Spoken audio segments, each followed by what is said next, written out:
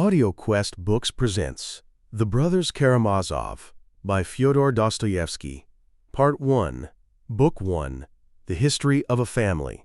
Chapter 1, Fyodor Pavlovich Karamazov. Alexei Fyodorovich Karamazov was the third son of Fyodor Pavlovich Karamazov, a landowner well known in our district in his own day, and still remembered among us, owing to his gloomy and tragic death, which happened 13 years ago, and which I shall describe in its proper place. For the present, I will only say that this landowner, for so we used to call him, although he hardly spent a day of his life on his own estate, was a strange type, yet one pretty frequently to be met with, a type abject and vicious, and at the same time senseless. But he was one of those senseless persons who are very well capable of looking after their worldly affairs, and apparently after nothing else. Fyodor Pavlovich, for instance, began with next to nothing. His estate was of the smallest. He ran to dine at other men's tables, and fastened on them as a toady, yet at his death it appeared that he had 100,000 rubles in hard cash. At the same time, he was all his life one of the most senseless, fantastical fellows in the whole district. I repeat, it was not stupidity. The majority of these fantastical fellows are shrewd and intelligent enough, but just senselessness, and a peculiar national form of it. He was married twice, and had 3 sons, the eldest, Dmitri, by his first wife, and 2, Ivan and Alexei, by his second. Fyodor Pavlovich's first wife, Adyosha Ivanovna, belonged to a fairly rich and distinguished noble family, also landowners in our district, the Miusovs.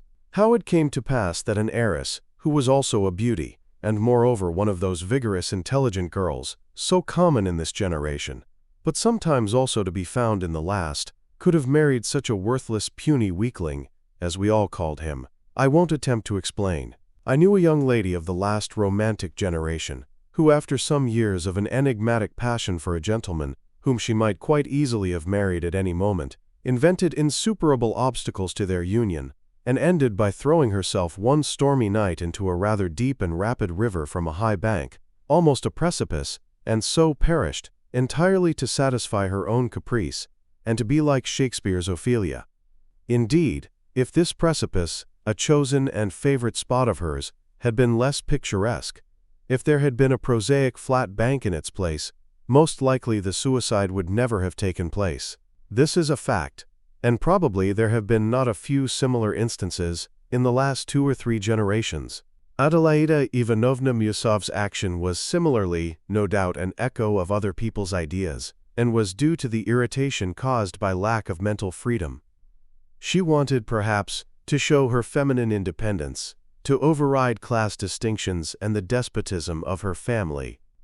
And a pliable imagination persuaded her, we must suppose, for a brief moment, that Fyodor Pavlovich, in spite of his parasitic position, was one of the bold and ironical spirits of that progressive epoch, though he was, in fact, an ill-natured buffoon and nothing more.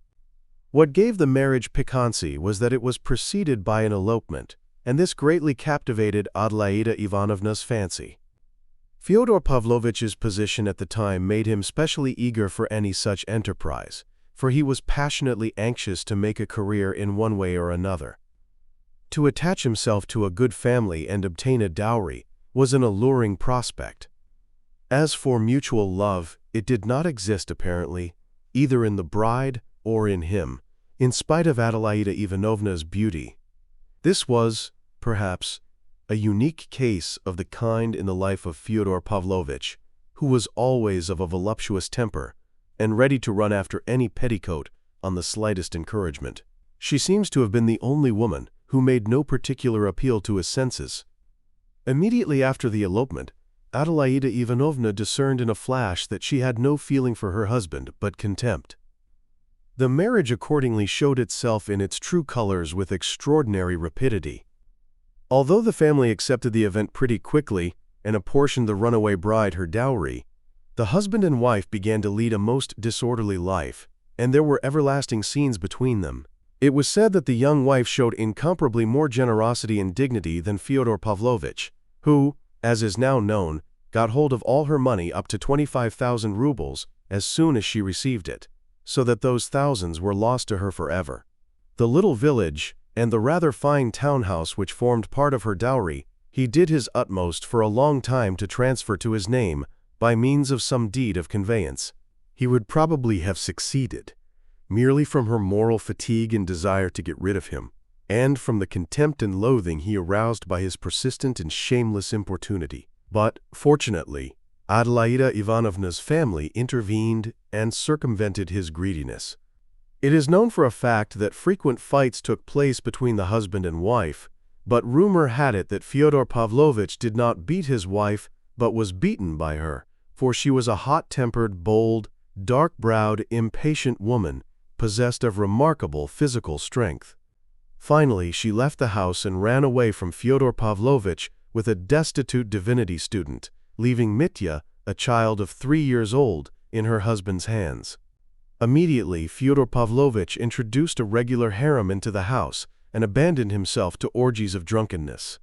In the intervals he used to drive all over the province, complaining tearfully to each and all of Adelaida Ivanovna's having left him, going into details too disgraceful for a husband to mention in regard to his own married life. What seemed to gratify him and flatter his self-love most was to play the ridiculous part of the injured husband and to parade his woes with embellishments. "One would think that you'd got a promotion, Fyodor Pavlovitch.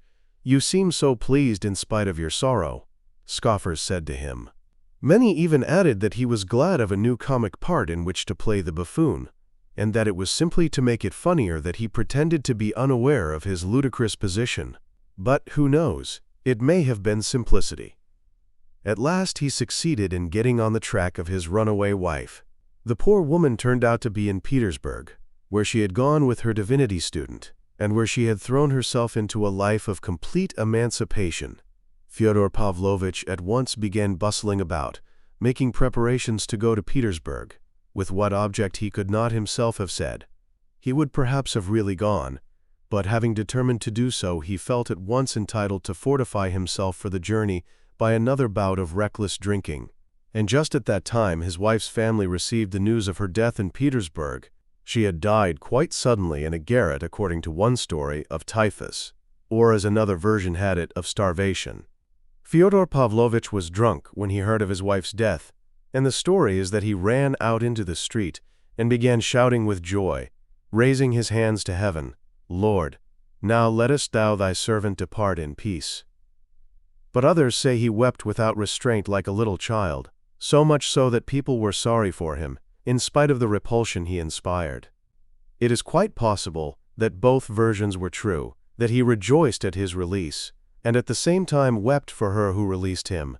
As a general rule, people, even the wicked, are much more naive and simple-hearted than we suppose, and we ourselves are too. Chapter 2. He gets rid of his eldest son. You can easily imagine what a father such a man could be, and how he would bring up his children. His behavior as a father was exactly what might be expected. He completely abandoned the child of his marriage with Adelaida Ivanovna, not from malice, nor because of his matrimonial grievances, but simply because he forgot him.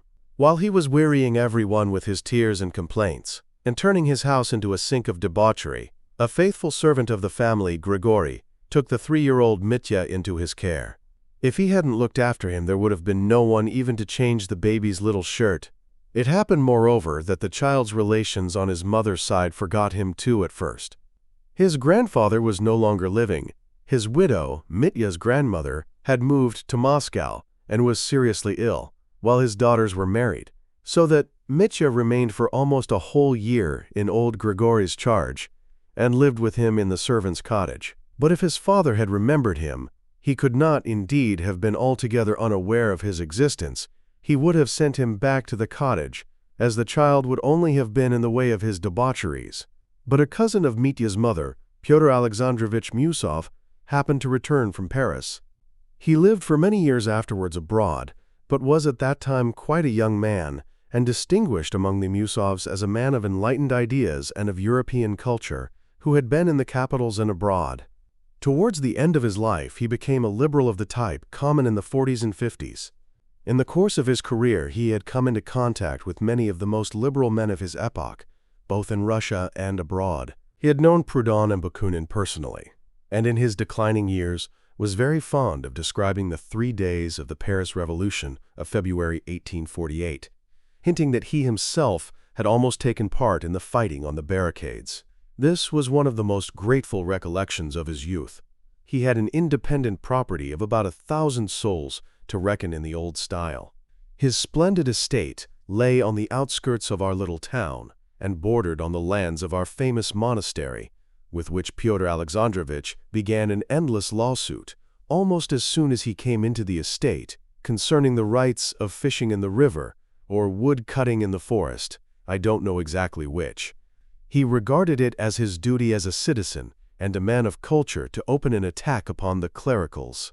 Hearing all about Adelaida Ivanovna, whom he of course remembered, and in whom he had at one time been interested, and learning of the existence of Mitya, he intervened, in spite of all his youthful indignation and contempt for Fyodor Pavlovitch. He made the latter's acquaintance for the first time, and told him directly that he wished to undertake the child's education. He used long afterwards to tell as a characteristic touch that when he began to speak of Mitya, Fyodor Pavlovitch looked for some time as though he did not understand what child he was talking about, and even as though he was surprised to hear that he had a little son in the house.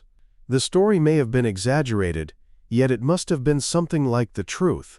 Fyodor Pavlovitch was all his life fond of acting, of suddenly playing an unexpected part, sometimes without any motive for doing so, and even to his own direct disadvantage, as, for instance, in the present case. This habit, however, is characteristic of a very great number of people, some of them very clever ones, not like Fyodor Pavlovitch. Pyotr Alexandrovich carried the business through vigorously and was appointed, with Fyodor Pavlovitch, joint guardian of the child, who had a small property, a house and land, left him by his mother. Mitya did, in fact, pass into this cousin's keeping, but as the latter had no family of his own, and after securing the revenues of his estates was in haste to return at once to Paris, he left the boy in charge of one of his cousins, a lady living in Moscow. It came to pass that, settling permanently in Paris, he too forgot the child, especially when the Revolution of February broke out, making an impression on his mind that he remembered all the rest of his life. The Moscow lady died, and Mitya passed into the care of one of her married daughters. I believe he changed his home a 4th time later on. I won't enlarge upon that now, as I shall have much to tell later of Fyodor Pavlovitch's firstborn, and must confine myself now to the most essential facts about him, without which I could not begin my story. In the first place, this Mitya, or rather Dmitri Fyodorovitch, was the only one of Fyodor Pavlovitch's 3 sons who grew up in the belief that he had property, and that he would be independent on coming of age. He spent an irregular boyhood and youth. He did not finish his studies at the gymnasium. He got into a military school, then went to the Caucasus, was promoted, fought a duel and was degraded to the ranks, earned promotion again, led a wild life, and spent a good deal of money. He did not begin to receive any income from Fyodor Pavlovitch until he came of age, and until then got into debt. He saw and knew his father, Fyodor Pavlovitch, for the first time on coming of age, when he visited our neighborhood on purpose to settle with him about his property. He seems not to have liked his father. He did not stay long with him, and made haste to get away, having only succeeded in obtaining a sum of money and entering into an agreement for future payments from the estate, of the revenues and value of which he was unable, a fact worthy of note, upon this occasion, to get a statement from his father. Fyodor Pavlovitch remarked for the first time then, this too should be noted, that Mitya had a vague and exaggerated idea of his property. Fyodor Pavlovitch was very well satisfied with this, as it fell in with his own designs. He gathered only that the young man was frivolous, unruly, of violent passions, impatient and dissipated, and that if he could only obtain ready money he would be satisfied, although only, of course, for a short time. So Fyodor Pavlovitch began to take advantage of this fact, sending him from time to time small doles, installments. In the end, when 4 years later Mitya, losing patience, came a second time to our little town to settle up once for all with his father, it turned out to his amazement that he had nothing, that it was difficult to get an account even, that he had received the whole value of his property in sums of money from Fyodor Pavlovitch, and was perhaps even in debt to him, that by various agreements into which he had, of his own desire, entered at various previous dates, he had no right to expect anything more, and so on and so on. The young man was overwhelmed, suspected deceit and cheating, and was almost beside himself. And, indeed, this circumstance led to the catastrophe, the account of which forms the subject of my first introductory story, or rather, the external side of it. But before I pass to that story, I must say a little of Fyodor Pavlovitch's other two sons, and of their origin. Chapter 3. The Second Marriage and the Second Family. Very shortly after getting his 4-year-old Mitya off his hands, Fyodor Pavlovitch married a second time. His second marriage lasted 8 years.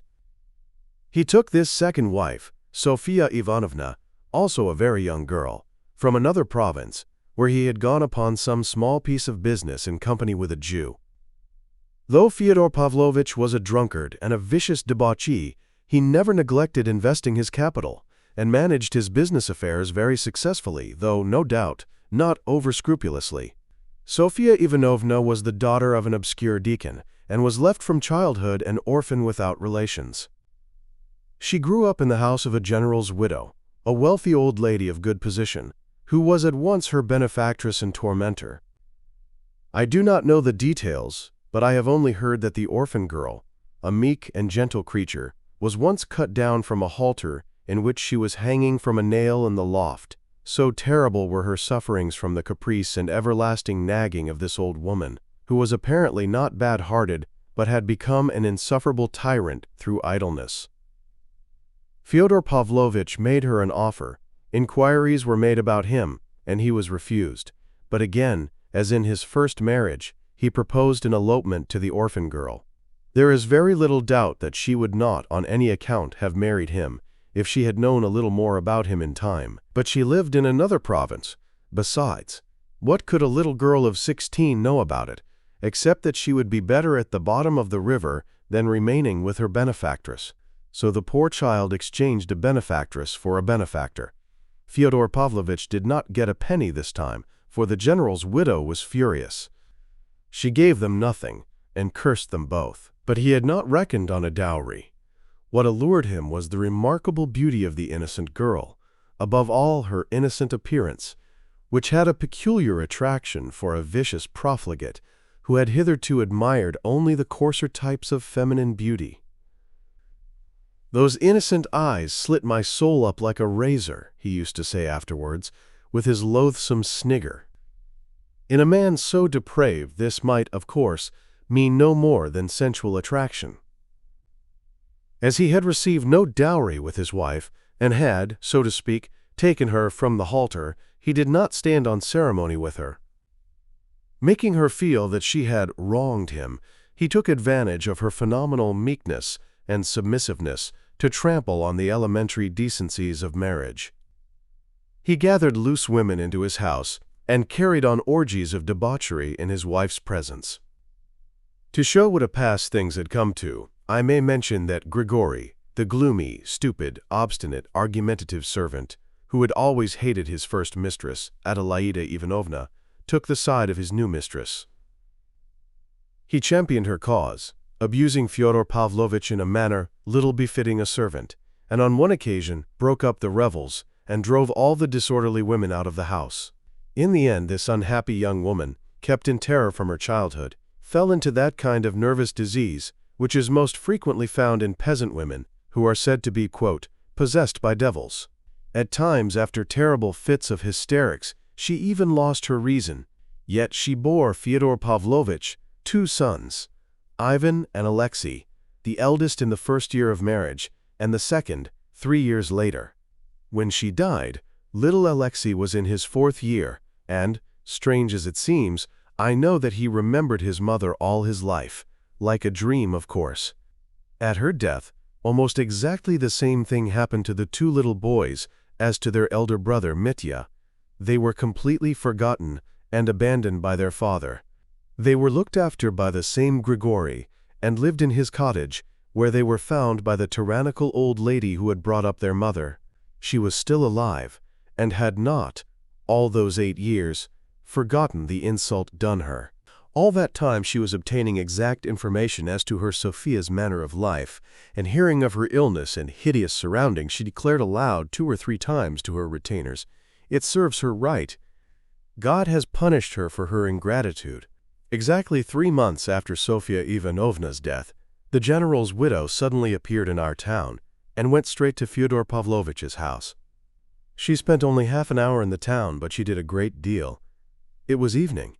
Fyodor Pavlovitch, whom she had not seen for those 8 years, came in to her drunk.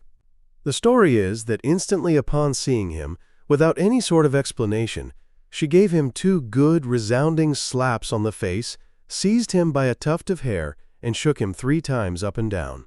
Then, without a word, she went straight to the cottage to the 2 boys. Seeing at the first glance that they were unwashed and in dirty linen, she promptly gave Grigory, too, a box on the ear, and announcing that she would carry off both the children, she wrapped them just as they were in a rug, put them in the carriage, and drove off to her own town. Grigory accepted the blow like a devoted slave, without a word, and when he escorted the old lady to her carriage, he made her a low bow and pronounced impressively that God would repay her for the orphans. "You are a blockhead all the same," the old lady shouted to him as she drove away. Fyodor Pavlovitch, thinking it over, decided that it was a good thing, and did not refuse the general's widow his formal consent to any proposition in regard to his children's education. As for the slaps she had given him, he drove all over the town telling the story. It happened that the old lady died soon after this, but she left the boys in her will 1,000 rubles each, for their instruction, and so that all be spent on them exclusively, with the condition that it be so portioned out as to last till they are 21, for it is more than adequate provision for such children. If other people think fit to throw away their money, let them. I have not read the will myself, but I heard there was something queer of the sort, very whimsically expressed.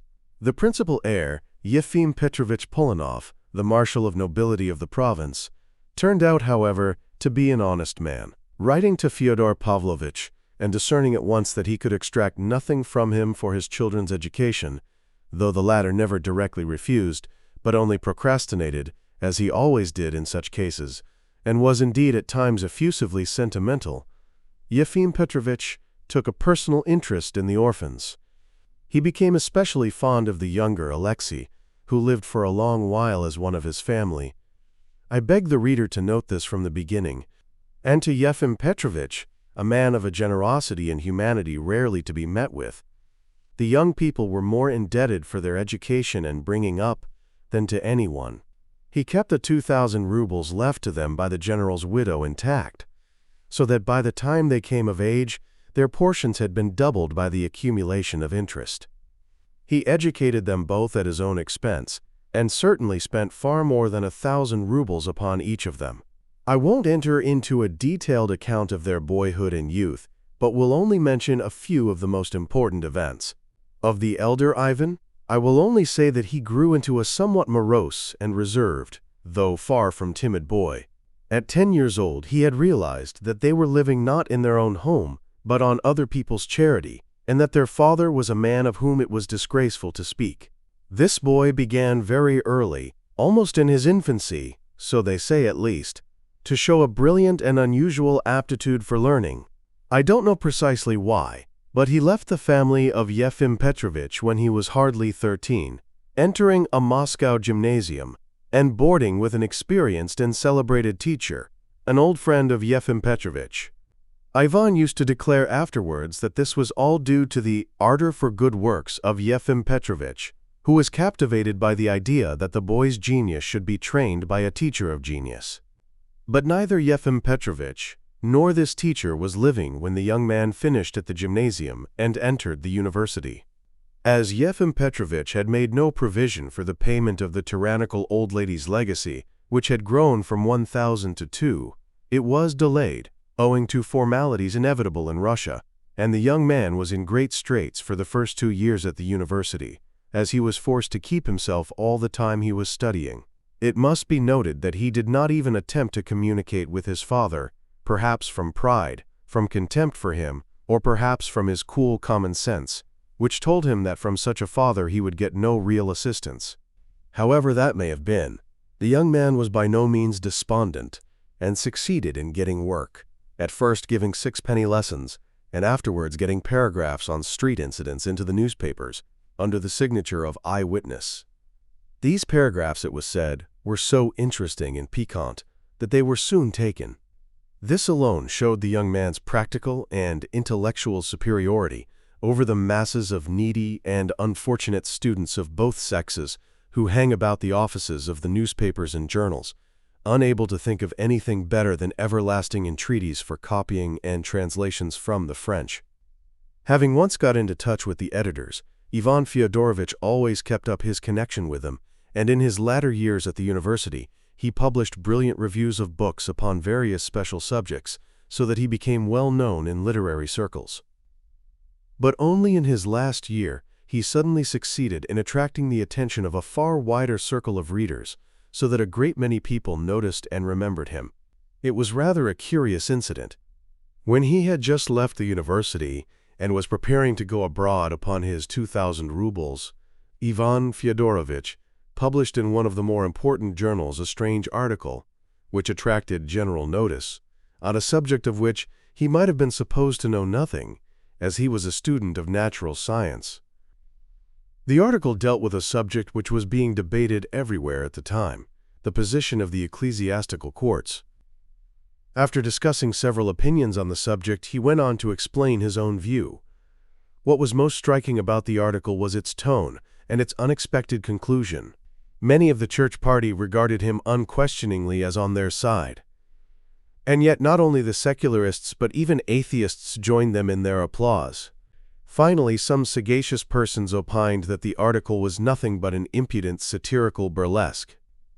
I mention this incident particularly because this article penetrated into the famous monastery in our neighborhood, where the inmates, being particularly interested in the question of the ecclesiastical courts, were completely bewildered by it. Learning the author's name, they were interested in his being a native of the town and the son of that Fyodor Pavlovitch, and just then it was that the author himself made his appearance among us. Why Ivan Fyodorovich had come amongst us? I remember asking myself at the time with a certain uneasiness. This fateful visit, which was the first step leading to so many consequences, I never fully explained to myself. It seemed strange on the face of it that a young man so learned, so proud, and apparently so cautious, should suddenly visit such an infamous house, and a father who had ignored him all his life, hardly knew him, never thought of him, and would not under any circumstances have given him money, though he was always afraid that his sons Ivan and Alexei would also come to ask him for it. And here the young man was staying in the house of such a father, had been living with him for 2 months, and they were on the best possible terms. This last fact was a special cause of wonder to many others, as well as to me. Pyotr Alexandrovich Musov, of whom we have spoken already, the cousin of Fyodor Pavlovitch's first wife, happened to be in the neighborhood again, on a visit to his estate. He had come from Paris, which was his permanent home. I remember that he was more surprised than anyone when he made the acquaintance of the young man, who interested him extremely, and with whom he sometimes argued, and not without an inner pang compared himself in acquirements. "He is proud," he used to say. "He will never be in want of pence. He has got money enough to go abroad now. What does he want here? Everyone can see that he hasn't come for money, for his father would never give him any. He has no taste for drink and dissipation, and yet his father can't do without him. They get on so well together." That was the truth. The young man had an unmistakable influence over his father, who positively appeared to be behaving more decently, and even seemed at times ready to obey his son, though often extremely and even spitefully perverse. It was only later that we learned that Ivan had come partly at the request of, and in the interests of, his elder brother Dmitri, whom he saw for the first time on this very visit, though he had before leaving Moscow been in correspondence with him about an important matter of more concern to Dmitri than himself. What that business was, the reader will learn fully in due time. Yet, even when I did know of this special circumstance, I still felt Ivan Fyodorovitch to be an enigmatic figure, and thought his visit rather mysterious. I may add that Ivan appeared at the time in the light of a mediator between his father and his elder brother Dmitri, who was in open quarrel with his father and even planning to bring an action against him. The family, I repeat, was now united for the first time, and some of its members met for the first time in their lives. The younger brother, Alexei, had been a year already among us, having been the first of the three to arrive. It is of that brother Alexei I find it most difficult to speak in this introduction. Yet I must give some preliminary account of him, if only to explain one queer fact, which is that I have to introduce my hero to the reader wearing the cassock of a novice. Yes, he had been for the last year in our monastery, and seemed willing to be cloistered there for the rest of his life. Chapter 4. The third son, Alyosha. He was only 20. His brother Ivan was in his 24th year at the time, while their elder brother Dmitri was 27.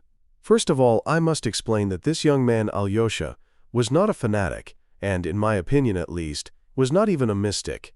I may as well give my full opinion from the beginning.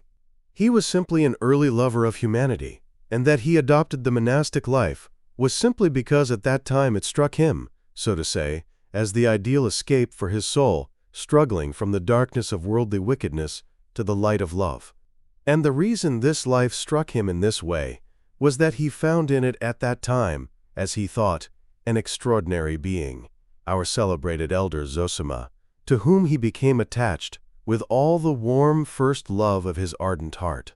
But I do not dispute that he was very strange even at that time, and had been so indeed from his cradle. I have mentioned already, by the way, that though he lost his mother in his 4th year, he remembered her all his life, her face, her caresses, as though she stood living before me.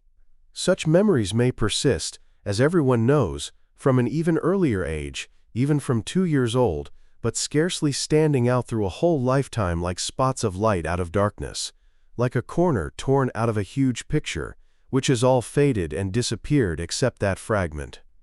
That is how it was with him. He remembered one still summer evening, an open window, the slanting rays of the setting sun, that he recalled most vividly of all.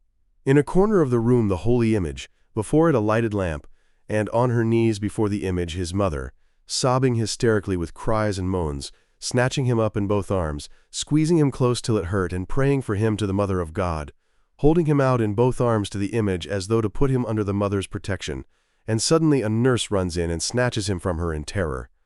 That was the picture! And Alyosha remembered his mother's face at that minute. He used to say that it was frenzied but beautiful as he remembered, but he rarely cared to speak of this memory to anyone. In his childhood and youth he was by no means expansive, and talked little indeed, but not from shyness or a sullen unsociability. Quite the contrary, from something different, from a sort of inner preoccupation entirely personal and unconcerned with other people, but so important to him that he seemed, as it were, to forget others on account of it. But he was fond of people.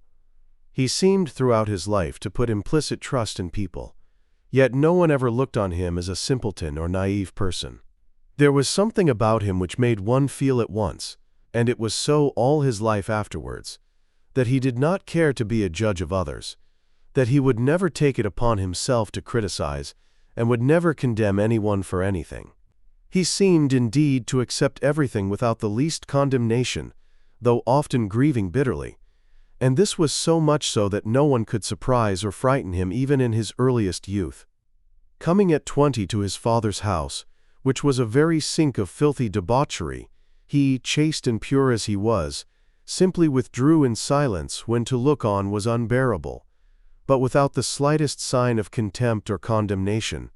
His father, who had once been in a dependent position, and so was sensitive and ready to take offense, met him at first with distrust and sullenness.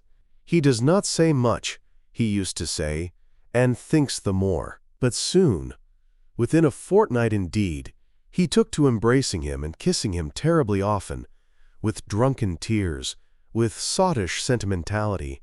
Yet he evidently felt a real and deep affection for him, such as he had never been capable of feeling for anyone before. Everyone, indeed, loved this young man wherever he went, and it was so from his earliest childhood. When he entered the household of his patron and benefactor, Yefim Petrovich Polonov, he gained the hearts of all the family, so that they looked on him quite as their own child.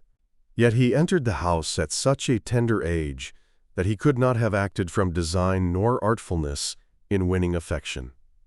So that the gift of making himself loved directly and unconsciously was inherent in him, in his very nature, so to speak. It was the same at school, though he seemed to be just one of those children who are distrusted, sometimes ridiculed, and even disliked by their schoolfellows. He was dreamy, for instance, and rather solitary. From his earliest childhood he was fond of creeping into a corner to read, and yet he was a general favorite all the while he was at school. He was rarely playful or merry, but anyone could see at the first glance that this was not from any sullenness. On the contrary, he was bright and good-tempered. He never tried to show off among his schoolfellows. Perhaps because of this he was never afraid of anyone, yet the boys immediately understood that he was not proud of his fearlessness, and seemed to be unaware that he was bold and courageous. He never resented an insult. It would happen that an hour after the offense, he would address the offender or answer some question with as trustful and candid an expression as though nothing had happened between them. And it was not that he seemed to have forgotten or intentionally forgiven the affront, but simply that he did not regard it as an affront, and this completely conquered and captivated the boys. He had one characteristic which made all his schoolfellows from the bottom class to the top want to mock at him, not from malice but because it amused them. This characteristic was a wild, fanatical modesty and chastity. He could not bear to hear certain words and certain conversations about women. There are certain words and conversations unhappily impossible to eradicate in schools. Boys, pure in mind and heart, almost children, are fond of talking in school among themselves, and even aloud, of things, pictures, and images of which even soldiers would sometimes hesitate to speak. More than that, much that soldiers have no knowledge or conception of is familiar to quite young children of our intellectual and higher classes. There is no moral depravity, no real corrupt inner cynicism in it, but there is the appearance of it, and it is often looked upon among them as something refined, subtle, daring, and worthy of imitation. Seeing that Alyosha Karamazov put his fingers in his ears when they talked of that, they used sometimes to crowd round him, pull his hands away, and shout nastiness into both ears, while he struggled, slipped to the floor, tried to hide himself without uttering one word of abuse, enduring their insults in silence. But at last they left him alone and gave up taunting him with being a regular girl, and what's more, they looked upon it with compassion as a weakness. He was always one of the best in the class, but was never first. At the time of Yefim Petrovich's death, Alyosha had 2 more years to complete at the provincial gymnasium.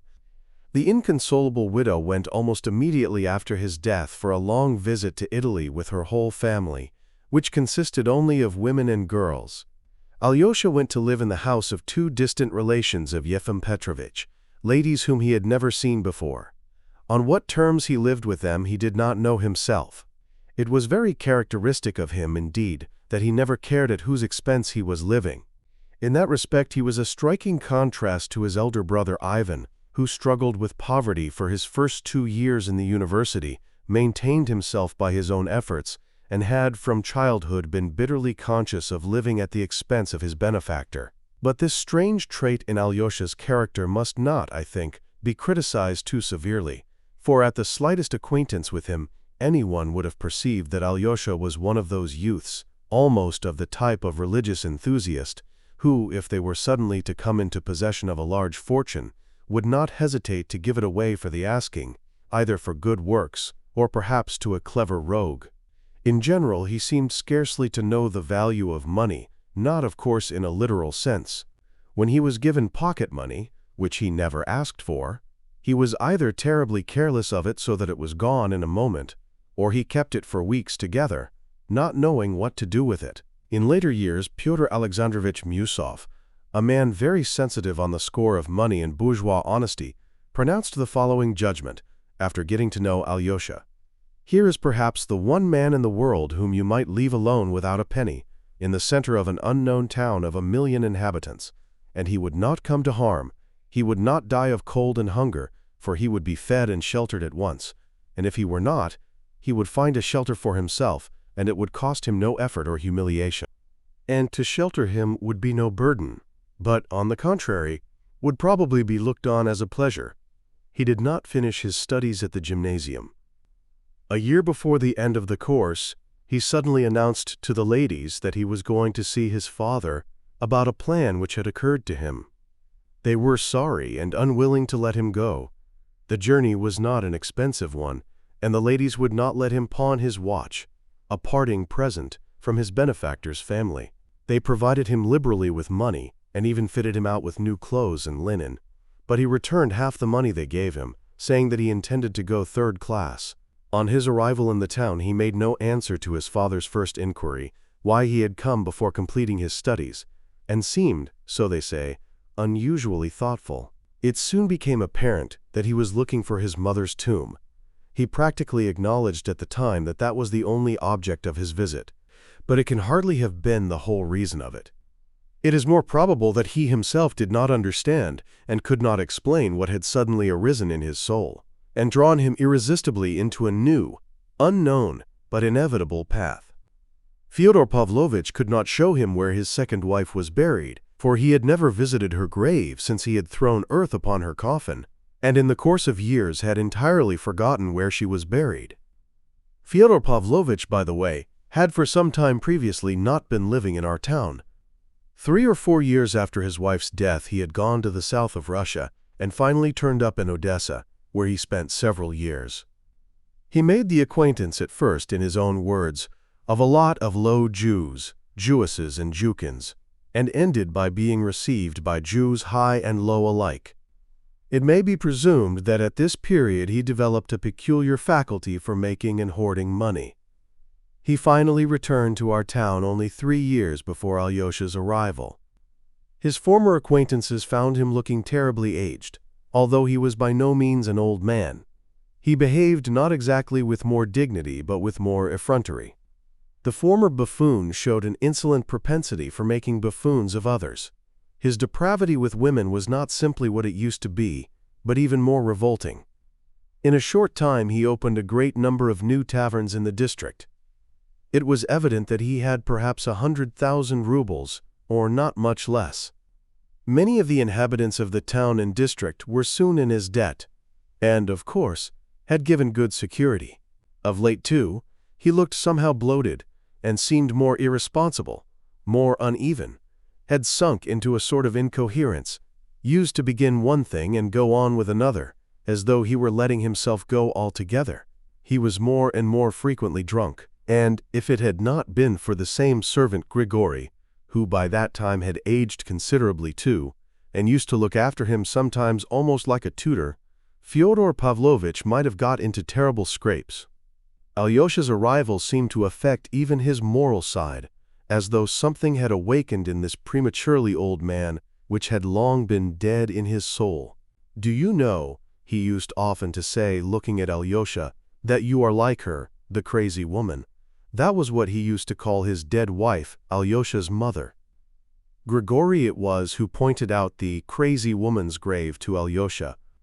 He took him to our town cemetery and showed him in a remote corner a cast-iron tombstone, cheap but decently kept, on which were inscribed the name and age of the deceased and the date of her death, and below a 4-lined verse, such as are commonly used on old-fashioned middle-class tombs. To Alyosha's amazement, this tomb turned out to be Grigory's doing. He had put it up on the poor, crazy woman's grave at his own expense, after Fyodor Pavlovitch, whom he had often pestered about the grave, had gone to Odessa, abandoning the grave and all his memories. Alyosha showed no particular emotion at the sight of his mother's grave.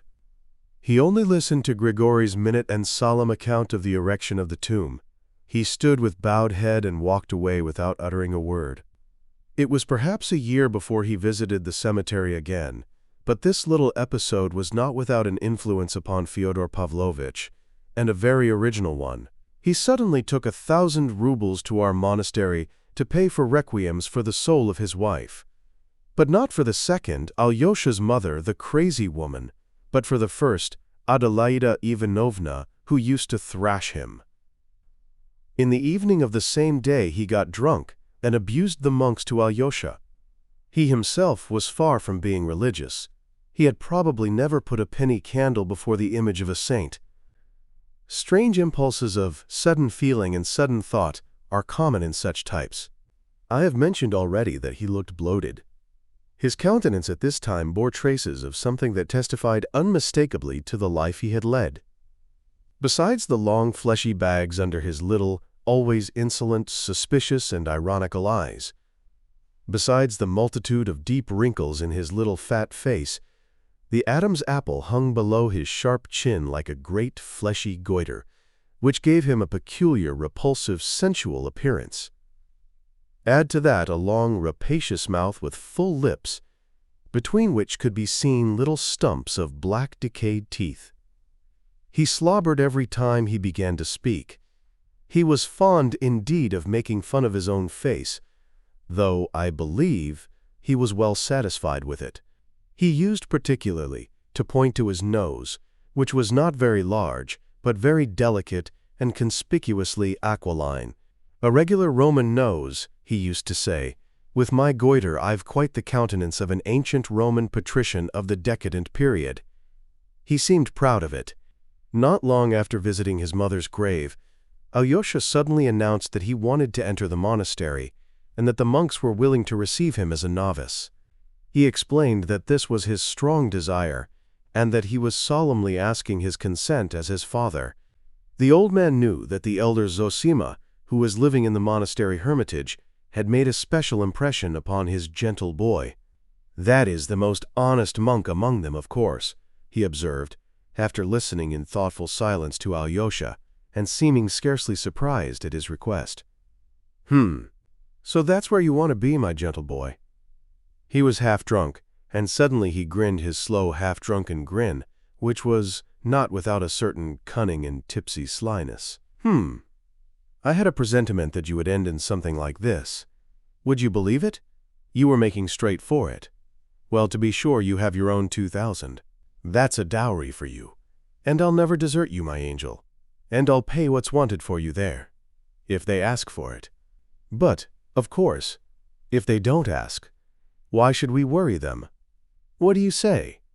You know, you spend money like a canary, 2 grains a week. Do you know that near one monastery there's a place outside the town where every baby knows there are none but the monks' wives living, as they are called? 30 women, I believe. I have been there myself. You know, it's interesting, in its own way, of course, as a variety. The worst of it is, it's awfully Russian. There are no French women there. Of course they could get them fast enough, they have plenty of money. If they get to hear of it, they'll come along. Well, there's nothing of that sort here, no monks' wives and 200 monks. They're honest. They keep the fasts. I admit it. So you want to be a monk? And do you know I'm sorry to lose you, Alyosha? Would you believe it? I've really grown fond of you. Well, it's a good opportunity. You'll pray for us sinners. We have sinned too much here. I've always been thinking who would pray for me, and whether there's anyone in the world to do it. My dear boy, I'm awfully stupid about that. You wouldn't believe it. Awfully. You see, however stupid I am about it, I keep thinking. From time to time, of course, not all the while. It's impossible, I think, for the devils to forget to drag me down to hell with their hooks when I die. Then I wonder, hooks? Where would they get them? What of? Iron hooks? Where do they forge them? Have they a foundry there of some sort? The monks in the monastery probably believe that there's a ceiling in hell, for instance. Now I'm ready to believe in hell, but without a ceiling. It makes it more refined, more enlightened, more Lutheran, that is. And after all, what does it matter whether it has a ceiling or hasn't? But do you know there's a damnable question involved in it? If there's no ceiling, there can be no hooks, and if there are no hooks, it all breaks down, which is unlikely again, for then there would be none to drag me down to hell, and if they don't drag me down, what justice is there in the world? Il faudrait les inventer, those hooks, on purpose for me alone, for if you only knew, Alyosha, what a blackguard I am. But there are no hooks there, said Alyosha, looking gently and seriously at his father. Yes, yes, only the shadows of hooks, I know, I know. That's how a Frenchman described hell. J'ai vu l'ombre d'un cocher qui avec l'ombre d'une brosse frottait l'ombre d'une carrosse. How do you know there are no hooks, darling? When you've lived with the monks, you'll sing a different tune. But go and get at the truth there, and then come and tell me. Anyway, it's easier going to the other world, if one knows what there is there. Besides, it will be more seemly for you with the monks than here with me, with a drunken old man and young harlots. Though you're like an angel, nothing touches you, and I dare say nothing will touch you there. That's why I let you go, because I hope for that. You've got all your wits about you. You will burn, and you will burn out. You will be healed and come back again, and I will wait for you. I feel that you're the only creature in the world who has not condemned me. My dear boy, I feel it, you know. I can't help feeling it. And he even began blubbering. He was sentimental. He was wicked and sentimental. Chapter 5, Elders. Some of my readers may imagine that my young man was a sickly, ecstatic, poorly developed creature, a pale, consumptive dreamer. On the contrary, Alyosha was at this time a well-grown, red-cheeked, clear-eyed lad of 19, radiant with health. He was very handsome, too, graceful, moderately tall, with hair of a dark brown, with a regular, rather long, oval-shaped face, and wide-set, dark gray, shining eyes. He was very thoughtful, and apparently very serene. I shall be told, perhaps, that red cheeks are not incompatible with fanaticism and mysticism, but I fancy that Alyosha was more of a realist than anyone. Oh, no doubt, in the monastery he fully believed in miracles, but, to my thinking, miracles are never a stumbling block to the realist. It is not miracles that dispose realists to belief. The genuine realist, if he is an unbeliever, will always find strength and ability to disbelieve in the miraculous, and if he is confronted with a miracle as an irrefutable fact, he would rather disbelieve his own senses than admit the fact. Even if he admits it as a fact of nature, till then unrecognized by him. Faith does not, in the realist, spring from the miracle but the miracle from faith. If the realist once believes, then he is bound by his very realism to admit the miraculous also. The Apostle Thomas said that he would not believe till he saw, but when he did see, he said, "My Lord and my God." Was it the miracle forced him to believe? Most likely not, but he believed solely because he desired to believe, and possibly he fully believed in his secret heart, even when he said, "I do not believe till I see." I shall be told, perhaps, that Alyosha was stupid, undeveloped, had not finished his studies, and so on. That he did not finish his studies is true, but to say that he was stupid or dull would be a great injustice. I'll simply repeat what I have said above. He entered upon this path only because, at that time, it alone struck his imagination, and presented itself to him as offering an ideal means of escape for his soul from darkness to light. Add to that he was to some extent a youth of our last epoch, that is, honest in nature, desiring the truth, seeking for it and believing in it, and seeking to serve it at once with all the strength of his soul, seeking for immediate action, and ready to sacrifice everything, life itself, for it. Though these young men unhappily fail to understand that the sacrifice of life is, in many cases, the easiest of all sacrifices, and that to sacrifice, for instance, 5 or 6 years of their seething youth to hard and tedious study, if only to multiply tenfold their powers of serving the truth and the cause they have set before them as their goal. Such a sacrifice is utterly beyond the strength of many of them. The path Alyosha chose was a path going in the opposite direction, but he chose it with the same thirst for swift achievement. As soon as he reflected seriously, he was convinced of the existence of God and immortality, and at once he instinctively said to himself, "I want to live for immortality, and I will accept no compromise." In the same way, if he had decided that God and immortality did not exist, he would at once have become an atheist and a socialist.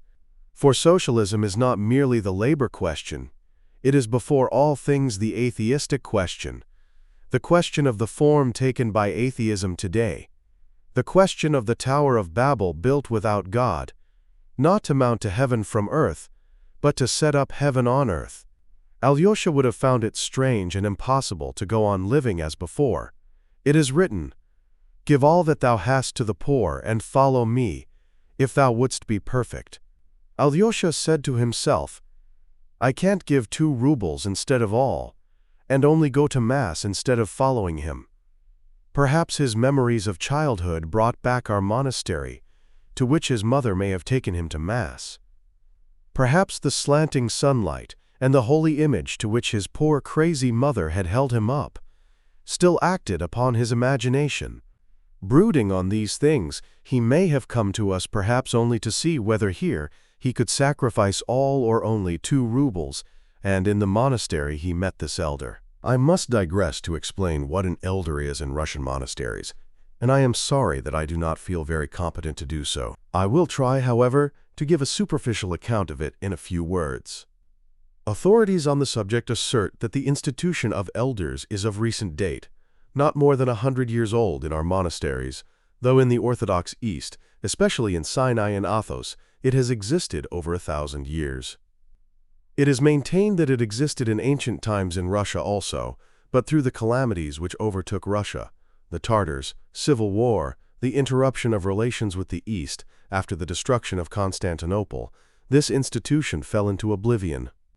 It was revived among us towards the end of last century by one of the great ascetics, as they called him, Paisi Velichkovsky, and his disciples. But to this day it exists in few monasteries only, and has sometimes been almost persecuted as an innovation in Russia. It flourished especially in the celebrated Kozelsky Optin monastery. When and how it was introduced into our monastery I cannot say. There had already been 3 such elders, and Zosima was the last of them. But he was almost dying of weakness and disease, and they had no one to take his place. The question for our monastery was an important one, for it had not been distinguished by anything in particular till then. They had neither relics of saints, nor wonder-working icons, nor glorious traditions, nor historical exploits. It had flourished and been glorious all over Russia through its elders, to see and hear whom pilgrims had flocked for thousands of miles from all parts. What was such an elder?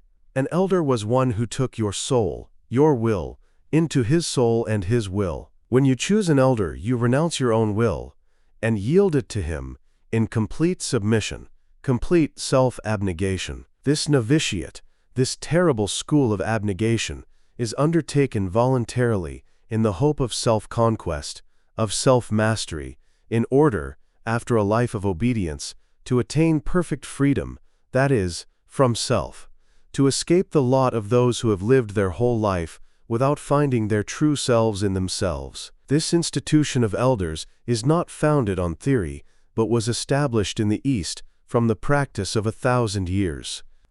The obligations due to an elder are not the ordinary obedience which has always existed in our Russian monasteries. The obligation involves confession to the elder by all who have submitted themselves to him, and to the indissoluble bond between him and them. The story is told, for instance, that in the early days of Christianity, one such novice, failing to fulfill some command laid upon him by his elder, left his monastery in Syria and went to Egypt. There, after great exploits, he was found worthy at last to suffer torture and a martyr's death for the faith. When the church, regarding him as a saint, was burying him, suddenly, at the deacon's exhortation, "Depart, all ye unbaptized," the coffin containing the martyr's body left its place and was cast forth from the church, and this took place 3 times. And only at last they learnt that this holy man had broken his vow of obedience and left his elder, and therefore could not be forgiven without the elder's absolution in spite of his great deeds. Only after this could the funeral take place. This, of course, is only an old legend, but here is a recent instance. A monk was suddenly commanded by his elder to quit Athos, which he loved as a sacred place and a haven of refuge, and to go first to Jerusalem to do homage to the holy places, and then to go to the north to Siberia. "There is the place for thee, and not here." The monk, overwhelmed with sorrow, went to the ecumenical patriarch at Constantinople and besought him to release him from his obedience. But the patriarch replied that not only was he unable to release him, but there was not and could not be on earth a power which could release him except the elder, who had himself laid that duty upon him. In this way, the elders are endowed in certain cases with unbounded and inexplicable authority. That is why in many of our monasteries the institution was at first resisted almost to persecution. Meantime, the elders immediately began to be highly esteemed among the people. Masses of the ignorant people, as well as men of distinction, flocked, for instance, to the elders of our monastery to confess their doubts, their sins, and their sufferings, and ask for counsel and admonition. Seeing this, the opponents of the elders declared that the sacrament of confession was being arbitrarily and frivolously degraded, though the continual opening of the heart to the elder by the monk or the layman had nothing of the character of the sacrament. In the end, however, the institution of elders has been retained and is becoming established in Russian monasteries. It is true, perhaps, that this instrument, which had stood the test of 1,000 years for the moral regeneration of a man from slavery to freedom and to moral perfectibility, may be a two-edged weapon, and it may lead some not to humility and complete self-control, but to the most satanic pride, that is, to bondage and not to freedom. The elder Zosima was 65. He came of a family of landowners, had been in the army in early youth, and served in the Caucasus as an officer. He had, no doubt, impressed Alyosha by some peculiar quality of his soul.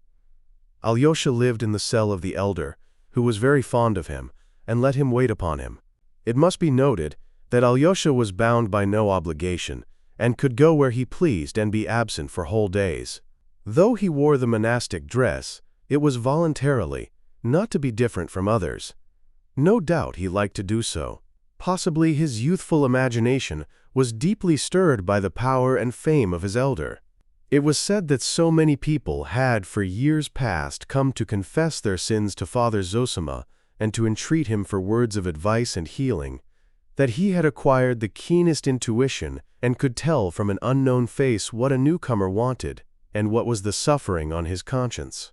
He sometimes astounded and almost alarmed his visitors by his knowledge of their secrets before they had spoken a word. Alyosha noticed that many, almost all, went in to the elder for the first time with apprehension and uneasiness, but came out with bright and happy faces. Alyosha was particularly struck by the fact that Father Zosima was not at all stern. On the contrary, he was always almost gay. The monks used to say that he was more drawn to those who were more sinful, and the greater the sinner, the more he loved him. There were, no doubt, up to the end of his life, among the monks some who hated and envied him, but they were few in number, and they were silent, though among them were some of great dignity in the monastery. One, for instance, of the older monks distinguished for his strict keeping of fasts and vows of silence. But the majority were on Father Zosima's side, and very many of them loved him with all their hearts, warmly and sincerely. Some were almost fanatically devoted to him, and declared, though not quite aloud, that he was a saint, that there could be no doubt of it, and seeing that his end was near, they anticipated miracles and great glory to the monastery in the immediate future from his relics. Alyosha had unquestioning faith in the miraculous power of the elder, just as he had unquestioning faith in the story of the coffin that flew out of the church. He saw many who came with sick children or relatives and besought the elder to lay hands on them and to pray over them, return shortly after, some the next day, and falling in tears at the elder's feet, thank him for healing their sick. Whether they had really been healed or were simply better in the natural course of the disease was a question which did not exist for Alyosha, for he fully believed in the spiritual power of his teacher and rejoiced in his fame, in his glory, as though it were his own triumph. His heart throbbed, and he beamed as it were all over when the elder came out to the gates of the hermitage into the waiting crowd of pilgrims of the humbler class, who had flocked from all parts of Russia on purpose to see the elder and obtain his blessing. They fell down before him, wept, kissed his feet, kissed the earth on which he stood, and wailed, while the women held up their children to him, and brought him the sick, possessed with devils. The elder spoke to them, read a brief prayer over them, blessed them, and dismissed them. Of late, he had become so weak through attacks of illness that he was sometimes unable to leave his cell, and the pilgrims waited for him to come out for several days. Alyosha did not wonder why they loved him so, why they fell down before him and wept with emotion merely at seeing his face. Oh, he understood that for the humble soul of the Russian peasant, worn out by grief and toil, and still more by the everlasting injustice and everlasting sin, his own and the world's, it was the greatest need and comfort to find someone or something holy to fall down before and worship. Among us there is sin, injustice, and temptation, but yet, somewhere on earth, there is someone holy and exalted. He has the truth. He knows the truth, so it is not dead upon the earth. So it will come one day to us too, and rule over all the earth according to the promise.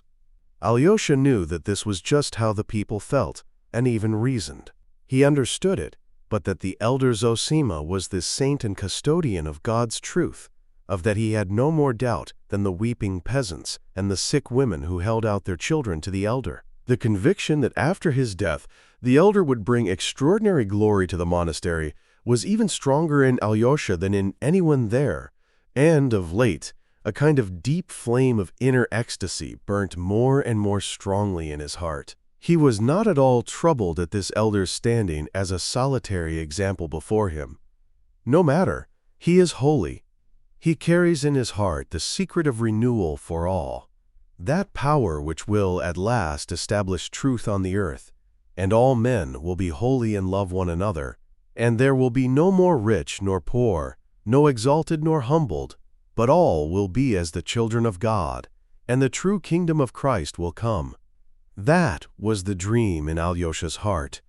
The arrival of his two brothers, whom he had not known till then, seemed to make a great impression on Alyosha. He more quickly made friends with his half-brother Dmitri, though he arrived later, than with his own brother Ivan. He was extremely interested in his brother Ivan, but when the latter had been 2 months in the town, though they had met fairly often, they were still not intimate. Alyosha was naturally silent, and he seemed to be expecting something, ashamed about something, while his brother Ivan, though Alyosha noticed at first that he looked long and curiously at him, seemed soon to have left off thinking of him. Alyosha noticed it with some embarrassment. He ascribed his brother's indifference at first to the disparity of their age and education. But he also wondered whether the absence of curiosity and sympathy in Ivan might be due to some other cause, entirely unknown to him. He kept fancying that Ivan was absorbed in something inward and important, that he was striving towards some goal, perhaps very hard to attain, and that was why he had no thought for him. Alyosha wondered, too, whether there was not some contempt on the part of the learned atheist for him, a foolish novice. He knew for certain that his brother was an atheist. He could not take offense at this contempt, if it existed, yet with an uneasy embarrassment which he did not himself understand, he waited for his brother to come nearer to him. Dmitri used to speak of Ivan with the deepest respect and with a peculiar earnestness. From him Alyosha learned all the details of the important affair which had of late formed such a close and remarkable bond between the two elder brothers. Dmitri's enthusiastic references to Ivan were the more striking in Alyosha's eyes, since Dmitri was, compared with Ivan, almost uneducated. and the two brothers were such a contrast in personality and character that it would be difficult to find two men more unlike. It was at this time that the meeting, or rather gathering of the members of this inharmonious family, took place in the cell of the elder who had such an extraordinary influence on Alyosha. The pretext for this gathering was a false one. It was at this time that the discord between Dmitri and his father seemed at its acutest stage, and their relations had become insufferably strained. Fyodor Pavlovitch seems to have been the first to suggest, apparently in joke, that they should all meet in Father Zosima's cell, and that, without appealing to his direct intervention, they might more decently come to an understanding under the conciliating influence of the elder's presence. Dmitri, who had never seen the elder, naturally supposed that his father was trying to intimidate him, but, as he secretly blamed himself for his outbursts of temper with his father on several recent occasions, he accepted the challenge. It must be noted that he was not, like Ivan, staying with his father, but living apart at the other end of the town.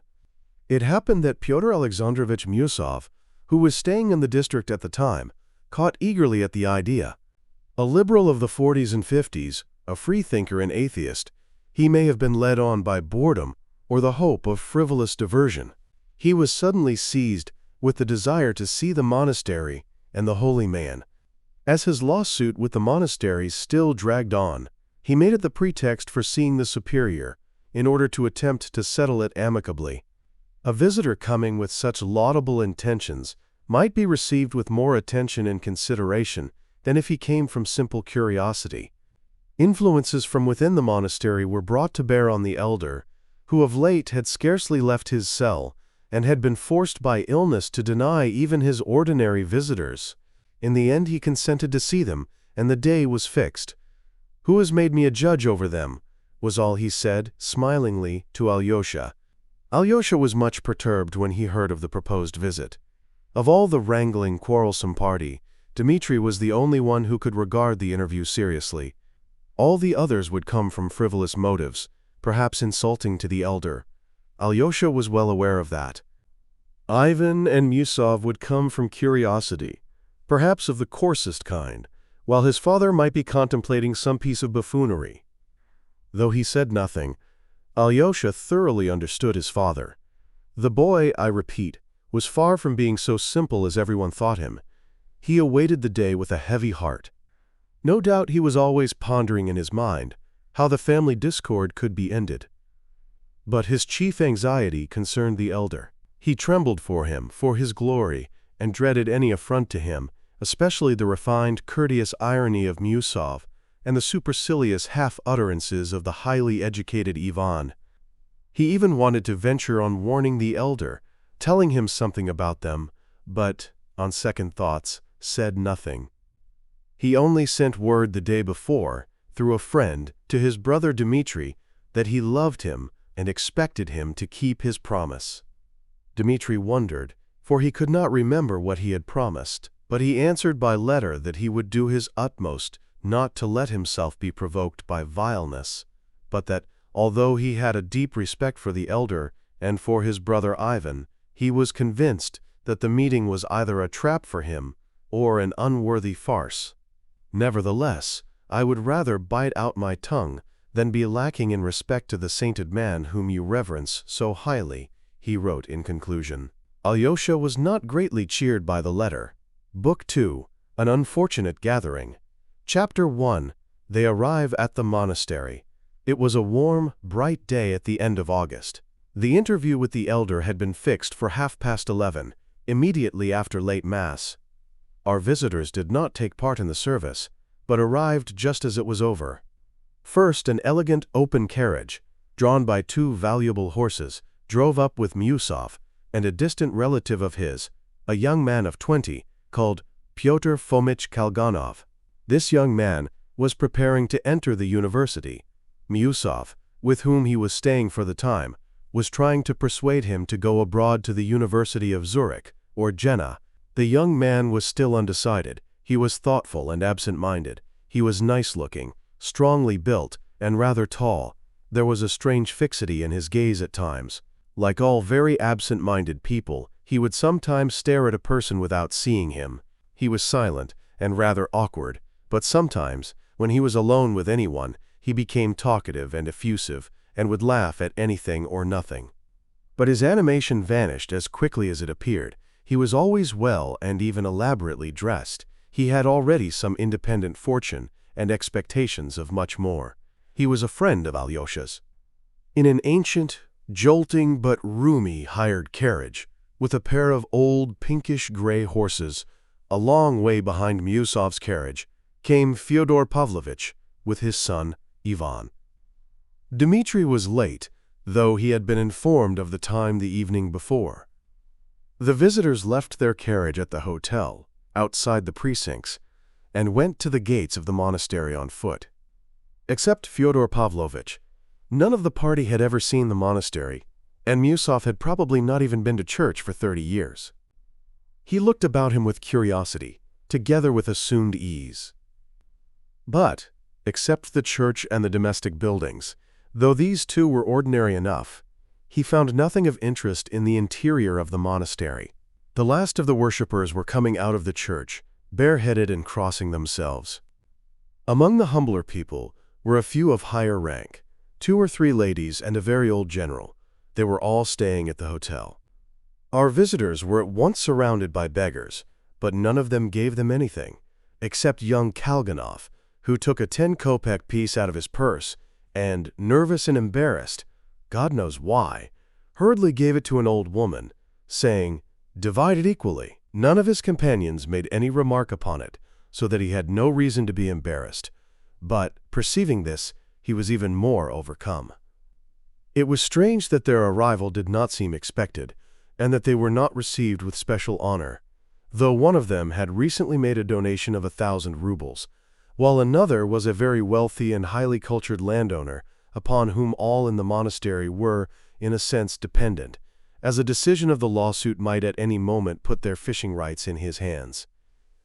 Yet no official personage met them. Miusov looked absent-mindedly at the tombstones round the church, and was on the point of saying that the dead buried here must have paid a pretty penny for the right of lying in this holy place, but refrained. His liberal irony was rapidly changing almost into anger.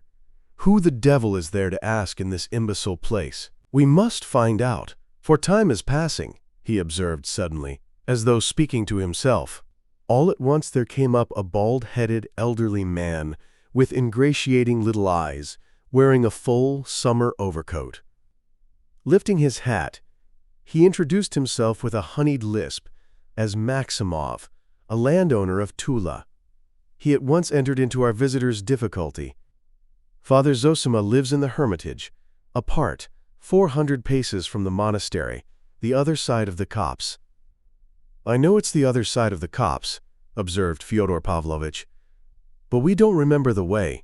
It is a long time since we've been here. This way, by this gate, and straight across the copse. The copse. Come with me, won't you? I'll show you. I have to go. I'm going myself. This way, this way. They came out of the gate and turned towards the copse.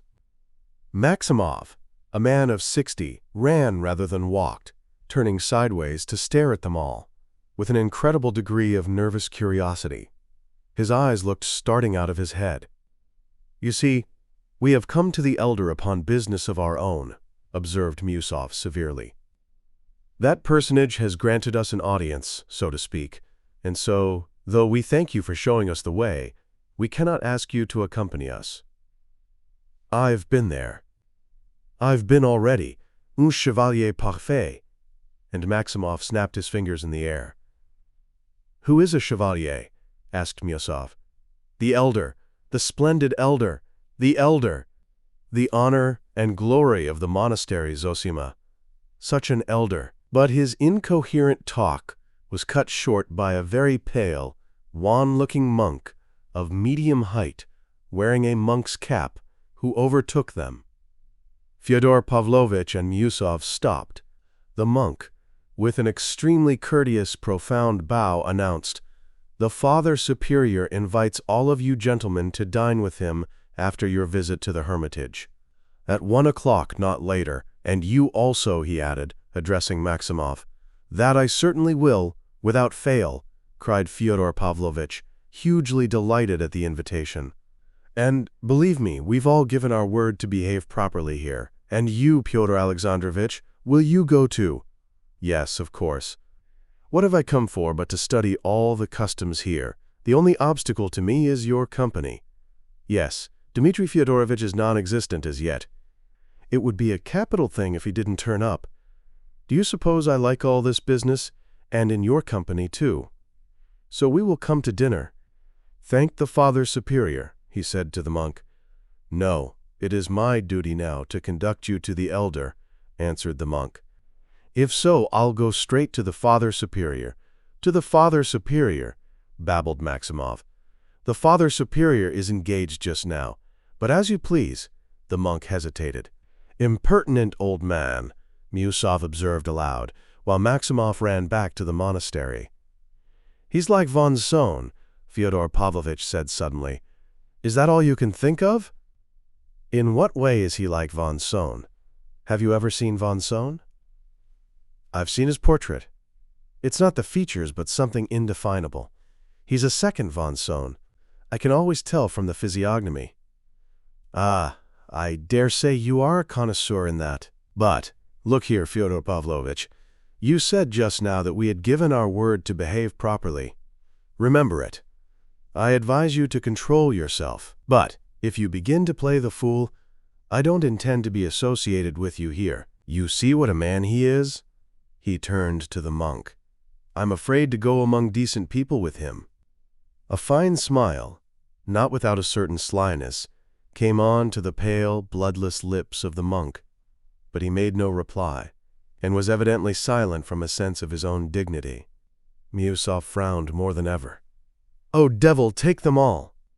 An outer show elaborated through centuries, and nothing but charlatanism and nonsense underneath," flashed through Miusov's mind. "Here's the hermitage." "We've arrived," cried Fyodor Pavlovitch. "The gates are shut." And he repeatedly made the sign of the cross to the saints painted above and on the sides of the gates. "When you go to Rome, you must do as the Romans do. Here in this hermitage there are 25 saints being saved. They look at one another and eat cabbages, and not one woman goes in at this gate. That's what is remarkable. And that really is so. But I did hear that the elder receives ladies," he remarked suddenly to the monk. "Women of the people are here too now, lying in the portico there waiting. But for ladies of higher rank 2 rooms have been built adjoining the portico. But outside the precincts, you can see the windows, and the elder goes out to them by an inner passage when he is well enough. They are always outside the precincts. There is a Harkov lady, Madame Holikov, waiting there now, with her sick daughter. Probably he has promised to come out to her, though of late he has been so weak that he has hardly shown himself even to the people. So then there are loopholes, after all, to creep out of the hermitage to the ladies. Don't suppose, Holy Father, that I mean any harm. But do you know that at Athos not only the visits of women are not allowed, but no creature of the female sex, no hens, nor turkey hens, nor cows? Fyodor Pavlovitch, I warn you I shall go back and leave you here. They'll turn you out when I'm gone. But I'm not interfering with you, Pyotr Alexandrovitch. Look, he cried suddenly, stepping within the precincts. What a vale of roses they live in! Though there were no roses now, there were numbers of rare and beautiful autumn flowers growing wherever there was space for them, and evidently tended by a skillful hand. There were flower beds round the church and between the tombs, and the one-storied wooden house where the elder lived was also surrounded with flowers. And was it like this in the time of the last elder, Varsonofy? He didn't care for such elegance. They say he used to jump up and thrash even ladies with a stick, observed Fyodor Pavlovitch as he went up the steps. The elder Varsonofy did sometimes seem rather strange, but a great deal that's told is foolishness. He never thrashed anyone, answered the monk. Now, gentlemen, if you will wait a minute, I will announce you. Fyodor Pavlovitch, for the last time your compact, do you hear? Behave properly or I will pay you out." Musov had time to mutter again. "I can't think why you are so agitated," Fyodor Pavlovitch observed sarcastically. "Are you uneasy about your sins? They say he can tell by one's eyes what one has come about. And what a lot you think of their opinion. You, a Parisian, and so advanced. I'm surprised at you." But Musov had no time to reply to this sarcasm. They were asked to come in. He walked in, somewhat irritated. "Now I know myself. I am annoyed. I shall lose my temper and begin to quarrel and lower myself and my ideas," he reflected. Chapter 2. The Old Buffoon. They entered the room almost at the same moment that the elder came in from his bedroom. There were already in the cell, awaiting the elder, 2 monks of the hermitage. One, the father librarian, and the other Father Paisy, a very learned man, so they said, in delicate health, though not old. There was also a tall young man, who looked about 22, standing in the corner throughout the interview. He had a broad, fresh face, and clever, observant, narrow brown eyes, and was wearing ordinary dress. He was a divinity student, living under the protection of the monastery. His expression was one of unquestioning, but self-respecting, reverence, being in a subordinate and dependent position, and so not on an equality with the guests. He did not greet them with a bow. Father Zosima was accompanied by a novice and by Alyosha. The 2 monks rose and greeted him with a very deep bow, touching the ground with their fingers, then kissed his hand. Blessing them, the elder replied with as deep a reverence to them, and asked their blessing. The whole ceremony was performed very seriously, and with an appearance of feeling, not like an everyday rite, but Musov fancied that it was all done with intentional impressiveness. He stood in front of the other visitors. He had reflected upon it the evening before, from simple politeness, since it was the custom here, to have gone up to receive the elder's blessing, even if he did not kiss his hand. But when he saw all this bowing and kissing on the part of the monks, he instantly changed his mind. With dignified gravity, he made a rather deep, conventional bow and moved away to a chair. Fyodor Pavlovitch did the same, mimicking Musov like an ape. Ivan bowed with great dignity and courtesy, but he too kept his hands at his sides, while Kalganov was so confused that he did not bow at all. The elder let fall the hand raised to bless them, and bowing to them again, asked them all to sit down. The blood rushed to Alyosha's cheeks. He was ashamed. His forebodings were coming true. Father Zosima sat down on a very old-fashioned mahogany sofa, covered with leather, and made his visitor sit down in a row along the opposite wall on 4 mahogany chairs, covered with shabby black leather. The monks sat, one at the door and the other at the window. The divinity student, the novice, and Alyosha remained standing. The cell was not very large and had a faded look. It contained nothing but the most necessary furniture, of coarse and poor quality. There were 2 pots of flowers in the window, and a number of holy pictures in the corner. Before one huge ancient icon of the Virgin, a lamp was burning. Near it were 2 other holy pictures in shining settings, and, next them, carved cherubims, china eggs, a Catholic cross of ivory, with a Mater Dolorosa embracing it, and several foreign engravings from the great Italian artists of past centuries. Next to these costly and artistic engravings were several of the roughest Russian prints of saints and martyrs, such as are sold for a few farthings at all the fairs. On the other walls were portraits of Russian bishops, past and present. Musov took a cursory glance at all these conventional surroundings, and bent an intent look upon the elder. He had a high opinion of his own insight, a weakness excusable in him as he was 50, an age at which a clever man of the world of established position can hardly help taking himself rather seriously. At the first moment he did not like Zosima. There was, indeed, something in the elder's face which many people besides Musov might not have liked. He was a short, bent little man, with very weak legs, and though he was only 65, he looked at least 10 years older. His face was very thin, and covered with a network of fine wrinkles, particularly numerous about his eyes, which were small, light-colored, quick, and shining like two bright points.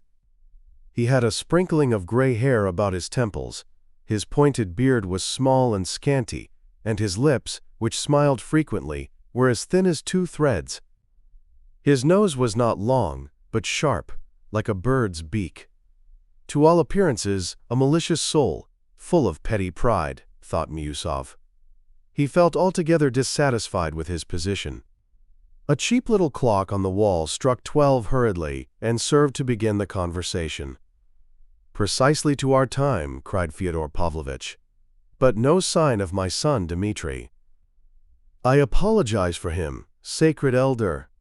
Alyosha shuddered all over at sacred elder. "I am always punctual myself, minute for minute, remembering that punctuality is the courtesy of kings." "But you are not a king, anyway," Miusov muttered, losing his self-restraint at once. "Yes, that's true. I'm not a king. And would you believe it, Pyotr Alexandrovitch? I was aware of that myself.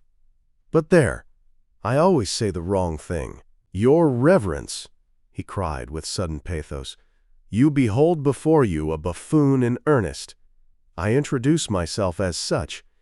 It's an old habit, alas, and if I sometimes talk nonsense out of place, it's with the object of amusing people and making myself agreeable. One must be agreeable, mustn't one? I was 7 years ago in a little town where I had business, and I made friends with some merchants there. We went to the captain of police because we had to see him about something, and to ask him to dine with us. He was a tall, fat, fair, sulky man, the most dangerous type in such cases. It's their liver. I went straight up to him, and with the ease of a man of the world, you know, "Mr. Ispravnik," said I, "be our napravnik." "What do you mean by napravnik?" said he. I saw, at the first half-second, that it had missed fire. He stood there so glum. "I wanted to make a joke," said I, "for the general diversion, as Mr. Napravnik is our well-known Russian orchestra conductor, and what we need for the harmony of our undertaking is someone of that sort. And I explained my comparison very reasonably, didn't I?" "Excuse me," said he, "I am an Ispravnik, and I do not allow puns to be made on my calling." He turned and walked away. I followed him, shouting, "Yes, yes, you are an Ispravnik, not an Napravnik." "No," he said, "since you called me an Napravnik, I am one. And would you believe it? It ruined our business. And I'm always like that, always injuring myself with my politeness. Once, many years ago, I said to an influential person, 'Your wife is a ticklish lady, in an honorable sense, of the moral qualities, so to speak.'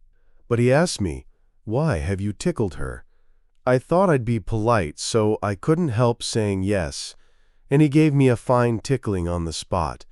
Only that happened long ago, so I'm not ashamed to tell the story. I'm always injuring myself like that." "You're doing it now," muttered Miusov with disgust. Father Zosima scrutinized them both in silence. "Am I? Would you believe it? I was aware of that, too, Pyotr Alexandrovitch. And let me tell you, indeed, I foresaw I should as soon as I began to speak. And do you know I foresaw, too, that you'd be the first to remark on it. The minute I see my joke isn't coming off, Your Reverence, both my cheeks feel as though they were drawn down to the lower jaw, and there is almost a spasm in them. That's been so since I was young, when I had to make jokes for my living in noblemen's families. I am an inveterate buffoon, and have been from birth up, Your Reverence. It's as though it were a craze in me. I dare say it's a devil within me, but only a little one. A more serious one would have chosen another lodging. But not your soul, Pyotr Alexandrovitch. You're not a lodging worth having either. But I believe in God, though I have had doubts of late. But now I sit and await words of wisdom. I'm like the philosopher Diderot, Your Reverence. Did you ever hear, Most Holy Father, how Diderot went to see the Metropolitan Platon in the time of the Empress Catherine? He went in and said straight out, 'There is no God.' To which the great bishop lifted up his finger and answered, "The fool hath said in his heart there is no God." And he fell down at his feet on the spot. "I believe," he cried, "and will be christened." And so he was. Princess Dashkov was his godmother, and Potyomkin his godfather. "Fyodor Pavlovitch, this is unbearable. You know you're telling lies and that stupid anecdote isn't true." "Why are you playing the fool?" cried Miusov in a shaking voice. "I suspected all my life that it wasn't true," Fyodor Pavlovitch cried with conviction. "But I'll tell you the whole truth, gentlemen. Great elder, forgive me, the last thing about Diderot's christening I made up just now. I never thought of it before. I made it up to add piquancy. I play the fool, Pyotr Alexandrovitch, to make myself agreeable. Though I really don't know myself, sometimes, what I do it for. And as for Diderot, I heard as far as the fool hath said in his heart 20 times from the gentry about here when I was young. I heard your aunt, Pyotr Alexandrovitch, tell the story. They all believe to this day that the infidel Diderot came to dispute about God with the Metropolitan Pletnon." Miusov got up, forgetting himself in his impatience. He was furious and conscious of being ridiculous. What was taking place in the cell was really incredible. For 40 or 50 years past, from the times of former elders, no visitors had entered that cell without feelings of the profoundest veneration. Almost everyone admitted to the cell felt that a great favor was being shown him. Many remained kneeling during the whole visit.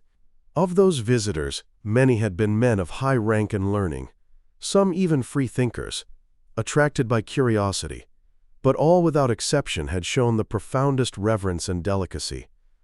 For here there was no question of money, but only, on the one side, love and kindness, and on the other, penitence and eager desire to decide some spiritual problem or crisis, so that such buffoonery amazed and bewildered the spectators, or at least some of them.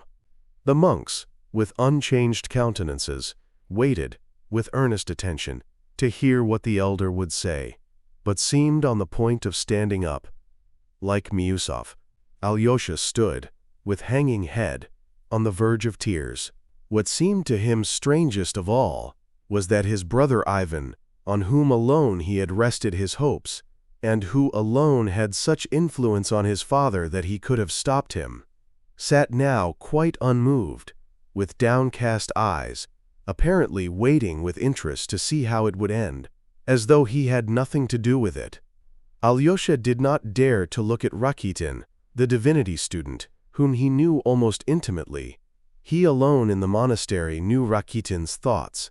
"Forgive me," began Miusov, addressing Father Zosima, "for perhaps I seem to be taking part in this shameful foolery. I made a mistake in believing that even a man like Fyodor Pavlovitch would understand what was due on a visit to so honored a personage. I did not suppose I should have to apologize simply for having come with him." Pyotr Alexandrovitch could say no more, and was about to leave the room, overwhelmed with confusion. "Don't distress yourself, I beg." The elder got on to his feeble legs, and taking Pyotr Alexandrovitch by both hands, made him sit down again. "I beg you not to disturb yourself. I particularly beg you to be my guest." And with a bow, he went back and sat down again on his little sofa. "Great elder, speak. Do I annoy you by my vivacity?" Fyodor Pavlovitch cried suddenly, clutching the arms of his chair in both hands, as though ready to leap up from it if the answer were unfavorable. "I earnestly beg you, too, not to disturb yourself, and not to be uneasy," the elder said impressively. "Do not trouble. Make yourself quite at home. And above all, do not be so ashamed of yourself, for that is at the root of it all." "Quite at home? To be my natural self? Oh, that is much too much, but I accept it with grateful joy. Do you know, Blessed Father, you'd better not invite me to be my natural self. Don't risk it. I will not go so far as that myself. I warn you for your own sake. Well, the rest is still plunged in the mists of uncertainty, though there are people who'd be pleased to describe me for you. I mean that for you, Pyotr Alexandrovitch. But as for you, holy being, let me tell you, I am brimming over with ecstasy." He got up and, throwing up his hands, declaimed, Blessed be the womb that bare thee, and the paps that gave thee suck, the paps especially. When you said just now, don't be so ashamed of yourself, for that is at the root of it all, you pierced right through me by that remark, and read me to the core. Indeed, I always feel when I meet people that I am lower than all, and that they all take me for a buffoon. So I say, let me really play the buffoon. I am not afraid of your opinion, for you are every one of you worse than I am. That is why I am a buffoon. It is from shame, great elder, from shame. It's simply oversensitiveness that makes me rowdy. If I had only been sure that everyone would accept me as the kindest and wisest of men, oh Lord, what a good man I should have been then. Teacher, he fell suddenly on his knees, what must I do to gain eternal life? It was difficult even now to decide whether he was joking or really moved. Father Zosima, lifting his eyes, looked at him and said with a smile, "You have known for a long time what you must do. You have sense enough. Don't give way to drunkenness and incontinence of speech. Don't give way to sensual lust, and above all, to the love of money. And close your taverns. If you can't close all, at least 2 or 3. And above all, don't lie." "You mean about Diderot?" "No, not about Diderot. Above all, don't lie to yourself. The man who lies to himself and listens to his own lie comes to such a pass that he cannot distinguish the truth within him or around him, and so loses all respect for himself and for others. And having no respect, he ceases to love, and in order to occupy and distract himself without love, he gives way to passions and coarse pleasures, and sinks to bestiality in his vices, all from continual lying to other men and to himself. The man who lies to himself can be more easily offended than anyone. You know, it is sometimes very pleasant to take offense, isn't it? A man may know that nobody has insulted him, but that he has invented the insult for himself, has lied and exaggerated to make it picturesque, has caught at a word and made a mountain out of a molehill. He knows that himself, yet he will be the first to take offense, and will revel in his resentment till he feels great pleasure in it, and so pass to genuine vindictiveness.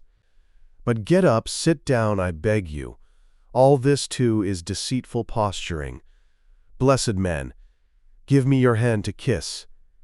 Fyodor Pavlovitch skipped up and imprinted a rapid kiss on the elder's thin hand. It is pleasant to take offense. You said that so well, as I never heard it before. Yes, I have been all my life taking offense, to please myself, taking offense on aesthetic grounds, for it is not so much pleasant as distinguished sometimes to be insulted. That you had forgotten, great elder. It is distinguished. I shall make a note of that. But I have been lying positively my whole life long, every day and hour of it. Of a truth, I am a lie, and the father of lies, though I believe I am not the father of lies. I am getting mixed in my texts. Say the son of lies, and that will be enough. Only, my angel, I may sometimes talk about Diderot. Diderot will do no harm, though sometimes a word will do harm. Great elder, by the way, I was forgetting, though I had been meaning for the last 2 years to come here on purpose to ask and to find out something. Only do tell Pyotr Alexandrovitch not to interrupt me. Here is my question. Is it true, great father, that the story is told somewhere in the lives of the saints of a holy saint martyred for his faith, who, when his head was cut off at last, stood up, picked up his head, and courteously kissing it, walked a long way, carrying it in his hands? Is that true or not, honored father? No, it is untrue, said the elder. There is nothing of the kind in all the lives of the saints. What saint do you say the story is told of? Asked the father librarian. I do not know what saint. I do not know and can't tell. I was deceived. I was told the story. I had heard it, and do you know who told it? Pyotr Alexandrovitch Musov here, who was so angry just now about Diderot. It was who told the story. I have never told it you, I never speak to you at all.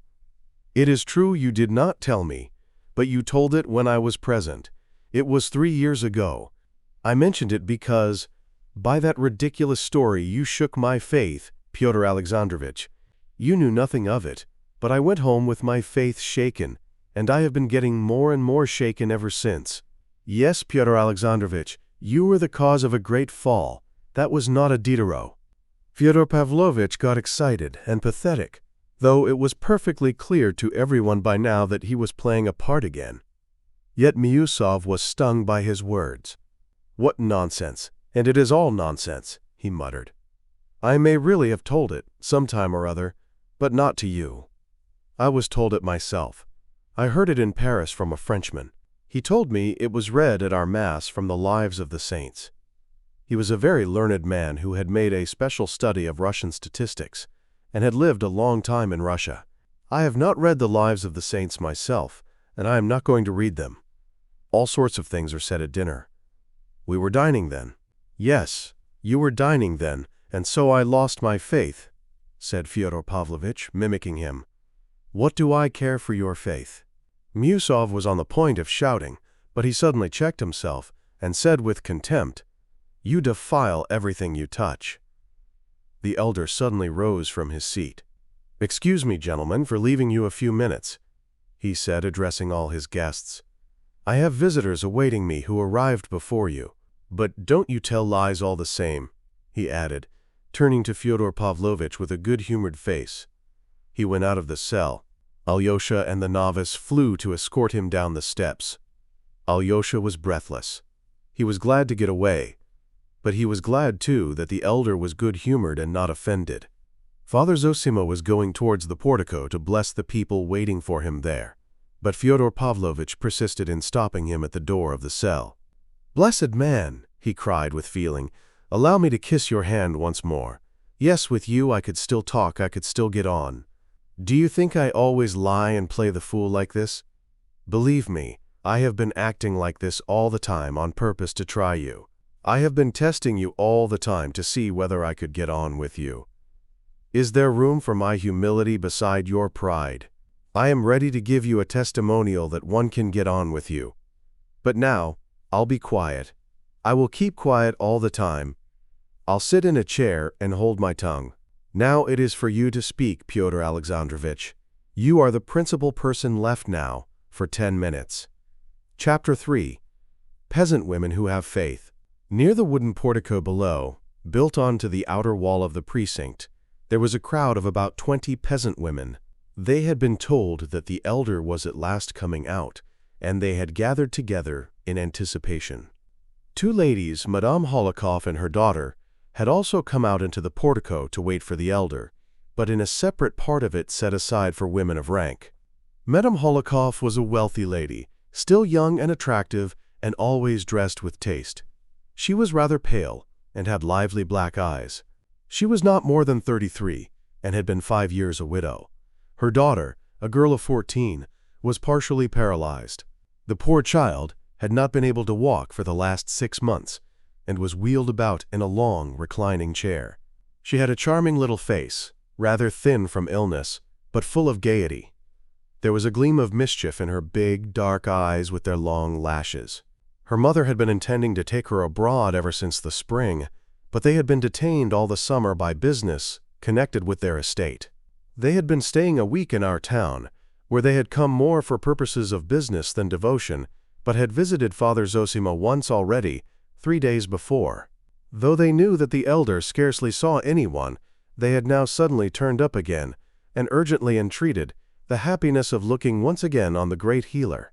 The mother was sitting on a chair by the side of her daughter's invalid carriage, and 2 paces from her stood an old monk, not one of our monastery, but a visitor from an obscure religious house in the far north. He too sought the elder's blessing. But Father Zosima, on entering the portico, went first straight to the peasants who were crowded at the foot of the 3 steps that led up into the portico. Father Zosima stood on the top step, put on his stole, and began blessing the women who thronged about him. One crazy woman was led up to him. As soon as she caught sight of the elder, she began shrieking and writhing as though in the pains of childbirth. Laying the stole on her forehead, he read a short prayer over her, and she was at once soothed and quieted. I do not know how it may be now, but in my childhood I often happened to see and hear these possessed women in the villages and monasteries. They used to be brought to Mass. They would squeal and bark like a dog so that they were heard all over the church. But when the sacrament was carried in and they were led up to it, at once the possession ceased, and the sick women were always soothed for a time. I was greatly impressed and amazed at this as a child, but then I heard from country neighbors and from my town teachers that the whole illness was simulated to avoid work, and that it could always be cured by suitable severity.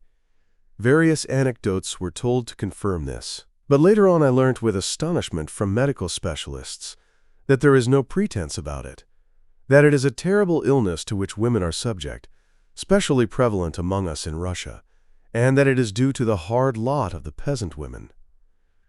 It is a disease, I was told, arising from exhausting toil too soon after hard, abnormal, and unassisted labor in childbirth, and from the hopeless misery, from beatings and so on, which some women were not able to endure like others. The strange and instant healing of the frantic and struggling woman as soon as she was led up to the Holy Sacrament, which had been explained to me as due to malingering and the trickery of the clericals, arose probably in the most natural manner. Both the women who supported her and the invalid herself fully believed as a truth beyond question that the evil spirit in possession of her could not hold out if the sick woman were brought to the sacrament and made to bow down before it. And so, with a nervous and psychically deranged woman, a sort of convulsion of the whole organism always took place, and was bound to take place, at the moment of bowing down to the sacrament, aroused by the expectation of the miracle of healing and the implicit belief that it would come to pass.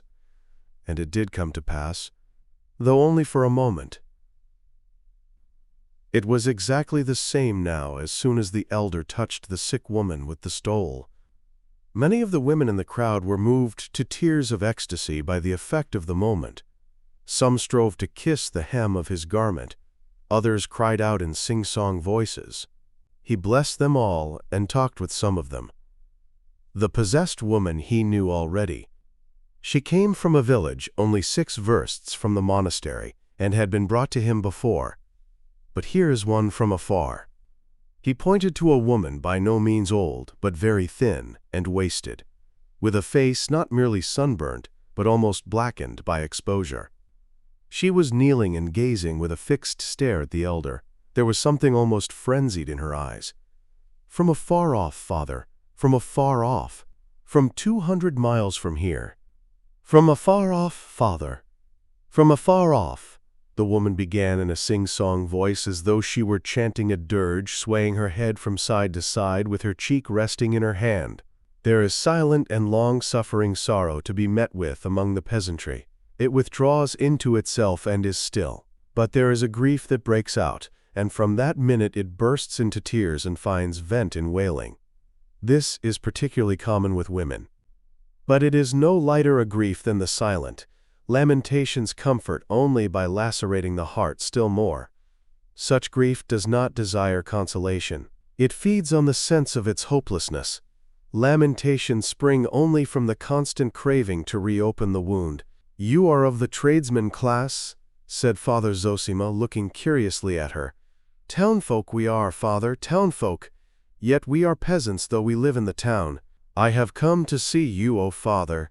We heard of you, Father. We heard of you. I have buried my little son, and I have come on a pilgrimage. I have been in 3 monasteries, but they told me, 'Go, Nastasia, go to them.' That is to you. I have come. I was yesterday at the service, and today I have come to you. What are you weeping for?" "It's my little son I'm grieving for, Father. He was 3 years old, 3 years all but 3 months. For my little boy, Father, I'm in anguish, for my little boy. He was the last one left. We had 4, my Nikita and I, and now we've no children. Our dear ones have all gone. I buried the first 3, without grieving overmuch, and now I have buried the last. I can't forget him. He seems always standing before me. He never leaves me. He has withered my heart. I look at his little clothes, his little shirt, his little boots, and I wail. I lay out all that is left of him, all his little things. I look at them and wail. I say to Nikita, my husband, "Let me go on a pilgrimage, master." He is a driver. We're not poor people, father, not poor. He drives our own horse. It's all our own, the horse and the carriage. And what good is it all to us now? My Nikita has begun drinking while I am away. He's sure to. It used to be so before. As soon as I turn my back, he gives way to it. But now I don't think about him. It's 3 months since I left home. I've forgotten him. I've forgotten everything. I don't want to remember. And what would our life be now together? I've done with him, I've done. I've done with them all. I don't care to look upon my house and my goods. I don't care to see anything at all. Listen, mother, said the elder. Once, in olden times, a holy saint saw in the temple a mother like you weeping for her little one, her only one, whom God had taken. Knowest thou not, said the saint to her, how bold these little ones are before the throne of God? Verily, there are none bolder than they in the kingdom of heaven. Thou didst give us life, O Lord, they say, and scarcely had we looked upon it, when thou didst take it back again. And so boldly they ask and ask again that God gives them at once the rank of angels. Therefore, said the saint, thou too, O mother, rejoice and weep not, for thy little son is with the Lord in the fellowship of the angels. That's what the saint said to the weeping mother of old. He was a great saint, and he could not have spoken falsely. Therefore, you too, mother, know that your little one is surely before the throne of God, is rejoicing and happy, and praying to God for you, and therefore weep not, but rejoice. The woman listened to him, looking down with her cheek in her hand. She sighed deeply. My Nikita tried to comfort me with the same words as you. Foolish one, he said, why weep? Our son is no doubt singing with the angels before God. He says that to me. But he weeps himself. I see that he cries like me. I know, Nikita, said I. Where could he be if not with the Lord God? Only, here with us now he is not as he used to sit beside us before. And if only I could look upon him one little time, if only I could peep at him one little time, without going up to him, without speaking, if I could be hidden in a corner, and only see him for one little minute, hear him playing in the yard, calling in his little voice, Mammy, where are you? If only I could hear him pattering with his little feet about the room, just once, only once, for so often, I remember how he used to run to me, and shout and laugh. If only I could hear his little feet, I should know him. But he's gone, father, he's gone, and I shall never hear him again. Here's his little sash, but him I shall never see or hear now. She drew out of her bosom her boy's little embroidered sash, and as soon as she looked at it she began shaking with sobs, hiding her eyes with her fingers, through which the tears flowed in a sudden stream. It is Rachel of old, said the elder, weeping for her children, and will not be comforted because they are not. Such is the lot set on earth for you mothers. Be not comforted. Consolation is not what you need. Weep and be not consoled, but weep. Only every time that you weep, be sure to remember that your little son is one of the angels of God, that he looks down from there at you and sees you, and rejoices at your tears, and points at them to the Lord God. And a long while yet will you keep that great mother's grief. But it will turn in the end into quiet joy, and your bitter tears will be only tears of tender sorrow that purifies the heart and delivers it from sin. And I shall pray for the peace of your child's soul. What was his name? Alexei, father, a sweet name. After Alexei, the man of God? Yes, father, what a saint he was.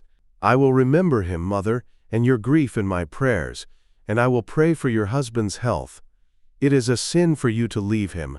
Your little one will see from heaven that you have forsaken his father, and will weep over you. Why do you trouble his happiness? He is living, for the soul lives forever, and though he is not in the house, he is near you, unseen. How can he go into the house when you say that the house is hateful to you? To whom is he to go if he find you not together, his father and mother? He comes to you in dreams now, and you grieve. But then he will send you gentle dreams. Go to your husband, mother, go this very day. I will go, father, at your word. I will go. You've gone straight to my heart. My Nikita, you are waiting for me. The woman began in a sing-song voice, but the elder had already turned away to a very old woman, dressed like a dweller in the town, not like a pilgrim. Her eyes showed that she had come with an object, and in order to say something. She said she was the widow of a non-commissioned officer, and lived close by in the town. Her son Vasenka was in the commissariat service, and had gone to Irkutsk in Siberia. He had written twice from there, but now a year had passed since he had written. She did inquire about him, but she did not know the proper place to inquire.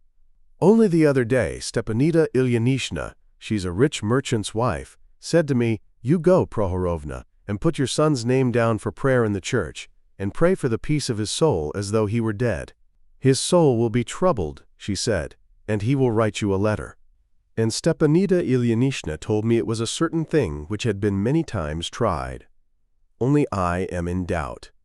Oh, you light of ours! Is it true or false? And would it be right? Don't think of it. It's shameful to ask the question.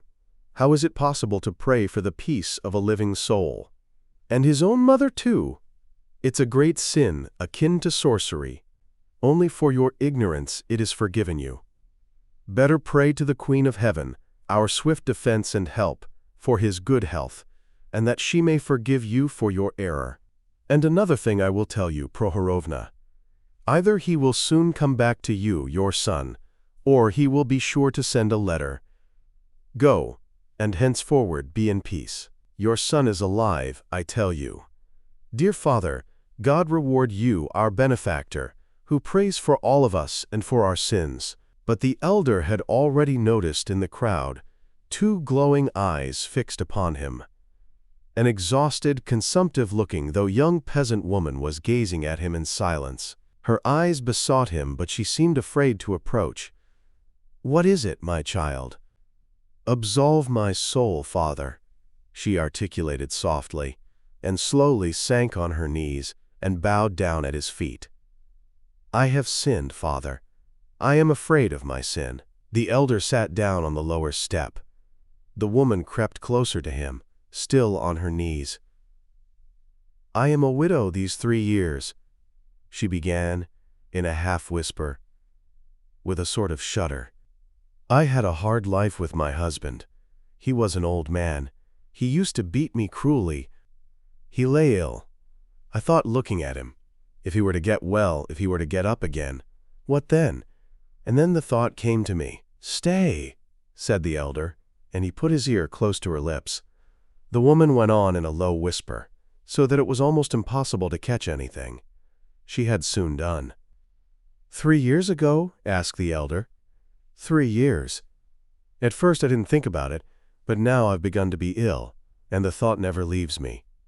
"Have you come from far?" "Over 300 miles away." "Have you told it in confession?" "I have confessed it. Twice I have confessed it." "Have you been admitted to communion?" "Yes." "I am afraid. I am afraid to die." "Fear nothing, and never be afraid. And don't fret. If only your penitence fail not, God will forgive all. There is no sin, and there can be no sin on all the earth, which the Lord will not forgive to the truly repentant. Man cannot commit a sin so great as to exhaust the infinite love of God. Can there be a sin which could exceed the love of God?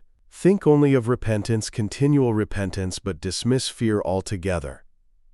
Believe that God loves you as you cannot conceive, that He loves you with your sin, in your sin.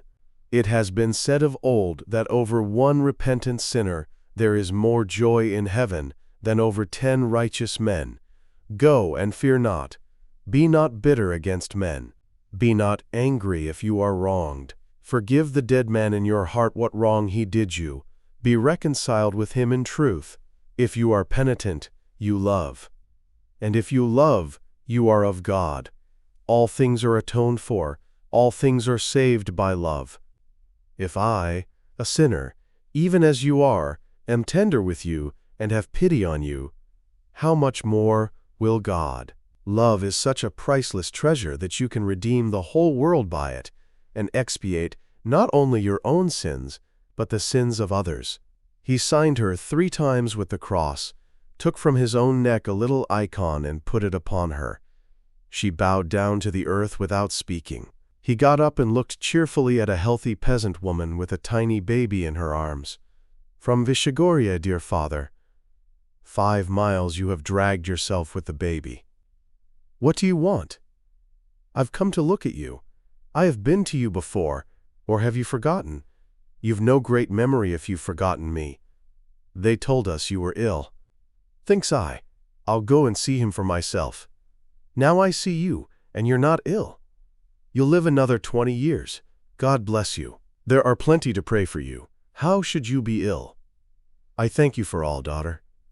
By the way, I have a thing to ask, not a great one. Here are 60 kopecks. Give them, dear father, to someone poorer than me. I thought as I came along, better give through him. He'll know whom to give to. Thanks, my dear. Thanks. You are a good woman. I love you. I will do so certainly. Is that your little girl? My little girl. Father, Lizaveta. May the Lord bless you both, you and your babe Lizaveta. You have gladdened my heart, mother. Farewell, dear children. Farewell, dear ones. He blessed them all and bowed low to them. Chapter 4. A lady of little faith.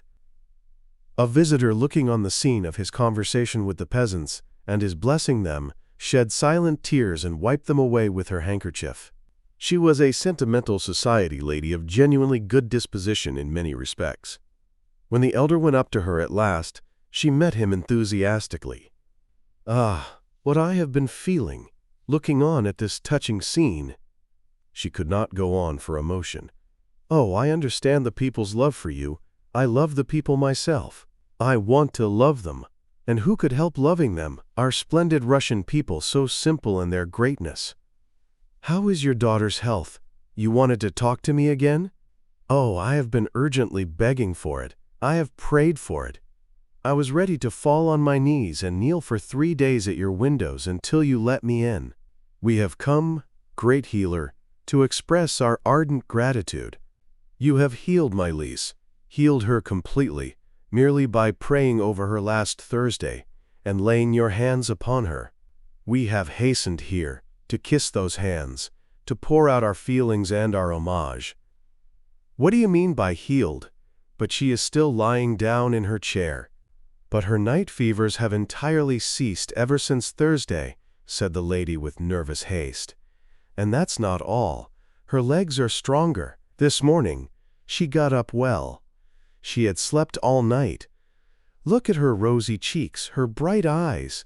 She used to be always crying, but now she laughs and is gay and happy. This morning she insisted on my letting her stand up, and she stood up for a whole minute without any support. She wagers that in a fortnight she'll be dancing a quadrille. I've called in Dr. Herzenstube. He shrugged his shoulders and said, I am amazed. I can make nothing of it. And would you have us not come here to disturb you, not fly here to thank you? Lise, thank him. Thank him.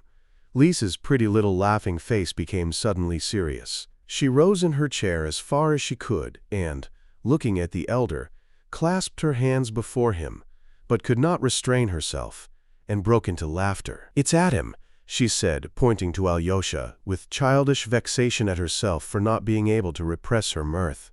If anyone had looked at Alyosha standing a step behind the elder, he would have caught a quick flush crimsoning his cheeks in an instant. His eyes shone and he looked down. She has a message for you, Alexey Fyodorovitch. How are you? The mother went on, holding out her exquisitely gloved hand to Alyosha. The elder turned round and all at once looked attentively at Alyosha.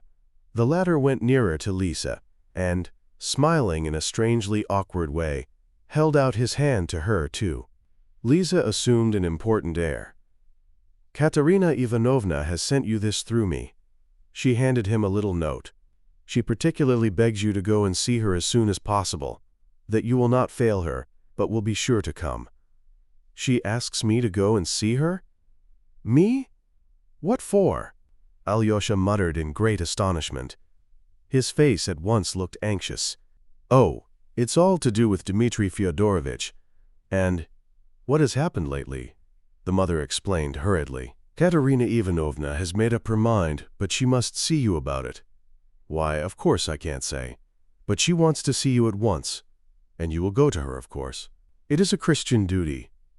I have only seen her once, Alyosha protested with the same perplexity. Oh, she is such a lofty, incomparable creature. If only for her suffering. Think what she has gone through, what she is enduring now. Think what awaits her. It's all terrible, terrible. Very well, I will come, Alyosha decided, after rapidly scanning the brief, enigmatic note, which consisted of an urgent entreaty that he would come, without any sort of explanation. Oh, how sweet and generous that would be of you, cried Lisa with sudden animation. I told Mama you'd be sure not to go. I said you were saving your soul. How splendid you are! I've always thought you were splendid. How glad I am to tell you so. Lisa, said her mother impressively, though she smiled after she had said it. You have quite forgotten us, Alexei Fyodorovitch, she said. You never come to see us. Yet Lisa has told me twice that she is never happy except with you. Alyosha raised his downcast eyes and again flushed, and again smiled without knowing why. But the elder was no longer watching him. He had begun talking to a monk who, as mentioned before, had been awaiting his entrance by Lisa's chair. He was evidently a monk of the humblest, that is, of the peasant class, of a narrow outlook, but a true believer, and, in his own way, a stubborn one. He announced that he had come from the far north, from Obdorsk, from St. Sylvester, and was a member of a poor monastery, consisting of only 10 monks. The elder gave him his blessing, and invited him to come to his cell whenever he liked. How can you presume to do such deeds? The monk asked suddenly, pointing solemnly and significantly at Lise. He was referring to her healing. It's too early, of course, to speak of that. Relief is not complete cure, and may proceed from different causes. But if there has been any healing, it is by no power but God's will. It's all from God. Visit me, Father, he added to the monk. It's not often I can see visitors. I am ill, and I know that my days are numbered. Oh, no, no, God will not take you from us. You will live a long, long time yet, cried the lady. And in what way are you ill? You look so well, so gay and happy. I am extraordinarily better today, but I know that it's only for a moment. I understand my disease now thoroughly.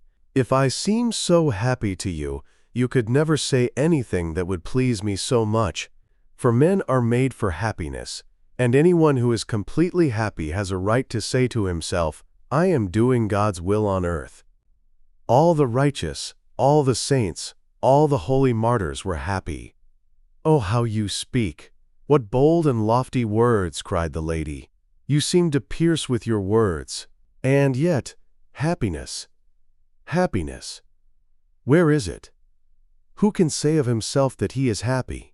Oh, since you have been so good as to let us see you once more today, let me tell you what I could not utter last time, what I dared not say.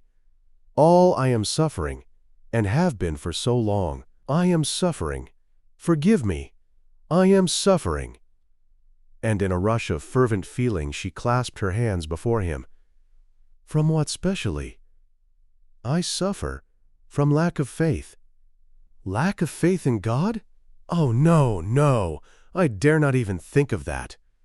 But the future life, it is such an enigma, and no one can solve it. Listen, you are a healer, you are deeply versed in the human soul, and of course I dare not expect you to believe me entirely, but I assure you, on my word of honor, that I am not speaking lightly now. The thought of the life beyond the grave distracts me to anguish, to terror, and I don't know to whom to appeal, and have not dared to all my life. And now I am so bold as to ask you, Oh God, what will you think of me now? She clasped her hands. Don't distress yourself about my opinion of you, said the elder. I quite believe in the sincerity of your suffering. Oh, how thankful I am to you.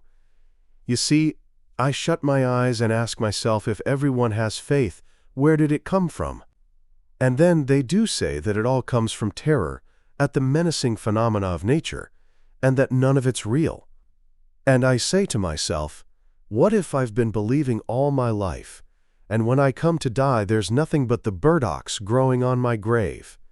As I read in some author, it's awful. How can I get back my faith? But I only believed when I was a little child, mechanically, without thinking of anything. How? How is one to prove it? I have come now to lay my soul before you and to ask you about it. If I let this chance slip, no one all my life will answer me. How can I prove it? How can I convince myself? Oh, how unhappy I am. I stand and look about me and see that scarcely anyone else cares. No one troubles his head about it, and I'm the only one who can't stand it. It's deadly, deadly, no doubt, but there's no proving it, though you can be convinced of it. How? By the experience of active love. Strive to love your neighbor actively and indefatigably. In as far as you advance in love, you will grow surer of the reality of God and of the immortality of your soul. If you attain to perfect self-forgetfulness in the love of your neighbor, then you will believe without doubt, and no doubt can possibly enter your soul. This has been tried. This is certain. In active love, there's another question, and such a question. You see, I so love humanity that, would you believe it? I often dream of forsaking all that I have, leaving Lise, and becoming a sister of mercy. I close my eyes and think and dream, and at that moment I feel full of strength to overcome all obstacles.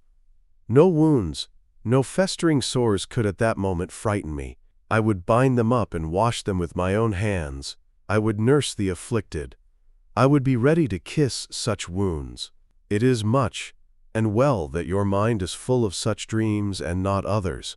Sometime, unawares, you may do a good deed in reality.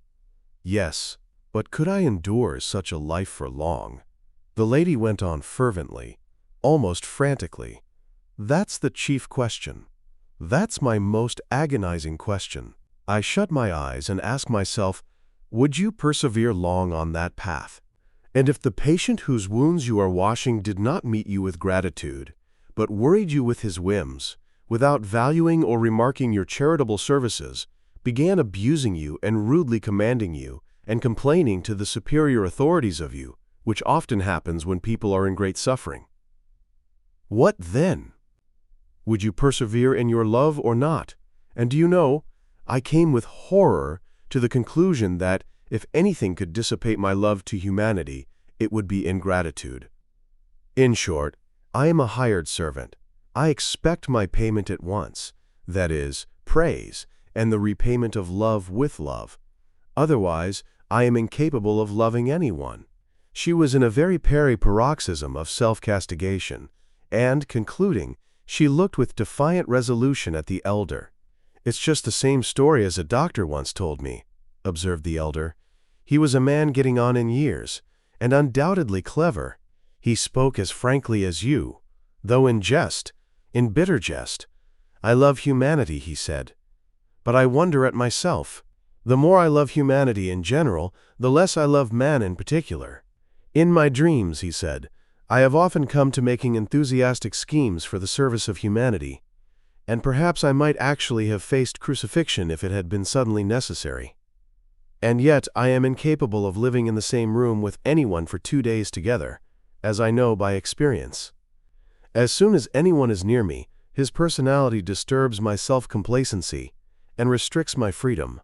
In 24 hours, I begin to hate the best of men, one because he's too long over his dinner, another because he has a cold and keeps on blowing his nose. I become hostile to people the moment they come close to me, but it has always happened that the more I detest men individually, the more ardent becomes my love for humanity. Quote. But what's to be done? What can one do in such a case? Must one despair? No. It is enough that you are distressed at it. Do what you can, and it will be reckoned unto you. Much is done already in you, since you can so deeply and sincerely know yourself.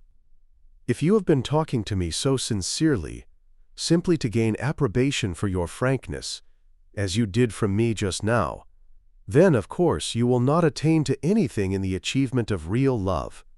It will all get no further than dreams, and your whole life will slip away like a phantom. In that case, you will naturally cease to think of the future life too, and will of yourself grow calmer after a fashion in the end. You have crushed me. Only now, as you speak, I understand that I was really only seeking your approbation for my sincerity when I told you I could not endure ingratitude. You have revealed me to myself. You have seen through me and explained me to myself. Are you speaking the truth? Well now, after such a confession, I believe that you are sincere and good at heart. If you do not attain happiness, always remember that you are on the right road and try not to leave it. Above all, avoid falsehood. Every kind of falsehood, especially falseness to yourself. Watch over your own deceitfulness and look into it every hour, every minute. Avoid being scornful, both to others and to yourself. What seems to you bad within you will grow purer from the very fact of your observing it in yourself. Avoid fear too, though fear is only the consequence of every sort of falsehood. Never be frightened at your own faint-heartedness in attaining love. Don't be frightened overmuch, even at your evil actions. I am sorry I can say nothing more consoling to you, for love in action is a harsh and dreadful thing compared with love in dreams. Love in dreams is greedy for immediate action, rapidly performed and in the sight of all. Men will even give their lives if only the ordeal does not last long but is soon over, with all looking on and applauding as though on the stage. But active love is labor and fortitude, and for some people too, perhaps, a complete science. But I predict that just when you see with horror that in spite of all your efforts, you are getting farther from your goal instead of nearer to it, at that very moment, I predict that you will reach it and behold clearly the miraculous power of the Lord, who has been all the time loving and mysteriously guiding you. Forgive me for not being able to stay longer with you. They are waiting for me. Goodbye. The lady was weeping. Lise, Lise! Bless her! Bless her! She cried, starting up suddenly. She does not deserve to be loved. I have seen her naughtiness all along, the elder said jestingly. Why have you been laughing at Alexei?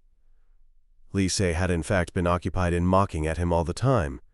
She had noticed before that Alyosha was shy and tried not to look at her, and she found this extremely amusing. She waited intently to catch his eye. Alyosha, unable to endure her persistent stare, was irresistibly and suddenly drawn to glance at her, and at once she smiled triumphantly in his face. Alyosha was even more disconcerted and vexed. At last he turned away from her altogether and hid behind the elder's back. After a few minutes, drawn by the same irresistible force, he turned again to see whether he was being looked at or not, and found Lisa almost hanging out of her chair to peep sideways at him, eagerly waiting for him to look. Catching his eye, she laughed so that the elder could not help saying, "Why do you make fun of him like that, naughty girl?" Lise suddenly and quite unexpectedly blushed. Her eyes flashed, and her face became quite serious. She began speaking quickly and nervously in a warm and resentful voice. "Why has he forgotten everything then? He used to carry me about when I was little. We used to play together. He used to come to teach me to read, do you know? 2 years ago, when he went away, he said that he would never forget me, that we were friends forever, forever, forever. And now he's afraid of me all at once. Am I going to eat him? Why doesn't he want to come near me? Why doesn't he talk? Why won't he come and see us? It's not that you won't let him. We know that he goes everywhere. It's not good manners for me to invite him. He ought to have thought of it first, if he hasn't forgotten me. No, now he's saving his soul. Why have you put that long gown on him? If he runs, he'll fall." And suddenly she hid her face in her hand and went off into irresistible, prolonged, nervous, inaudible laughter. The elder listened to her with a smile, and blessed her tenderly. As she kissed his hand, she suddenly pressed it to her eyes and began crying. "Don't be angry with me. I'm silly and good for nothing, and perhaps Alyosha's right, quite right, in not wanting to come and see such a ridiculous girl." "I will certainly send him," said the elder. Chapter 5. So be it, so be it. The elder's absence from his cell had lasted for about 25 minutes. It was more than 12:30, but Dmitri, on whose account they had all met there, had still not appeared. But he seemed almost to be forgotten, and when the elder entered the cell again, he found his guests engaged in eager conversation. Ivan and the two monks took the leading share in it. Miusov, too, was trying to take a part, and apparently very eagerly, in the conversation. But he was unsuccessful in this also. He was evidently in the background, and his remarks were treated with neglect, which increased his irritability.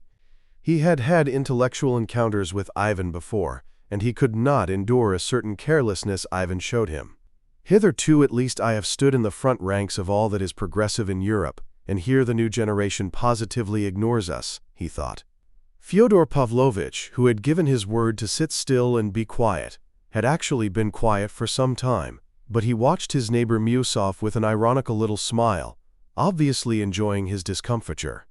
He had been waiting for some time to pay off old scores, and now he could not let the opportunity slip. Bending over his shoulder, he began teasing him again in a whisper.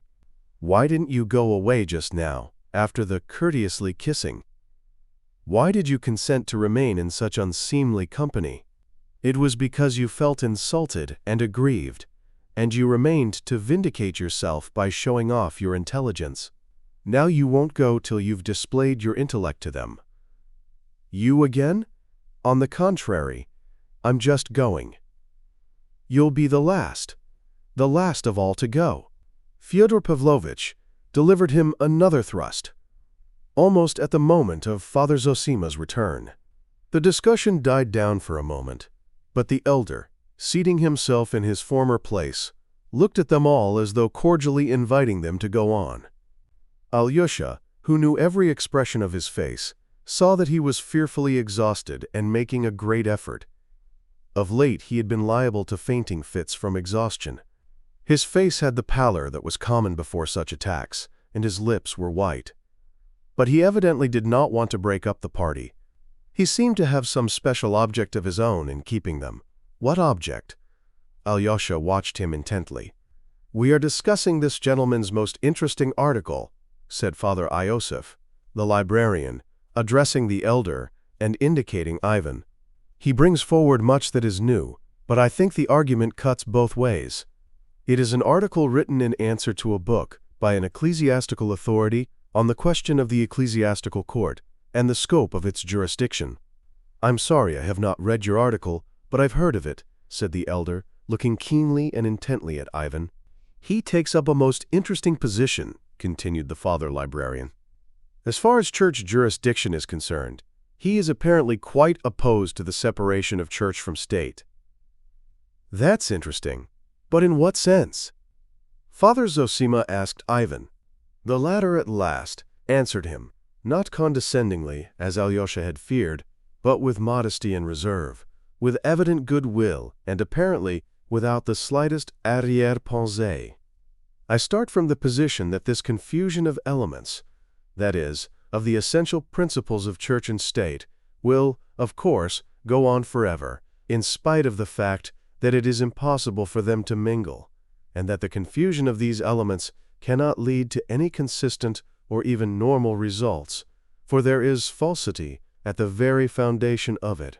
Compromise between the church and state in such questions as, for instance, jurisdiction, is, to my thinking, impossible in any real sense. My clerical opponent maintains that the church holds a precise and defined position in the state. I maintain, on the contrary, that the Church ought to include the whole state, and not simply to occupy a corner in it, and, if this is, for some reason, impossible at present, then it ought, in reality, to be set up as the direct and chief aim of the future development of Christian society. Perfectly true, Father Pacy, the silent and learned monk, assented with fervor and decision. The purest ultramontanism, cried Musov impatiently, crossing and recrossing his legs. Oh well, we have no mountains, cried Father Alyosha, and turning to the elder he continued, observe the answer he makes to the following fundamental and essential propositions of his opponent, who is, you must note, an ecclesiastic. First, that no social organization can or ought to arrogate to itself power to dispose of the civic and political rights of its members. Secondly, that criminal and civil jurisdiction ought not to belong to the Church, and is inconsistent with its nature, both as a divine institution and as an organization of men for religious objects. And finally, in the third place, the Church is a kingdom not of this world. A most unworthy play upon words for an ecclesiastic. Father Pacy could not refrain from breaking in again. I have read the book which you have answered, he added, addressing Ivan, and was astounded at the words, the Church is a kingdom not of this world.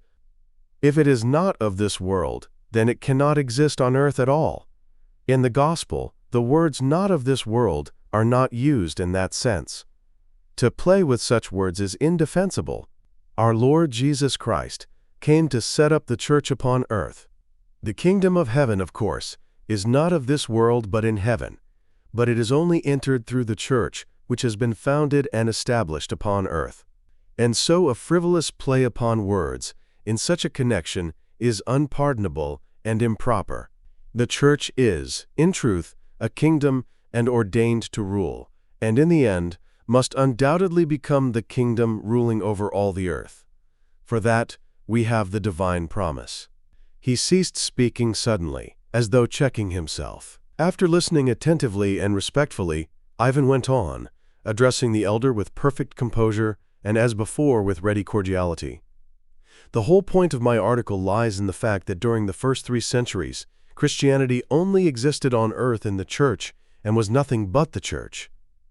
When the pagan Roman Empire desired to become Christian, it inevitably happened that, by becoming Christian, it included the Church but remained a pagan state in very many of its departments.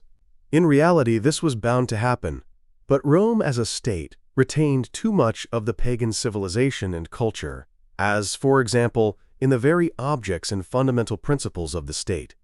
The Christian Church entering into the state could, of course, surrender no part of its fundamental principles, the rock on which it stands, and could pursue no other aims than those which have been ordained and revealed by God Himself, and among them that of drawing the whole world, and therefore the ancient pagan state itself, into the Church. In that way, that is, with a view to the future, it is not the Church that should seek a definite position in the state, like every social organization, or as an organization of men for religious purposes, as my opponent calls the Church. But, on the contrary, every earthly state should be, in the end, completely transformed into the Church and should become nothing else but a Church, rejecting every purpose incongruous with the aims of the Church. All this will not degrade it in any way or take from its honor and glory as a great state, nor from the glory of its rulers, but only turns it from a false, still pagan, and mistaken path to the true and rightful path, which alone leads to the eternal goal. This is why the author of the book, On the Foundations of Church Jurisdiction, would have judged correctly if, in seeking and laying down those foundations, he had looked upon them as a temporary compromise, inevitable in our sinful and imperfect days. But as soon as the author ventures to declare that the foundations which he predicates now, part of which Father Alyosha just enumerated, are the permanent, essential, and eternal foundations, he is going directly against the Church and its sacred and eternal vocation. That is the gist of my article. That is, in brief, Father Pacy began again, laying stress on each word. According to certain theories only too clearly formulated in the 19th century, the Church ought to be transformed into the state, as though this would be an advance from a lower to a higher form, so as to disappear into it, making way for science, for the spirit of the age, and civilization. And if the Church resists and is unwilling, some corner will be set apart for her in the state, and even that under control. And this will be so everywhere in all modern European countries. But Russian hopes and conceptions demand not that the Church should pass as from a lower into a higher type into the state, but, on the contrary, that the state should end by being worthy to become only the Church and nothing else. So be it, so be it. Well, I confess you've reassured me somewhat, Miusov said, smiling, again crossing his legs. So far as I understand, then, the realization of such an ideal is infinitely remote, at the second coming of Christ. That's as you please. It's a beautiful utopian dream of the abolition of war, diplomacy, banks, and so on, something after the fashion of socialism indeed. But I imagine that it was all meant seriously, and that the Church might be now going to try criminals, and sentence them to beating, prison, and even death. But if there were none but the ecclesiastical court, the Church would not even now sentence a criminal to prison or to death. Crime and the way of regarding it would inevitably change, not all at once, of course, but fairly soon, Ivan replied calmly, without flinching. Are you serious? Miusov glanced keenly at him. If everything became the Church would exclude all the criminal and disobedient, and would not cut off their heads, Ivan went on. I ask you, what would become of the excluded? He would be cut off then not only from men, as now, but from Christ.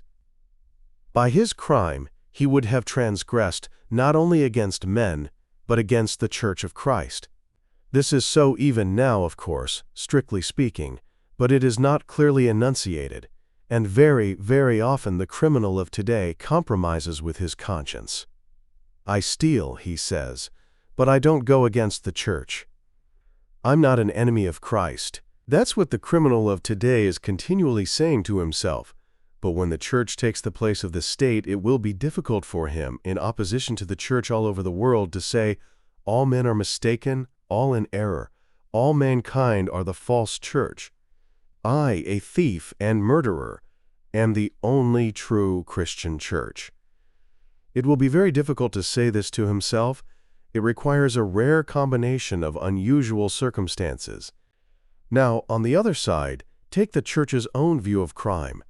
Is it not bound to renounce the present almost pagan attitude, and to change from a mechanical cutting off of its tainted member for the preservation of society, as at present, into completely and honestly adopting the idea of the regeneration of the man, of his reformation and salvation? What do you mean? I fail to understand again, Miusov interrupted. Some sort of dream again, something shapeless and even incomprehensible. What is excommunication? What sort of exclusion? I suspect you are simply amusing yourself, Ivan Fyodorovitch. Yes, but you know, in reality, it is so now, said the elder suddenly. And all turned to him at once. If it were not for the Church of Christ, there would be nothing to restrain the criminal from evil doing, no real chastisement for it afterwards. None, that is, but the mechanical punishment spoken of just now, which in the majority of cases only embitters the heart, and not the real punishment, the only effectual one, the only deterrent and softening one, which lies in the recognition of sin by conscience.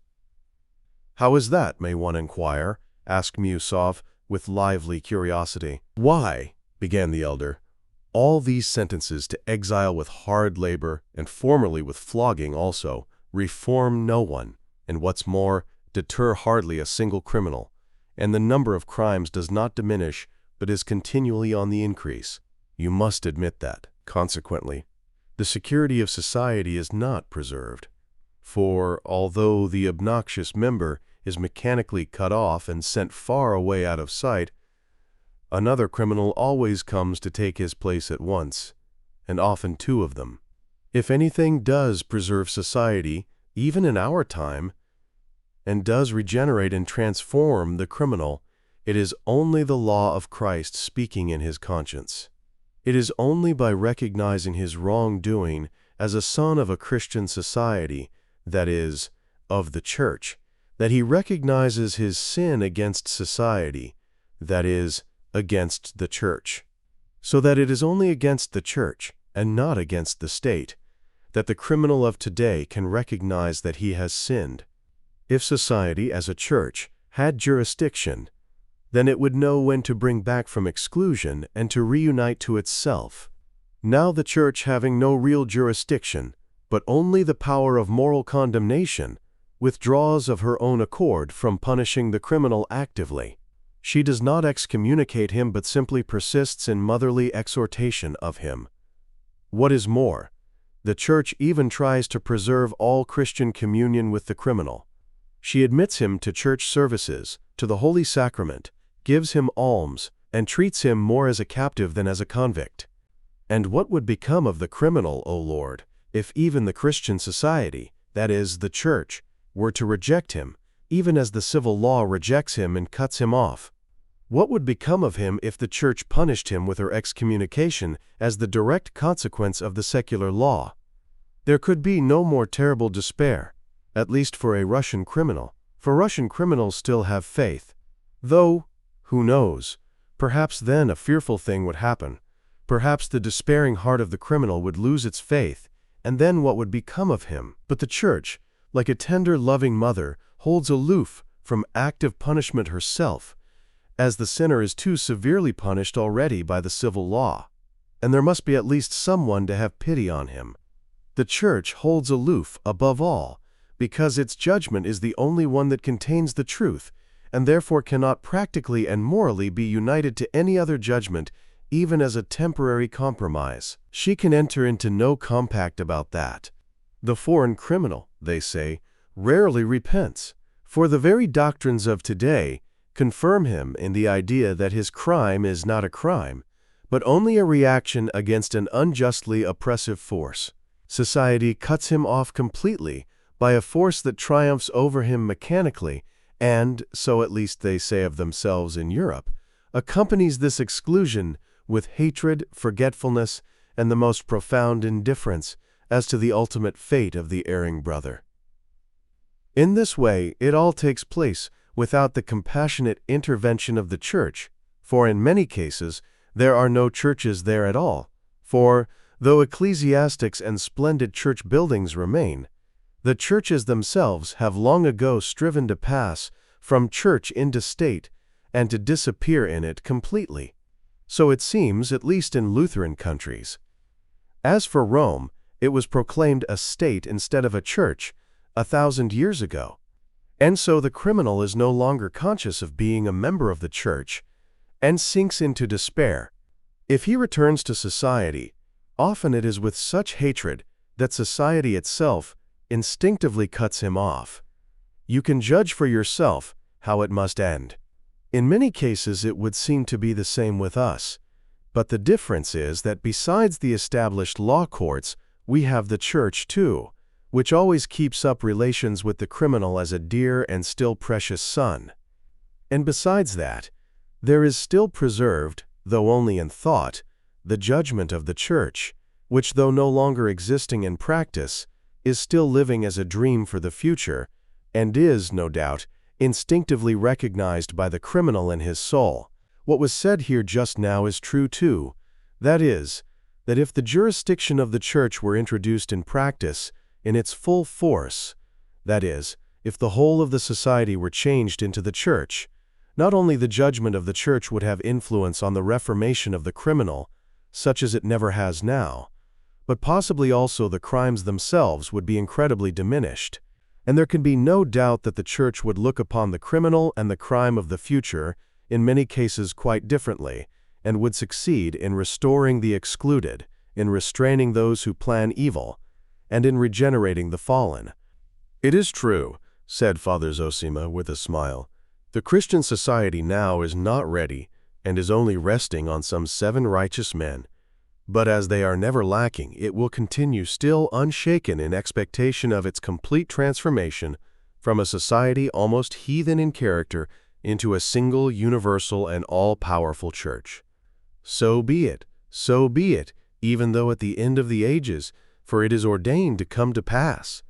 And there is no need to be troubled about times and seasons, for the secret of the times and seasons is in the wisdom of God, in His foresight and His love. And what in human reckoning seems still afar off, may by the divine ordinance be close at hand, on the eve of its appearance. And so be it, so be it, so be it, so be it, so be it. Father Paisi repeated austerely and reverently. Strange, extremely strange, Miusov pronounced, not so much with heat as with latent indignation. What strikes you as so strange? Father Iosif inquired cautiously. Why, it's beyond anything, cried Miusov, suddenly breaking out. The state is eliminated, and the church is raised to the position of the state. It's not simply ultramontanism, it's ultramontanism. It's beyond the dreams of Pope Gregory VII. You are completely misunderstanding it, said Father Paisi sternly. Understand, the church is not to be transformed into the state. That is Rome and its dream. That is the third temptation of the devil. On the contrary, the state is transformed into the church, will ascend and become a church over the whole world, which is the complete opposite of ultramontanism in Rome, and your interpretation, and is only the glorious destiny ordained for the Orthodox Church. This star will arise in the east. Miusov was significantly silent. His whole figure expressed extraordinary personal dignity. A supercilious and condescending smile played on his lips. Alyosha watched it all with a throbbing heart. The whole conversation stirred him profoundly.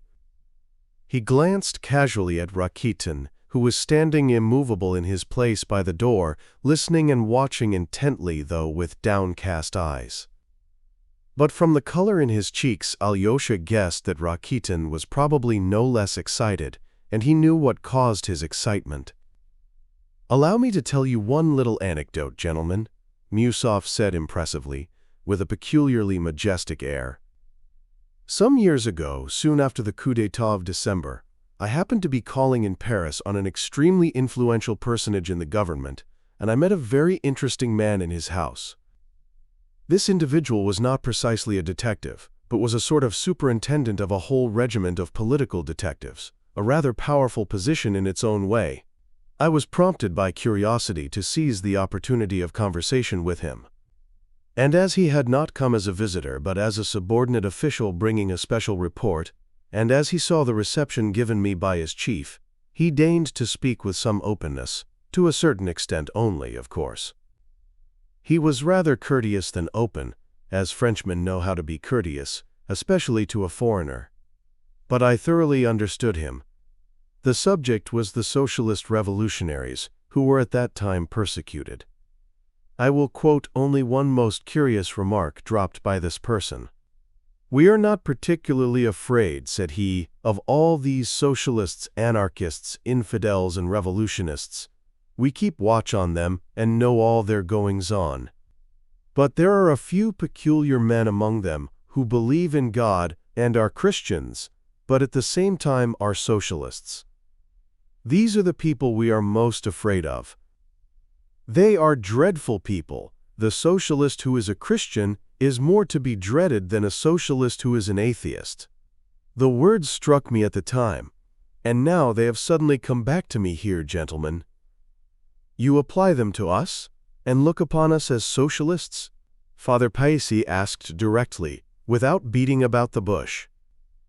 But before Pyotr Alexandrovich could think what to answer, the door opened, and the guest so long expected, Dmitri Fyodorovich, came in. They had, in fact, given up expecting him, and his sudden appearance caused some surprise for a moment. Chapter 6. Why is such a man alive? Dmitri Fyodorovich, a young man of 28, of medium height and agreeable countenance, looked older than his years. He was muscular and showed signs of considerable physical strength. Yet there was something not healthy in his face. It was rather thin, his cheeks were hollow, and there was an unhealthy sallowness in their color. His rather large, prominent, dark eyes had an expression of firm determination, and yet there was a vague look in them too. Even when he was excited and talking irritably, his eyes somehow did not follow his mood, but betrayed something else, sometimes quite incongruous with what was passing. "It's hard to tell what he's thinking," those who talked to him sometimes declared. People who saw something pensive and sullen in his eyes were startled by his sudden laugh, which bore witness to mirthful and light-hearted thoughts at the very time when his eyes were so gloomy. A certain strained look in his face was easy to understand at this moment. Everyone knew or had heard of the extremely restless and dissipated life which he had been leading of late, as well as of the violent anger to which he had been roused in his quarrels with his father. There were several stories current in the town about it. It is true that he was irascible by nature, of an unstable and unbalanced mind, as our Justice of the Peace, Kachalnikov, happily described him. He was stylishly and irreproachably dressed in a carefully buttoned frock coat. He wore black gloves and carried a top hat. Having only lately left the army, he still had mustaches and no beard. His dark brown hair was cropped short and combed forward on his temples. He had the long, determined stride of a military man. He stood still for a moment on the threshold, and glancing at the whole party went straight up to the elder, guessing him to be their host. He made him a low bow and asked his blessing. Father Zosima, rising in his chair, blessed him. Dmitri kissed his hand respectfully, and with intense feeling, almost anger, he said, "Be so generous as to forgive me for having kept you waiting so long. But Smerdyakov, the valet sent me by my father, in reply to my inquiries, told me twice over that the appointment was for 1. Now I suddenly learn." "Don't disturb yourself," interposed the elder. "No matter. You are a little late. It's of no consequence. I'm extremely obliged to you, and expected no less from your goodness." Saying this, Dmitri bowed once more. Then, turning suddenly towards his father, made him, too, a similarly low and respectful bow. He had evidently considered it beforehand, and made this bow in all seriousness, thinking it his duty to show his respect and good intentions. Although Fyodor Pavlovitch was taken unawares, he was equal to the occasion. In response to Dmitri's bow, he jumped up from his chair and made his son a bow as low in return. His face was suddenly solemn and impressive, which gave him a positively malignant look. Dmitri bowed generally to all present, and without a word walked to the window with his long, resolute stride, sat down on the only empty chair near Father Pacy, and, bending forward, prepared to listen to the conversation he had interrupted. Dmitri's entrance had taken no more than 2 minutes, and the conversation was resumed. But this time Yusuf thought it unnecessary to reply to Father Pacy's persistent and almost irritable question. "Allow me to withdraw from this discussion," he observed with a certain well-bred nonchalance. "It's a subtle question, too. Here, Ivan Fyodorovitch is smiling at us. He must have something interesting to say about that also. Ask him." "Nothing special, except one little remark," Ivan replied at once. "European liberals in general, and even our liberal dilettanti, often mix up the final results of socialism with those of Christianity. This wild notion is, of course, a characteristic feature. But it's not only liberals and dilettanti who mix up socialism and Christianity, but, in many cases, it appears, the police, the foreign police, of course, do the same." "Your Paris anecdote is rather to the point, Pyotr Alexandrovitch. I ask your permission to drop this subject altogether," Musov repeated. "I will tell you instead, gentlemen, another interesting and rather characteristic anecdote of Ivan Fyodorovitch himself. Only 5 days ago, in a gathering here, principally of ladies, he solemnly declared in argument that there was nothing in the whole world to make men love their neighbors, that there was no law of nature that man should love mankind, and that, if there had been any love on earth hitherto, it was not owing to a natural law, but simply because men have believed in immortality."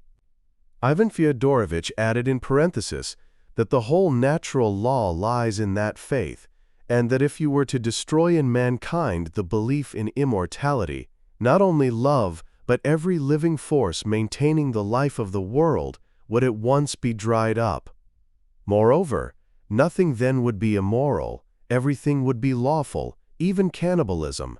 That's not all. He ended by asserting that for every individual, like ourselves, who does not believe in God or immortality, the moral law of nature must immediately be changed into the exact contrary of the former religious law, and that egoism, even to crime, must become not only lawful but even recognized as the inevitable, the most rational, even honorable outcome of his position. From this paradox, gentlemen, you can judge of the rest of our eccentric and paradoxical friend Ivan Fyodorovich's theories. "Excuse me," Dmitri cried suddenly. "If I've heard aright, crime must not only be permitted, but even recognized as the inevitable and the most rational outcome of his position for every infidel. Is that so or not?" "Quite so," said Father Pacy. "I'll remember it." Having uttered these words, Dmitri ceased speaking as suddenly as he had begun. Everyone looked at him with curiosity. "Is that really your conviction as to the consequences of the disappearance of the faith in immortality?" the elder asked Ivan suddenly. "Yes, that was my contention. There is no virtue if there is no immortality." "You are blessed in believing that, or else most unhappy." "Why unhappy?" Ivan asked, smiling. "Because, in all probability, you don't believe yourself in the immortality of your soul, nor in what you have written yourself in your article on church jurisdiction." "Perhaps you are right." "But I wasn't altogether joking," Ivan suddenly and strangely confessed, flushing quickly. "You were not altogether joking. That's true. The question is still fretting your heart, and not answered.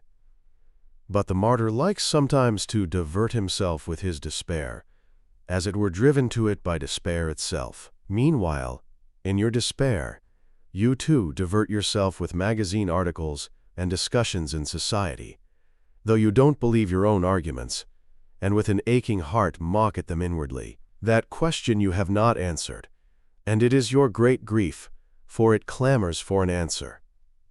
But can it be answered by me? Answered in the affirmative?" Ivan went on, asking strangely, still looking at the elder with the same inexplicable smile. "If it can't be decided in the affirmative, it will never be decided in the negative. You know that that is the peculiarity of your heart, and all its suffering is due to it. But thank the Creator who has given you a lofty heart capable of such suffering, of thinking and seeking higher things, for our dwelling is in the heavens. God grant that your heart will attain the answer on earth, and may God bless your path." The elder raised his hand and would have made the sign of the cross over Ivan from where he stood. But the latter rose from his seat, went up to him, received his blessing, and kissing his hand went back to his place in silence. His face looked firm and earnest. This action, and all the preceding conversation, which was so surprising from Ivan, impressed everyone by its strangeness and a certain solemnity, so that all were silent for a moment, and there was a look almost of apprehension in Alyosha's face. But Miusov suddenly shrugged his shoulders, and at the same moment Fyodor Pavlovitch jumped up from his seat. "Most pious and holy elder," he cried, pointing to Ivan, "that is my son, flesh of my flesh, the dearest of my flesh. He is my most dutiful Karl Moor, so to speak, while this son who has just come in, Dmitri, against whom I am seeking justice from you, is the undutiful Franz Moor. They are both out of Schiller's robbers, and so I am the reigning Count von Moor. Judge and save us. We need not only your prayers but your prophecies.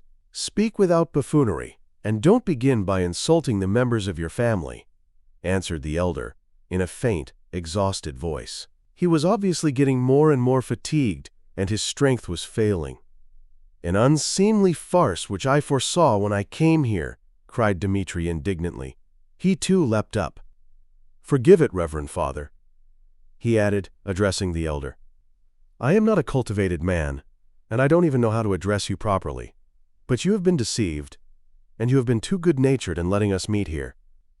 All my father wants is a scandal. Why he wants it, only he can tell. He always has some motive.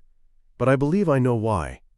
They all blame me, all of them, cried Fyodor Pavlovitch in his turn. Pyotr Alexandrovitch here blames me too. You have been blaming me, Pyotr Alexandrovitch. You have. He turned suddenly to Musov, although the latter was not dreaming of interrupting him. They all accuse me of having hidden the children's money in my boots and cheated them. But isn't there a court of law? There they will reckon out for you, Dmitri Fyodorovitch, from your notes, your letters, and your agreements, how much money you had, how much you have spent, and how much you have left. Why does Pyotr Alexandrovitch refuse to pass judgment? Dmitri is not a stranger to him. Because they are all against me, while Dmitri Fyodorovitch is in debt to me, and not a little, but some thousands of which I have documentary proof. The whole town is echoing with his debaucheries, and where he was stationed before, he several times spent 1,000 or 2 for the seduction of some respectable girl. We know all about that, Dmitri Fyodorovitch, in its most secret details. I'll prove it. Would you believe it, Holy Father? He has captivated the heart of the most honorable of young ladies of good family and fortune, daughter of a gallant colonel, formerly his superior officer, who had received many honors and had the Anna Order on his breast. He compromised the girl by his promise of marriage. Now she is an orphan, and here she is betrothed to him, yet before her very eyes he is dancing attendance on a certain enchantress. And although this enchantress has lived in, so to speak, civil marriage with a respectable man, yet she is of an independent character, an unapproachable fortress for everybody, just like a legal wife. For she is virtuous. Yes, Holy Fathers, she is virtuous. Dmitri Fyodorovitch wants to open this fortress with a golden key, and that's why he is insolent to me now, trying to get money from me, though he has wasted thousands on this enchantress already. He's continually borrowing money for the purpose. From whom do you think? Shall I say Mitya? Be silent, cried Dmitri. Wait till I'm gone. Don't dare in my presence to asperse the good name of an honorable girl. That you should utter a word about her is an outrage, and I won't permit it. He was breathless. Mitya! Mitya! Cried Fyodor Pavlovitch hysterically, squeezing out a tear. And is your father's blessing nothing to you? If I curse you, what then? Shameless hypocrite! Exclaimed Dmitri furiously. He says that to his father! His father! What would he be with others? Gentlemen, only fancy. There's a poor but honorable man living here, burdened with a numerous family, a captain who got into trouble and was discharged from the army, but not publicly, not by court-martial, with no slur on his honor. And 3 weeks ago, Dmitri seized him by the beard in a tavern, dragged him out into the street and beat him publicly, and all because he is an agent in a little business of mine. It's all a lie. Outwardly it's the truth, but inwardly a lie. Dmitri was trembling with rage. Father, I don't justify my action. Yes, I confess it publicly. I behaved like a brute to that captain, and I regret it now, and I'm disgusted with myself for my brutal rage. But this captain, this agent of yours, went to that lady whom you call an enchantress, and suggested to her from you that she should take IOUs of mine, which were in your possession, and should sue me for the money so as to get me into prison by means of them, if I persisted in claiming an account from you of my property. Now you reproach me for having a weakness for that lady when you yourself incited her to captivate me. She told me so to my face. She told me the story and laughed at you. You wanted to put me in prison because you are jealous of me with her, because you'd begun to force your attentions upon her, and I know all about that too. She laughed at you for that as well. You hear, she laughed at you as she described it. So here you have this man, this father who reproaches his profligate son. Gentlemen, forgive my anger, but I foresaw that this crafty old man would only bring you together to create a scandal.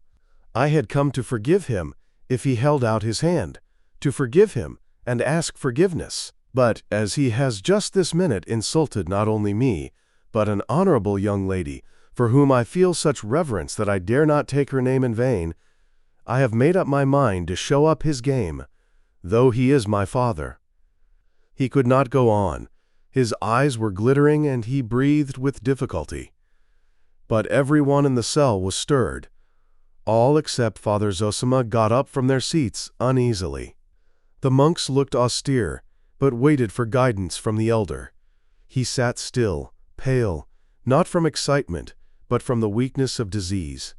An imploring smile lighted up his face.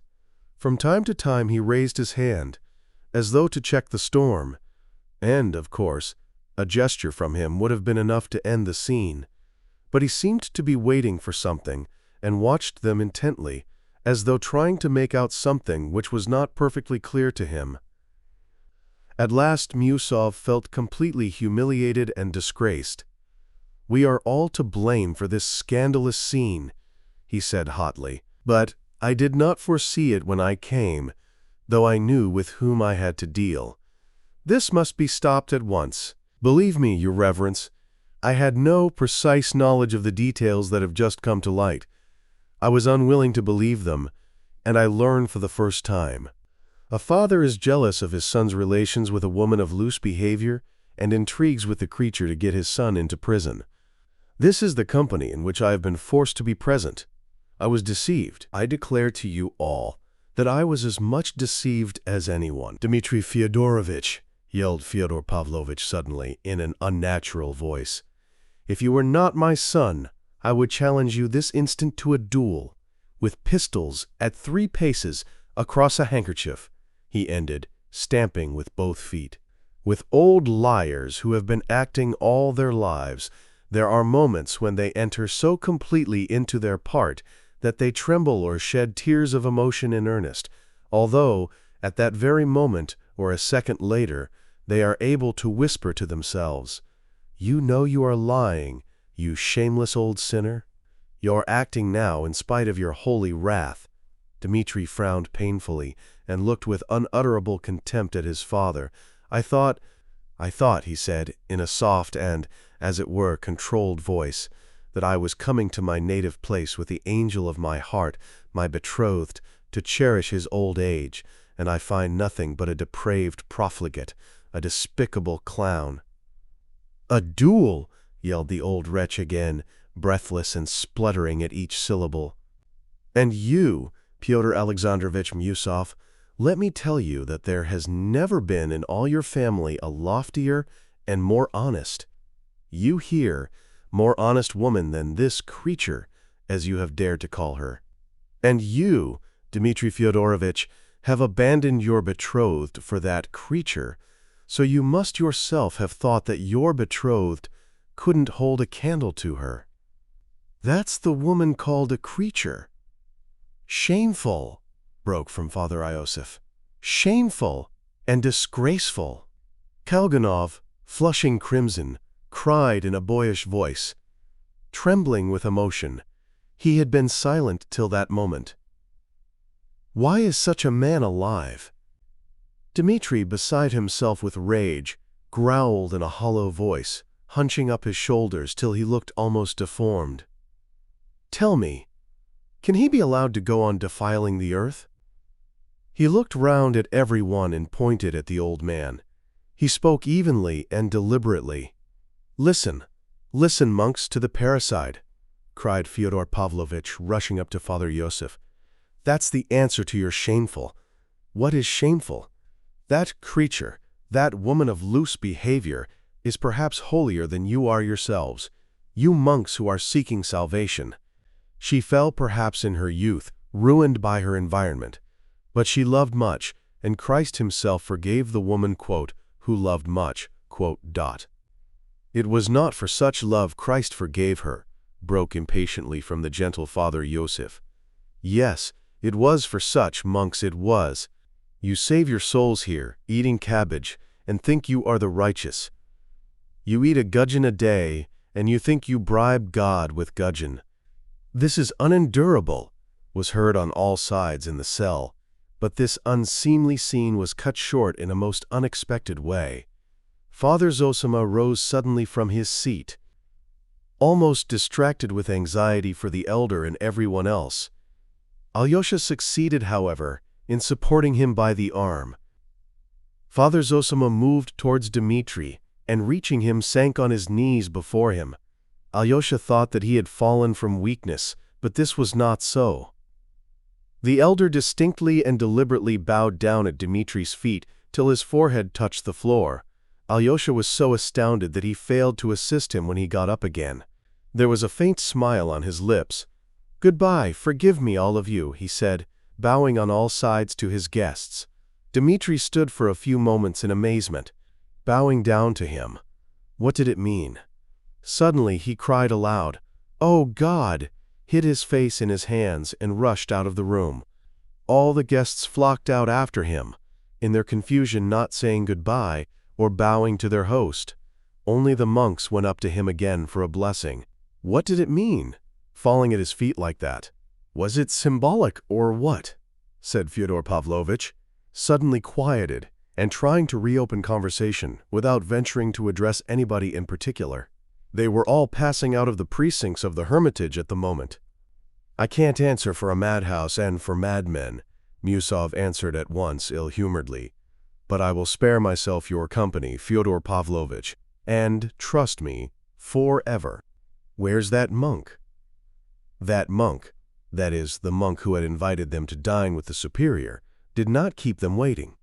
He met them as soon as they came down the steps from the elder's cell, as though he had been waiting for them all the time. "Reverend Father, kindly do me a favor. Convey my deepest respect to the Father Superior. Apologize for me, personally, Musov, to his reverence, telling him that I deeply regret that owing to unforeseen circumstances, I am unable to have the honor of being present at his table, greatly as I should desire to do so," Musov said irritably to the monk. "And that unforeseen circumstance, of course, is myself," Fyodor Pavlovitch cut in immediately. "Do you hear, Father? This gentleman doesn't want to remain in my company, or else he'd come at once. And you shall go, Pyotr Alexandrovitch. Pray go to the Father Superior, and good appetite to you. I will decline, and not you. Home, home, I'll eat at home. I don't feel equal to it here, Pyotr Alexandrovitch, my amiable relative." "I am not your relative and never have been, you contemptible man. I said it on purpose to madden you, because you always disclaim the relationship, though you really are a relation in spite of your shuffling. I'll prove it by the church calendar. As for you, Ivan, stay if you like. I'll send the horses for you later. Propriety requires you to go to the Father Superior, Pyotr Alexandrovitch, to apologize for the disturbance we've been making." "Is it true that you are going home? Aren't you lying?" "Pyotr Alexandrovitch, how could I dare after what's happened? Forgive me, gentlemen.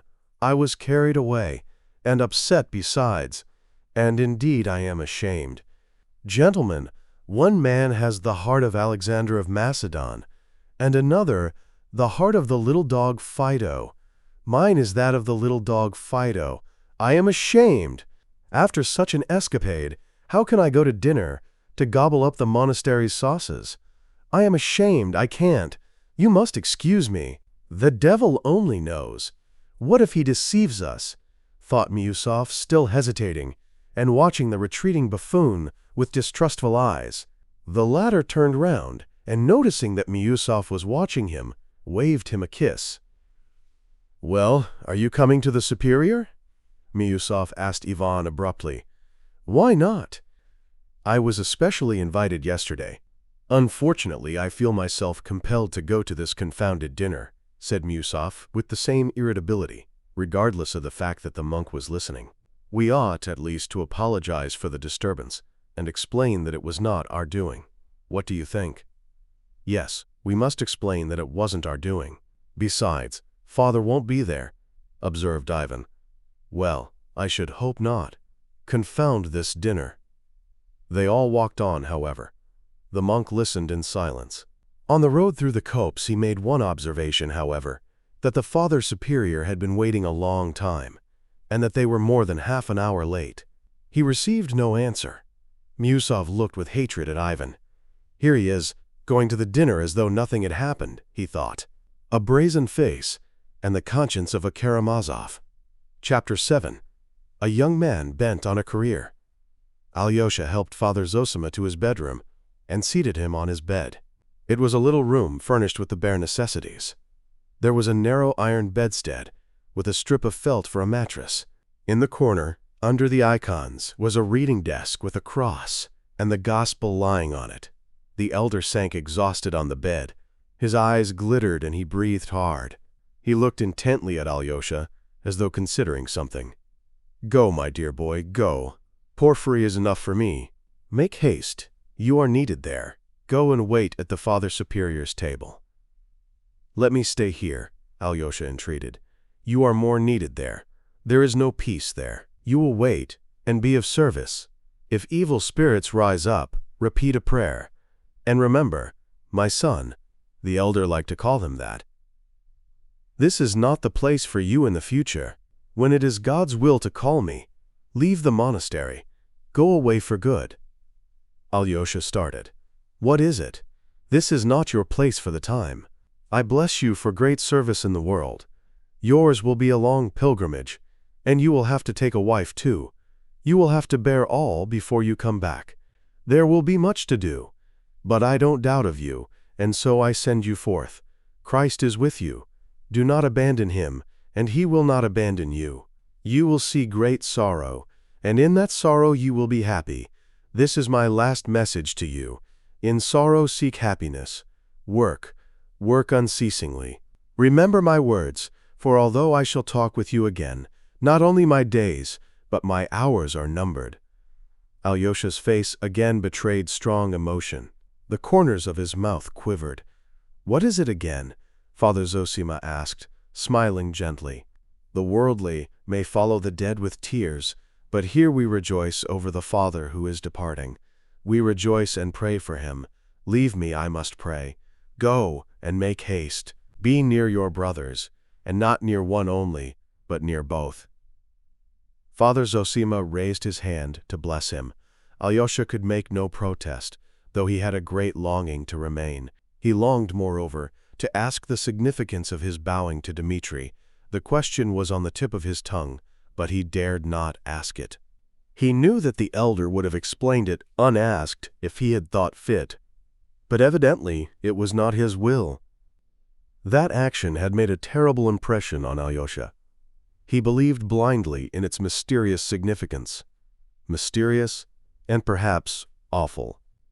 As he hastened out of the hermitage precincts to reach the monastery in time to serve at the Father Superior's dinner, he felt a sudden pang at his heart and stopped short.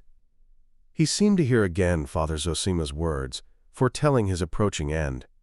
What he had foretold so exactly must infallibly come to pass.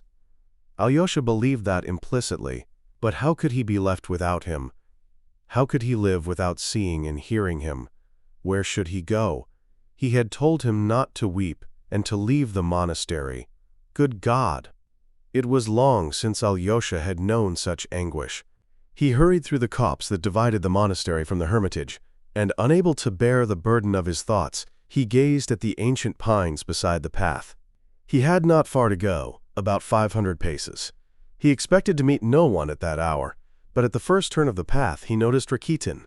He was waiting for someone. "Are you waiting for me?" asked Alyosha, overtaking him. "Yes," grinned Rakitin. "You are hurrying to the Father Superior, I know. He has a banquet."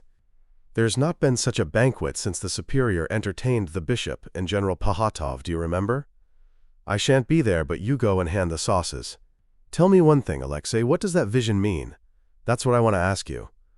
"What vision?" "That bowing to your brother Dmitri. And didn't he tap the ground with his forehead too?" "You speak of Father Zosima."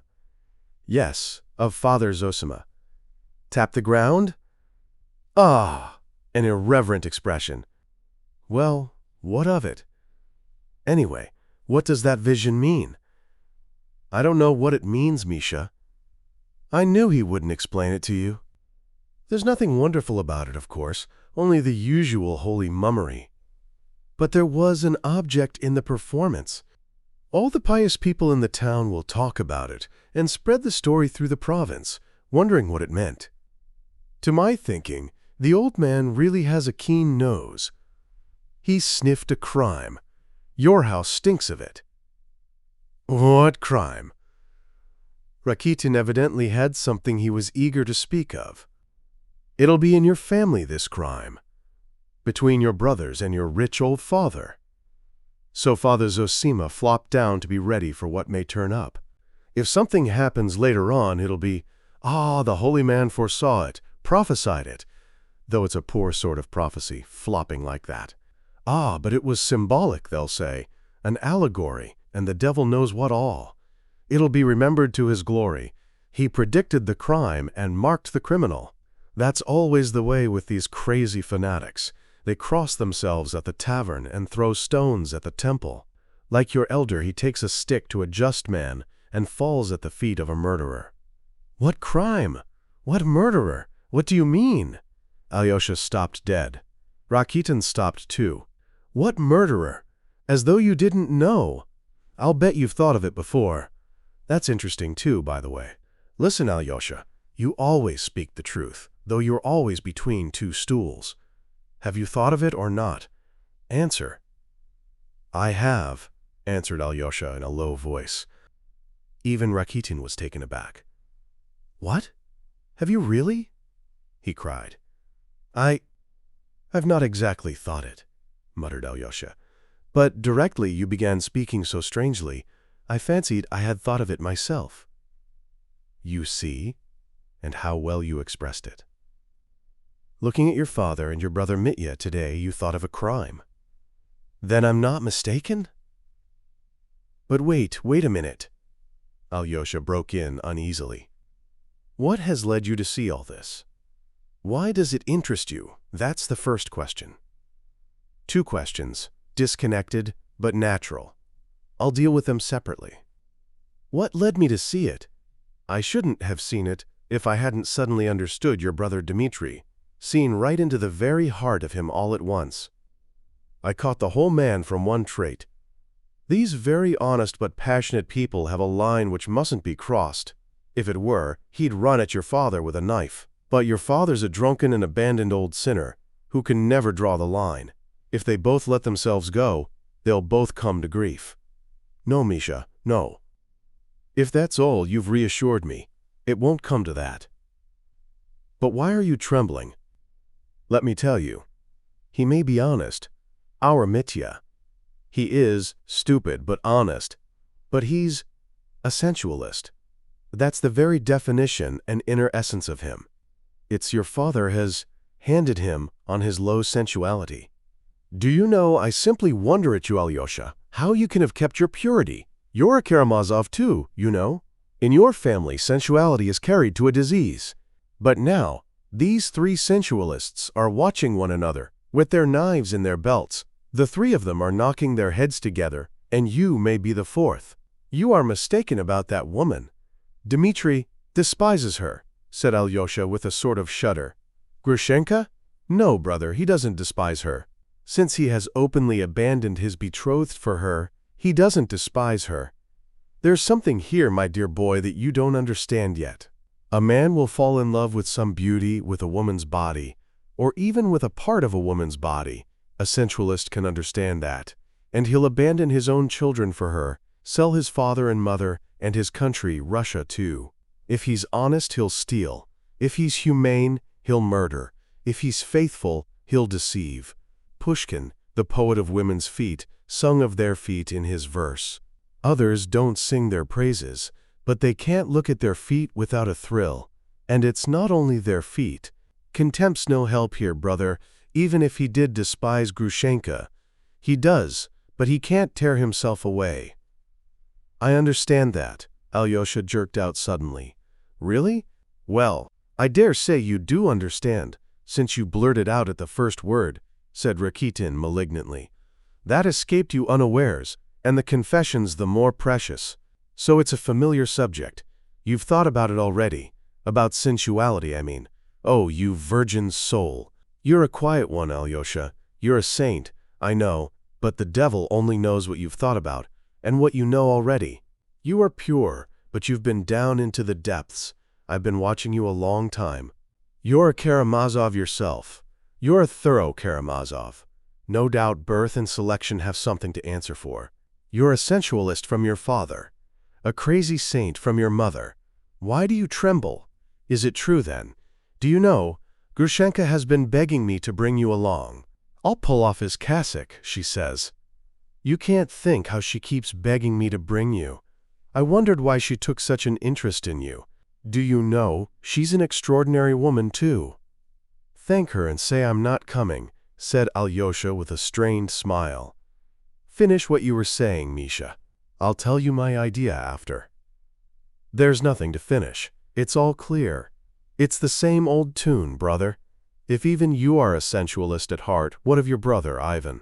He's a Karamazov, too. What is at the root of all you Karamazovs is that you're all sensual, grasping, and crazy. Your brother Ivan writes theological articles in joke for some idiotic, unknown motive of his own, though he's an atheist, and he admits it's a fraud himself. That's your brother Ivan. He's trying to get Mitya's betrothed for himself, and I fancy he'll succeed too. And what's more, it's with Mitya's consent. For Mitya will surrender his betrothed to him, to be rid of her, and escape to Grushenka.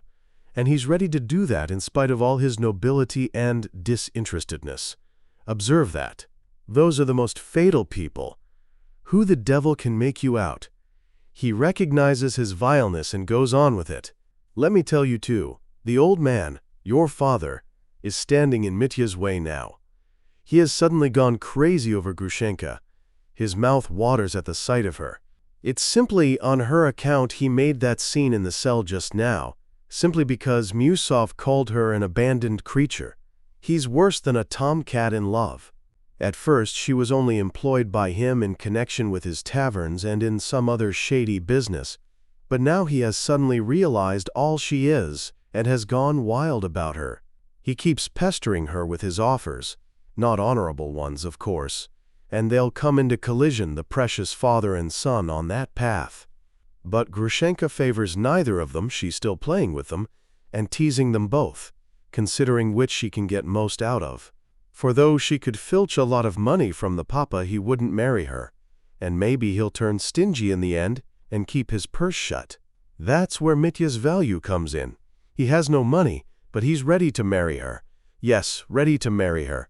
To abandon his betrothed, a rare beauty, Katerina Ivanovna, who's rich, and the daughter of a colonel, and to marry Grushenka, who has been the mistress of a dissolute old merchant, Samsonov, a coarse, uneducated provincial mayor.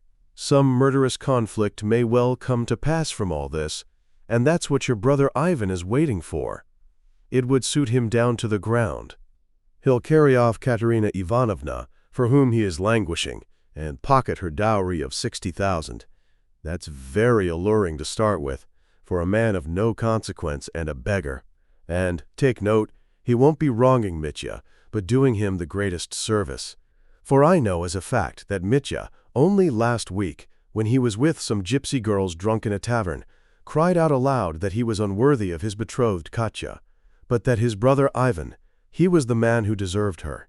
And Katerina Ivanovna will not in the end refuse such a fascinating man as Ivan. She's hesitating between the two of them already. And how has that Ivan won you all, so that you all worship him? He is laughing at you and enjoying himself at your expense. How do you know? How can you speak so confidently? Alyosha asked sharply, frowning. Why do you ask, and are frightened at my answer? It shows that you know I'm speaking the truth. You don't like Ivan. Ivan wouldn't be tempted by money. Really? And the beauty of Katerina Ivanovna? It's not only the money, though a fortune of 60,000 is an attraction. Ivan is above that. He wouldn't make up to anyone for thousands. It is not money, it's not comfort Ivan is seeking. Perhaps it's suffering he is seeking. What wild dream now? Oh, you aristocrats! Ah, Misha, he has a stormy spirit. His mind is in bondage. He is haunted by a great, unsolved doubt. He is one of those who don't want millions, but an answer to their questions. That's plagiarism, Alyosha. You're quoting your elder's phrases. Ah, Ivan has set you a problem, cried Rakitin, with undisguised malice. His face changed, and his lips twitched. And the problem's a stupid one. It is no good guessing it. Rack your brains. You'll understand it. His article is absurd and ridiculous. And did you hear his stupid theory just now? If there's no immortality of the soul, then there's no virtue, and everything is lawful. And by the way, do you remember how your brother Mitya cried out, "I will remember"? An attractive theory for scoundrels? I'm being abusive, that's stupid. Not for scoundrels, but for pedantic poseurs, haunted by profound, unsolved doubts. He's showing off, and what it all comes to is, on the one hand we cannot but admit, and on the other it must be confessed. His whole theory is a fraud. Humanity will find in itself the power to live for virtue, even without believing in immortality. It will find it in love for freedom, for equality, for fraternity. Rakitin could hardly restrain himself in his heat, but, suddenly, as though remembering something, he stopped short. "Well, that's enough," he said, with a still more crooked smile. "Why are you laughing? Do you think I'm a vulgar fool?" "No, I never dreamed of thinking you a vulgar fool. You are clever, but never mind, I was silly to smile.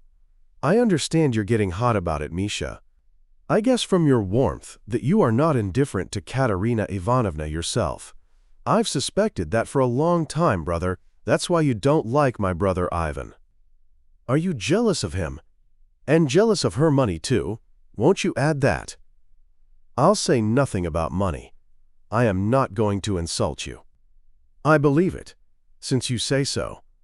But confound you, and your brother Ivan with you. Don't you understand that one might very well dislike him, apart from Katerina Ivanovna? And why the devil should I like him?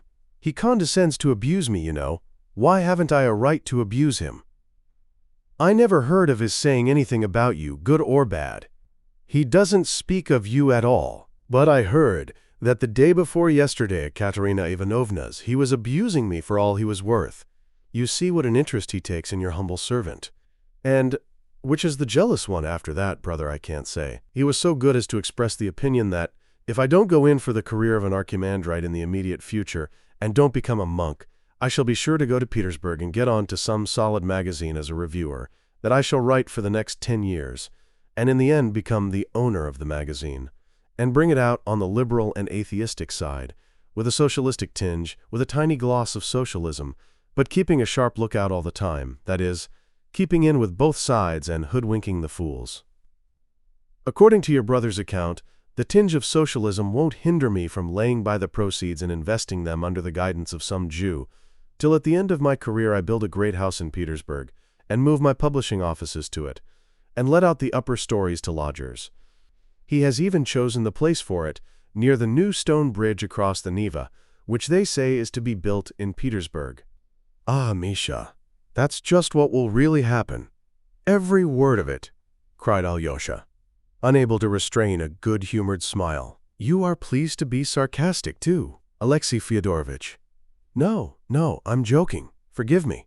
I've something quite different in my mind. But, excuse me, who can have told you all this? You can't have been at Katerina Ivanovna's yourself when he was talking about you? I wasn't there, but Dmitri Fyodorovitch was, and I heard him tell it with my own ears. If you want to know, he didn't tell me, but I overheard him, unintentionally, of course, for I was sitting in Grushenka's bedroom, and I couldn't go away because Dmitri Fyodorovitch was in the next room. Oh yes, I'd forgotten she was a relation of yours. A relation. That Grushenka, a relation of mine, cried Rakitin, turning crimson. Are you mad? You're out of your mind. Why? Isn't she a relation of yours? I heard so. Where can you have heard it? You Karamazovs brag of being an ancient noble family, though your father used to run about playing the buffoon at other men's tables, and was only admitted to the kitchen as a favor. I may be only a priest's son, and dirt in the eyes of noblemen like you, but don't insult me so lightly and wantonly. I have a sense of honor too, Alexey Fyodorovitch. I couldn't be a relation of Grushenka, a common harlot. I beg you to understand that. Rakitin was intensely irritated. Forgive me. For goodness sake, I had no idea. Besides, how can you call her a harlot? Is she that sort of woman? Alyosha flushed suddenly. I tell you again, I heard that she was a relation of yours. You often go to see her, and you told me yourself you're not her lover. I never dreamed that you of all people had such contempt for her. Does she really deserve it? I may have reasons of my own for visiting her. That's not your business. But as for relationship, your brother, or even your father, is more likely to make her yours than mine. Well, here we are. You'd better go to the kitchen. Hello? What's wrong? What is it? Are we late? They can't have finished dinner so soon. Have the Karamazovs been making trouble again? No doubt they have. Here's your father and your brother Ivan after him. They've broken out from the Father Superiors. And look, Father Isidore's shouting out something after them from the steps. And your father's shouting and waving his arms. I expect he's swearing. Bah! And there goes Musov driving away in his carriage. You see, he's going. And there's old Maximov running. There must have been a row. There can't have been any dinner. Surely they've not been beating the Father Superior. Or have they perhaps been beaten? It would serve them right. There was reason for Rakitin's exclamations. There had been a scandalous and unprecedented scene. It had all come from the impulse of a moment. Chapter 8.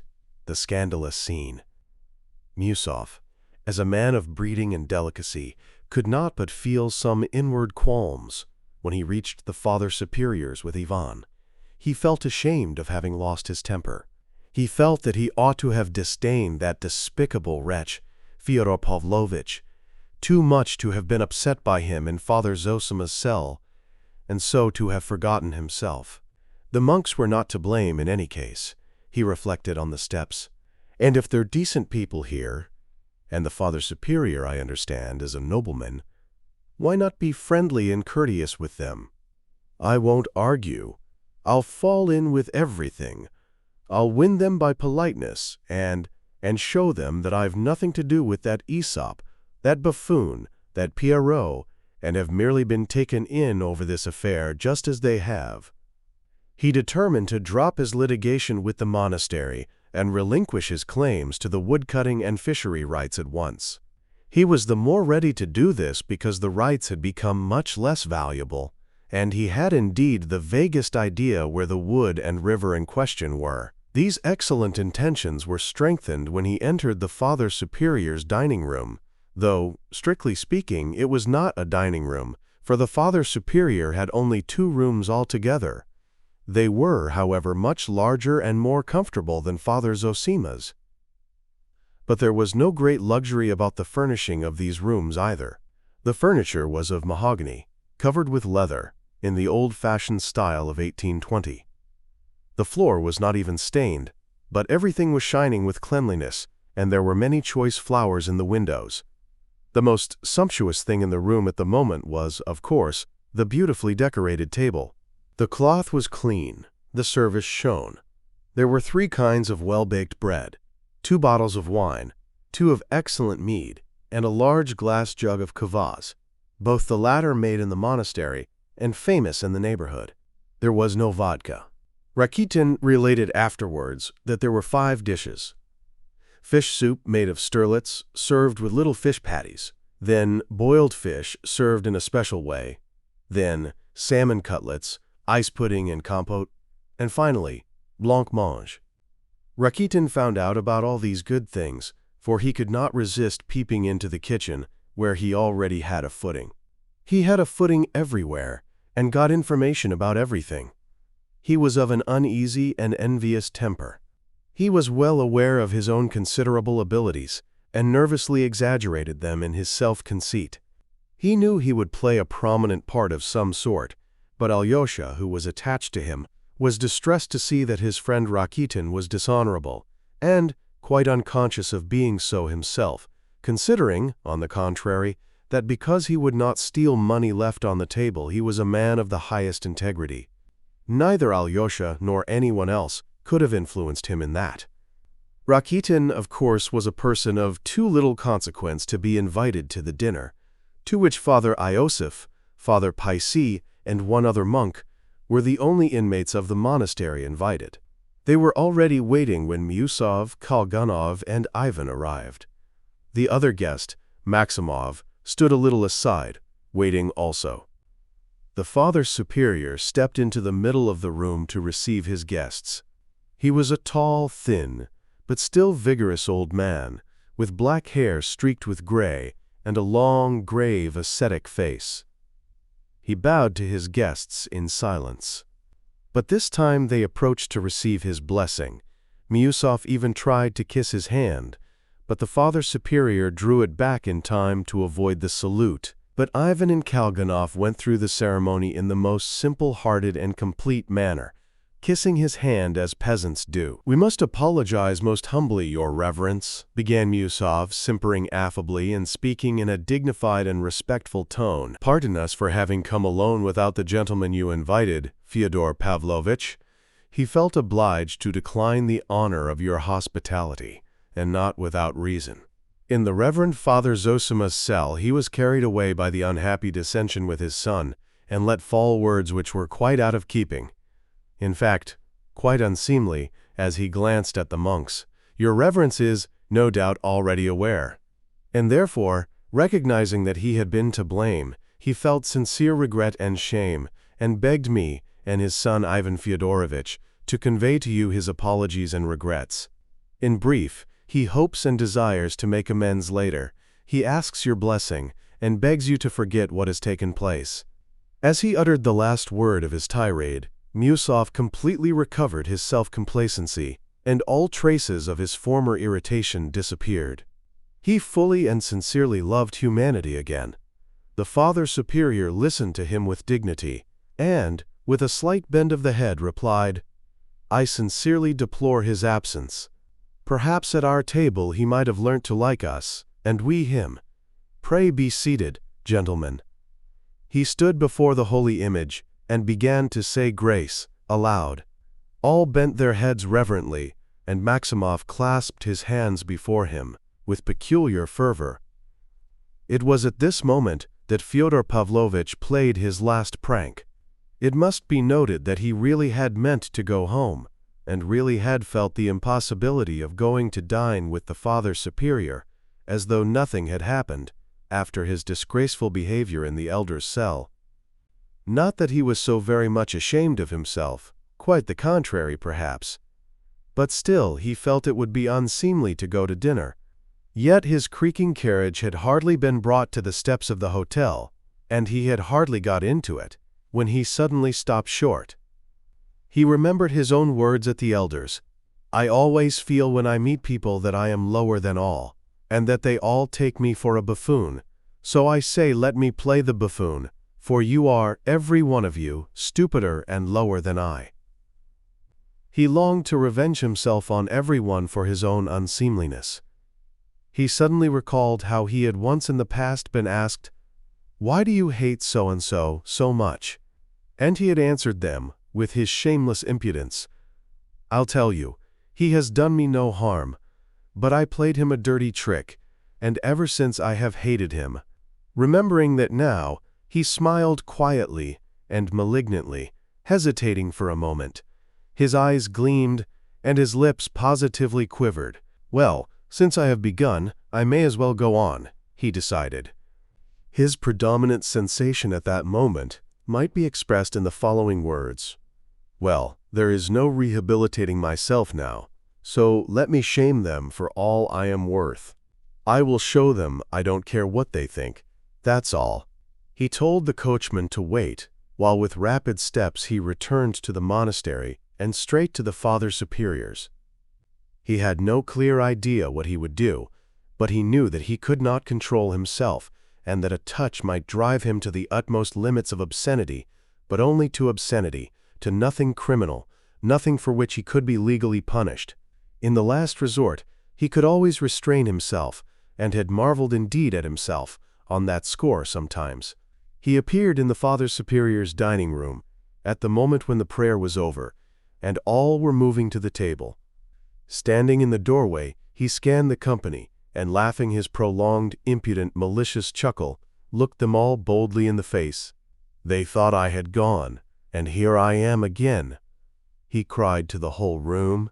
For one moment, everyone stared at him without a word, and at once everyone felt that something revolting, grotesque, positively scandalous was about to happen. Miusov passed immediately from the most benevolent frame of mind to the most savage. All the feelings that had subsided and died down in his heart revived instantly. "No, this I cannot endure," he cried. "I absolutely cannot, and I certainly cannot." The blood rushed to his head.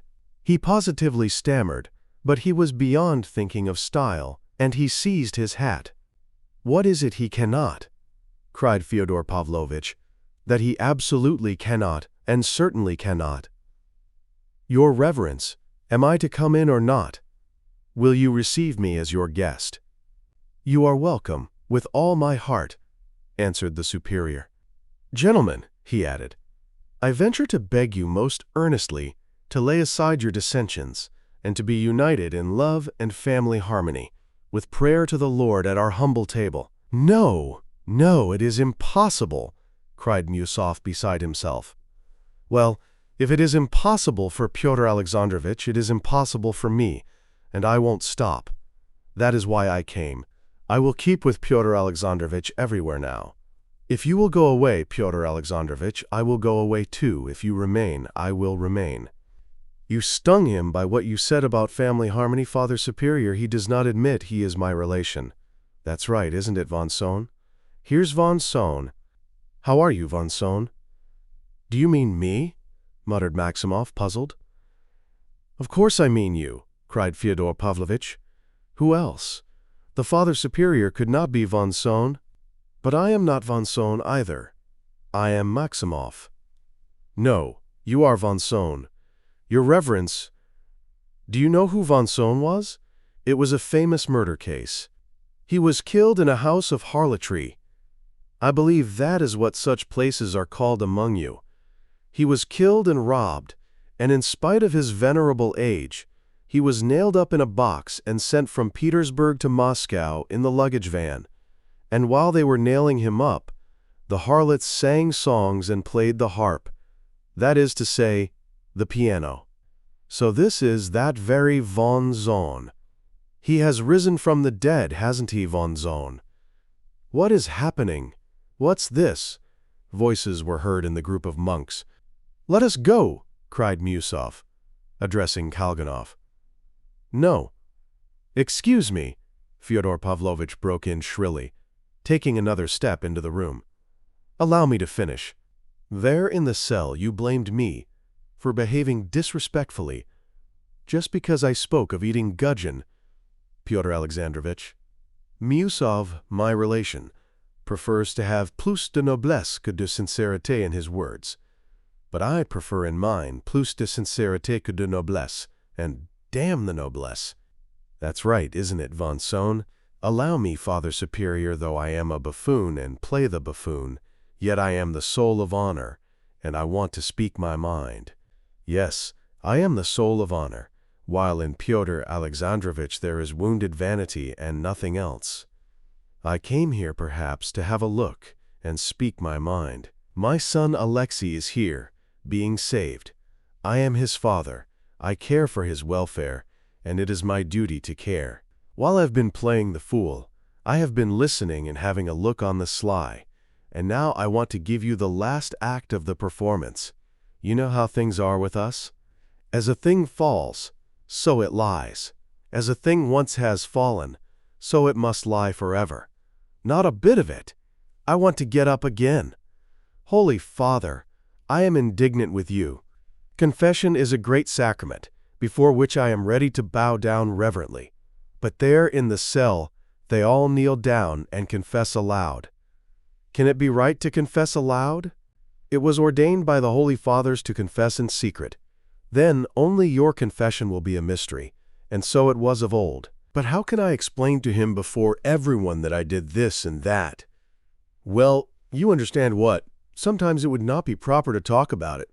So it is really a scandal. No, fathers, one might be carried along with you to the flagellants, I dare say. At the first opportunity I shall write to the synod, and I shall take my son Alexei home." We must note here that Fyodor Pavlovitch knew where to look for the weak spot. There had been at one time malicious rumors which had even reached the archbishop, not only regarding our monastery, but in others where the institution of elders existed, that too much respect was paid to the elders, even to the detriment of the authority of the superior, that the elders abused the sacrament of confession, and so on, absurd charges which had died away of themselves everywhere. But the spirit of folly, which had caught up Fyodor Pavlovitch and was bearing him on the current of his own nerves into lower and lower depths of ignominy, prompted him with this old slander. Fyodor Pavlovitch did not understand a word of it, and he could not even put it sensibly, for on this occasion no one had been kneeling and confessing aloud in the elder's cell, so that he could not have seen anything of the kind. He was only speaking from confused memory of old slanders. But as soon as he had uttered his foolish tirade, he felt he had been talking absurd nonsense, and at once longed to prove to his audience, and above all to himself, that he had not been talking nonsense. And though he knew perfectly well that with each word he would be adding more and more absurdity, he could not restrain himself and plunged forward blindly. "How disgraceful!" cried Pyotr Alexandrovitch. "Pardon me," said the Father Superior. "It was said of old, 'Many have begun to speak against me, and have uttered evil sayings about me. And hearing it I have said to myself, it is the correction of the Lord, and he has sent it to heal my vain soul. And so we humbly thank you, honored guest." And he made Fyodor Pavlovitch a low bow. Tut, tut, tut, sanctimoniousness and stock phrases, old phrases and old gestures, the old lies and formal prostrations. We know all about them. A kiss on the lips and a dagger in the heart, as in Schiller's Robbers. I don't like falsehood, fathers, I want the truth, but the truth is not to be found in eating gudgeon, and that I proclaim aloud. Father monks, why do you fast? Why do you expect reward in heaven for that? Why, for reward like that, I will come and fast too. No, saintly monk, you try being virtuous in the world, do good to society, without shutting yourself up in a monastery at other people's expense, and without expecting a reward up aloft for it. You'll find that a bit harder. I can talk sense too, Father Superior. What have they got here? He went up to the table. Old port wine, mead brewed by the Alyosha brothers. Fie, fie, fathers. That is something beyond gudgeon. Look at the bottles the fathers have brought out, he. And who has provided it all? The Russian peasant, the laborer, brings here the farthing earned by his horny hand, wringing it from his family and the tax-gatherer. You bleed the people, you know, holy fathers. This is too disgraceful, said Father Iosif. Father Pacy kept obstinately silent. Musov rushed from the room and Kalganov after him. Well, father, I will follow Pyotr Alexandrovitch. I am not coming to see you again. You may beg me on your knees, I shan't come. I sent you 1,000 rubles, so you have begun to keep your eye on me. He. No, I'll say no more. I am taking my revenge for my youth, for all the humiliation I endured. He thumped the table with his fist in a paroxysm of simulated feeling. This monastery has played a great part in my life. It has cost me many bitter tears. You used to set my wife, the crazy one, against me. You cursed me with bell and book. You spread stories about me all over the place. Enough, fathers. This is the age of liberalism, the age of steamers and railways. Neither 1,000, nor 100 rubles, no, nor 100 farthings will you get out of me. It must be noted again that our monastery never had played any great part in his life, and he never had shed a bitter tear owing to it. But he was so carried away by his simulated emotion that he was for one moment almost believing it himself. He was so touched he was almost weeping. But at that very instant he felt that it was time to draw back. The Father Superior bowed his head at his malicious lie, and again spoke impressively. It is written again, bear circumspectly and gladly dishonor that cometh upon thee by no act of thine own. Be not confounded, and hate not him who hath dishonored thee. And so will we. Tut, tut, tut, bethinking thyself and the rest of the rigmarole. Bethink yourselves, fathers, I will go. But I will take my son Alexei away from here forever. On my parental authority. Ivan Fyodorovich, my most dutiful son, permit me to order you to follow me. Von Sohn, what have you to stay for? Come and see me now in the town. It is fun there. It is only one short verst. Instead of Lenten oil, I will give you sucking pig and kasha. We will have dinner with some brandy and liqueur to it. I've cloudberry wine. Hey, Von Sohn, don't lose your chance. He went out, shouting and gesticulating. It was at that moment Rakitin saw him and pointed him out to Alyosha. "Alexei!" his father shouted from far off, catching sight of him. "You come home to me today for good, and bring your pillow and mattress, and leave no trace behind." Alyosha stood rooted to the spot, watching the scene in silence. Meanwhile, Fyodor Pavlovitch had got into the carriage, and Ivan was about to follow him in grim silence, without even turning to say goodbye to Alyosha. But, at this point, another, almost incredible scene of grotesque buffoonery gave the finishing touch to the episode. Maximov suddenly appeared by the side of the carriage. He ran up, panting, afraid of being too late. Rakitin and Alyosha saw him running. He was in such a hurry that in his impatience he put his foot on the step on which Ivan's left foot was still resting, and clutching the carriage he kept trying to jump in. "I am going with you," he kept shouting, laughing a thin, mirthful laugh with a look of reckless glee in his face. "Take me too." "There!" cried Fyodor Pavlovitch, delighted. "Did I not say he was Von Sohn? It is Von Sohn himself, risen from the dead. Why, how did you tear yourself away? What did you, Von Sohn, there? And how could you get away from the dinner? You must be a brazen-faced fellow. I am that myself, but I am surprised at you, brother.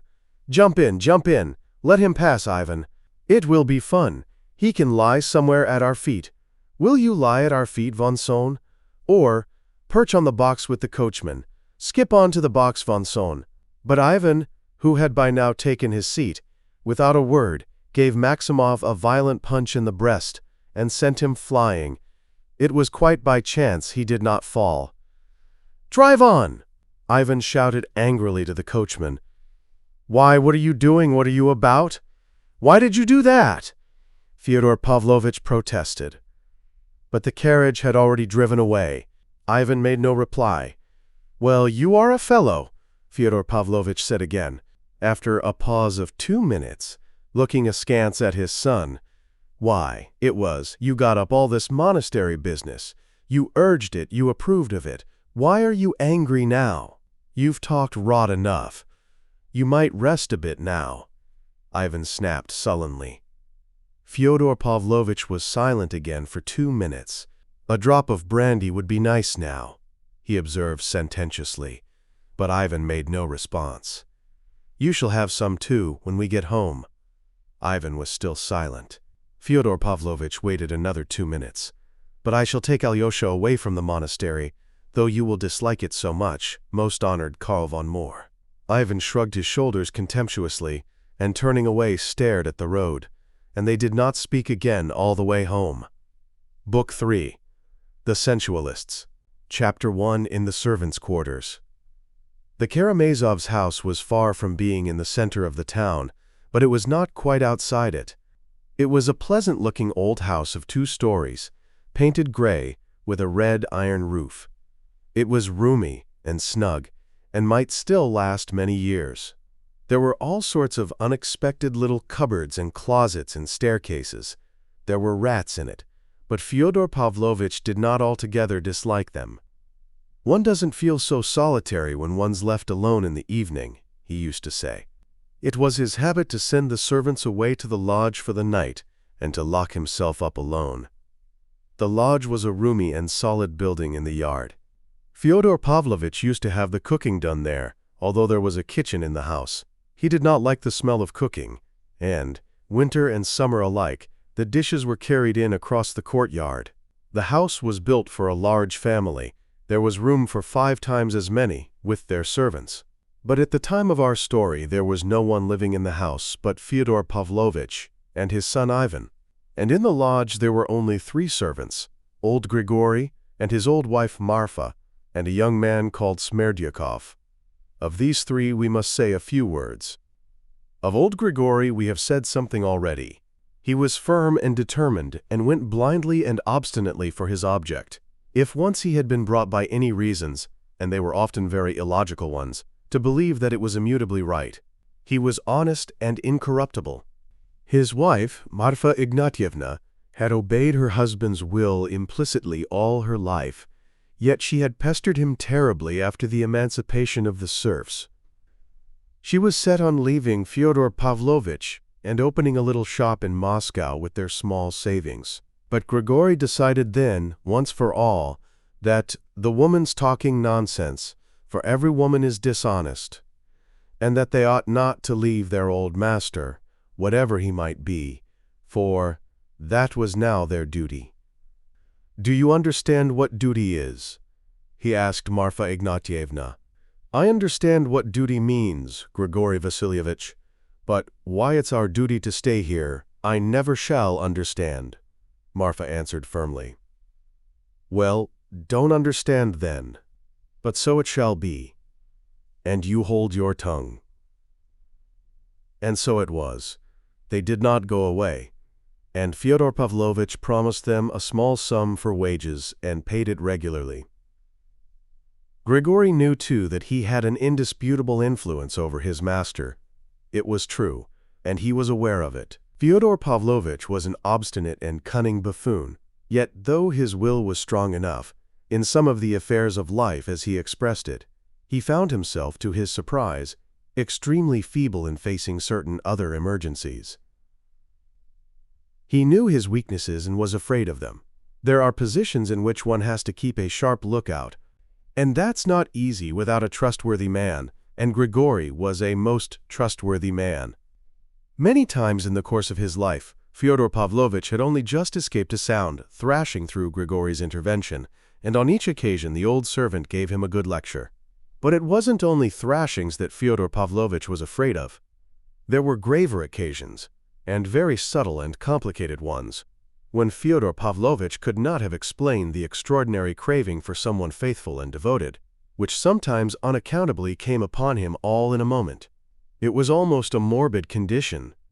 Corrupt and often cruel in his lust, like some noxious insect, Fyodor Pavlovitch was sometimes, in moments of drunkenness, overcome by superstitious terror and a moral convulsion which took an almost physical form. "My soul's simply quaking in my throat at those times," he used to say. At such moments he liked to feel that there was near at hand, in the lodge, if not in the room, a strong, faithful man, virtuous and unlike himself, who had seen all his debauchery and knew all his secrets, but was ready in his devotion to overlook all that, not to oppose him, above all, not to reproach him or threaten him with anything, either in this world or in the next, and, in case of need, to defend him. From whom? From somebody unknown, but terrible and dangerous. What he needed was to feel that there was another man, an old and tried friend, that he might call him in his sick moments, merely to look at his face, or, perhaps, exchange some quite irrelevant words with him. And if the old servant were not angry, he felt comforted, and if he were angry, he was more dejected. It happened even, very rarely however, that Fyodor Pavlovitch went at night to the lodge to wake Grigory and fetch him for a moment. When the old man came, Fyodor Pavlovitch would begin talking about the most trivial matters, and would soon let him go again, sometimes even with a jest. And after he had gone, Fyodor Pavlovitch would get into bed with a curse and sleep the sleep of the just. Something of the same sort had happened to Fyodor Pavlovitch on Alyosha's arrival. Alyosha pierced his heart by living with him, seeing everything and blaming nothing. Moreover, Alyosha brought with him something his father had never known before, a complete absence of contempt for him and an invariable kindness, a perfectly natural, unaffected devotion to the old man who deserved it so little. All this was a complete surprise to the old profligate, who had dropped all family ties. It was a new and surprising experience for him, who had till then loved nothing but evil. When Alyosha had left him, he confessed to himself that he had learnt something he had not till then been willing to learn. I have mentioned already that Grigory had detested Adelaida Ivanovna, the first wife of Fyodor Pavlovitch and the mother of Dmitri, and that he had, on the contrary, protected Sofia Ivanovna, the poor, crazy woman, against his master and anyone who chanced to speak ill or lightly of her. His sympathy for the unhappy wife had become something sacred to him, so that even now, 20 years after, he could not bear a slighting allusion to her from anyone, and would at once check the offender. Externally, Grigory was cold, dignified and taciturn, and spoke, weighing his words without frivolity. It was impossible to tell at first sight whether he loved his meek, obedient wife. But he really did love her, and she knew it. Marfa Ignatyevna was by no means foolish. She was probably, indeed, cleverer than her husband, or at least more prudent than he in worldly affairs, and yet she had given in to him in everything without question or complaint ever since her marriage, and respected him for his spiritual superiority. It was remarkable how little they spoke to one another in the course of their lives, and only of the most necessary daily affairs. The grave and dignified Grigory thought over all his cares and duties alone, so that Marfa Ignatyevna had long grown used to knowing that he did not need her advice. She felt that her husband respected her silence, and took it as a sign of her good sense. He had never beaten her but once, and then only slightly. Once during the year after Fyodor Pavlovitch's marriage with Adelaida Ivanovna, the village girls and women, at that time serfs, were called together before the house to sing and dance. They were beginning in the green meadows, when Marfa, at that time a young woman, skipped forward and danced the Russian dance, not in the village fashion, but as she had danced it when she was a servant, in the service of the rich Miusov family, in their private theater, where the actors were taught to dance by a dancing master from Moscow. Grigory saw how his wife danced, and an hour later, at home in their cottage, he gave her a lesson, pulling her hair a little. But there it ended. The beating was never repeated, and Marfa Ignatyevna gave up dancing.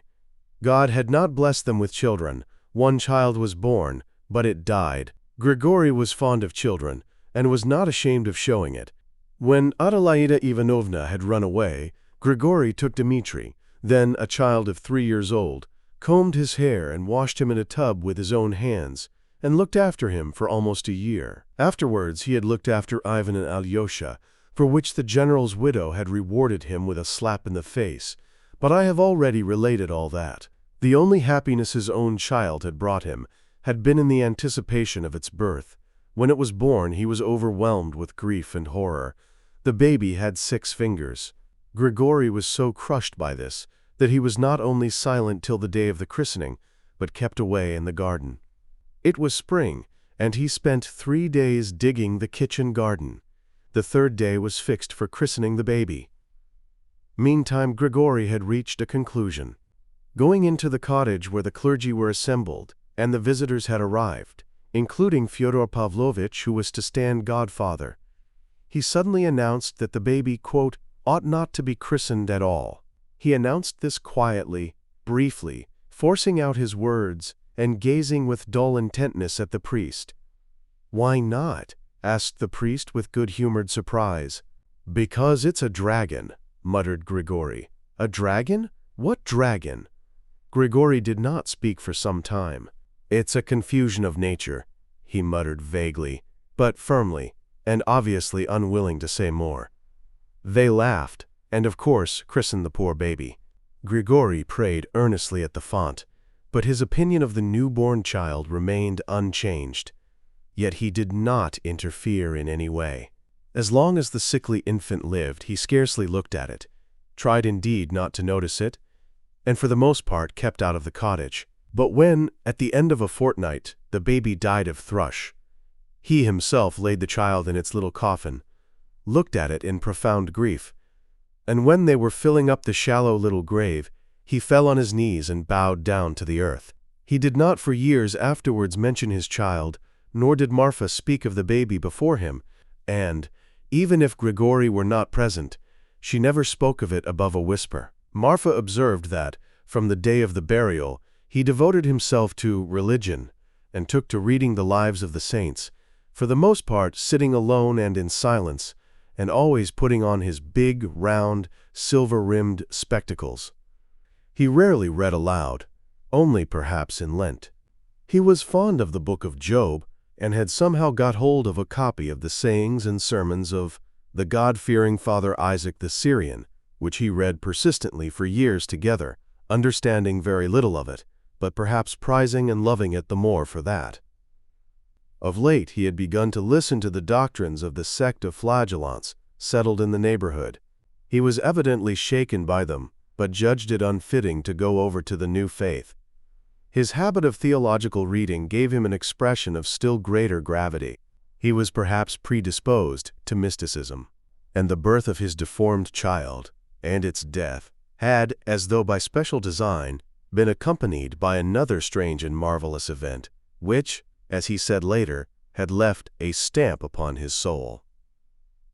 It happened that, on the very night after the burial of his child, Marfa was awakened by the wail of a newborn baby. She was frightened and waked her husband. He listened and said he thought it was more like someone groaning. It might be a woman. He got up and dressed. It was a rather warm night in May. As he went down the steps, he distinctly heard groans coming from the garden, but the gate from the yard into the garden was locked at night, and there was no other way of entering it, for it was enclosed all round by a strong, high fence. Going back into the house, Grigory lighted a lantern, took the garden key, and taking no notice of the hysterical fears of his wife, who was still persuaded that she heard a child crying and that it was her own baby crying and calling for her, went into the garden in silence. There he heard at once that the groans came from the bathhouse that stood near the garden gate, and that they were the groans of a woman. Opening the door of the bathhouse, he saw a sight which petrified him. An idiot girl, who wandered about the streets and was known to the whole town by the nickname of Lizaveta Shchaya, Stinking Lizaveta, had got into the bathhouse and had just given birth to a child.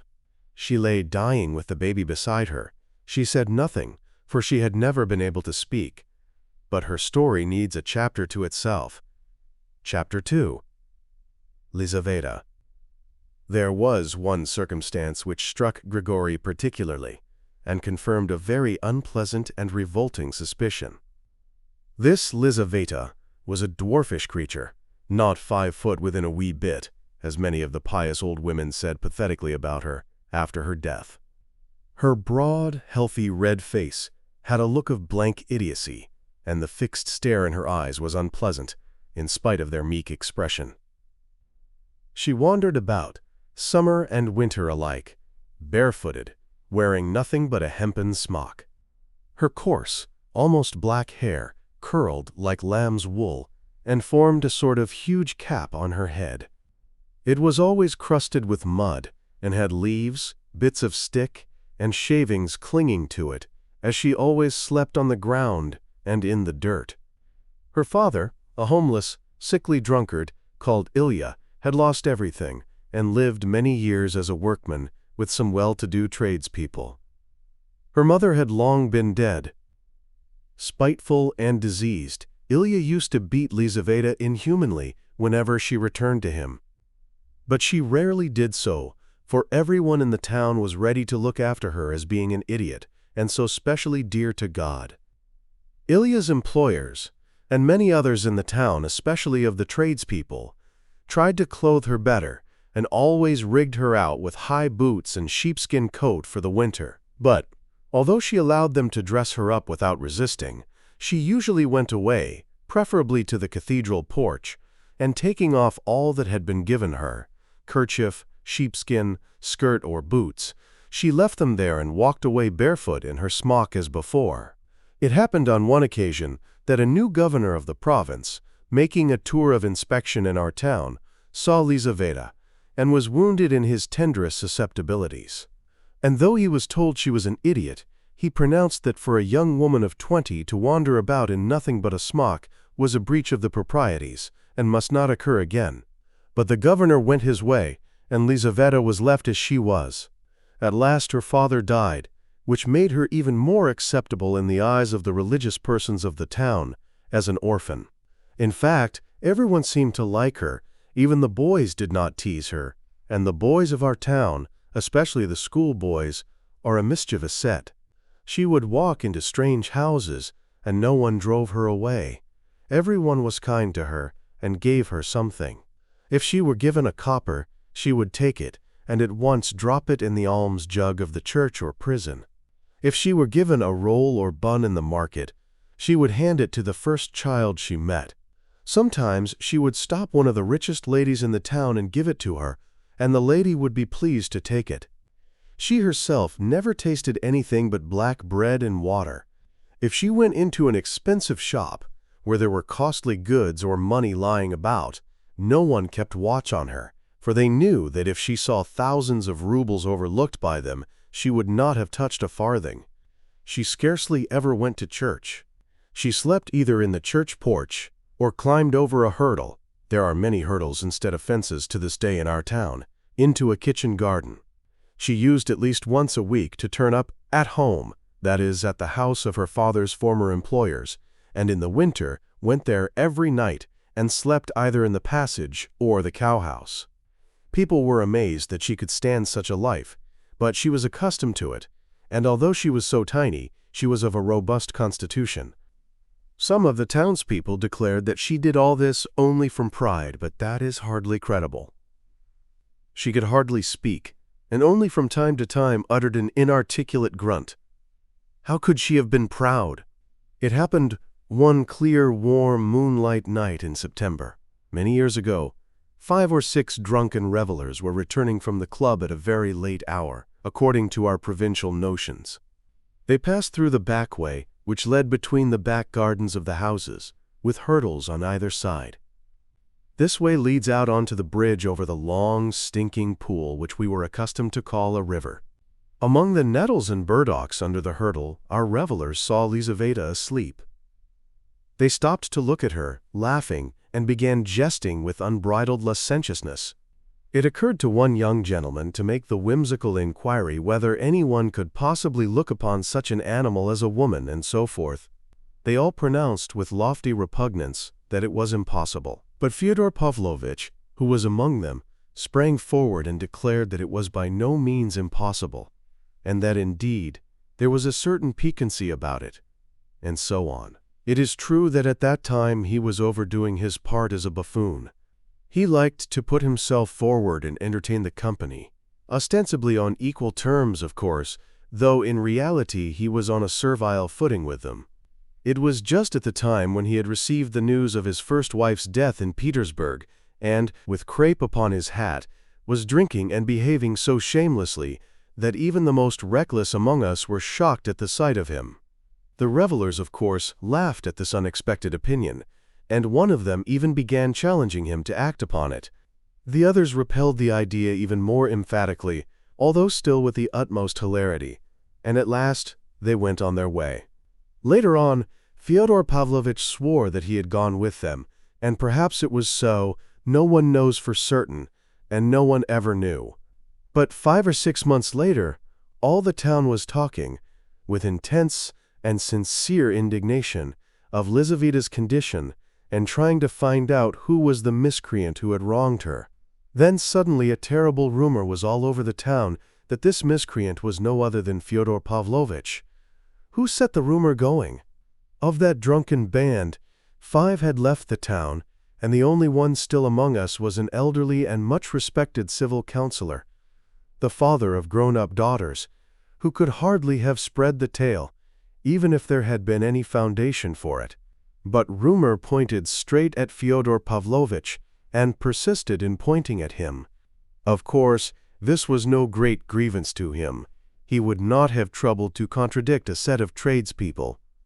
In those days he was proud, and did not condescend to talk except in his own circle of the officials and nobles, whom he entertained so well. At the time, Grigory stood up for his master vigorously. He provoked quarrels and altercations in defense of him, and succeeded in bringing some people round to his side. "It's the wench's own fault," he asserted, and the culprit was Karp, a dangerous convict, who had escaped from prison and whose name was well known to us, as he had hidden in our town. This conjecture sounded plausible, for it was remembered that Karp had been in the neighborhood just at that time in the autumn, and had robbed 3 people. But this affair and all the talk about it did not estrange popular sympathy from the poor idiot. She was better looked after than ever.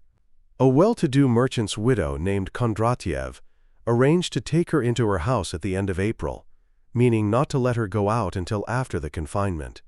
They kept a constant watch over her, but in spite of their vigilance she escaped on the very last day and made her way into Fyodor Pavlovitch's garden. How, in her condition, she managed to climb over the high, strong fence remained a mystery. Some maintained that she must have been lifted over by somebody. Others hinted at something more uncanny. The most likely explanation is that it happened naturally, that Lizaveta, accustomed to clambering over hurdles to sleep in gardens, had somehow managed to climb this fence, in spite of her condition, and had leapt down, injuring herself. Grigory rushed to Marfa and sent her to Lizaveta, while he ran to fetch an old midwife who lived close by. They saved the baby, but Lizaveta died at dawn. Grigory took the baby, brought it home, and making his wife sit down, put it on her lap. "A child of God, an orphan is akin to all," he said, "and to us above others. Our little lost one has sent us this, who has come from the devil's son and a holy innocent. Nurse him and weep no more." So Marfa brought up the child. He was christened Pavel, to which people were not slow in adding Fyodorovich, son of Fyodor. Fyodor Pavlovitch did not object to any of this and thought it amusing, though he persisted vigorously in denying his responsibility. The townspeople were pleased at his adopting the foundling. Later on, Fyodor Pavlovitch invented a surname for the child, calling him Smerdyakov, after his mother's nickname. So this Smerdyakov became Fyodor Pavlovitch's second servant and was living in the lodge with Grigory and Marfa at the time our story begins. He was employed as cook. I ought to say something of this Smerdyakov, but I am ashamed of keeping my reader's attention so long occupied with these common menials, and I will go back to my story, hoping to say more of Smerdyakov in the course of it. Chapter 3. The Confession of a Passionate Heart. In verse. Alyosha remained for some time irresolute after hearing the command his father shouted to him from the carriage. But in spite of his uneasiness, he did not stand still. That was not his way. He went at once to the kitchen to find out what his father had been doing above. Then he set off, trusting that on the way he would find some answer to the doubt tormenting him. I hasten to add that his father's shouts, commanding him to return home with his mattress and pillow, did not frighten him in the least. He understood perfectly that those peremptory shouts were merely a flourish to produce an effect.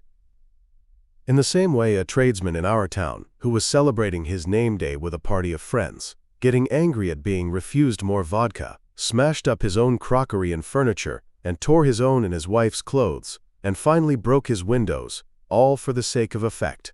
Next day, of course, when he was sober, he regretted the broken cups and saucers. Alyosha knew that his father would let him go back to the monastery next day, possibly even that evening. Moreover, he was fully persuaded that his father might hurt anyone else, but would not hurt him. Alyosha was certain that no one in the whole world ever would want to hurt him, and, what is more, he knew that no one could hurt him. This was for him an axiom, assumed once for all, without question, and he went his way without hesitation, relying on it. But at that moment, an anxiety of a different sort disturbed him, and worried him the more because he could not formulate it. It was the fear of a woman, of Katerina Ivanovna, who had so urgently entreated him in the note handed to him by Madame Hochlakov to come and see her about something.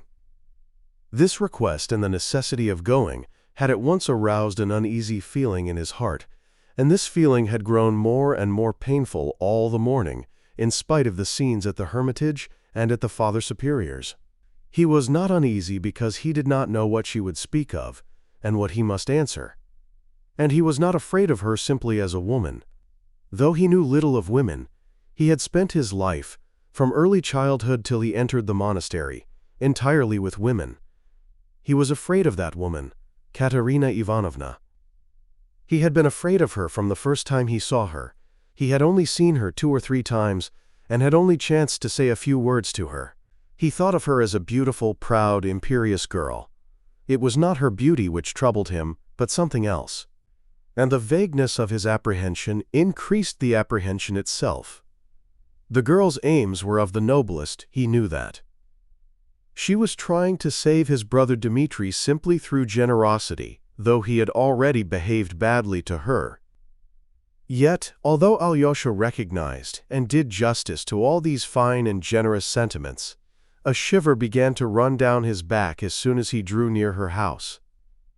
He reflected that he would not find Ivan, who was so intimate a friend, with her, for Ivan was certainly now with his father.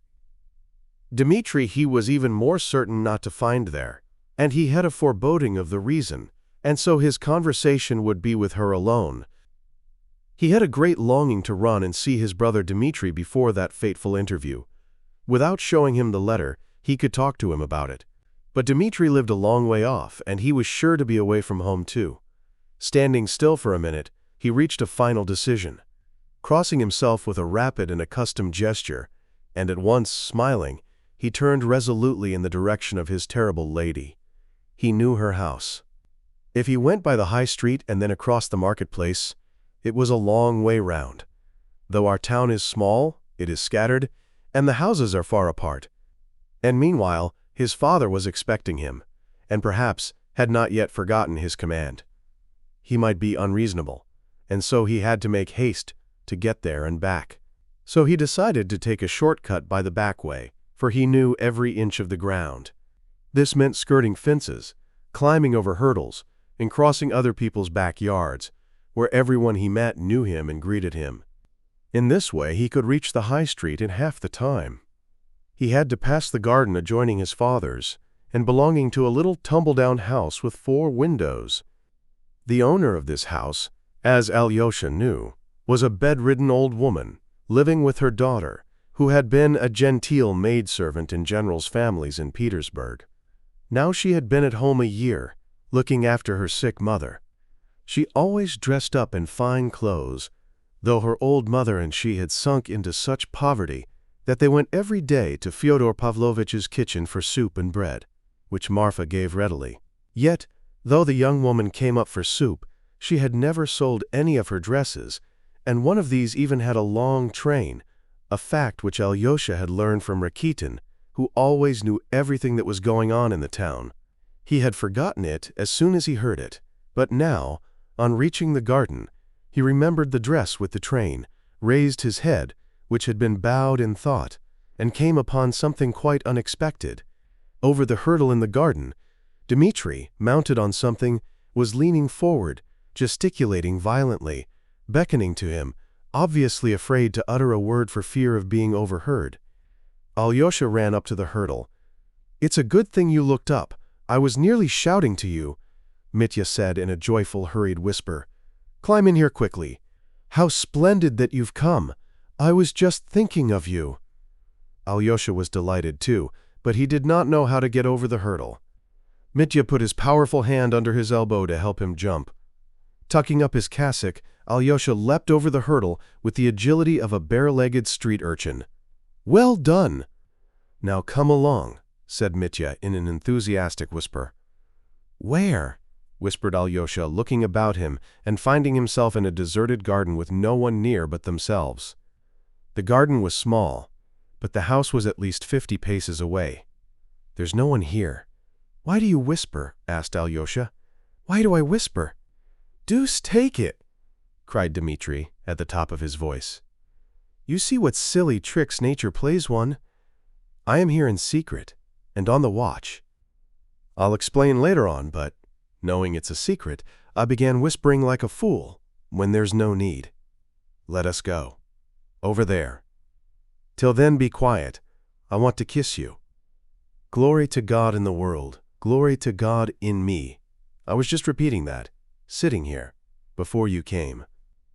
The garden was about 3 acres in extent, and planted with trees only along the fence at the 4 sides. There were apple trees, maples, limes, and birch trees. The middle of the garden was an empty grass space, from which several hundredweight of hay was carried in the summer. The garden was let out for a few rubles for the summer. There were also plantations of raspberries and currants, and gooseberries laid out along the sides. A kitchen garden had been planted lately near the house. Dmitri led his brother to the most secluded corner of the garden. There, in a thicket of lime trees and old bushes of black currant, elder, snowball tree, and lilac, there stood a tumble-down green summer house, blackened with age. Its walls were of lattice work, but there was still a roof which could give shelter. God knows when this summer house was built. There was a tradition that it had been put up some 50 years before by a retired colonel called von Schmidt, who owned the house at that time. It was all in decay, the floor was rotting, the planks were loose, the woodwork smelled musty. In the summer house there was a green wooden table fixed in the ground, and round it were some green benches, upon which it was still possible to sit. Alyosha had at once observed his brother's exhilarated condition, and on entering the arbor he saw half a bottle of brandy and a wine-glass on the table. "That's brandy," Mitya laughed. "I see your look. He's drinking again. Distrust the apparition. Distrust the worthless lying crowd, and lay aside thy doubts. I'm not drinking, I'm only indulging, as that pig your Rakitin says. He'll be a civil counselor one day, but he'll always talk about indulging. Sit down. I could take you in my arms, Alyosha, and press you to my bosom till I crush you, for in the whole world, in reality, in real-ity, can you take it in? I love no one but you." He uttered the last words in a sort of exaltation. "No one but you and one jade I have fallen in love with, to my ruin. But being in love doesn't mean loving. You may be in love with a woman and yet hate her. Remember that. I can talk about it gaily still. Sit down here by the table, and I'll sit beside you and look at you, and go on talking. You shall keep quiet, and I'll go on talking, for the time has come. But on reflection, you know I'd better speak quietly, for here, you can never tell what ears are listening. I will explain everything. As they say, the story will be continued. Why have I been longing for you? Why have I been thirsting for you all these days, and just now? It's 5 days since I've cast anchor here, because it's only to you I can tell everything, because I must, because I need you, because tomorrow I shall fly from the clouds, because tomorrow life is ending and beginning. Have you ever dreamt of falling down a precipice into a pit? That's just how I'm falling, but not in a dream. And I'm not afraid, and don't you be afraid. At least, I am afraid, but I enjoy it. It's not enjoyment, though, but ecstasy. Damn it all, whatever it is. A strong spirit, a weak spirit, a womanish spirit, whatever it is, let us praise nature. You see what sunshine, how clear the sky is. The leaves are all green. It's still summer. 4 o'clock in the afternoon, and the stillness. Where were you going? I was going to father's, but I meant to go to Katerina Ivanovna's first. To her and to father. Ooh, what a coincidence. Why was I waiting for you? Hungering and thirsting for you in every cranny of my soul, and even in my ribs? Why, to send you to father and to her, Katerina Ivanovna, so as to have done with her and with father. To send an angel. I might have sent anyone, but I wanted to send an angel. And here you are on your way to see father and her." "Did you really mean to send me?" cried Alyosha with a distressed expression. "Stay, you knew it. And I see you understand it all at once. But be quiet for a time, don't be sorry, and don't cry." Dmitri stood up, thought a moment, and put his finger to his forehead. "She's asked you, written to you a letter or something. That's why you're going to her. You wouldn't be going except for that. Here is her note. Alyosha took it out of his pocket. Mitya looked through it quickly. "And you were going the back way!" "Oh, gods! I thank you for sending him by the back way. And he came to me like the golden fish to the silly old fisherman in the fable." "Listen, Alyosha, listen, brother. Now I mean to tell you everything, for I must tell someone. An angel in heaven I've told already, but I want to tell an angel on earth. You are an angel on earth. You will hear and judge and forgive. And that's what I need, that someone above me should forgive. Listen. If two people break away from everything on earth and fly off into the unknown, or at least one of them, and before flying off or going to ruin, he comes to someone else and says, 'Do this for me,' some favor never asked before that could only be asked on one's deathbed, would that other refuse, if he were a friend or a brother? 'I will do it, but tell me what it is, and make haste,' said Alyosha. 'Make haste, Don't be in a hurry, Alyosha, you hurry and worry yourself. There's no need to hurry now. Now the world has taken a new turning.' Ah, Alyosha, what a pity you can't understand ecstasy. But what am I saying to him? As though you didn't understand it. What an ass I am. What am I saying? Be noble, O man. Who says that?" Alyosha made up his mind to wait. He felt that, perhaps, indeed, his work lay here. Mitya sank into thought for a moment, with his elbow on the table and his head in his hand. Both were silent. "Alyosha," said Mitya, "you're the only one who won't laugh. I should like to begin my confession with Schiller's Hymn to Joy, Nie Freude. I don't know German. I only know it's called that. Don't think I'm talking nonsense, because I'm drunk. I'm not a bit drunk. Brandy's all very well, but I need 2 bottles to make me drunk. Silenus with his rosy fizz upon his stumbling ass. But I've not drunk 1/4 of a bottle, and I'm not Silenus. I'm not Silenus, though I am strong, for I've made a decision once for all. Forgive me the pun. You'll have to forgive me a lot more than puns today. Don't be uneasy. I'm not spinning it out. I'm talking sense, and I'll come to the point in a minute. I won't keep you in suspense. Stay, how does it go?" He raised his head, thought a minute, and began with enthusiasm. "Wild and fearful in his cavern hid the naked troglodyte, and the homeless nomad wandered, laying waste the fertile plain. Menacing, with spear and arrow, in the woods the hunter strayed. Woe to all poor wretches stranded on those cruel and hostile shores. From the peak of high Olympus came the mother Ceres down, seeking, in those savage regions, her lost daughter Proserpine. But the goddess found no refuge, found no kindly welcome there, and no temple bearing witness to the worship of the gods. From the fields and from the vineyards came no fruits to deck the feasts, only flesh of blood-stained victims smoldered on the altar fires. And where'er the grieving goddess turns her melancholy gaze, sunk in vilest degradation, man his loathsomeness displays." Mitya broke into sobs and seized Alyosha's hand. My dear, in degradation now too. There's a terrible amount of suffering for man on earth, a terrible lot of trouble. Don't think I'm only a brute in an officer's uniform, wallowing in dirt and drink. I hardly think of anything but of that degraded man. If only I'm not lying. I pray God I'm not lying and showing off. I think about that man because I am that man myself.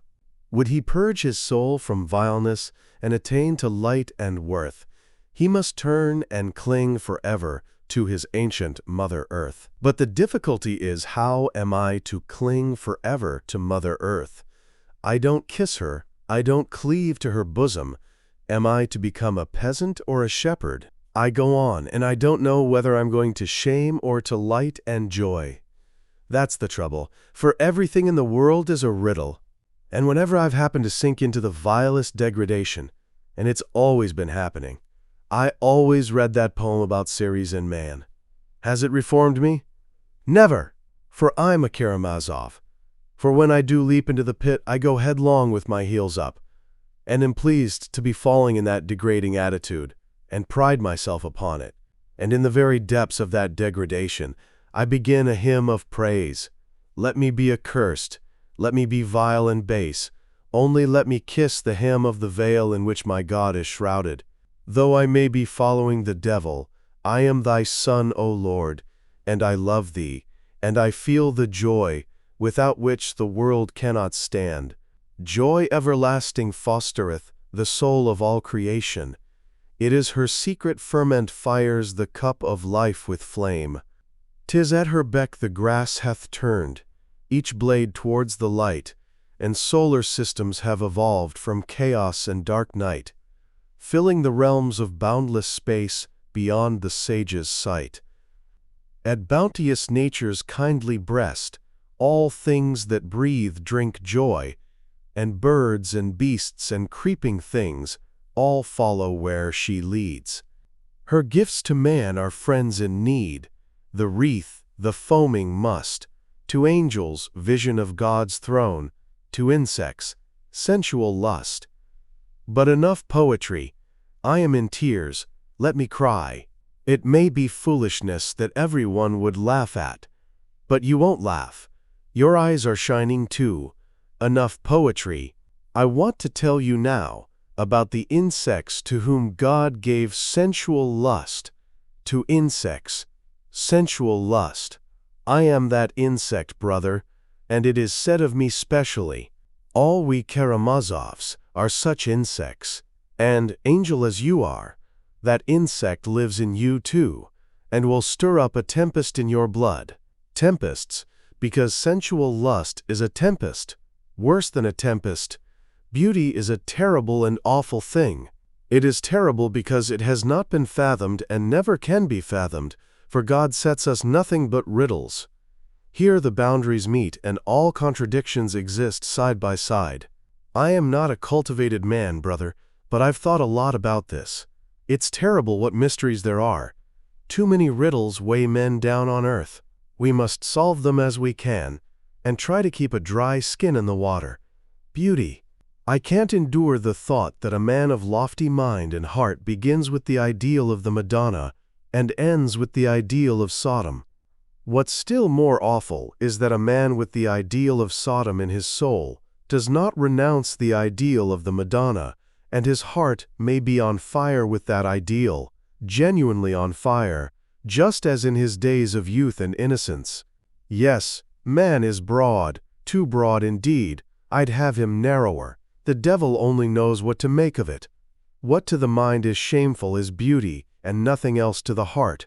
Is there beauty in Sodom? Believe me, that for the immense mass of mankind beauty is found in Sodom. Did you know that secret? The awful thing is that beauty is mysterious as well as terrible. God and the devil are fighting there, and the battlefield is the heart of man. But a man always talks of his own ache. Listen, now to come to facts. Chapter 4. The Confession of a Passionate Heart, in Anecdote. I was leading a wild life then.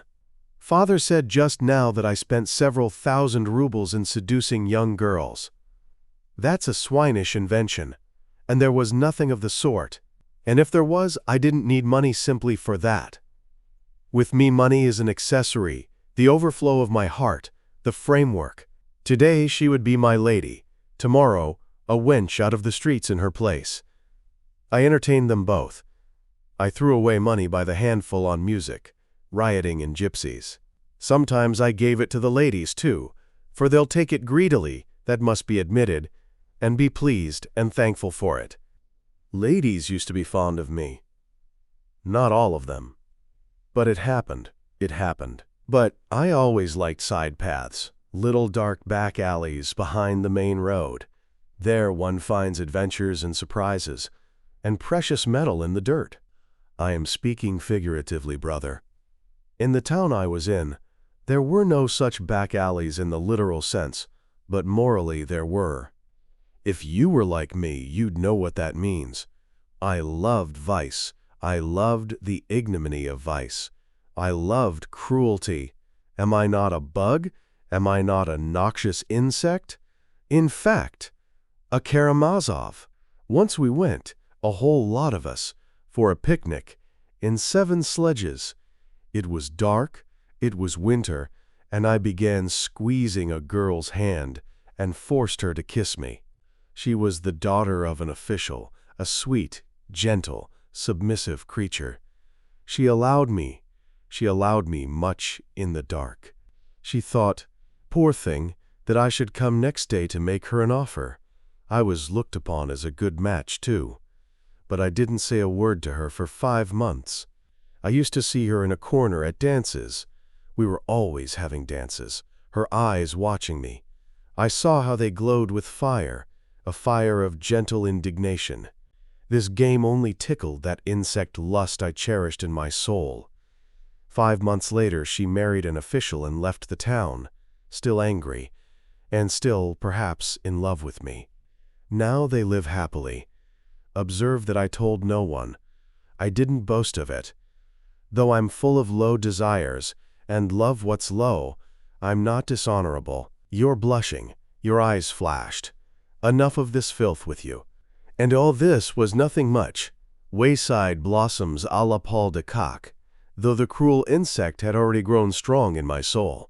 I've a perfect album of reminiscences, brother. God bless them, the darlings. I tried to break it off without quarreling, and I never gave them away. I never bragged of one of them. But that's enough. You can't suppose I brought you here simply to talk of such nonsense. No, I'm going to tell you something more curious, and don't be surprised that I'm glad to tell you, instead of being ashamed. You say that because I blushed, Alyosha said suddenly. I wasn't blushing at what you were saying or at what you've done. I blushed because I am the same as you are. You? Come, that's going a little too far. No, it's not too far, said Alyosha warmly. Obviously, the idea was not a new one. The ladder's the same. I'm at the bottom step, and you're above, somewhere about the 13th. That's how I see it. But it's all the same. Absolutely the same in kind. Anyone on the bottom step is bound to go up to the top one. Then one ought not to step on at all. Anyone who can help it had better not. But can you? I think not. Hush, Alyosha, hush, darling. I could kiss your hand, you touch me so. That rogue Grushenka has an eye for men. She told me once that she'd devour you one day. There, I won't. From this field of corruption fouled by flies, let's pass to my tragedy, also befouled by flies, that is, by every sort of vileness. Although the old man told lies about my seducing innocence, there really was something of the sort in my tragedy, though it was only once. And then it did not come off. The old man who has reproached me with what never happened does not even know of this fact. I never told anyone about it. You're the first, except Ivan, of course. Ivan knows everything. He knew about it long before you. But Ivan's a tomb. Ivan's a tomb? Yes. Alyosha listened with great attention. I was lieutenant in a line regiment, but still, I was under supervision, like a kind of convict. Yet I was awfully well received in the little town. I spent money right and left. I was thought to be rich. I thought so myself. But I must have pleased them in other ways as well. Although they shook their heads over me, they liked me. My colonel, who was an old man, took a sudden dislike to me. He was always down upon me, but I had powerful friends, and, moreover, all the town was on my side, so he couldn't do me much harm. I was in fault myself for refusing to treat him with proper respect. I was proud. This obstinate old fellow, who was really a very good sort, kind-hearted and hospitable, had had 2 wives, both dead. His first wife, who was of a humble family, left a daughter as unpretentious as herself. She was a young woman of 24 when I was there, and was living with her father and an aunt, her mother's sister. The aunt was simple and illiterate. The niece was simple but lively. I like to say nice things about people. I never knew a woman of more charming character than Agafya. Fancy, her name was Agafya Ivanovna. And she wasn't bad-looking either, in the Russian style. Tall, stout, with a full figure and beautiful eyes, though a rather coarse face. She had not married, although she had had 2 suitors. She refused them, but was as cheerful as ever. I was intimate with her, not in that way, it was pure friendship. I have often been friendly with women quite innocently. I used to talk to her with shocking frankness, and she only laughed. Many women like such freedom, and she was a girl too, which made it very amusing. Another thing, one could never think of her as a young lady. She and her aunt lived in her father's house with a sort of voluntary humility, not putting themselves on an equality with other people. She was a general favorite and of use to everyone, for she was a clever dressmaker. She had a talent for it. She gave her services freely without asking for payment, but if anyone offered her payment, she didn't refuse. The colonel, of course, was a very different matter. He was one of the chief personages in the district. He kept open house, entertained the whole town, gave suppers and dances. At the time I arrived and joined the battalion, all the town was talking of the expected return of the colonel's second daughter, a great beauty, who had just left a fashionable school in the capital. This second daughter is Katerina Ivanovna, and she was the child of the second wife, who belonged to a distinguished general's family, although, as I learnt on good authority, she too brought the colonel no money. She had connections, and that was all. There may have been expectations, but they had come to nothing. Yet, when the young lady came from boarding school on a visit, the whole town revived. Our most distinguished ladies, 2 excellencies and a colonel's wife, and all the rest following their lead, at once took her up and gave entertainments in her honor. She was the belle of the balls and picnics, and they got up tableaux vivants in aid of distressed governesses. I took no notice. I went on as wildly as before, and one of my exploits at the time set all the town talking. I saw her eyes taking my measure one evening at the battery commander's, but I didn't go up to her, as though I disdained her acquaintance. I did go up and speak to her at an evening party not long after. She scarcely looked at me, and compressed her lips scornfully. Wait a bit, I'll have my revenge, thought I. I behaved like an awful fool on many occasions at that time, and I was conscious of it myself. What made it worse was that I felt that Katenka was not an innocent boarding school miss, but a person of character, proud and really high-principled. Above all, she had education and intellect, and I had neither. You think I meant to make her an offer? No, I simply wanted to revenge myself, because I was such a hero and she didn't seem to feel it. Meanwhile, I spent my time in drink and riot, till the lieutenant colonel put me under arrest for 3 days. Just at that time, father sent me 6,000 rubles in return for my sending him a deed, giving up all claims upon him, settling our accounts, so to speak, and saying that I wouldn't expect anything more. I didn't understand a word of it at the time. Until I came here, Alyosha, till the last few days, indeed, perhaps even now, I haven't been able to make head or tail of my money affairs with father. But never mind that, we'll talk of it later. Just as I received the money, I got a letter from a friend telling me something that interested me immensely. The authorities, I learnt, were dissatisfied with our lieutenant colonel. He was suspected of irregularities. In fact, his enemies were preparing a surprise for him. And then the commander of the division arrived, and kicked up the devil of a shindy. Shortly afterwards, he was ordered to retire. I won't tell you how it all happened. He had enemies, certainly. Suddenly there was a marked coolness in the town towards him and all his family. His friends all turned their backs on him. Then I took my first step. I met Agafya Ivanovna, with whom I'd always kept up a friendship, and said, "Do you know there's a deficit of 4,500 rubles of government money in your father's accounts?" "What do you mean? What makes you say so? The general was here not long ago, and everything was all right."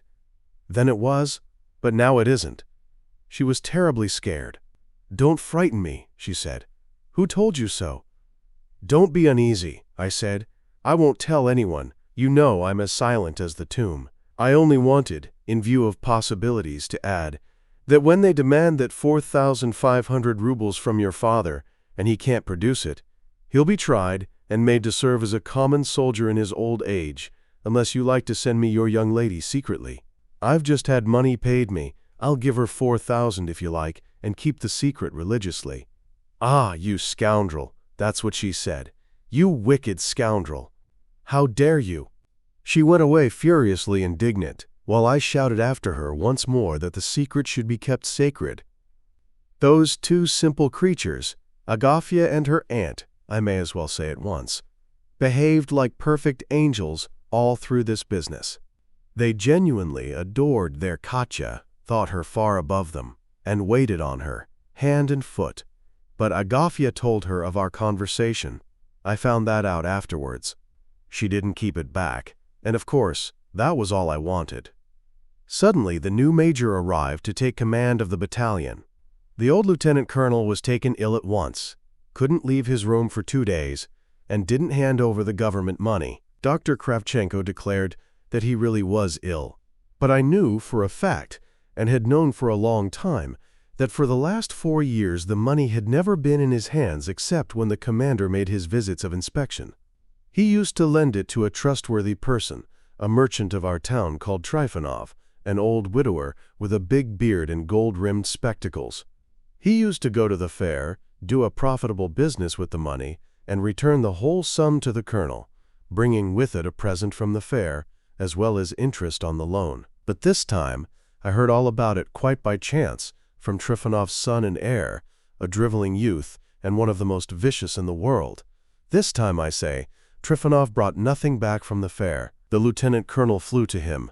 "I've never received any money from you, and couldn't possibly have received any." That was all the answer he got. So now our lieutenant colonel is confined to the house, with a towel round his head, while they're all three busy putting ice on it. All at once an orderly arrives on the scene with the book and the order to hand over the battalion money immediately, within 2 hours.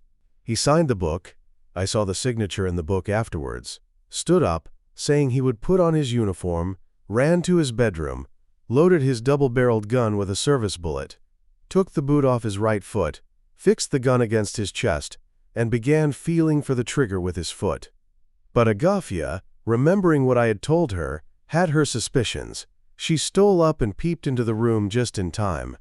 She rushed in, flung herself upon him from behind, threw her arms round him, and the gun went off, hit the ceiling, but hurt no one.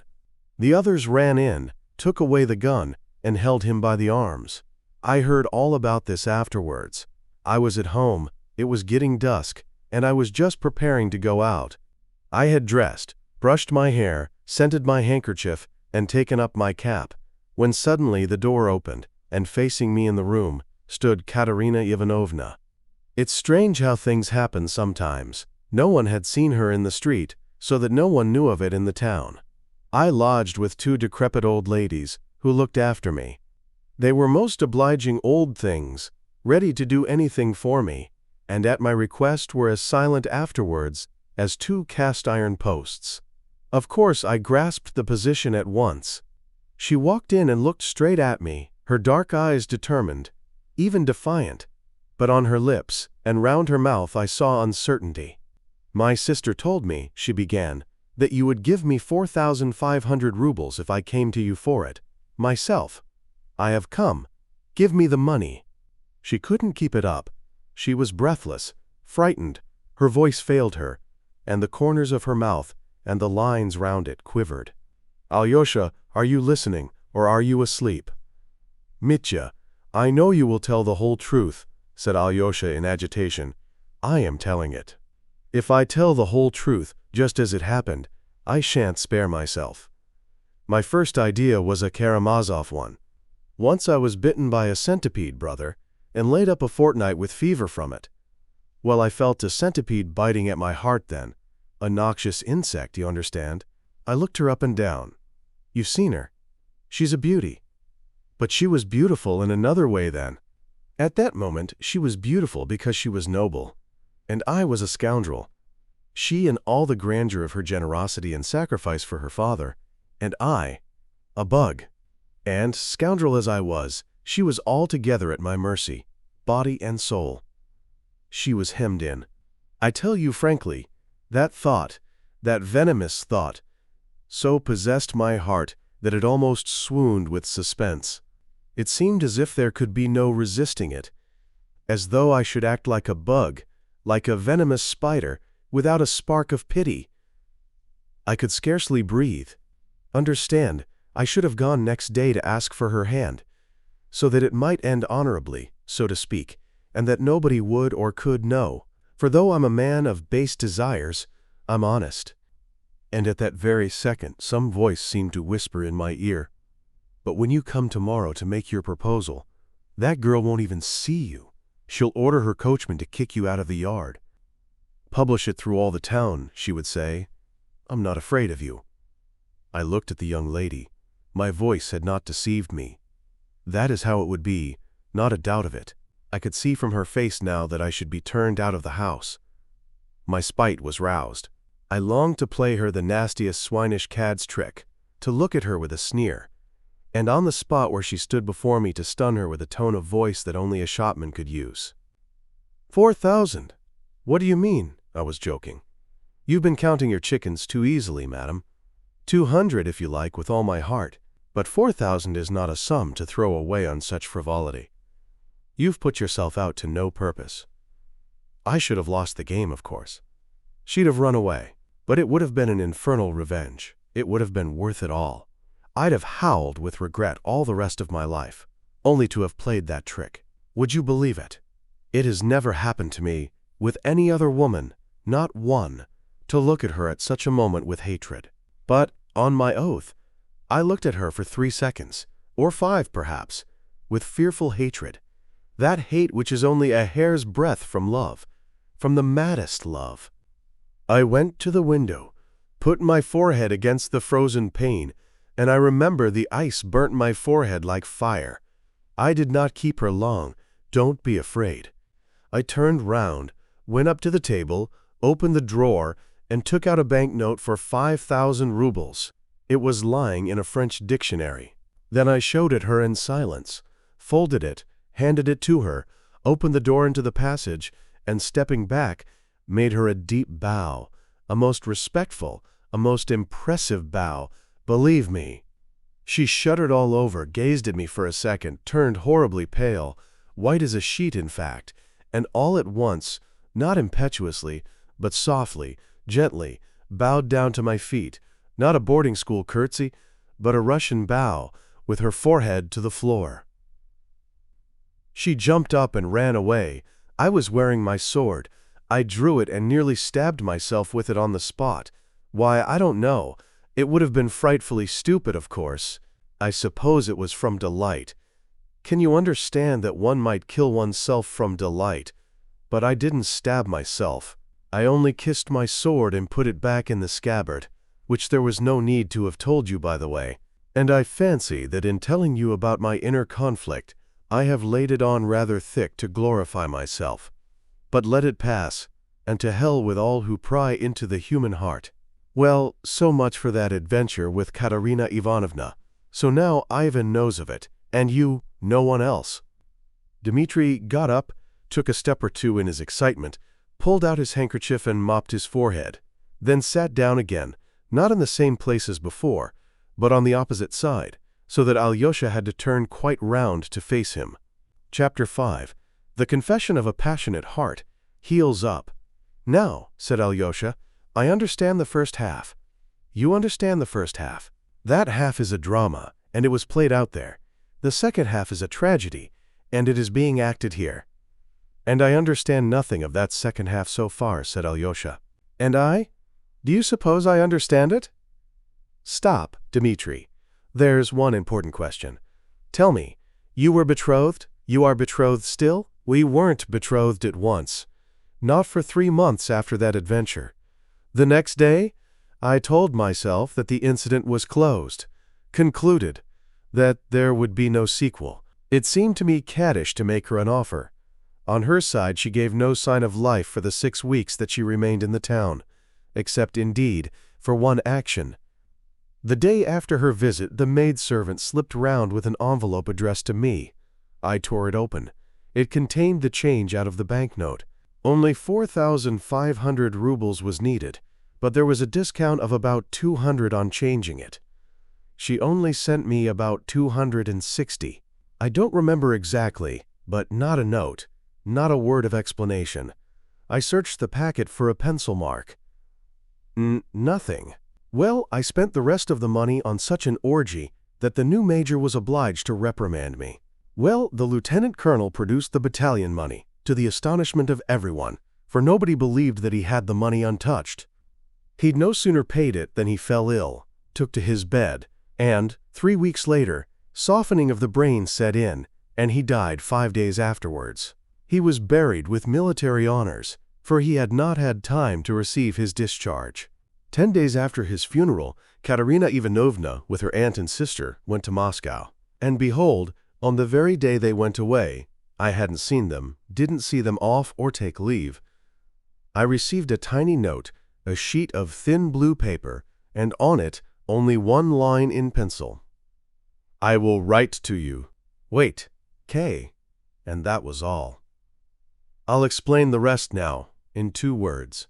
In Moscow, their fortunes changed with the swiftness of lightning and the unexpectedness of an Arabian fairy tale. That general's widow, their nearest relation, suddenly lost the 2 nieces who were her heiresses and next of kin. Both died in the same week of smallpox.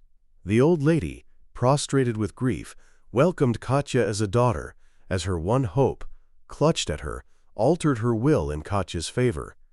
But that concerned the future. Meanwhile, she gave her, for present use, 80,000 rubles, as a marriage portion, to do what she liked with. She was an hysterical woman. I saw something of her in Moscow later. Well, suddenly I received by post 4,500 rubles. I was speechless with surprise, as you may suppose. 3 days later came the promise letter. I have it with me now. You must read it. She offers to be my wife, offers herself to me. I love you madly, she says. Even if you don't love me, never mind. Be my husband. Don't be afraid. I won't hamper you in any way. I will be your chattel. I will be the carpet under your feet. I want to love you forever. I want to save you from yourself. Alyosha, I am not worthy to repeat those lines in my vulgar words and in my vulgar tone, my everlastingly vulgar tone, that I can never cure myself of. That letter stabs me even now. Do you think I don't mind? That I don't mind still? I wrote her an answer at once, as it was impossible for me to go to Moscow. I wrote to her with tears. One thing I shall be ashamed of forever. I referred to her being rich and having a dowry while I was only a stuck-up beggar. I mentioned money. I ought to have borne it in silence, but it slipped from my pen. Then I wrote at once to Ivan, and told him all I could about it in a letter of 6 pages, and sent him to her. Why do you look like that? Why are you staring at me? Yes, Ivan fell in love with her. He's in love with her still. I know that. I did a stupid thing, in the world's opinion, but perhaps that one stupid thing may be the saving of us all now. Ooh! Don't you see what a lot she thinks of Ivan? How she respects him?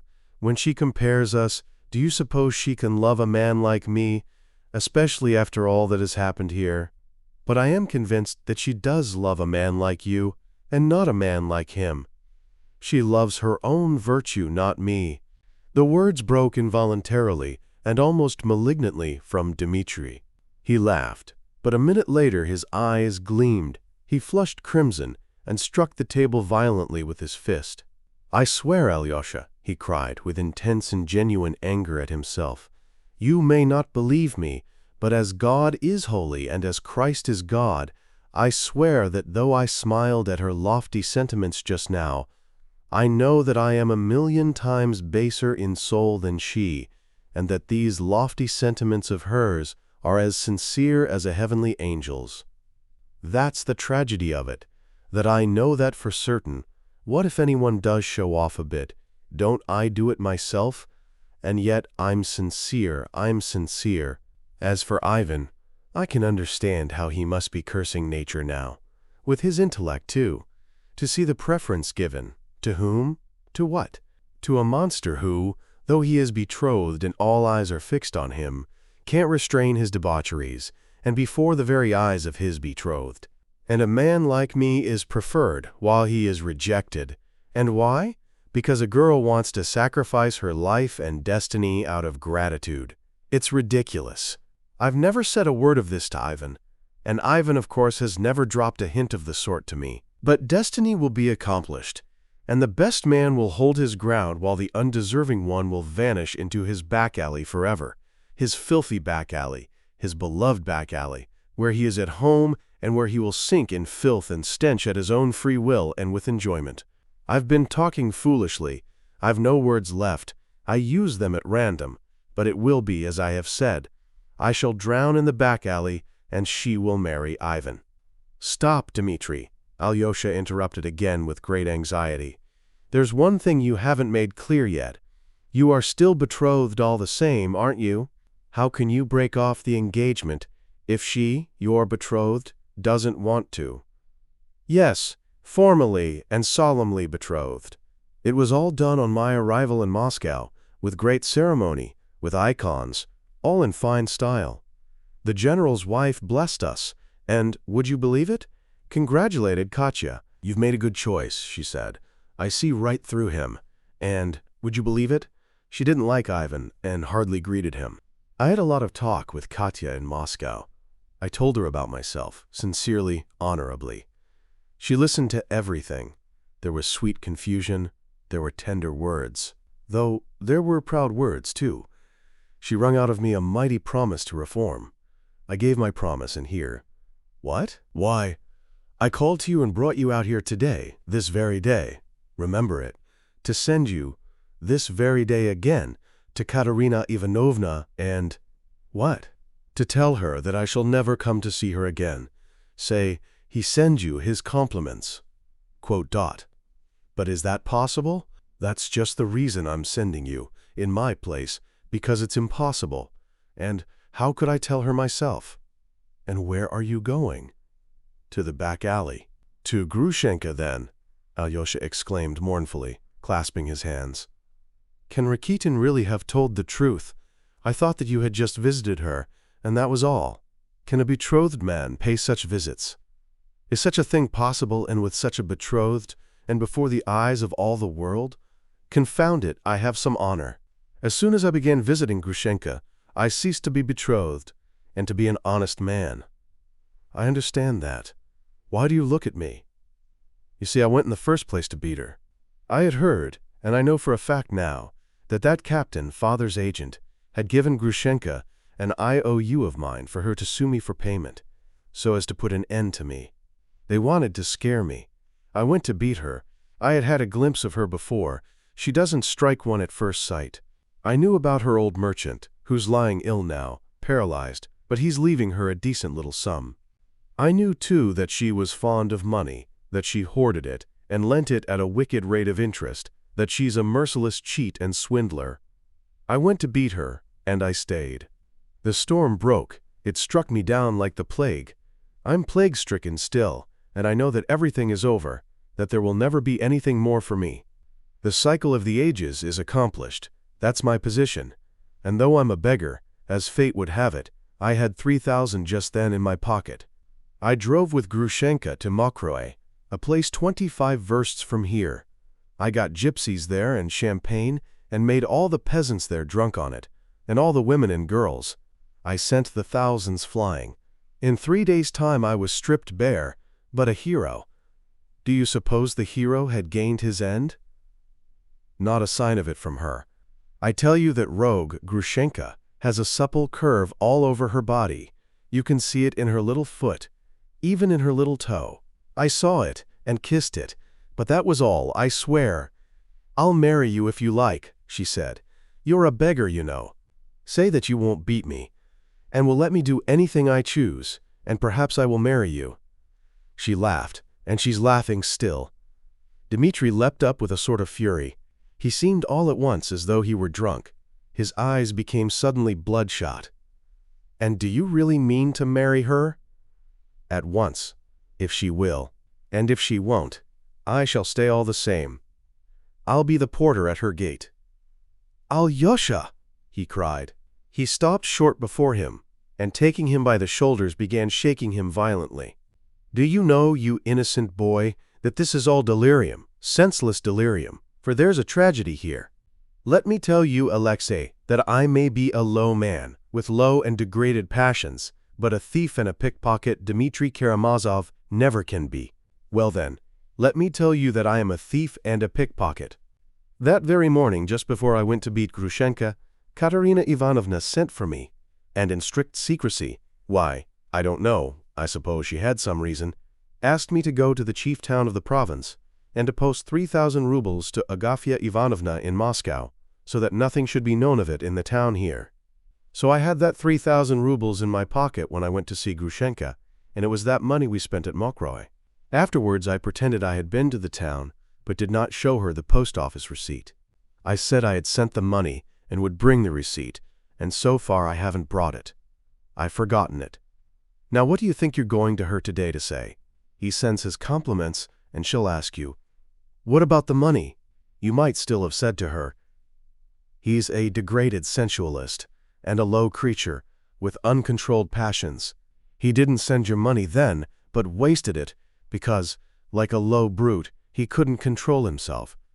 But still you might have added, 'He isn't a thief, though. Here is your 3,000. He sends it back.